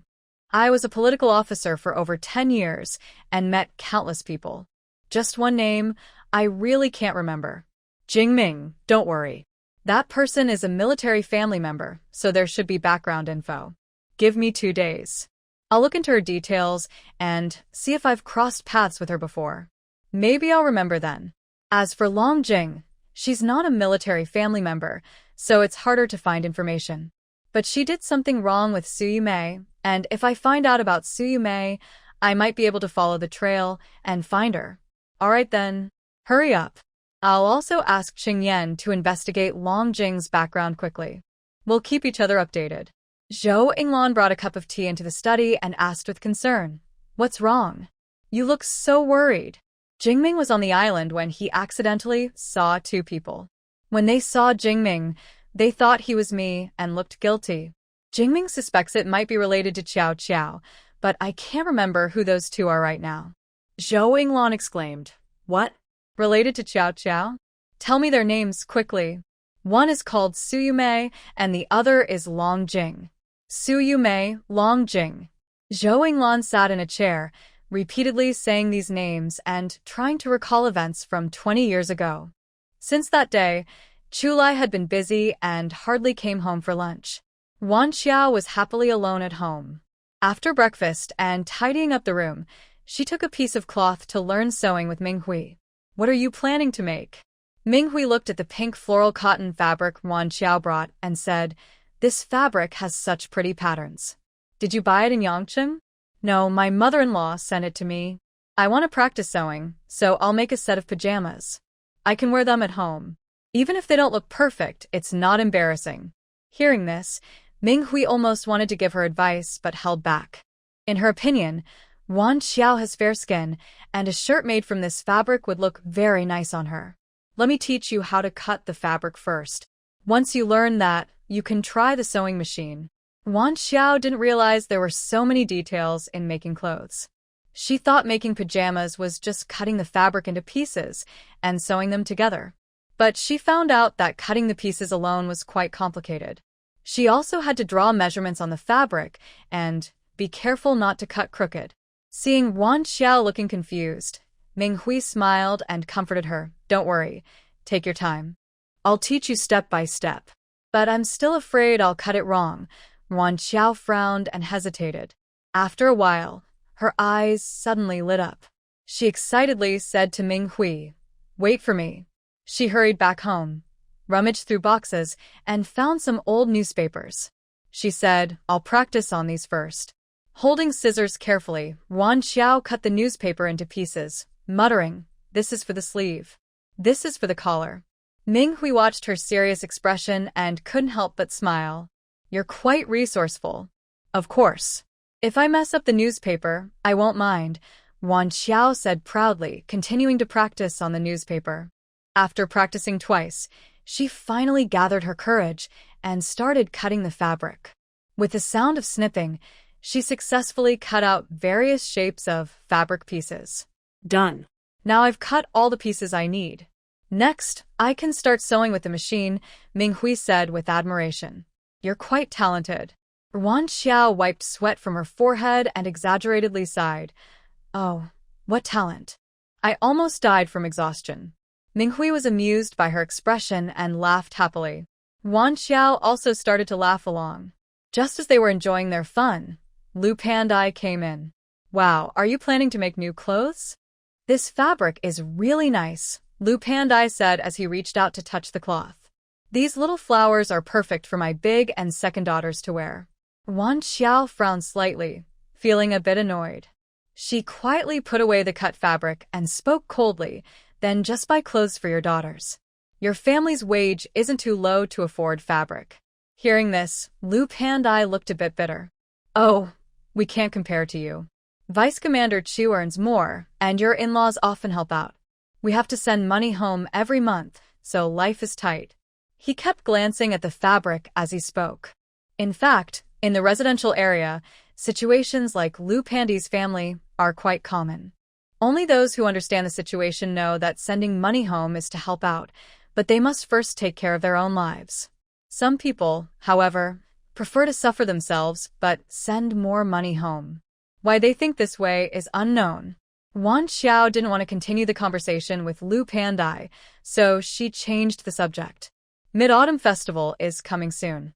Are there any activities here? Lu Pandai suddenly clapped his hands. "Oh, I just remembered. Everyone is discussing making mooncakes at the small square. I came to call you two over." Wan Xiao was curious. "Making mooncakes?" "Yes, you don't know yet since you just arrived," Minghui explained with a smile. "Buying mooncakes requires tickets, but Sometimes the food factory doesn't have enough supply. Even with tickets, you might not get any. So, our families came up with a plan. We make our own mooncakes every mid-autumn festival. Everyone brings some ingredients, then we split into southern and northern teams to make the mooncakes. Finally, we share the mooncakes based on how much each person contributed. Those who want can swap with each other. This way, we solve the problem of not being able to buy mooncakes and get to taste different flavors. Both good ideas. Hearing this, Wan Xiao's eyes lit up and she excitedly said, "That's a great activity. Let's go see." She eagerly headed toward the small square. There were already many people gathered there. They sat in a circle, with Ge Fenglan and Su Yuemei in the middle. It was clear that they had organized this event in previous years. Seeing everyone gather, Ge Fenglan cleared her throat and loudly said, "Dear family members, the Mid-Autumn Festival is coming soon. As usual, we will organize everyone to make mooncakes together. The rules are the same as before. Please prepare your materials today, and we will start making them promptly at 8 a.m. tomorrow." Wan Xiao noticed everyone looked excited and was discussing what to bring tomorrow. She asked Ming Hui, "What do people usually bring? How much?" Regarding mooncake ingredients, she could buy everything at the mall, but she was worried about measuring incorrectly and bringing too much, which would be obvious. Ming Hui, who had been very careful since she got pregnant, was walking slowly. Wan Xiao matched her pace and walked slowly with her. Everyone has registered how much they are bringing. You can bring as much as you want for the number of mooncakes you plan to make. Everyone has their own sense of moderation, Ming Hui said softly, glancing around. She lowered her voice and added, "Of course, there are some who like to take advantage and bring less but ask for more. But most people still care about their reputation." Wan Xiao nodded, understanding. The next day, she brought flour, walnuts, sunflower seeds, sesame seeds, and sugar to Ming Hui. Ming Hui saw her carrying several small bags and asked curiously, "What did you bring?" Wan Xiao opened the bags to show her. "Do you think these are enough?" "That's perfect. With these ingredients, you can make plenty. This is my first time joining a group activity. If I bring too little, people might talk." So she took a few more items, but in small amounts. She calculated that even if she made mooncakes herself, the final product would be about 2 jin, around 1 kilogram. This amount shouldn't stand out too much. Ming Hui smiled and said, "I don't have as many things as you. I can only make up the weight a little. My 2 naughty boys have been looking forward to making mooncakes for days," she added happily. In fact, the main issue was the shortage of supplies. Ming Hui's family wasn't lacking food for the children, but even with money, they couldn't buy what they needed. The whole environment was like this now. Especially on the island, supplies depended entirely on ships. When shipments were late, there was nothing they could do. Sometimes, Wan Xiao thought she was lucky to have her golden shopping mall system. Without it, she wasn't sure how she could survive such days. As they talked, they arrived at the small square. They were a bit late, and about 10 people in front of them were registering supplies. Wan Xiao and Ming Hui queued at the end. The people ahead greeted them warmly. "Mrs. Lin's sister Chu, come over here," they said. At first, Wan Xiao was a bit confused. She didn't realize that Sister Chu was calling her. Seeing that person looking at her made her remember. She seemed to be Wang Fongfong, the wife of the deputy battalion commander of a unit. Wan Xiao quickly smiled and said, "No need, no need. It doesn't matter who goes first or second. Let's just line up." A few people behind Wang Fongfong also hurriedly said, "Yes, yes. Sister Lin is pregnant, so you two should go ahead. Don't stand here." They then stepped forward to stand behind the 2 women, giving them no chance to refuse. "What are you doing?" Guan Wenwan asked sternly, clearly unhappy. She stood beside the line, looking at Wan Xiao with a look of disapproval. Family members of the leaders shouldn't get special treatment. "Wan Xiao, your behavior might spoil the atmosphere in the family area." Wan Xiao was almost speechless. She felt that Guan Wenwan was not just proud but also seemed to hold a hidden hostility towards her, though she didn't know why. She snorted coldly and spoke bluntly, "Sister-in-law Guan, you always jump to conclusions without checking the facts. Which eye of yours saw me getting special treatment? Everyone is watching and listening. I already refused their offer to move, but sister-in-law Guan wants to blame me for everything. I won't take that. After saying this, Wan Xiao took a step back and continued, Minghui is pregnant. It's okay to get some privileges. You all shouldn't push me aside. I haven't done anything special, but I've been unfairly accused. If I dared to cut in line, I'd probably be criticized to death. Her pointed words made Guan Wenjuan's face look even worse.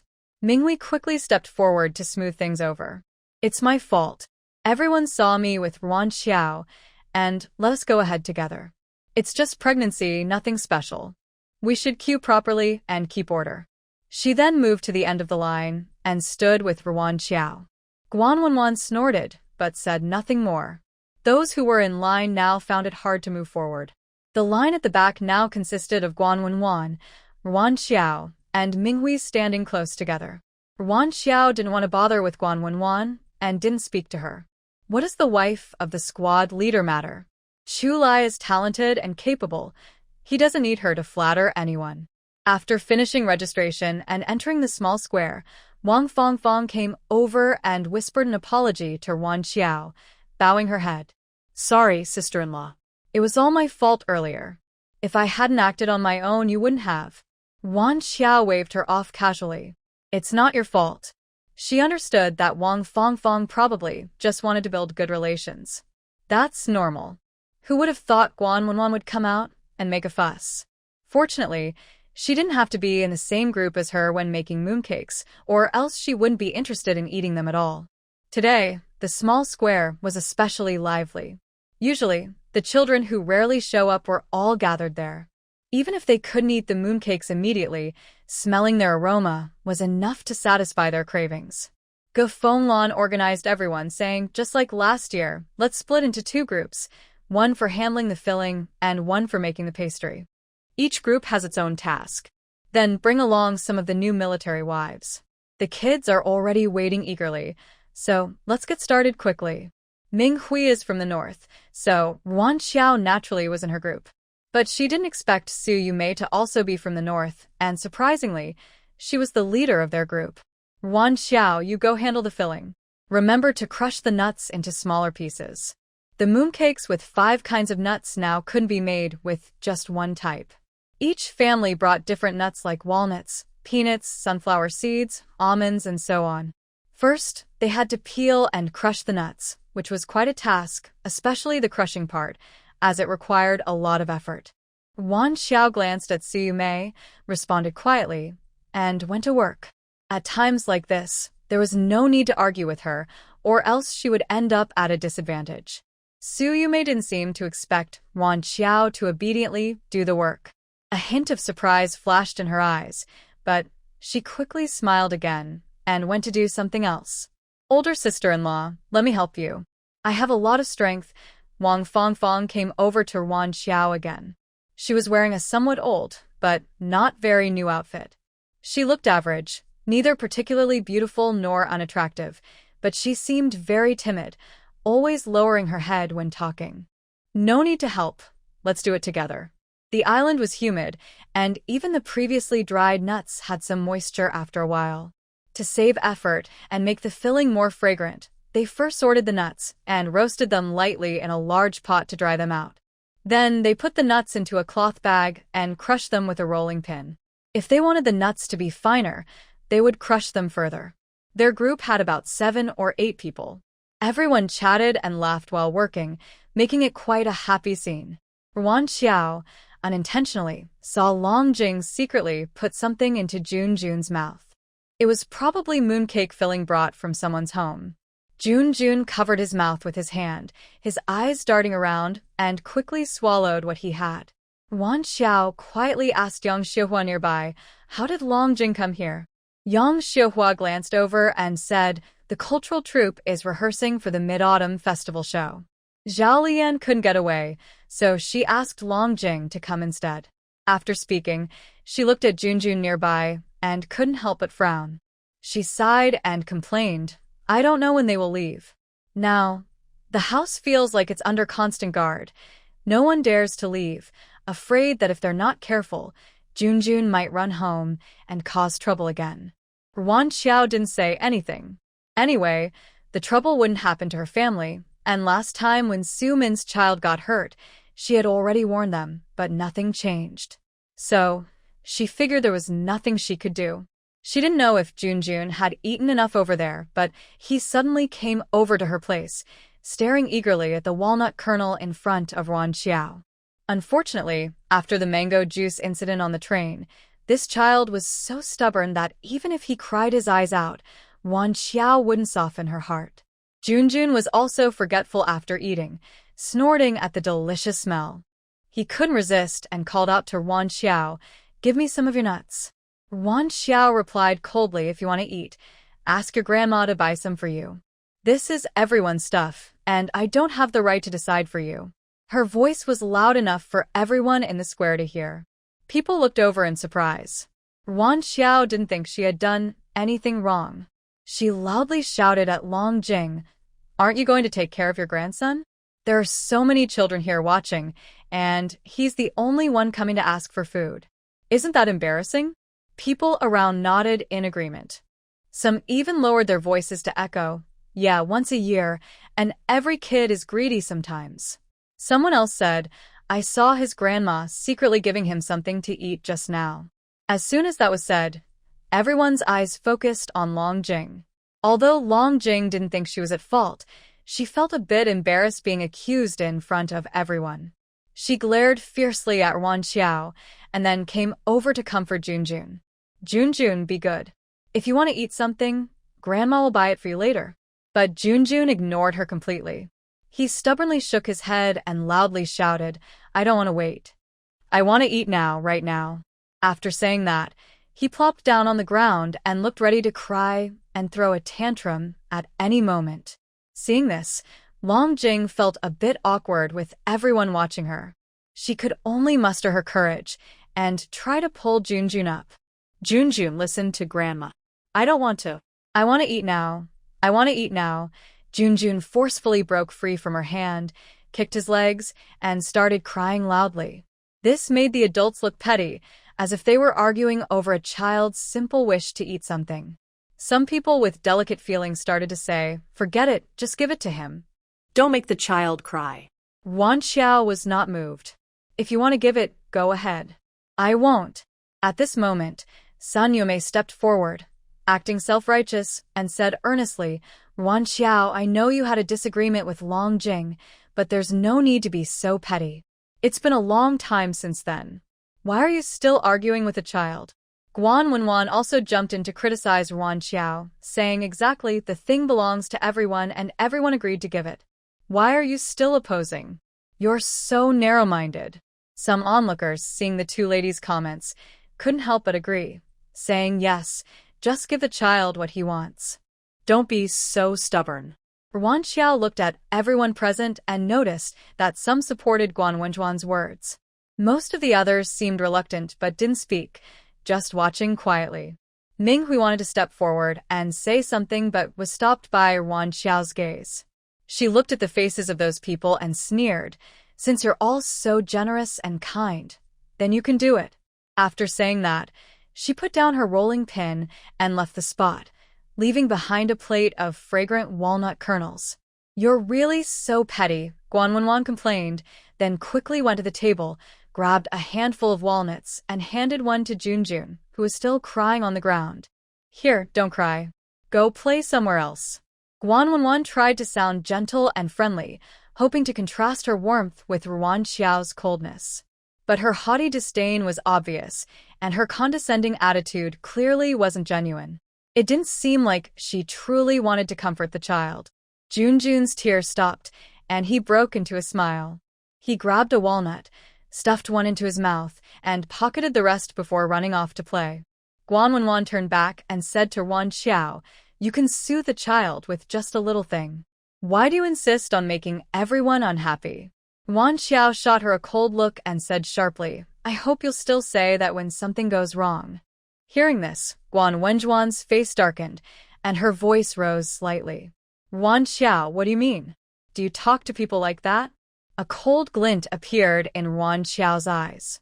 "What if I do?" After speaking, she took a step forward and stood face to face with Guan Wenwan, saying firmly, "Be generous and go home to pack your own things. You can only speak for yourself, or maybe some others, but at least not for me. You have no right to decide for me. You act generously to impress others, but it seems like you want to step on me at the same time, treating everyone like fools. All right, stop arguing." What Wan Xiao said is also reasonable. Ge Fenglan stepped in to speak. We shouldn't lose our principles just because the children are crying. Let's forget it this time, but it won't happen again. Everyone, hurry up and work.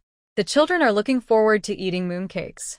As soon as she finished, Junjun suddenly vomited with a loud wow. Everyone was startled, but Wan Xiao seemed to have expected it and was not surprised at all, not even glancing at him. "Junjun, are you feeling unwell?" Long Jing went over to ask.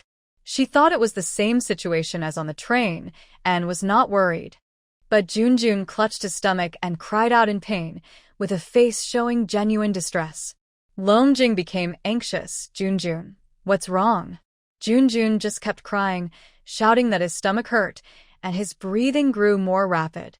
"Quick, take him to the hospital," Ge Fenglan shouted, and Long Jing finally reacted, picking up Junjun and rushing to the hospital. Everyone else at the scene was stunned.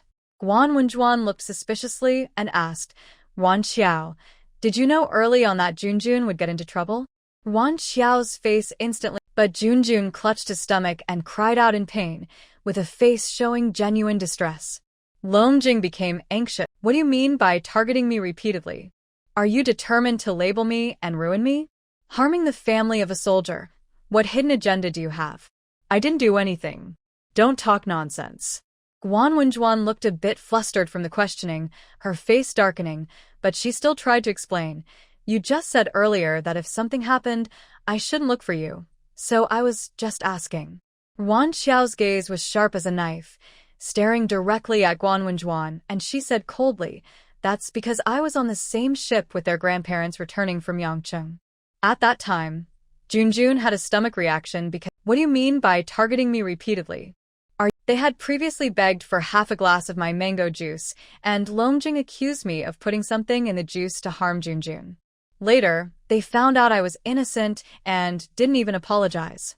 Since then, I decided not to give Junjun anything." "Then why didn't you say anything just now?" Guan Wenwan was afraid she would be blamed, so she started accusing Wan Xiao. Wan Xiao sneered, showing a hint of disdain in her eyes. "It's funny. You want to play the good person and then criticize me. Why should I say anything? Besides, I didn't know Junjun would definitely get into trouble. Would you believe me if I warned you then?" Her words were like a sharp sword, piercing through Guan Wenjuan's disguise, leaving her speechless. People around looked at them with strange eyes. Guan Wenjuan's face turned pale and then flushed. Su Yuemei cleared her throat and stepped in as a peacemaker. "Forget it, everyone, let's get back to making mooncakes." But no one expected that Junjun's situation was not just overeating but actually poisoning. After the incident, everyone's happy mood was somewhat affected. They all focused on their work, speaking very softly. Minghui moved closer to Wan Xiao and advised, "Don't be angry. It's not worth damaging your health." Wan Xiao shook her head. "There's nothing to be angry about. I just don't understand why Guan Wenwan is targeting me." They didn't have much interaction before. When they first met, Wan Xiao noticed Guan Wenjuan's proud attitude, so she never bothered to flatter her. Minghui hesitated and whispered, "We'll talk about it when we get back." Wan Xiao raised an eyebrow, sensing Minghui might know something. "Okay." She was eager to find out why Guan Wenwan treated her that way. Ge Fenglan accompanied Long Jing to the hospital. Everyone didn't pay much attention, and with Junjun's fuss gone, they felt quite peaceful. Everyone was busy with their tasks in an orderly manner. However, they didn't wait for Ge Fenglan and Long Jing to return. Instead, soldiers arrived, led by Commander Kong himself. 30 or 40 soldiers surrounded the small square, looking serious and tense. The crowd was startled, looking at each other with confusion and fear. Everyone was asking what's going on. Did something happen? Commander Kong didn't speak, but waved his hand to signal that samples of all the mooncake ingredients should be taken for testing. Then he said in a deep voice, "Sorry, everyone, you can't leave this area for now." Guan Wenwan looked calm, but asked coldly, "Why?" "Commander Kong, you should tell us what's happening. We can't just be kept here without knowing. Are we suspects or what?" After she finished speaking, others quickly stepped forward to agree, saying, "Yes, Commander Kong. You need to give us an explanation." The military family members, having done nothing wrong, spoke confidently. Wan Xiao had some guesses about their sampling behavior, but she didn't show it. Commander Kong paused to think, then said, "It's okay to tell you." He looked over the crowd and then slowly spoke. Junjun was taken to the hospital and diagnosed with poisoning. He is now receiving emergency treatment. We don't yet know what he ate that caused the poisoning, but since he ate here before going to the hospital, all these materials need to be tested. If anyone has any clues, please report to me promptly. I hope everyone will cooperate with our work. What? Poisoning? After Commander Kong finished, the few people who had been around Guan Wenwan all quickly moved away from her, as if she carried some disease. Everyone avoided her gaze, as if she had become a criminal. Guan Wenjuan's face changed color.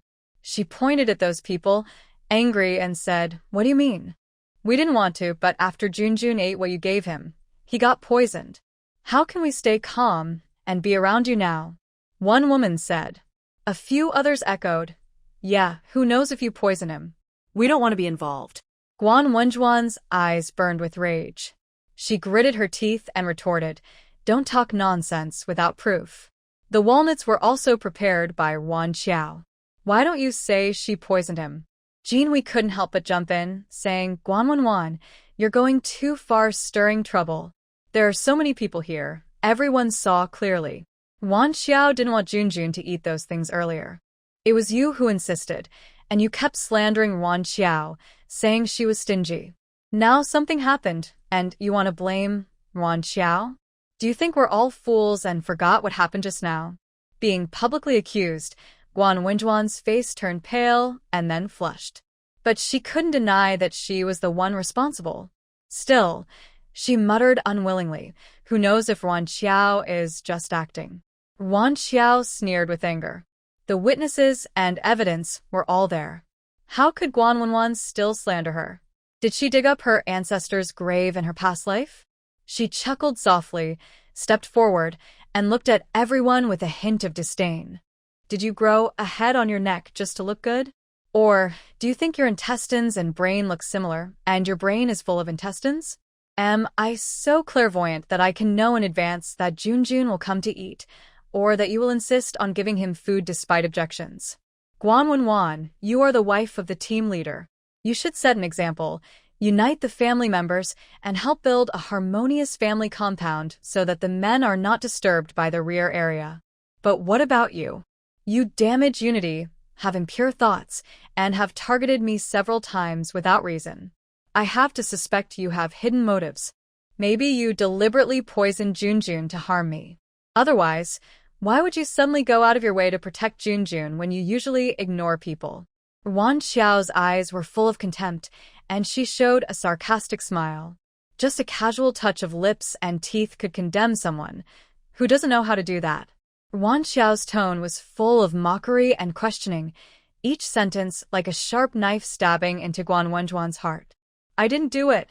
Guan Wenjuan's voice became sharp, and she looked a little panicked. "Wan Xiao, don't falsely accuse people." "Huh. I'm just learning from you." Seeing the two about to argue, Commander Kong frowned and sternly warned, "Everyone be quiet. Without solid evidence, no one should speak recklessly." Wan Xiao snorted and stepped back to her original position, distancing herself from Guan Wenwan.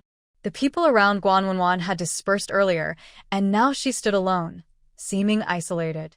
The test results weren't ready yet. Over on the small square, Commander Kong had arranged for someone to take notes one by one. Time passed second by second. Soon it was noon, and everyone was hungry, especially those with children at home, feeling even more anxious. "Commander Kong, when will we get the results?" "Yes, we haven't done anything wrong. We've wasted the whole morning. Can you find out soon?" The kids haven't eaten lunch yet. Complaints and doubts grew louder in the crowd, almost drowning out the small square. Commander Kang's brow furrowed deeper. He loudly said, "Everyone stay calm. We are working the investigation. Please give us some time." Junjun was still in danger. "I am doing this to clear your names, and also to ensure the safety of our family compound. If we don't find out the truth, would you feel safe eating such mooncakes? So everyone, please be patient and wait a little longer. Don't worry about lunch. I have arranged for the canteen. Someone will bring the food soon." Sure enough, not long after, another group of soldiers pushed carts carrying food. The wooden barrels on the carts were not visible, but when you're hungry, the smell of the food feels especially tempting. The soldiers were distributing the meals when suddenly, a tall figure burst in. He stood straight like a pine tree, with cold, sharp eyes, giving off an aura that kept others at a distance. Surprisingly, he was holding a metal lunchbox in his left hand and a porcelain cup in his right hand. His appearance seemed a bit mismatched with his serious demeanor. "Cough cough, Chulai, they can't contact anyone right now," Commander Kong reminded him. Chulai looked at Commander Kong expressionlessly, then handed over the lunchbox and porcelain cup. "My wife was abused before and is severely malnourished. The doctor told us she must be well cared for. This is the food I prepared. Please help deliver it." This was not a secret, because when Wan Xiao was taken to the hospital last time due to menstrual pain, the whole family compound had already heard about it. Commander Kong nodded, took the lunchbox and cup from Chulai, and, for fairness, opened the lid to check the food inside. The soft, fragrant white rice emitted an enticing aroma. Next to it were fresh green vegetables and slices of luncheon meat, topped with 2 crispy, golden fried eggs. The porcelain cup contained more than half a jar of prepared malted milk. Such a meal was practically luxurious. Commander Khan couldn't help but glance back at Wan Xiao. He noticed her complexion was noticeably rosier than before, and her figure was slightly fuller. But she still looked quite thin, so she needed proper nourishment. In fact, Wan Xiao had gained several pounds in the past 2 months. Originally, at 165 centimeters tall, she weighed less than 80 jin, about 40 kilograms, but now she was 88 jin, about 44 kilograms. Her previous poor foundation meant that, even now, despite gaining some weight, she still looked quite slim. She wasn't a balloon that would puff up easily.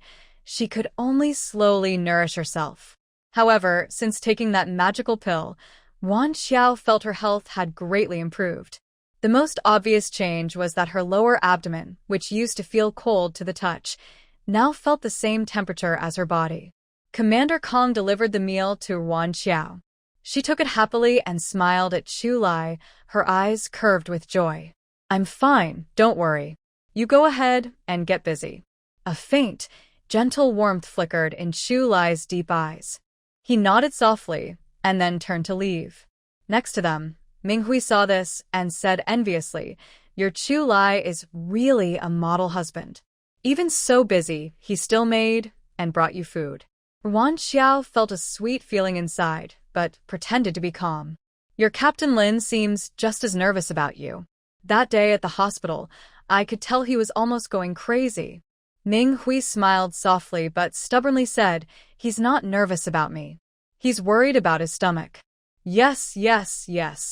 "He doesn't even know you're pregnant, so he's just worried about his stomach." Wan Xiao teased on purpose, then took an egg from the lunchbox and handed it to Ming Hui, smiling. "Eat quickly. Pregnant women need to eat well." "Thank you. I want to try Vice Commander Chu's cooking too." Everyone around saw Wan Xiao's hearty lunch and couldn't help but swallow. Who would dare eat plain rice like that during an ordinary day? A woman in the crowd couldn't help but mutter jealously, "Look at that. Vice Commander Chu's family is so well off. They can eat plain rice anytime." At this time, resources were scarce, and food was limited. Being wealthy wasn't necessarily a good thing. It might attract investigation. Although Chulai's money was all legal and proper, no one wanted to be investigated in such a situation. Wan Xiao looked up coldly and shot a sharp glance at the woman, retorting bluntly, "Are your eyes on my kitchen? Do you see us eating plain rice?" You don't need your ears either. Haven't you heard the doctors say I need to recover from my serious condition? Why you? The woman was silenced by Wan Xiao's words and could only glare angrily. Seeing this, someone quickly pulled her back and said, forget it. Say less. With someone giving her an excuse, the woman didn't argue anymore. Wan Xiao gently nudged Ming Hui and lowered her voice. Who is that person? She's the wife of a deputy battalion commander from the 5th Regiment. She just came to the army recently. She's like that. Whenever she sees others with good things, she always makes snide remarks. Don't mind her. Wan Xiao snorted. If she doesn't bother me, I won't bother her. After finishing her meal, Wan Xiao picked up her cup and gently sipped the sweet malt drink, feeling its smooth texture and rich aroma, which made her mood even happier. She seemed to be in another world, not bothered at all by what was happening around her. Around 3 p.m., a young soldier hurried over and handed a report to Commander Kong. Commander Kong quickly looked it over, and his expression gradually relaxed, even showing a hint of relief. Comrades, good news. All the ingredients are fine, he announced loudly, so everyone in the small square could hear. Everyone breathed a sigh of relief. Although some time was wasted, the outcome was good. Someone asked, what about Junjun? How did he get poisoned? Commander Kong waved his hand and said, that's not your concern. Just do what you're supposed to do. At this moment, Su Yueme stepped forward and said, today's scare was a bit much, and everyone got a little frightened. But tomorrow is the festival, so let's work overtime today and finish making the mooncakes. What do you all think? Everyone agreed enthusiastically, yes, let's get it done. The kids at home are waiting to eat. This resonated with everyone, and their enthusiasm was sparked. Soon a group of people started working busily, some kneading dough, others filling it, and some baking. At night, Wan Xiao lay in bed, complaining about her sore legs. Chu Lai gently pressed and massaged her legs. Are you silly? Can't even do a little laziness? Wan Xiao lifted her other soft, white foot and stepped on Chu Lai's arm twice, teasing, even Ming Hui, who's pregnant, is busy all day. How can I be ashamed to slack off? Thinking about what happened during the day, she couldn't help but ask, do you know how Junjun got poisoned? Chu Lai's eyes darkened slightly and said, we can only be sure he ate something that was poisoned. When exactly he ate it and how he got poisoned, they hadn't figured it out yet. Even though he had arranged for Hiyu to monitor him 24 hours a day, nothing unusual was found. So, he suspected that someone in their own group might have done something. Wan Xiao frowned and muttered, that's strange. Although Junjun is pretty annoying, I don't think he's the kind of person to be secretly poisoned. Who would have such a big grudge against him? Don't worry, the army will investigate, Chu Lai assured her. This incident happened at the family housing area. Long Jing was hysterical, demanding justice. She insisted that unless they found out the truth, she wouldn't be able to give up. It is important to thoroughly investigate the poisoning incident. Otherwise, we won't know what the hidden enemy's motives are or if they might harm more people. Chu Lai changed to another leg of Wan Xiao to continue massaging, then said, tomorrow is Mid-Autumn Festival. There will be a cultural performance. Do you want to watch? If you want to go, I can reserve a seat for you in advance. Wan Xiao's eyes sparkled like shining stars. Of course, staying here's so bored. Why not go see a show? Besides, I haven't seen a cultural performance from this era yet. All right, I'll reserve front row seats for you. Wan Xiao was still excited about the upcoming performance and didn't notice that someone's hand had gradually moved higher during the massage. The man leaned in, covering her delicate lips with his, silencing her words. His hand also became restless, wandering over her body. His fingertips felt like electric currents, making her shiver with pleasure. The quiet night stretched endlessly. When Wan Xiao woke up, it was already after 8 o'clock.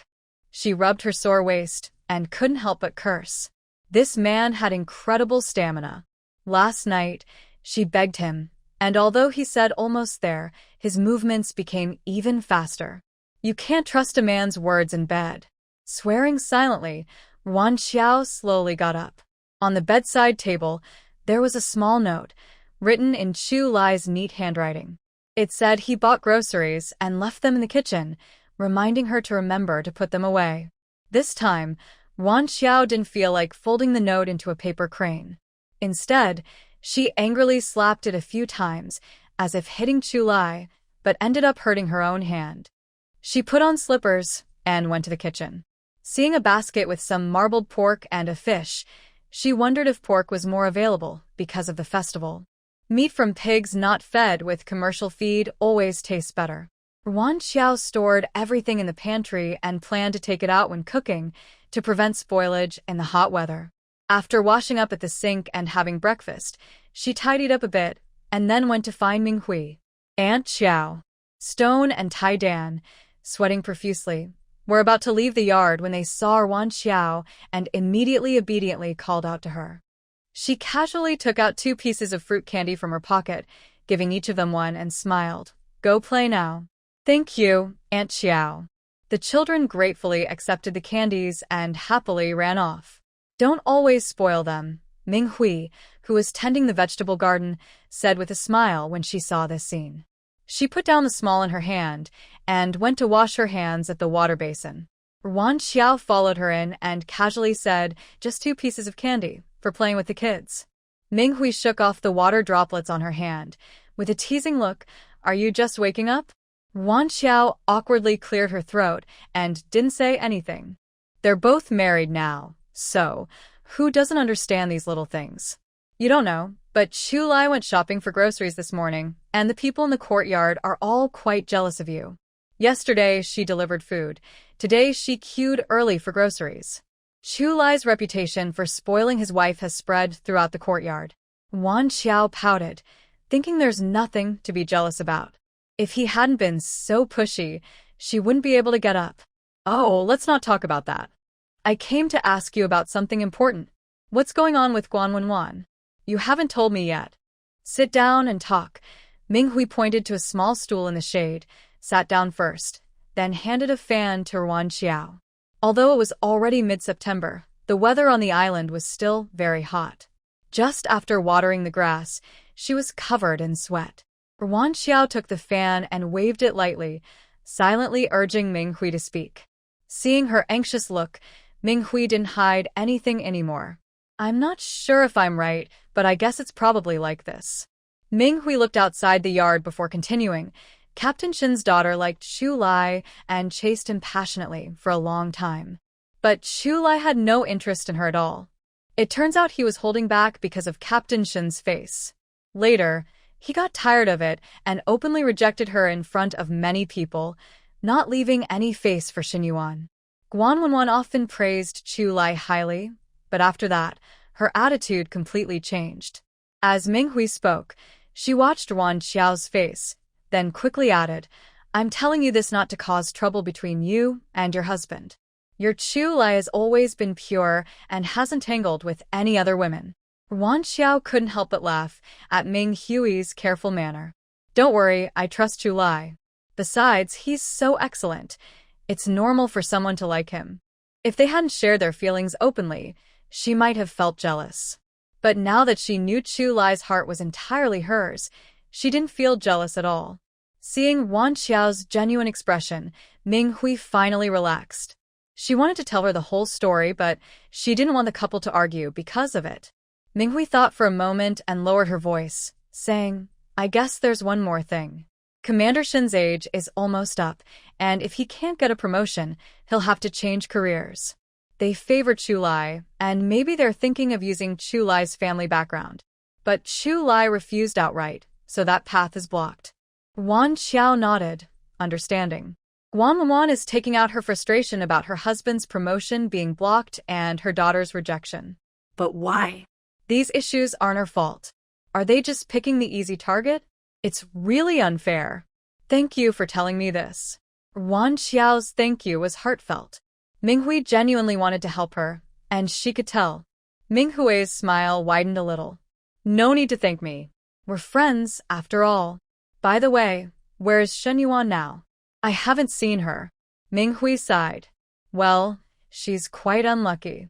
With the big movement, nobody knows what she's doing at the school now. She's still at the school? Wan Xiao was a bit surprised. Things aren't peaceful at the university these days.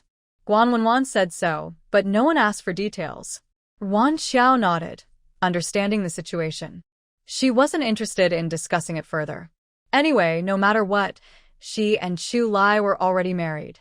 Guan Wenwan being upset was something she just had to endure. People who didn't get along already. Now with this, there's no need to interact anymore. After finishing the serious talk, the two started chatting casually. Minghui asked mysteriously, "Do you know how Jin got poisoned?" Wan Xiao shook her head. "No, I asked Chu Lai last night, but he didn't say anything." Usually, if it wasn't a military secret, Chu Lai wouldn't hide it from her. So, if he didn't tell her, she didn't ask. That man is always the same. My Laolin also told me not to ask. Could there be some hidden story behind this? Probably not. Wan Xiao frowned and thought. Jin is just a kid, and Long Jing isn't military personnel. What hidden story could there be? Minghui shrugged. I don't know. This morning, when we were buying groceries, everyone was still talking about it. I heard Jin has been unconscious the whole time. Wan Xiao's eyes widened in shock. That's serious? Yes. That's why Commander Kang's strict investigation yesterday was necessary.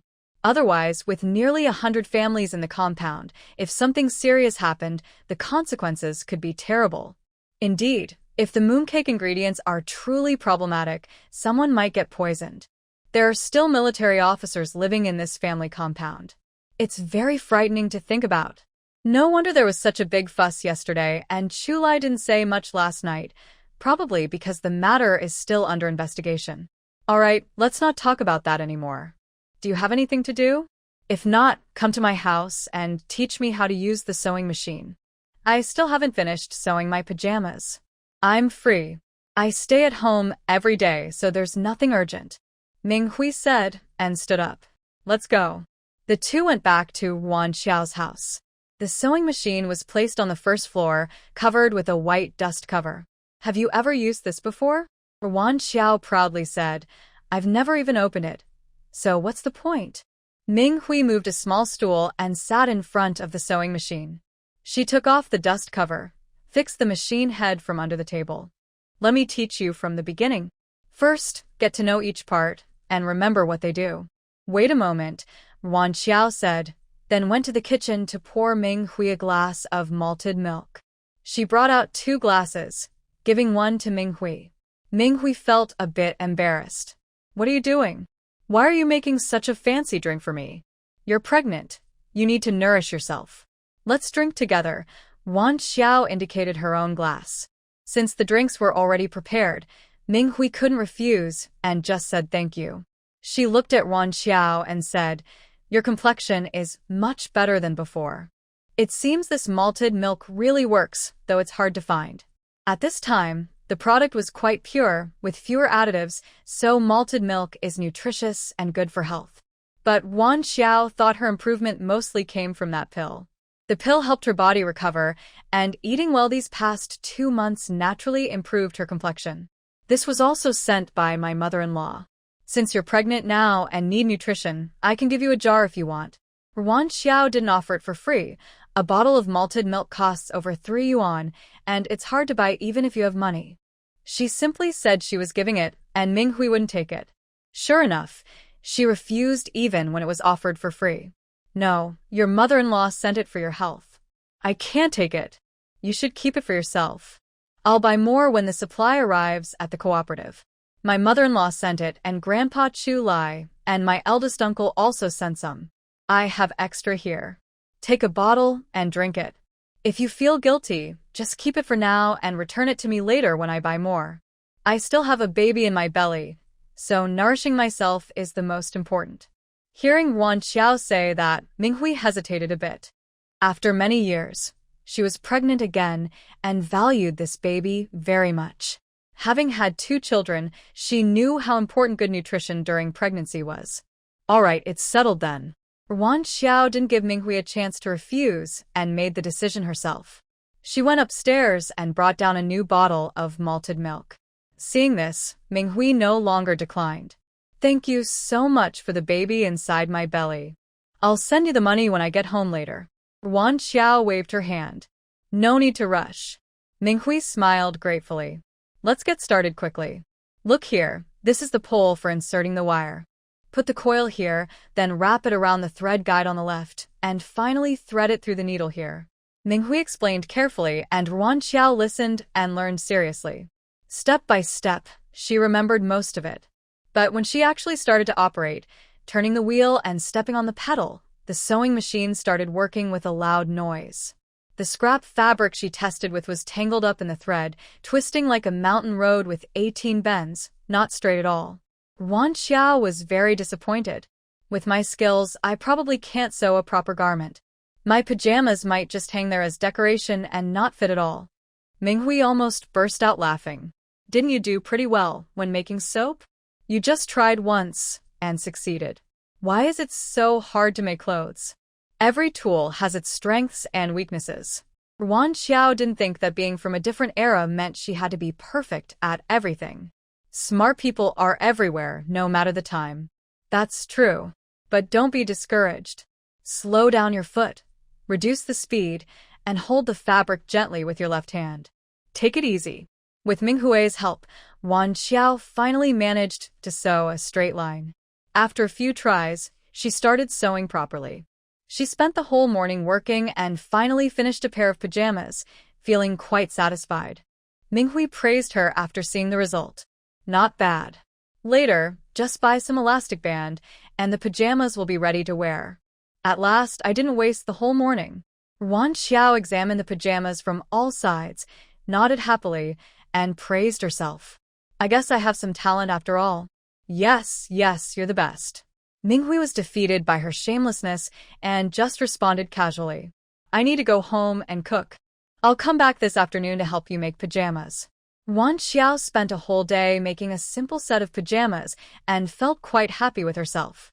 In the evening, she was going to watch a performance, so she finished her dinner early and went to find Minghui to go together. Stone and Iron Egg cheered as they ran ahead, calling out to friends along the way to join them, and the group grew larger and larger.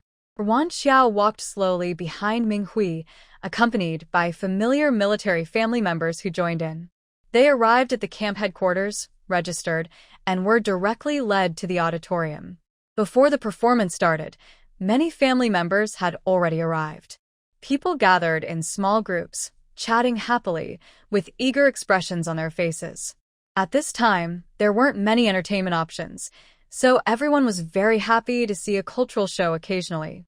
Zhang Xiaojiang saw Yuan Xiao and hurried over. Sister-in-law, your seat is up front.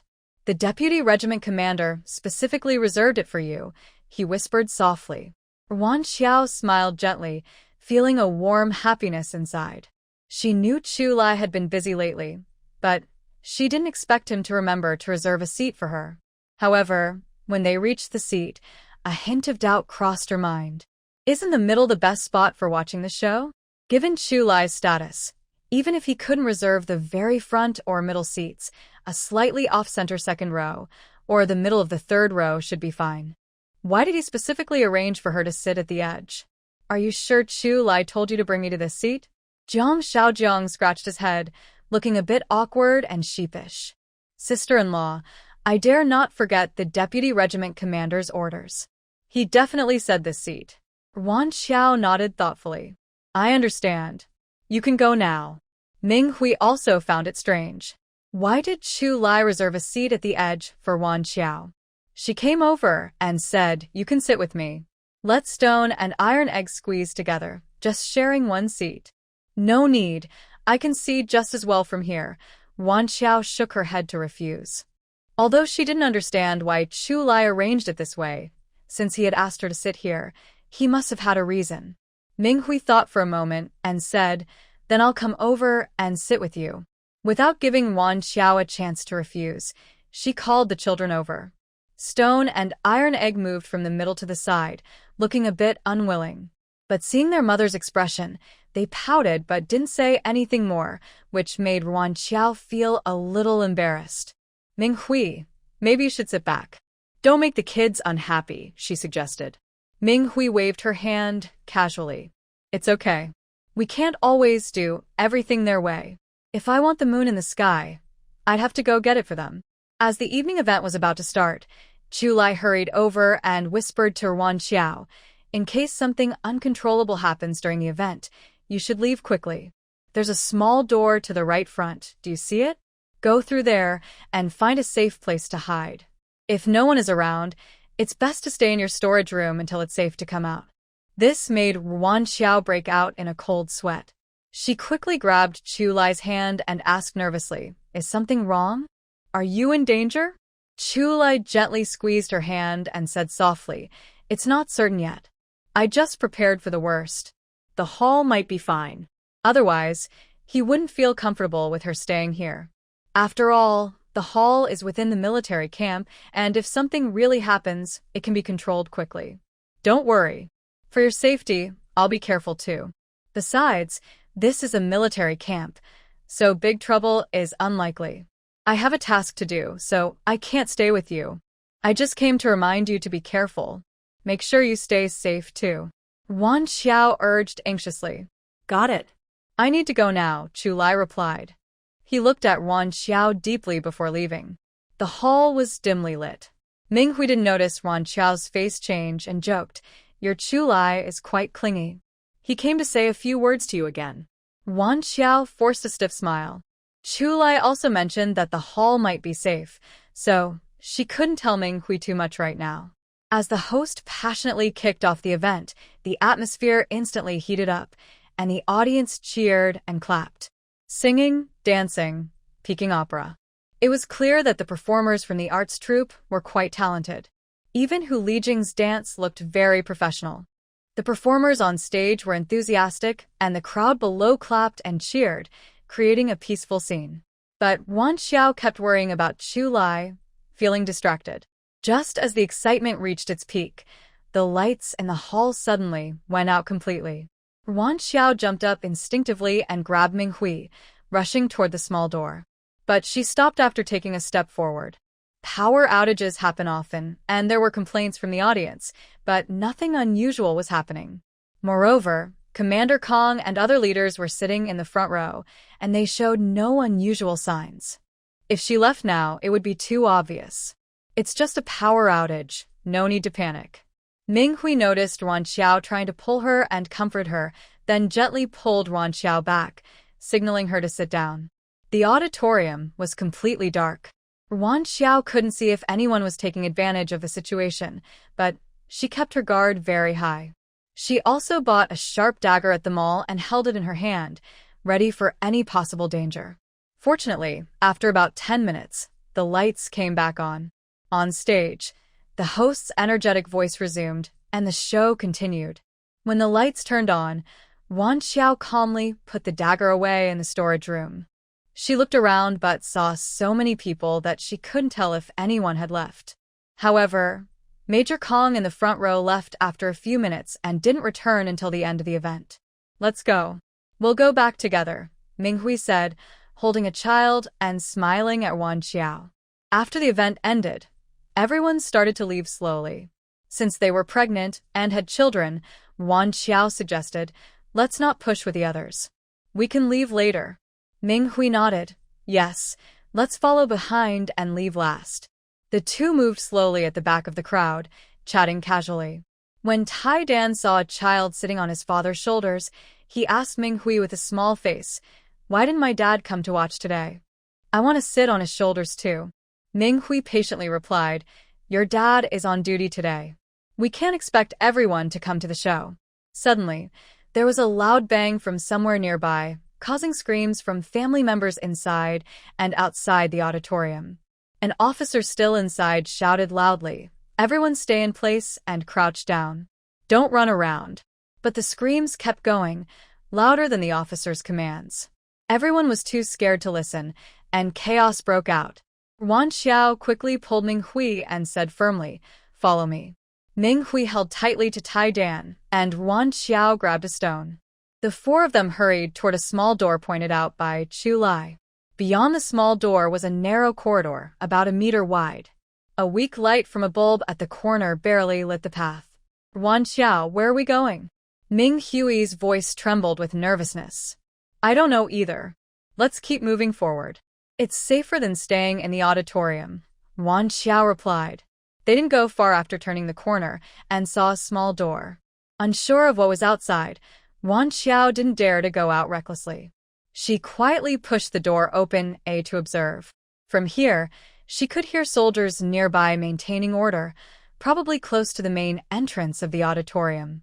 She was about to observe the situation when suddenly she heard footsteps approaching. Wan Xiao's heart jumped to her throat. She signaled Minghui and the two children to stay silent. She wanted to lock the door, but unfortunately, there was no latch inside. Stone and iron egg tightly covered their mouths, while Minghui looked anxiously at the door outside. Just as Wan Xiao was considering whether to retreat, she heard someone outside whispering, "Sister-in-law. Sister-in-law." Wan Xiao recognized Jiang Xiaozhang's voice. After thinking for a moment, she pushed open the door and quietly replied, "I'm here."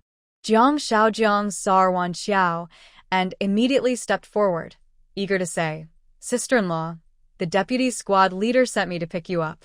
Come quickly." Wan Xiao frowned and asked, "Where's Chu Lai?" "The deputy squad leader has a task he can't leave," Jiang Xiaozhang said while cautiously observing the surroundings. Wan Xiao also became alert. She asked, "You're his security guard. Why aren't you with him?" A security guard's job is to ensure safety. Chu Lai was on an outside mission, which was understandable, and sometimes special missions required specific personnel. But now they were in the military, so how could Jiang Xiaozhang not stay with Chu Lai? Jiang Xiaozhang was silent for a moment before slowly speaking, because today, the deputy squad leader's only task was to be ready at this small gate to assist you if anything happened in the hall, to ensure your safety. Wan Xiao's throat tightened, and a complex feeling surged in her heart, as if countless emotions intertwined, hard to describe. This fool, knowing she had a warehouse to protect herself, still arranged for Jiang Xiaozhang to come. Does he also worry about her? Wan Xiao believed that Chu Lai trusted Jiang Xiaozhang enough to send him here to pick her up, so she put aside her doubts. She took a deep breath, suppressing the rising emotions inside, and asked, "What was that sound just now? Did something explode?" "It was over at the office building."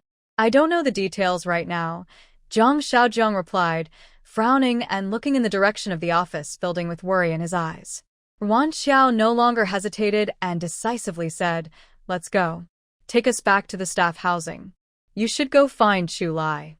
Tonight was bound to be troubled." With several capable people around, Chu Lai could relax a bit. The journey back was smooth. After arriving home, Wan Xiao immediately urged Jiang Xiaozhang to leave. "Tell Chu Lai I'll stay hidden at home and not go out. It's very safe." Don't worry about me. But. "There's no but. Just tell Chu Lai what I said." He won't blame you. "Hurry back," Wan Xiao said seriously. Jiang Xiaozhang was also worried about Chu Lai, so he quickly replied, "Sister-in-law, please be careful." As soon as he finished speaking, he ran out. Wan Xiao stood upstairs, opened the window, and listened for a while. She could hear the sound of soldiers running getting closer. Probably to reassure the family members, they sent someone to protect them. She didn't know what was happening over at Chu Lai's side or why the office building had exploded. Her mind was full of thoughts, and she couldn't sleep. She leaned against the wall by the window and looked outside. She saw soldiers patrolling the residential area. Their neat, steady steps made people feel safer. Just as Wan Xiao was about to turn around, she suddenly saw a shadow approaching her house. She immediately felt something was wrong. Chu Lai wouldn't come back so early tonight. Who could that person be? Without hesitation, Wan Xiao quickly hid in the storage room. Safety was the most important. She wouldn't try to show off just because she knew a little fighting. Although the upgraded storage room could hide her, it only allowed her to hear sounds but not see outside, which was very inconvenient. The person's footsteps were very light. At first, Wan Xiao didn't hear anything. If she hadn't stayed calm, she might have thought she was imagining things. It wasn't until he entered the master bedroom that she heard some footsteps. He turned around twice and even opened the wardrobe to look for something. After not finding anything, he left. After a while, he came back, probably sure no one was there, and finally had to leave. Yuan Xiao stayed hidden in the storage room. Even after she confirmed the person left, she didn't come out. She waited until dawn. When everyone got up and noisy sounds came from outside, she finally stepped out. She changed her clothes, carried a basket of vegetables, and went to find Minghui, mainly to check the outside situation. Look at your dark circles. You didn't sleep well either, right? Minghui yawned, carrying her basket, and walked with Yuan Xiao toward the supply store. Yuan Xiao sighed. With what happened last night, who could sleep peacefully? Has Lin Tuan come back? No, he hasn't. Your Chu Lai probably didn't return all night either. With such a big incident last night, he's probably busy now. Both sisters-in-law, are you going to buy groceries too? Yang Xiuhua and Sumin came over together, with Xiao Liyan not far behind. Yang Xiuhua curiously asked, what happened last night? Do you know? Our husbands haven't come home either. Where can we go to find out what's going on? Minghui glared at Yang Xiuhua and said, how can you casually ask about military matters? Yang Xiuhua chuckled awkwardly. Isn't this the first time I've encountered something like this? I was just curious. Sister-in-law is right. I won't ask anymore. They all walked to the supply and marketing cooperative, discussing last night's events along the way, but no concrete news came up, just wild guesses. Minghui quietly leaned close to Yuan Xiao and whispered, I don't understand how they can say such detailed things, as if they've seen everything with their own eyes. Yuan Xiao chuckled softly and whispered back, that's because no one really knows, so they talk more. If someone said something close to the truth, they could boast about it for a while. Minghui nodded and mumbled softly, but with such a big fuss, it must be related to enemy spies. I just wonder how they managed to sneak into the military district. Yes, Yuan Xiao was also curious, but she could only wait for Chu Lai to come back and ask him. She also needed to tell Chu Lai about the person who came to her house last night, so he could investigate further. She stayed up all night. After buying groceries and returning home, she felt overwhelmed and sleepy, her eyelids fighting to stay open. She hadn't eaten either, so she lay down and fell asleep. She slept deeply until she was awakened by hunger. Yuan Xiao rubbed her sleepy eyes and looked at the time. It's already past 2 in the afternoon. After a quick wash, she cooked a bowl of Hainan rice noodles and ate it hungrily. Feeling full and resting a bit, Yuan Xiao took out a piece of cloth, planning to make pajamas for Chu Lai while waiting for his return. She had measured everything earlier, but worried she might cut incorrectly, so she found a piece of Chu Lai's clothing as a reference. Carefully cut and sewn it, then went downstairs to use the sewing machine. Just then, Chu Lai returned. Yuan Xiao immediately stopped her work and hurried over to check. Are you hurt? Chu Lai held her in his arms, his voice a little hoarse and tired. No, not a scratch. Don't worry. Yuan Xiao let out a sigh of relief and asked, Are you hungry? What do you want to eat? Chu Lai shook his head. I'm not hungry. You don't need to work so hard. Sit down and we can talk. Knowing Yuan Xiao was probably worried about last night, Chu Lai took the initiative to start explaining what he could. To protect themselves, the enemy agents chose to silence the witnesses. They made both deaths look like accidents to avoid suspicion. However, we unexpectedly encountered them. We are investigating suspicious people in the fishing village and also rechecking the personnel in the army. Due to the limited time and the large number of soldiers, we could only roughly identify a group. The enemy agents are very alert to any movement in the army.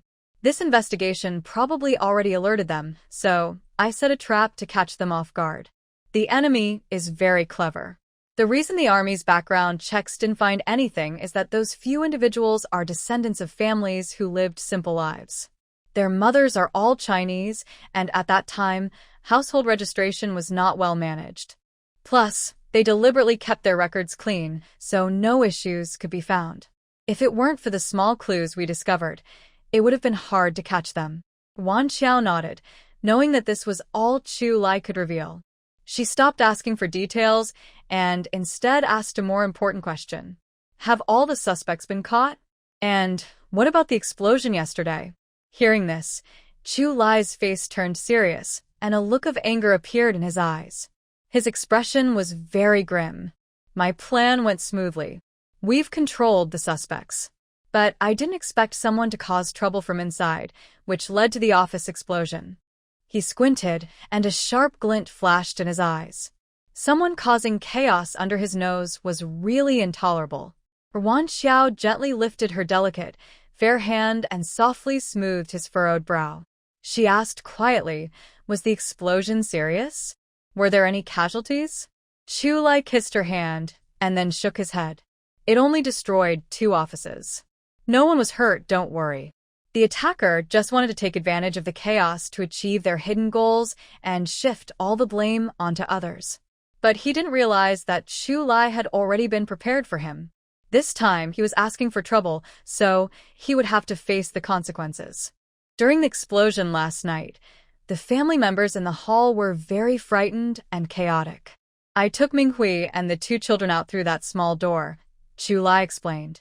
Wan Xiao stared at Chu Lai's face, not missing any change in his expression. She slowly asked, did you deliberately open that passage? Although the corridor was very dimly lit, the dust and faint moldy smell lingering in the air indicated that this corridor hadn't been used for a long time. She knew that Chu Lai cared for her very deeply, but she didn't expect that he had such an important task yesterday and even arranged a way for her to retreat. This filled Wan Xiao with gratitude. Chu Lai cleared his throat and finally said, His voice was deep. Although I am confident I can handle the situation, I don't want to take any chances. I don't want anything to happen to you. So he cleaned out an old passageway, installed a light bulb, and prepared everything in advance. Wan Xiao threw herself into his arms, holding him tightly around his strong waist. Her small face pressed against his chest, gently rubbing, like a gentle kitten seeking comfort. Alai, thank you. Thank you for always keeping me in your heart. Chow Chow, what do you call me? Hearing her nickname, Chu Lai looked up in surprise. Wan Xiao had always called him by his full name and had never called him Alai so affectionately before. Even during their intimate moments, she was forced to call him husband in a soft voice. Call me Alai? If you don't like it, I won't call you that. Wan Xiao raised her face, pouting her little lips, pretending to be upset as she looked at him. There was a hint of sadness in her tone, making people feel tender. Chu Lai didn't speak but showed his affection through actions, demonstrating how much he liked this nickname. This kiss was like a storm. He domineeringly parted her lips and fiercely took over every inch of her mouth. From initially passive acceptance, Wan Xiao gradually responded actively, her arms tightly wrapped around Chu Lai's neck, passionate and wild. They parted reluctantly only when they were both breathless. Desire surged like a tide, almost causing them to lose control on the sofa. Wan Xiao's eyes held a touch of charm as she looked at Chu Lai with a teasing expression. It's just a nickname. Why are you making such a fuss? Chu Lai held Wan Xiao tightly, reluctant to let go, and gently kissed her red lips a few more times before softly saying, I like you to call me that. He could feel her feelings for him, but he always felt like something was missing. This intimate nickname that belonged only to her seemed to fill the missing piece in his heart. Wan Xiao sweetly said, Then I'll call you that from now on. Okay.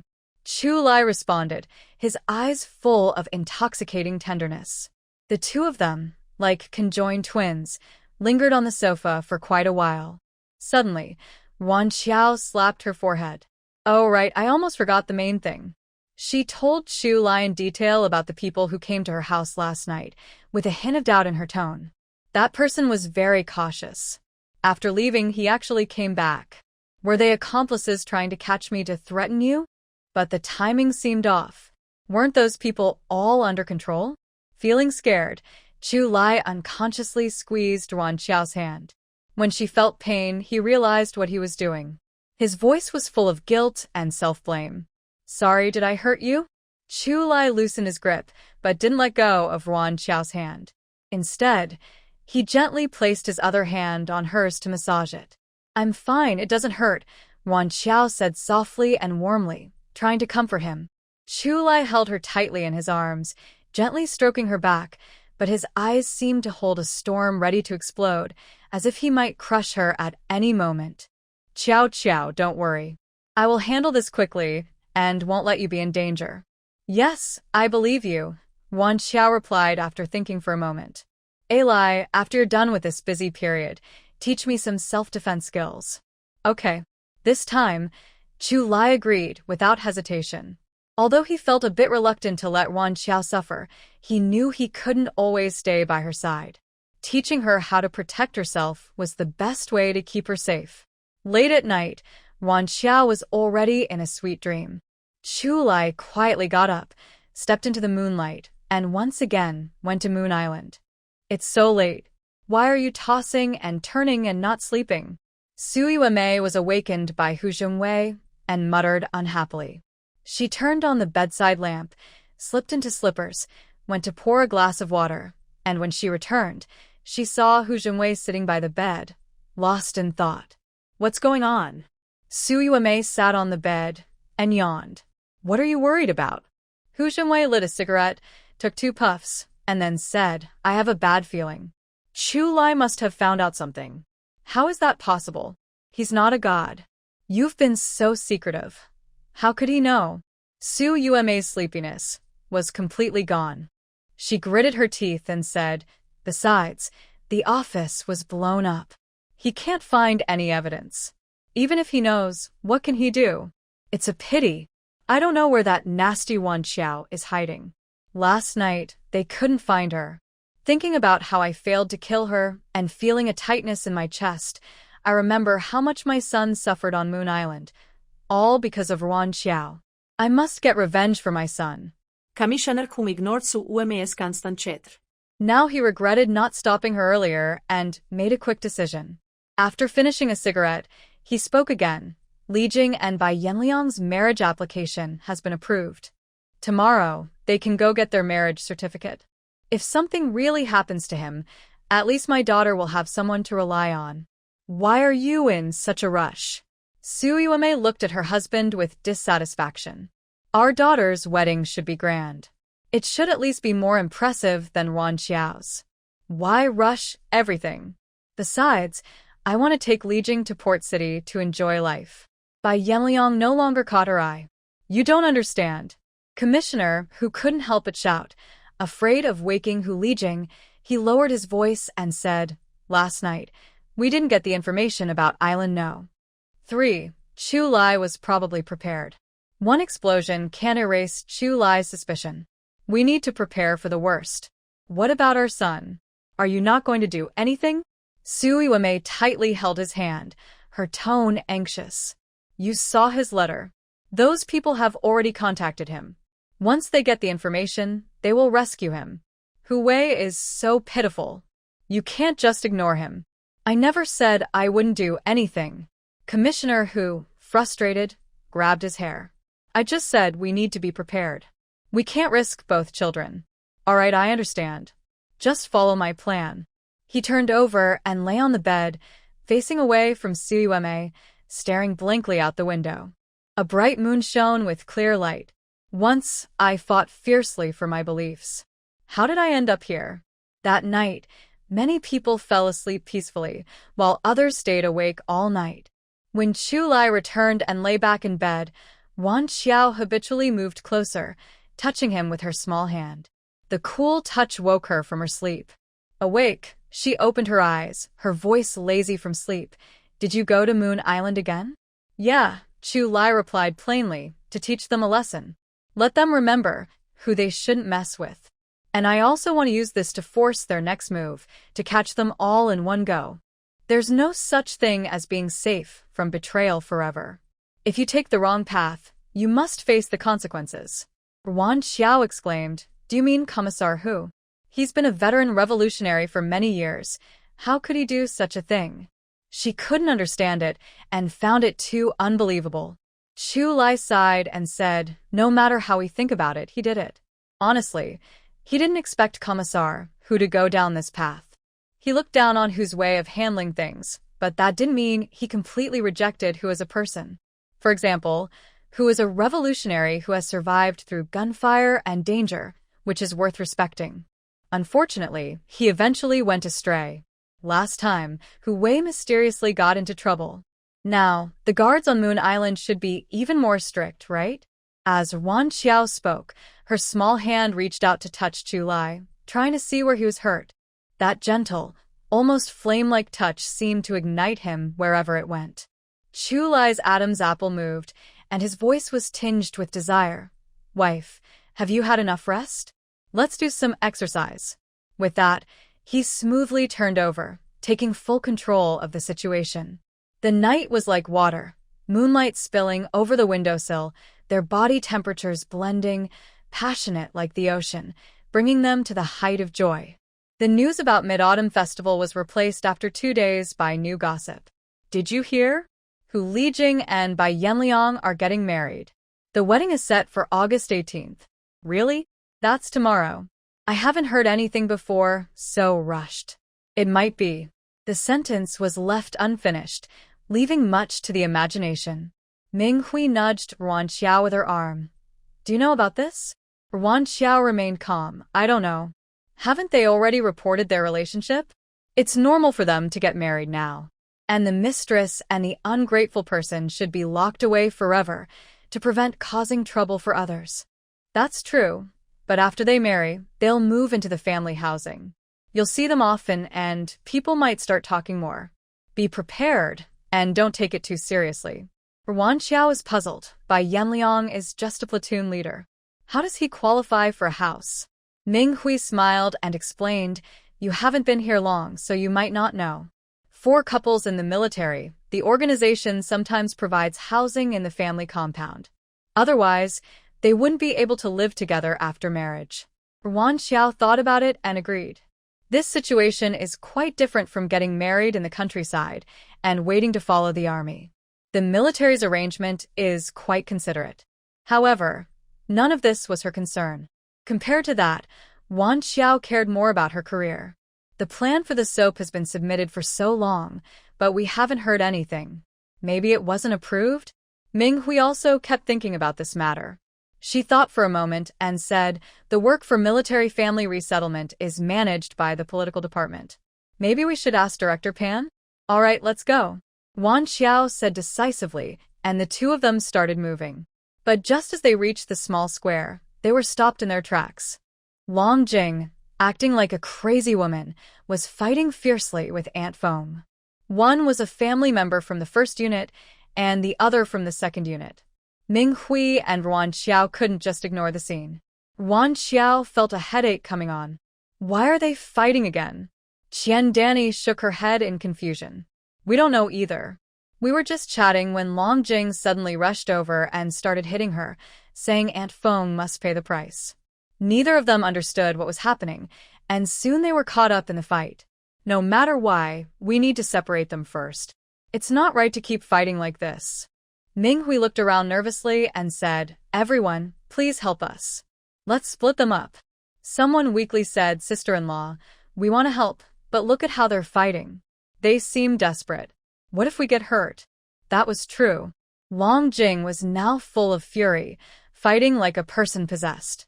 She was originally weaker, but now she was fighting fiercely with Aunt Feng. Long Jing was holding a stick over a meter long, and Aunt Feng was holding a bench. They kept hitting each other, making it dangerous for anyone to step in. Seeing this, Wan Xiao quickly said, I'll go call some soldiers for help. In such a fierce fight, no one with no skills would dare rush in. There were too many unpredictable moves in a fight like this. Even if she knew a few tricks, she didn't want to take the risk. If she got hit, it would hurt. If she got struck on the head with she might even get seriously hurt. The fight almost involved Ming Hui. She instinctively protected her belly and hurriedly stepped back in panic. Oh my goodness! Why are they fighting again? Gung Fenglan, who arrived quickly, kept stomping her feet. Stop fighting. Break it up. But no matter how she shouted, no one listened. It wasn't until Wan Xiao brought back a soldier standing guard at the gate that things started to change. She pointed at the fighting women and said, take away their sticks and benches. The little warrior seized the right moment and quickly completed the task, then stepped back to the side. Seeing this, Wan Xiao hurried forward and tightly grabbed Aunt Feng, who was still trying to rush toward the others. Meanwhile, Qian Danny and a few others quickly held back Long Jing, finally separating the two. Let me go. Let me go. I want this murderer to pay for what she did. Long Jing was pulled back by several people and kept struggling, shouting hysterically as if she had gone mad, like a ferocious beast provoked. Wan Xiao turned to look at Aunt Feng with a serious expression and asked, Aunt Feng, what exactly is going on? Long Jing was not truly crazy. She wouldn't act like this unless there was a special reason. Aunt Feng tidied her messy hair, looking aggrieved, and said angrily, I don't know what this crazy woman is doing. She suddenly came over and hit me. The pain on her arm made her wince, and if Wan Xiao hadn't held her back, she would have rushed forward to kick Long Jing again. Over on the side, Gafenglan had already approached Long Jing and said sternly, You've caused trouble several times since coming to the family compound. This isn't a market where you can make a scene whenever you want. If you don't have a reasonable explanation, don't blame us for being harsh and kicking you out of the island. Hearing this, Long Jing stopped struggling, covered her face, and squatted down, crying loudly. Sui Wei, who arrived late, just frowned impatiently and said, What's wrong now? No one could answer her question. The people present looked at each other in silence, finally all focusing their eyes on Long Jing. Helpless, Sui Wei walked over to Long Jing and said gruffly, Say what you need to say. Stop crying. Jun. My grandson. Boo-hoo. What am I supposed to do? Long Jing's words were broken and choked, but everyone understood what had happened. Jun, that child, was gone. Although everyone didn't think highly of Jun, losing a young child still made their hearts feel heavy. Thinking about how Long Jing kept shouting for Aunt Feng to pay the price earlier, everyone's gaze toward her became a bit strange. Could it be that Jun was poisoned and related to Aunt Feng? Faced with everyone's suspicious looks, Aunt Feng couldn't take it anymore. She stepped forward, pointed at Long Jing's nose angrily, and said, Your grandson is gone, and you can't just accuse anyone. I haven't done anything wrong. Why should I pay the price? It's all your fault, Jun. If you hadn't said anything, how would Jun have known about the artificial sweetener? How could he have gotten into trouble? Aunt Feng looked confused.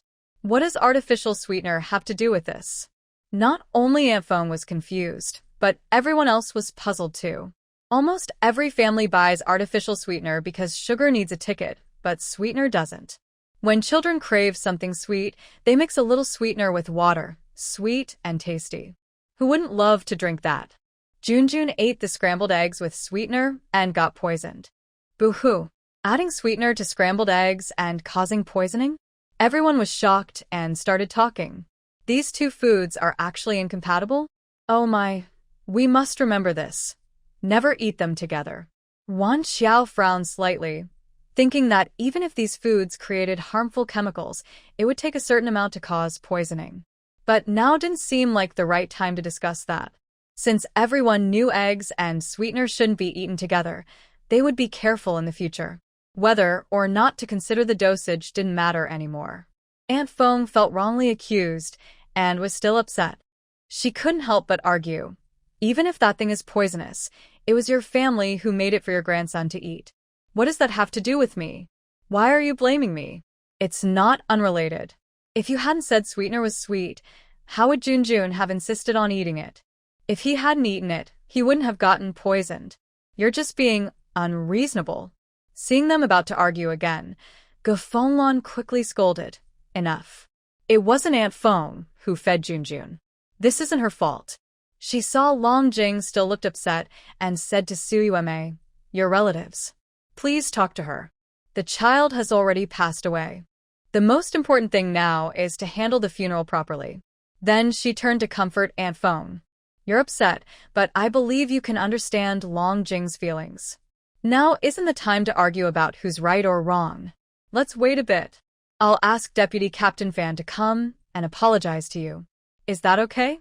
Aunt Feng's lips moved a few times, reluctant. She had been hit several times and still felt pain. But since the commanding officer's wife had spoken, she didn't dare argue anymore. She had no choice but to say reluctantly, I'm only doing this for your sake. I'll let Long Jing go this time. Their family must apologize and compensate me. I can't just take a beating for nothing. Ge fängla nog det. Don't worry, we'll give you a satisfactory answer. On the other side, Long Jing, pulled away forcefully by Su Yueme, shook off her arm with red eyes full of hatred and said, "It's all your fault. If you hadn't hesitated and delayed fixing things earlier, how could Junjun have had an accident?" Su Yueme showed a cold smile, her voice tinged with sarcasm. "You're really funny.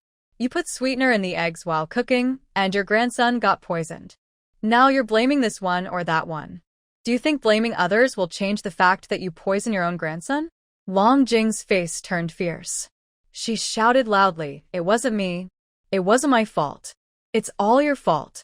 If you had done your job properly, I would have brought Junjun home earlier, and this wouldn't have happened."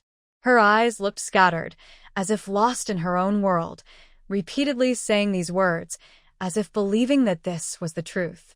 "Yes, it's your fault. All your fault," Long Jing said suddenly, pushing Su Yueme hard. Caught off guard, Su Yueme lost her balance and fell to the ground, scraping her palm. She shouted angrily, "Long Jing, what are you doing? Crazy?" I'm crazy. Long Jing suddenly burst into loud laughter, laughing so hard she leaned back and forth. But as she laughed, tears streamed down her face like a flood. She had gone out and even lost her grandson's life. How could she explain this to her son? And her son was still being threatened by those people.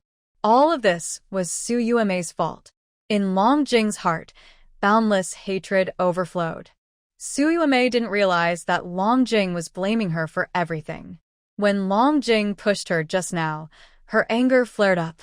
Her daughter was getting married tomorrow, and she still had many things to prepare. She didn't want to get involved in such a funeral, feeling it was unlucky.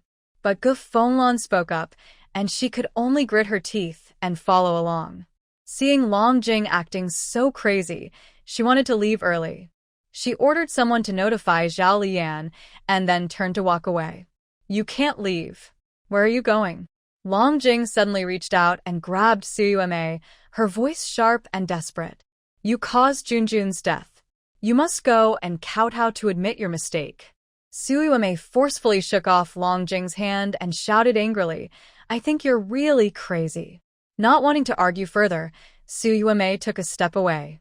"Su Yueme, if you dare take another step, I will go find Shu Lai and tell him everything from back then," Long Jing shouted angrily.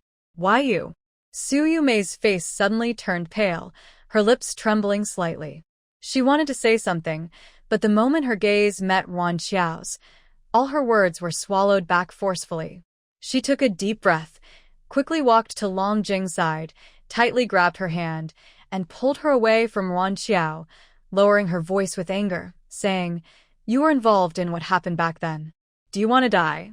Why are you shouting so loudly?"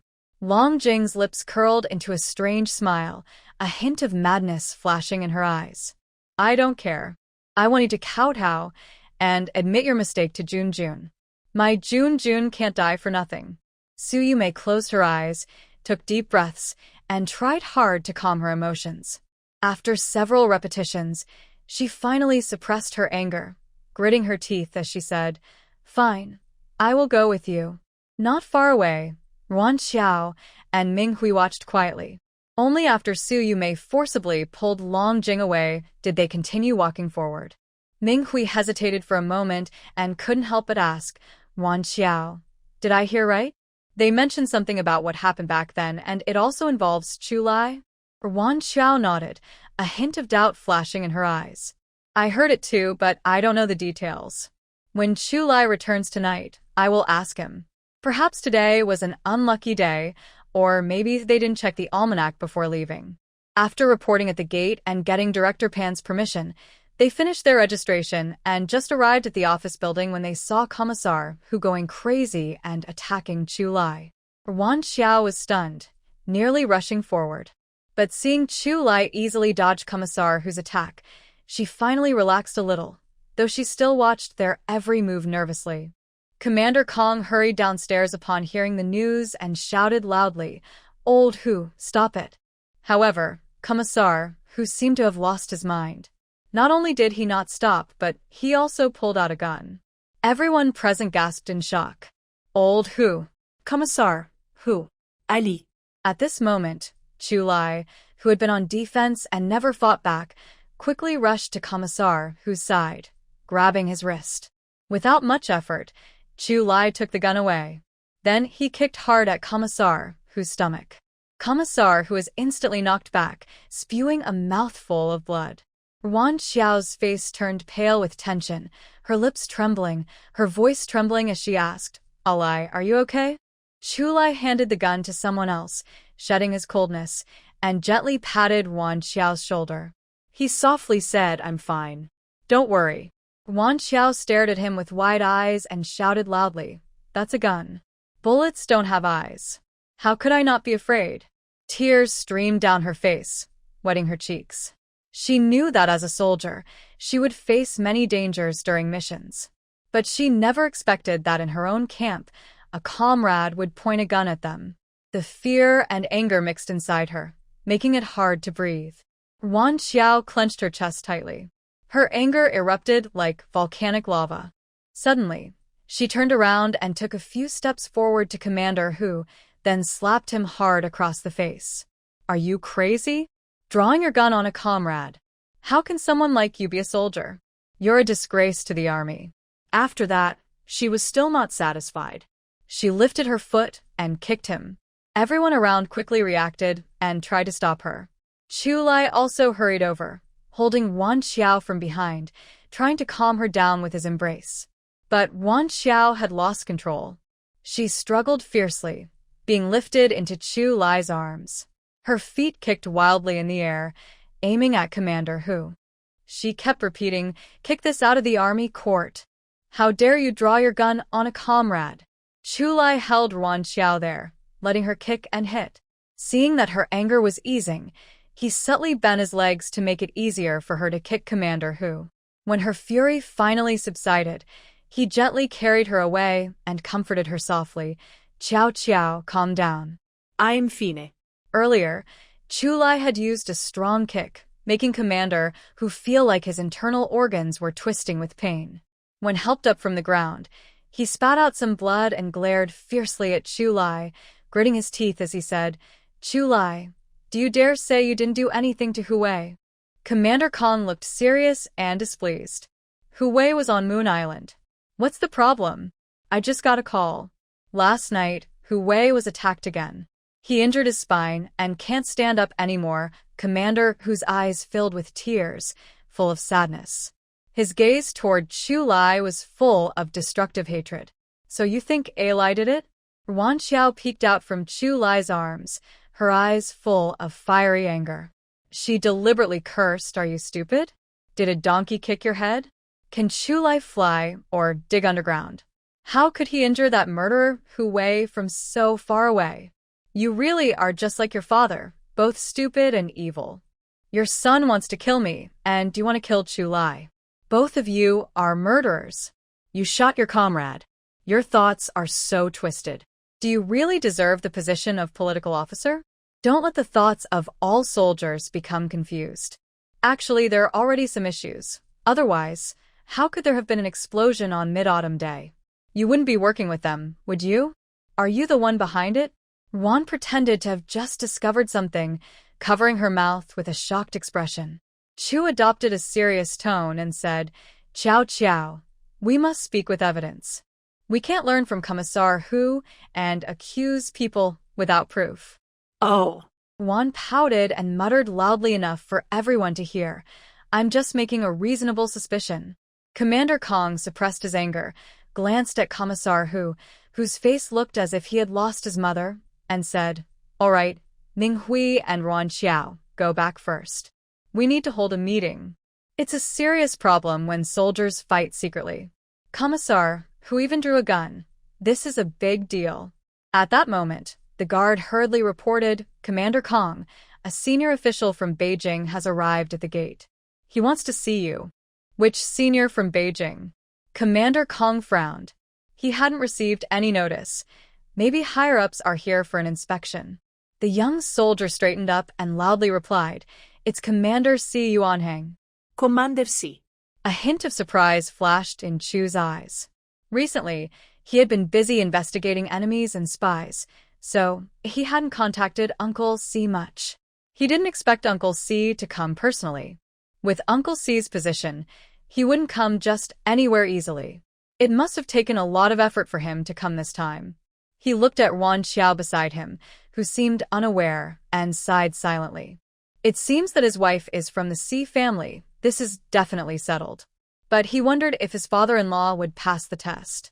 Commander Kong had already ordered someone to temporarily detain Commissar Hu. He adjusted his uniform and strode downstairs to greet the visitor. Yuan Xiao and Ming Hui exchanged glances, knowing it wasn't the time to talk and preparing to leave. "Ciao, ciao, I'll see you off." Chu Li followed her out of the office building. He whispered, "There might be guests at home. You should prepare." Before Yuan Xiao could ask who it was, Commander Kong and his team approached. Uncle C. Chu Li respectfully greeted, a faint trace of nervousness flashing in his eyes. They say that when a father-in-law looks at his son-in-law, he becomes more and more displeased. Could Uncle C find fault with him?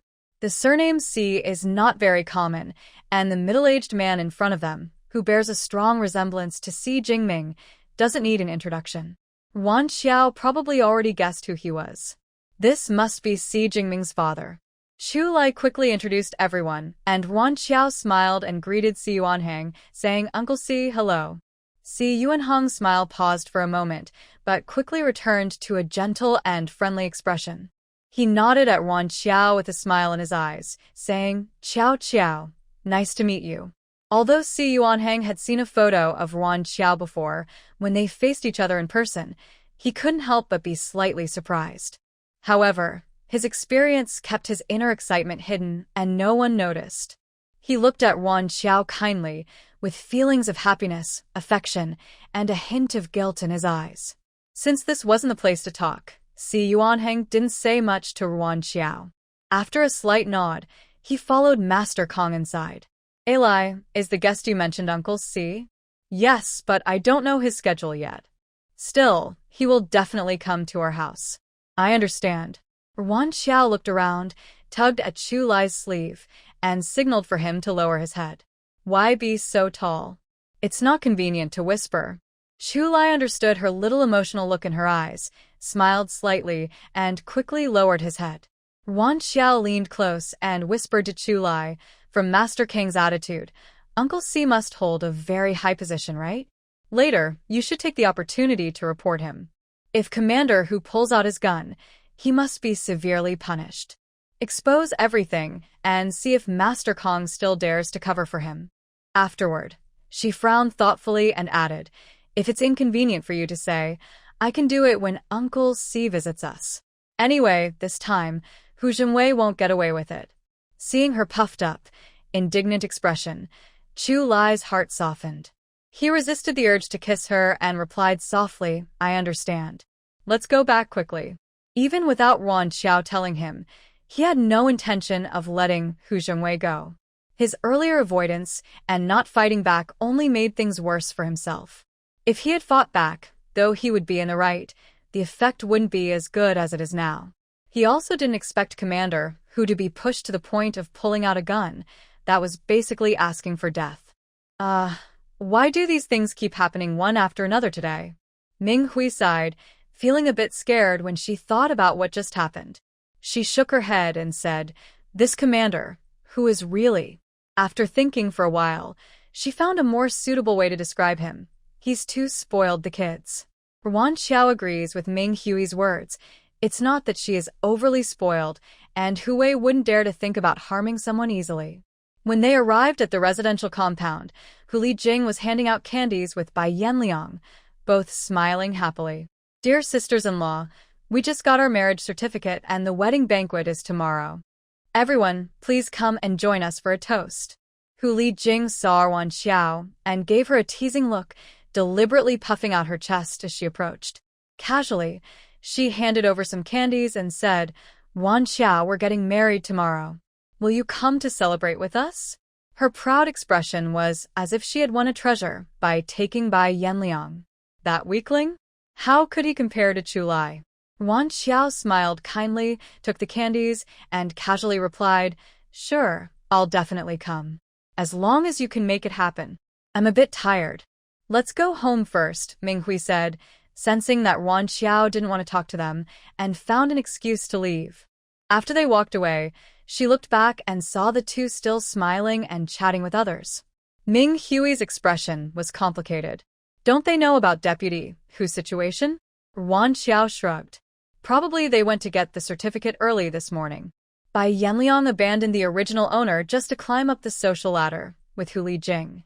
Now he finally achieved his goal. She should be happy for him. But she wondered if, when they found out what Deputy Hu had done, Bai Yanliang would regret it. However, Wan Xiao wasn't interested in those matters anymore because she saw at her house entrance Si Jingming standing with an unfamiliar, middle-aged woman. "Xiao, Xiao, you're back." Si Jingming saw Wan Xiao and beamed widely. What's going on here?" Wan Xiao pointed at the two large packages on the ground. The wedding gifts had already been delivered, so why bring so many more things? Even with good relations, this seemed a bit much. After all, things aren't like in later times. Money alone isn't enough to buy everything. "These are for my parents." "Oh, and this is my mom, Zhou Yinglan." She had already met Si Yuaning earlier, so seeing the two now didn't surprise her. She just thought they came together and had some matter to discuss. "Hello, Auntie," Wan Xiao politely greeted, then pushed open the door. "Let's go inside." "Wait, why are they crying?" Wan Xiao looked at Si Jingming, feeling a bit at a loss. "Auntie, what's wrong?" She hadn't said anything wrong, so why was she crying? It's nothing. My mom is just too happy." "Let's go inside and talk," Minghui said, trying to calm her. Sui Jingming gave Zhou Yinglan a subtle signal, then picked up the two large bags on the ground and went inside first. "Yes, go in." Zhou Yinglan wiped her tears and smiled at Wan Xiao, unable to look away from her. During their first meeting, Zhou Yinglan's gaze made Wan Xiao feel something she couldn't quite explain. But she could sense that Zhou Yinglan meant no harm. Guests are guests. Whether it's out of respect for Chu Lai or her mother-in-law, she must treat them well. "Auntie, please sit down. I'll go make some tea." Zhou Yinglan pulled Wan Xiao along, her eyes full of kindness. Xiao, don't worry about helping. We're not thirsty. Sit down, let's talk." Sui Jingming was especially eager to show his hospitality. "Yes, Xiao, you sit. I know where the tea set is. I'll make the tea." Wan Xiao remembered that she had wanted to ask Chu Lai why Si Jingming seemed especially enthusiastic that time, but it was brushed aside, so she forgot. Especially this time, her feeling was even stronger. If she didn't trust Chu Lai's judgment, she might think Si Jingming had improper intentions toward her. "No need. It's not proper to ask guests to do chores. I'll be done soon," Wan Xiao said quickly, not giving them a chance to reply, and hurried into the kitchen. She took the opportunity to put a fish, and a few shellfish into the water bucket, then quickly grabbed the tea set and tea leaves and went back. In the living room, both of them watched her eagerly, making Wan Xiao's hands stiffen a bit while she prepared the tea. "Auntie Jingming, this is the green tea from Qionghai. Please try some." Good. Zhou Yinglan took the tea, without caring if it was hot, and took a sip. Wan Xiao quickly reminded her, "Be careful, it's hot." Following Wan Xiao's advice, Zhou Yinglan blew on the tea, and then took another sip.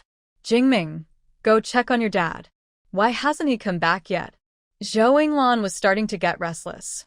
She had said he'd just go say hello and come back, so why was he taking so long? If he didn't come back soon, she might lose patience and just call her daughter. "Oh." Si Jingming responded and strode out quickly. Only the two of them were left in the room. Wan Xiao felt a bit awkward, since they didn't know each other well. She didn't know what to say. But Zhou Yinglan, perhaps noticing Wan Xiao's discomfort, shifted her position and sat closer to her. Xiao, why are you still so thin?" Zhou Yinglan's eyes were full of concern. Thinking of Gao Jie saying that this girl was severely malnourished, her heart clenched with worry. "I heard your mother-in-law say that your life in the countryside was very hard. Xiao. You have suffered." As she spoke, Zhou Yinglan's tears couldn't help but fall again. Auntie, don't cry. It's all in the past. Wan Xiao took out a brand new handkerchief to wipe Zhou Yinglan's tears. Then she carefully said, Annie, are you thinking about the child you lost? I heard Alai say that you've been looking for her. I believe one day you will be reunited. Wan Xiao felt better when she didn't speak, but as soon as she did, Zhou Yinglan couldn't hold back anymore and hugged Wan Xiao, crying loudly. When the three men returned, they saw Zhou Yinglan crying uncontrollably and Wan Xiao looking helpless. Zhou Yinglan was holding Wan Xiao tightly, her arms stiff in the air, and she looked at Chu Lai for help. Alai, I don't know why Auntie is crying, she said. Si Yuaneng sighed, sat down, and gently held Zhou Yinglan in his arms, softly comforting her. Don't cry anymore. If your eyes swell from crying, won't your daughter laugh at you? Just this sentence made Zhou Yinglan stop crying immediately. She wiped her eyes with the handkerchief and looked at Wan Xiao eagerly. Even if Wan Xiao was slow to react, she could sense something was wrong. Her heart suddenly sped up, and her gaze flickered over the three members of the Si family, finally resting on Chu Lai. Her voice was uncertain. Alai? Chu Lai sat next to Wan Xiao, holding her hand tightly, as if to send her strength. He softly said, Qiao Qiao, Uncle Si and Annie Zhou are probably your real parents. Wan Xiao's lips trembled slightly, unable to speak for a long time. She came here, inherited the original owner's body, and also bore the burden of her family's neglect. So she tried every way to escape her original fate, came to the island, met Chu Lai, and built a happy little family. At this time, the idea of valuing boys over girls was deeply rooted. It was common to exchange a daughter for bride price to marry a son. She never thought that their Wan family members might not be her real parents. Zhou Yinglan timidly reached out her hand, wanting to hold Wan Xiao but hesitated. Her face was full of guilt. Qiao Qiao, I'm sorry. I didn't protect you well back then. Qiao Qiao, I'm sorry. It took so long to find you. Si Yuaneng also apologized. Wan Xiao could feel their sincerity and their cautiousness, wanting to get close but afraid. She steadied herself, shook her head, and said, Alai told me about what happened back then. It's not your fault. Auntie was also helpless at that time. And all these years, you never gave up searching. If the original owner were here, she probably wouldn't blame you, right? But she isn't the original owner. Even if we understand, what right do we have to forgive on her behalf? Chu Lai seemed to share her thoughts, gently squeezing Wan Xiao's hand as he spoke for her, Uncle Si, and Zhou. Qiao doesn't fully understand the situation yet.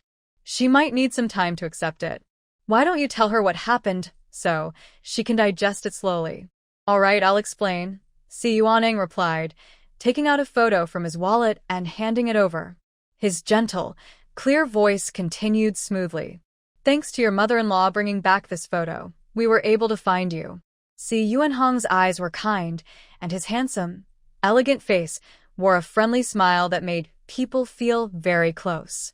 Look, you look very much like your grandmother when she was young. Wan Xiao took the photo and looked at it carefully. The woman in the picture was beautiful and charming, and she looked strikingly similar to herself. If she wore that dress and styled her hair like that, even the most familiar people might mistake her for the same person. We originally searched mainly in the northeast area, but after Yinglan saw your photo, we immediately changed direction and started investigating your background. Si Yuanheng carefully recounted Si Jingming's investigation, with every detail clear. Finally, he said, Jingming followed their Wan family to Yangcheng and found out from them that you are not their biological child. That alone wouldn't prove you are our child, but Chu Lai noticed something strange about Long Jing and Si Yueme, which helped us connect the dots. Wan Xiao tilted her head to look at Chu Lai, a hint of dissatisfaction in her eyes.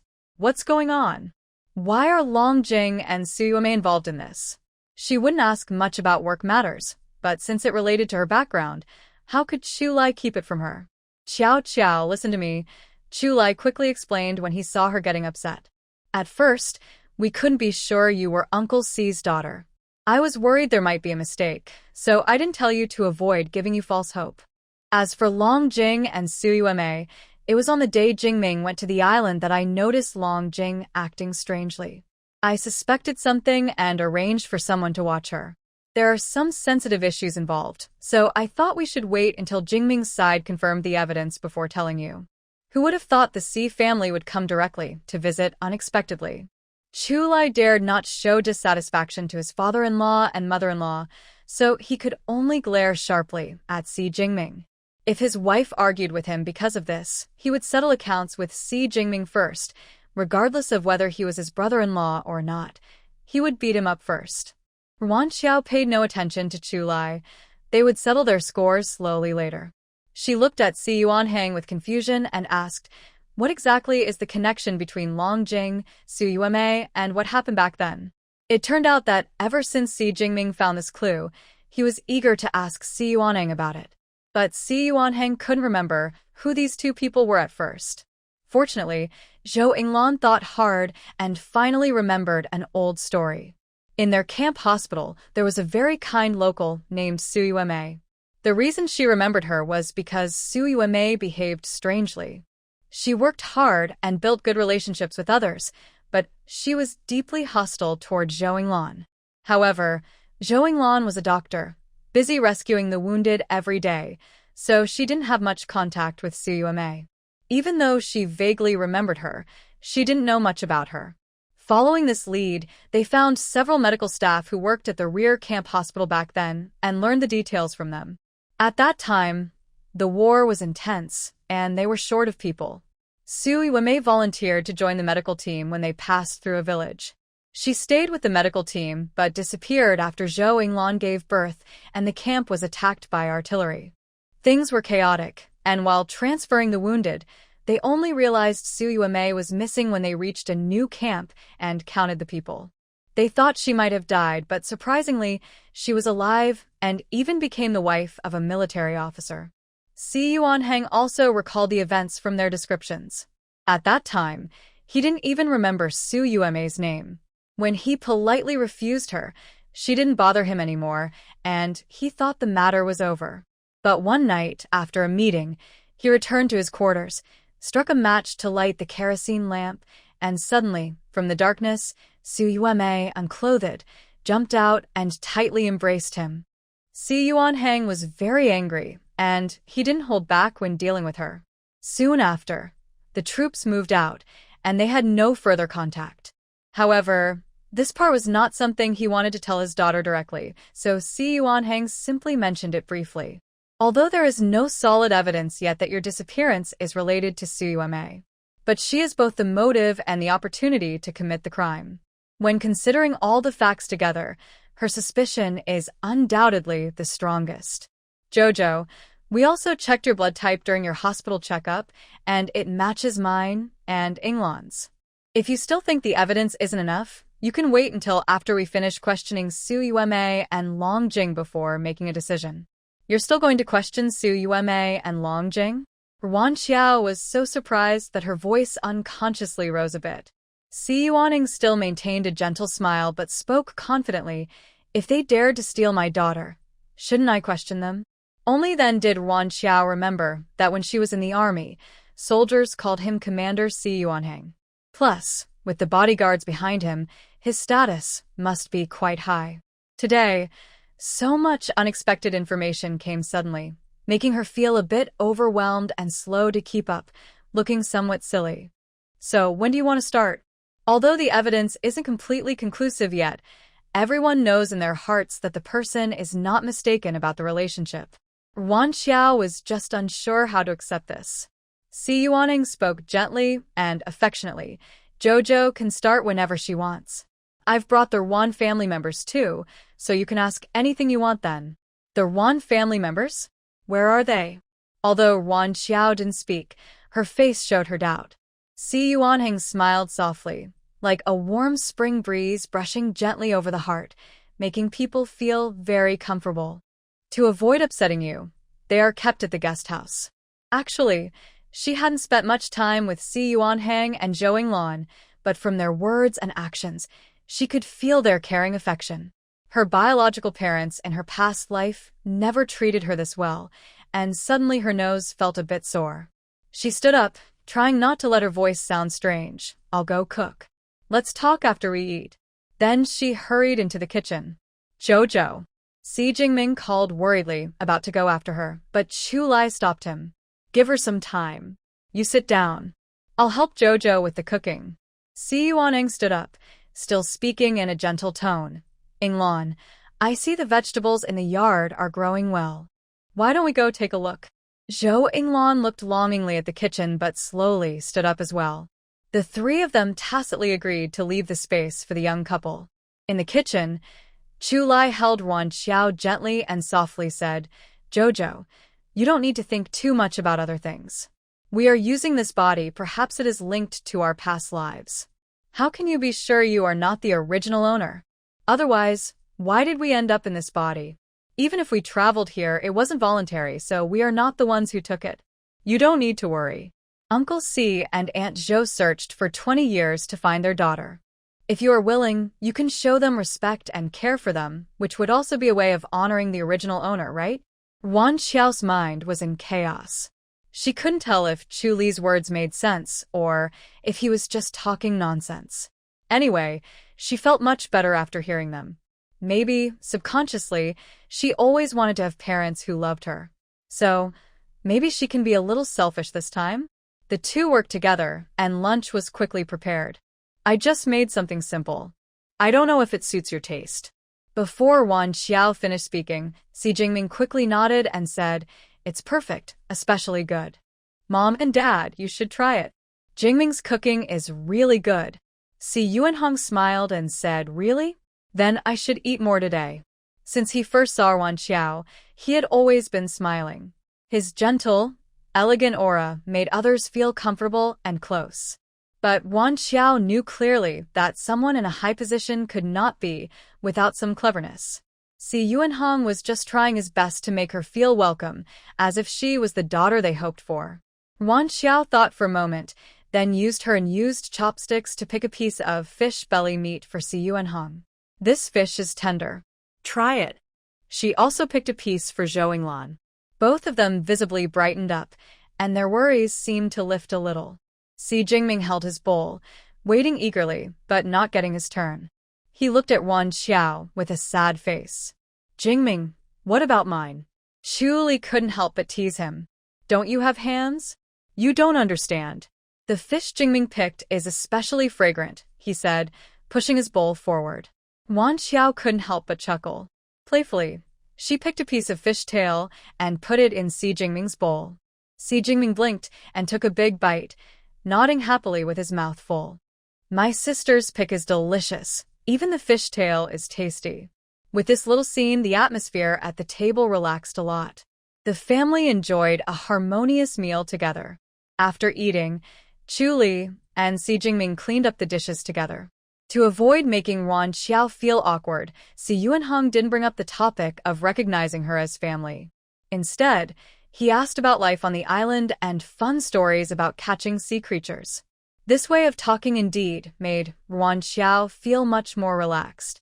After Chu Lai and Si Jingming finished their work, she took the initiative to go and handle Long Jing and Su Yueme's matters. Long Jing's grandson just died from poisoning, and she seems to be in a fragile mental state. Is it appropriate to question her now? Yuan Xiao wasn't feeling sorry for Long Jing out of kindness, but worried that her unstable mental state might cause her to say strange things, making the situation more complicated. Si Yuanheng was confident. Trained enemies could be persuaded to talk, so an ordinary person wouldn't be a problem. "Don't worry. But first, let's question Su Yueme." Yuan Xiao followed Si Yuanheng to the guest house and saw a group of people guarding the place. "Chief." The leader saw Si Yuanheng and immediately straightened up and saluted respectfully. Si Yuanheng returned the salute. His demeanor was very different from when he was with Yuan Xiao, less gentle and elegant, but more commanding. He said in a deep voice, "Open the door." Yes. The room was a suite. Si Yuanheng asked Yuan Xiao, Chu Lai, and Si Jingming to go into the inner room before ordering them to bring Su Yueme over. "Who are you? Why are you treating me like this?" "I want to find Commander Kong to complain about you." Even through the door, Wan Xiao could clearly hear Su Yuemei shouting arrogantly, "Let go of me, let go." When she was pushed into the room, Su Yuemei saw the people inside and suddenly seemed choked, her voice stopping abruptly. She panicked and looked away, then hurriedly fixed her disheveled clothes, finally seeming to realize the situation she was in. She suddenly looked up, shouting sharply, "How did you get in here?" Seeing the person responsible for her and her mother's separation for 20 years, Zhou Yinglan's anger erupted like a volcano, eager to tear her apart. Her eyes seemed to burn fiercely as she gritted her teeth and said, "Why are we here? What did you do when I was giving birth? Do you really think we can't find out?" Su Yuemei's face instantly turned pale. She instinctively looked at Si Yuanhang, but he was quietly drinking tea with his eyes lowered, giving her no glance. She bit her lip and stubbornly argued, "Dr. Zhou, I don't understand what you're saying." Zhou Yinglan slowly approached Su Yuemei, standing face to face with her, her gaze fixed on her. She asked again, "Really? You truly know nothing?" Her hatred in her eyes was like a cold sword ready to pierce through someone. Her tone was icy and sharp, saying, "If we don't have solid proof, will they come directly to our door?" "Su Yuemei, it's been 20 years. You should pay for what you did back then." Since she had committed a wrong deed, once exposed, Su Yuemei couldn't help but feel guilty. But she believed she was now the wife of Commander Zheng, no longer the helpless village girl she once was, giving her more confidence. Even if she had done those things, so what? She didn't believe that after so many years, they could find any evidence to accuse her. They were just trying to scare her. Thinking of this, Su Yuemei lifted her chin. Because she felt guilty, her voice unconsciously grew louder. "Dr. Zhou, since you say I am guilty, then show me the evidence. Don't just accuse me with words." "All right," suddenly spoke Si Yuanhang. His cold and gentle voice carried a chilling sharpness that made one's heart freeze. His tone was slow and steady, but like a heavy hammer hitting the heart. "Do you want to hear Long Jing's confession, or confront Long Jing? Or perhaps we should talk about Deputy Commander, whose ex-wife and children." Su Yuemei's eyes shrank sharply. Her heart seemed to fall into an ice cellar instantly, and her whole body was wrapped in a biting cold. Her lips trembled as she asked, "What do you mean?" Si Yuanhang stood up, slowly walked to Su Yuemei, and looked at her with a cold gaze. "Do you think that after knowing what you've done to my daughter, I would be indifferent? So, guess what methods I might use to deal with you?" Su Yuemei involuntarily stepped back. Suddenly, she remembered the past. She had taken off her clothes and stood in front of him, but he didn't look at her much. Instead, he called someone over and exposed what she had done, leaving her with no dignity. Having experienced this man's coldness and ruthlessness, Su Yuemei believed that if she admitted everything, she wouldn't have a good ending. But if that matter really got out to Lao Hu, would Lao Hu still forgive her? She was caught in deep conflict and couldn't decide for a moment. Si Yuanhang took a few more slow steps forward, his sharp eyes like an eagle, as if they could away all courage and leave people helpless before him. "Su Yuemei, do you think I will let those people take your son away from Moonlight Island?" Hearing this, the last hope in Su Yuemei's heart shattered. Such a secret matter was actually known to him. She had to believe that Long Jing had already revealed everything. It's over, completely over. Now, even Old, who is in danger. Her legs went weak, and she collapsed onto the ground. Tears burst from her eyes, and she could no longer control her emotions, crying out hysterically, "Why? Why did you treat me like this? And why did you hurt my newborn daughter?" Si Yuanhang's gaze suddenly became sharp and intense, as if it could pierce through the heart. "Su Yuemei, don't think that just because you deny it, I have no way to deal with you. I have many methods to make your children pay for your actions. No, don't hurt them. It was me. It has nothing to do with them." Su Yuemei hurriedly reached out to grab Si Yuanhang's pant leg, but he disgustedly took a few steps back. He pulled Zhou Yinglan back to sit down, his voice cold. "Speak honestly. Tell me everything you did. If you confess sincerely, I might consider not harming your children." Su Yuemei's eyes turned red as she stared at the two in front of her, grinding her teeth as she said, "Si Yuanhang, you're a soldier. How can you seek revenge for personal reasons? So what? I am a soldier, and I am also my daughter's father. It's only right that I seek justice for her. Si Yuanheng picked up his teacup, took a gentle sip, then said, with my current ability, I can do things so secretly that no one will notice. Even if I take action against them, who would realize it? He sneered, oh, by the way, I heard your daughter just got her marriage certificate today and the wedding banquet is tomorrow, right? I'll think about giving her a special gift. Su Yueme weakly collapsed to the ground, tears uncontrollably flowing down her face. Her body trembled, and her voice choked. Don't hurt her. I said, I've told you everything, isn't that enough? That memory from 20 years ago is too deep. Now, thinking back, it feels like it happened yesterday. At that time, she was ruthlessly rejected by Si Yuanheng and became the subject of gossip in the village. Some malicious men even tried to force her. Because her reputation was ruined, she could no longer exchange high bride price for her family. Her father constantly beat and scolded her, refused to give her food, and even threatened that anyone willing to pay could take her away. Every day, she lived in fear and anxiety, walking on thin ice. She had also thought about finding someone to marry, but after what happened, those men only wanted to play with her and no one was willing to marry her. They all called her cheap and shameless. However, fate always seems full of surprises. Just when she felt she couldn't go on, a medical team passed through their village.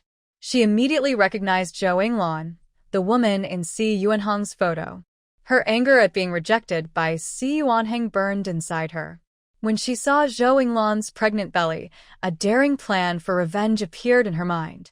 She pretended to be passionate about the revolutionary cause and volunteered to help the medical team. She planned to find a way to get rid of Zhou Yinglan's baby, hoping to end her life too. But Zhou Yinglan, as a doctor, was busy rescuing the injured all day and had no chance to act. Days passed, and Zhou Yinglan went into early labor from exhaustion. During a chaotic bombing attack at the camp, she took the opportunity to secretly take Ruan Qiao while Zhou Yinglan was unconscious. Initially, she planned to kill her right away, but then she thought, wouldn't it be a better revenge to let this child suffer and live? She secretly took the child and planned to give him to the poorest family so he would work like a beast all his life and experience being sold like goods. But just as she was leaving, she ran into Long Jing. Long Jing was rescued from the war by Si Yuanheng and had been recovering in the medical camp due to her injuries. She also wanted to escape because she had a secret she was afraid would be discovered. She was not an ordinary person but the sister-in-law of a small general of the Nationalist Army. That general had already died in battle, and Long Jing was afraid, so she ran away. Unexpectedly, she encountered more fighting. If Si Yuanheng hadn't rescued her, she might have already met her end. Coincidentally, Su Yueme found out about this secret. They both had secrets they wanted to hide, so they teamed up and ran away together. Si Yuanheng, still angry, asked, "Why did you throw my daughter by the river?" When Su Yueme heard this and realized she knew where they had abandoned the child, she gave up resisting and said bitterly, "Because we ran out of dry food, and we were hungry and tired. It was a battlefield with constant shelling, and we couldn't find a place to rest. I didn't want to carry this burden anymore, so I threw her by the river to let her fend for herself." How can your heart be so cruel? Zhou Yinglan couldn't hold back and slapped Su Yueme twice. Ha ha ha, I am cruel, so what? Who made Si Yuanheng treat me like that? Su Yueme cried and laughed at the same time, tears streaming down her face, her eyes filled with despair. If my dad hadn't wanted me to marry an old bachelor from the city, I wouldn't have the courage to sneak into Si Yuanheng's bed even if I liked him. At that time, she was out of options. She wanted to fight for herself, to marry the person she loved, and to live a good life. Was there anything wrong with that? But now, she knew it was useless to say anything. She understood she wouldn't have a good ending, but at least she had enjoyed 20 years of happiness. It wasn't a loss. Su Yueme wiped her face, composed herself, then looked up with a hint of hope in her eyes. Si Yuanheng, I've told you everything you want to know. You promised to let my 2 children go. You have to keep your word. Si Yuanheng lifted his eyelids and glanced at her coldly. I only said I would consider it, I never promised. His words felt like a cold wind, piercing Su Yumei's heart. Are you lying to me? She asked, wide-eyed, in disbelief. How can you go back on your word? Why not? For someone like you, any revenge is fair. Si Jingming, full of anger, pushed open the door and strode out confidently. If it weren't for worrying about his father's status, he would have already wanted to tear Su Yumei apart. Seeing Si Jingming, and then looking at Si Yuanheng, Su Yumei muttered to herself, so, you're really his son? Yes, I am my father's son, Si Jingming said with a nasty smile. And not only that, you also know my father's daughter. Then he turned and pulled Ruan Xiao forward. This is my real sister. Surprised? Shocked? Su Yumei was stunned like she'd been struck by lightning. She kept scanning their faces, then sneered coldly. If you want to lie to me, find someone who looks like you. Ruan Xiao, that little brat, could never be the child from back then. You're the brat. Your whole family is full of trash, Si Jingming shouted angrily, kicking Su Yumei hard, knocking her to the ground. Just as Si Jingming was about to kick her again, Si Yuanheng's calm voice interrupted. Jingming, the best strategy is to attack the mind first, then break alliances, then fight physically. Have you forgotten what I taught you? Getting hurt like this is just giving others a reason to use against you. Si Jingming clenched his fists. I understand, Dad. He shot a sneaky look at Su Yumei, a wicked smile curling on his lips. He then called out to the people outside, telling them to bring their Wan family members over. Wan Fugue and Mao Tsuehua have been so frightened by the recent events that they dare not lift their heads when brought in. Come on, tell us, where did you find Ruan Xiao? Wan Fugue tremblingly replied, by the river in Hero City. Impossible. Su Yumei exclaimed in shock, her face full of surprise and unwillingness. She would rather that child had died than be Ruan Xiao. Why is it Ruan Xiao? Why does her son still suffer, while Ruan Xiao suddenly becomes the daughter of a high-ranking official? It could be anyone's daughter, except Ruan Xiao. Su Yumei, going crazy, lunged at Ruan Xiao, shouting, Go to! I want to kill you. Anyway, given Si Yuanheng's personality, if she abandoned his daughter, he wouldn't let her have a good outcome. It's better to take someone down with her in death. Ruan Xiao smiled without hiding, not avoiding at all. Before Su Yumei could get close, Chu Lai and Si Jingming simultaneously stepped forward. Su Yumei didn't even have time to scream before she was thrown back. She hit the basin stand behind her, and a porcelain basin fell from above, making a clattering noise. Su Yumei lay on the ground, her legs feeling as if her internal organs were churning painfully. Her eyes cold, she whispered weakly, I really regret not throwing you into the river to drown you back then. Ruan Xiao nodded indifferently. Then you'll spend your whole life in regret. After all, I will only get better, and you will be broken, ruined, and dead. She smiled with a mocking look, the bright smile stabbing Su Yumei's heart painfully. Su Yumei, full of hatred but powerless, pounded the ground. You. Not wanting to hear others curse Ruan Xiao, Chu Lai stepped forward quickly and knocked Su Yumei's chin with lightning speed. There was nothing more to ask here. Si Yuanheng called someone to take Su Yumei away. When the two soldiers led her to the door, Si Yuanheng calmly spoke. This morning, Hu Qianjin lost his mind after his son Hu Wei was injured and paralyzed. In his rage, he drew his gun on his comrades. He has been detained, and he will face military justice. Hearing this, Su Yumei couldn't hold on anymore and fainted, her eyes rolling back. Ruan Xiao watched Su Yumei being dragged away, feeling nothing inside. What surprised her was that the gentle and elegant Si Yuanheng, who said very little during the process, hit the target with every word. The last comment was almost like a heart-shattering. Xiao Yinglan took 2 steps forward, her eyes full of hope. Xiao, can you now believe that you are our child? Ruan Xiao hesitated and nodded. Actually, she had believed it before.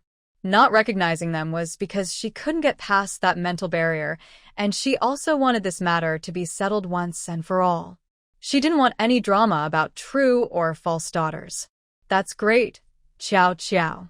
Zhou Yinglan excitedly hugged Ruan Xiao. My dear daughter, I finally found you. Ruan Xiao moved her lips, but couldn't say the words mom and dad. It's okay if you can't say it now, we will take it slow. Si Yuanheng came over, speaking in his usual gentle and caring tone. Don't worry, with dad here, no one will dare to bully you in the future. Si Jingming quickly stepped forward to show his support. And me, second brother will protect you too. Zhu Lai. Does everyone think he's invisible?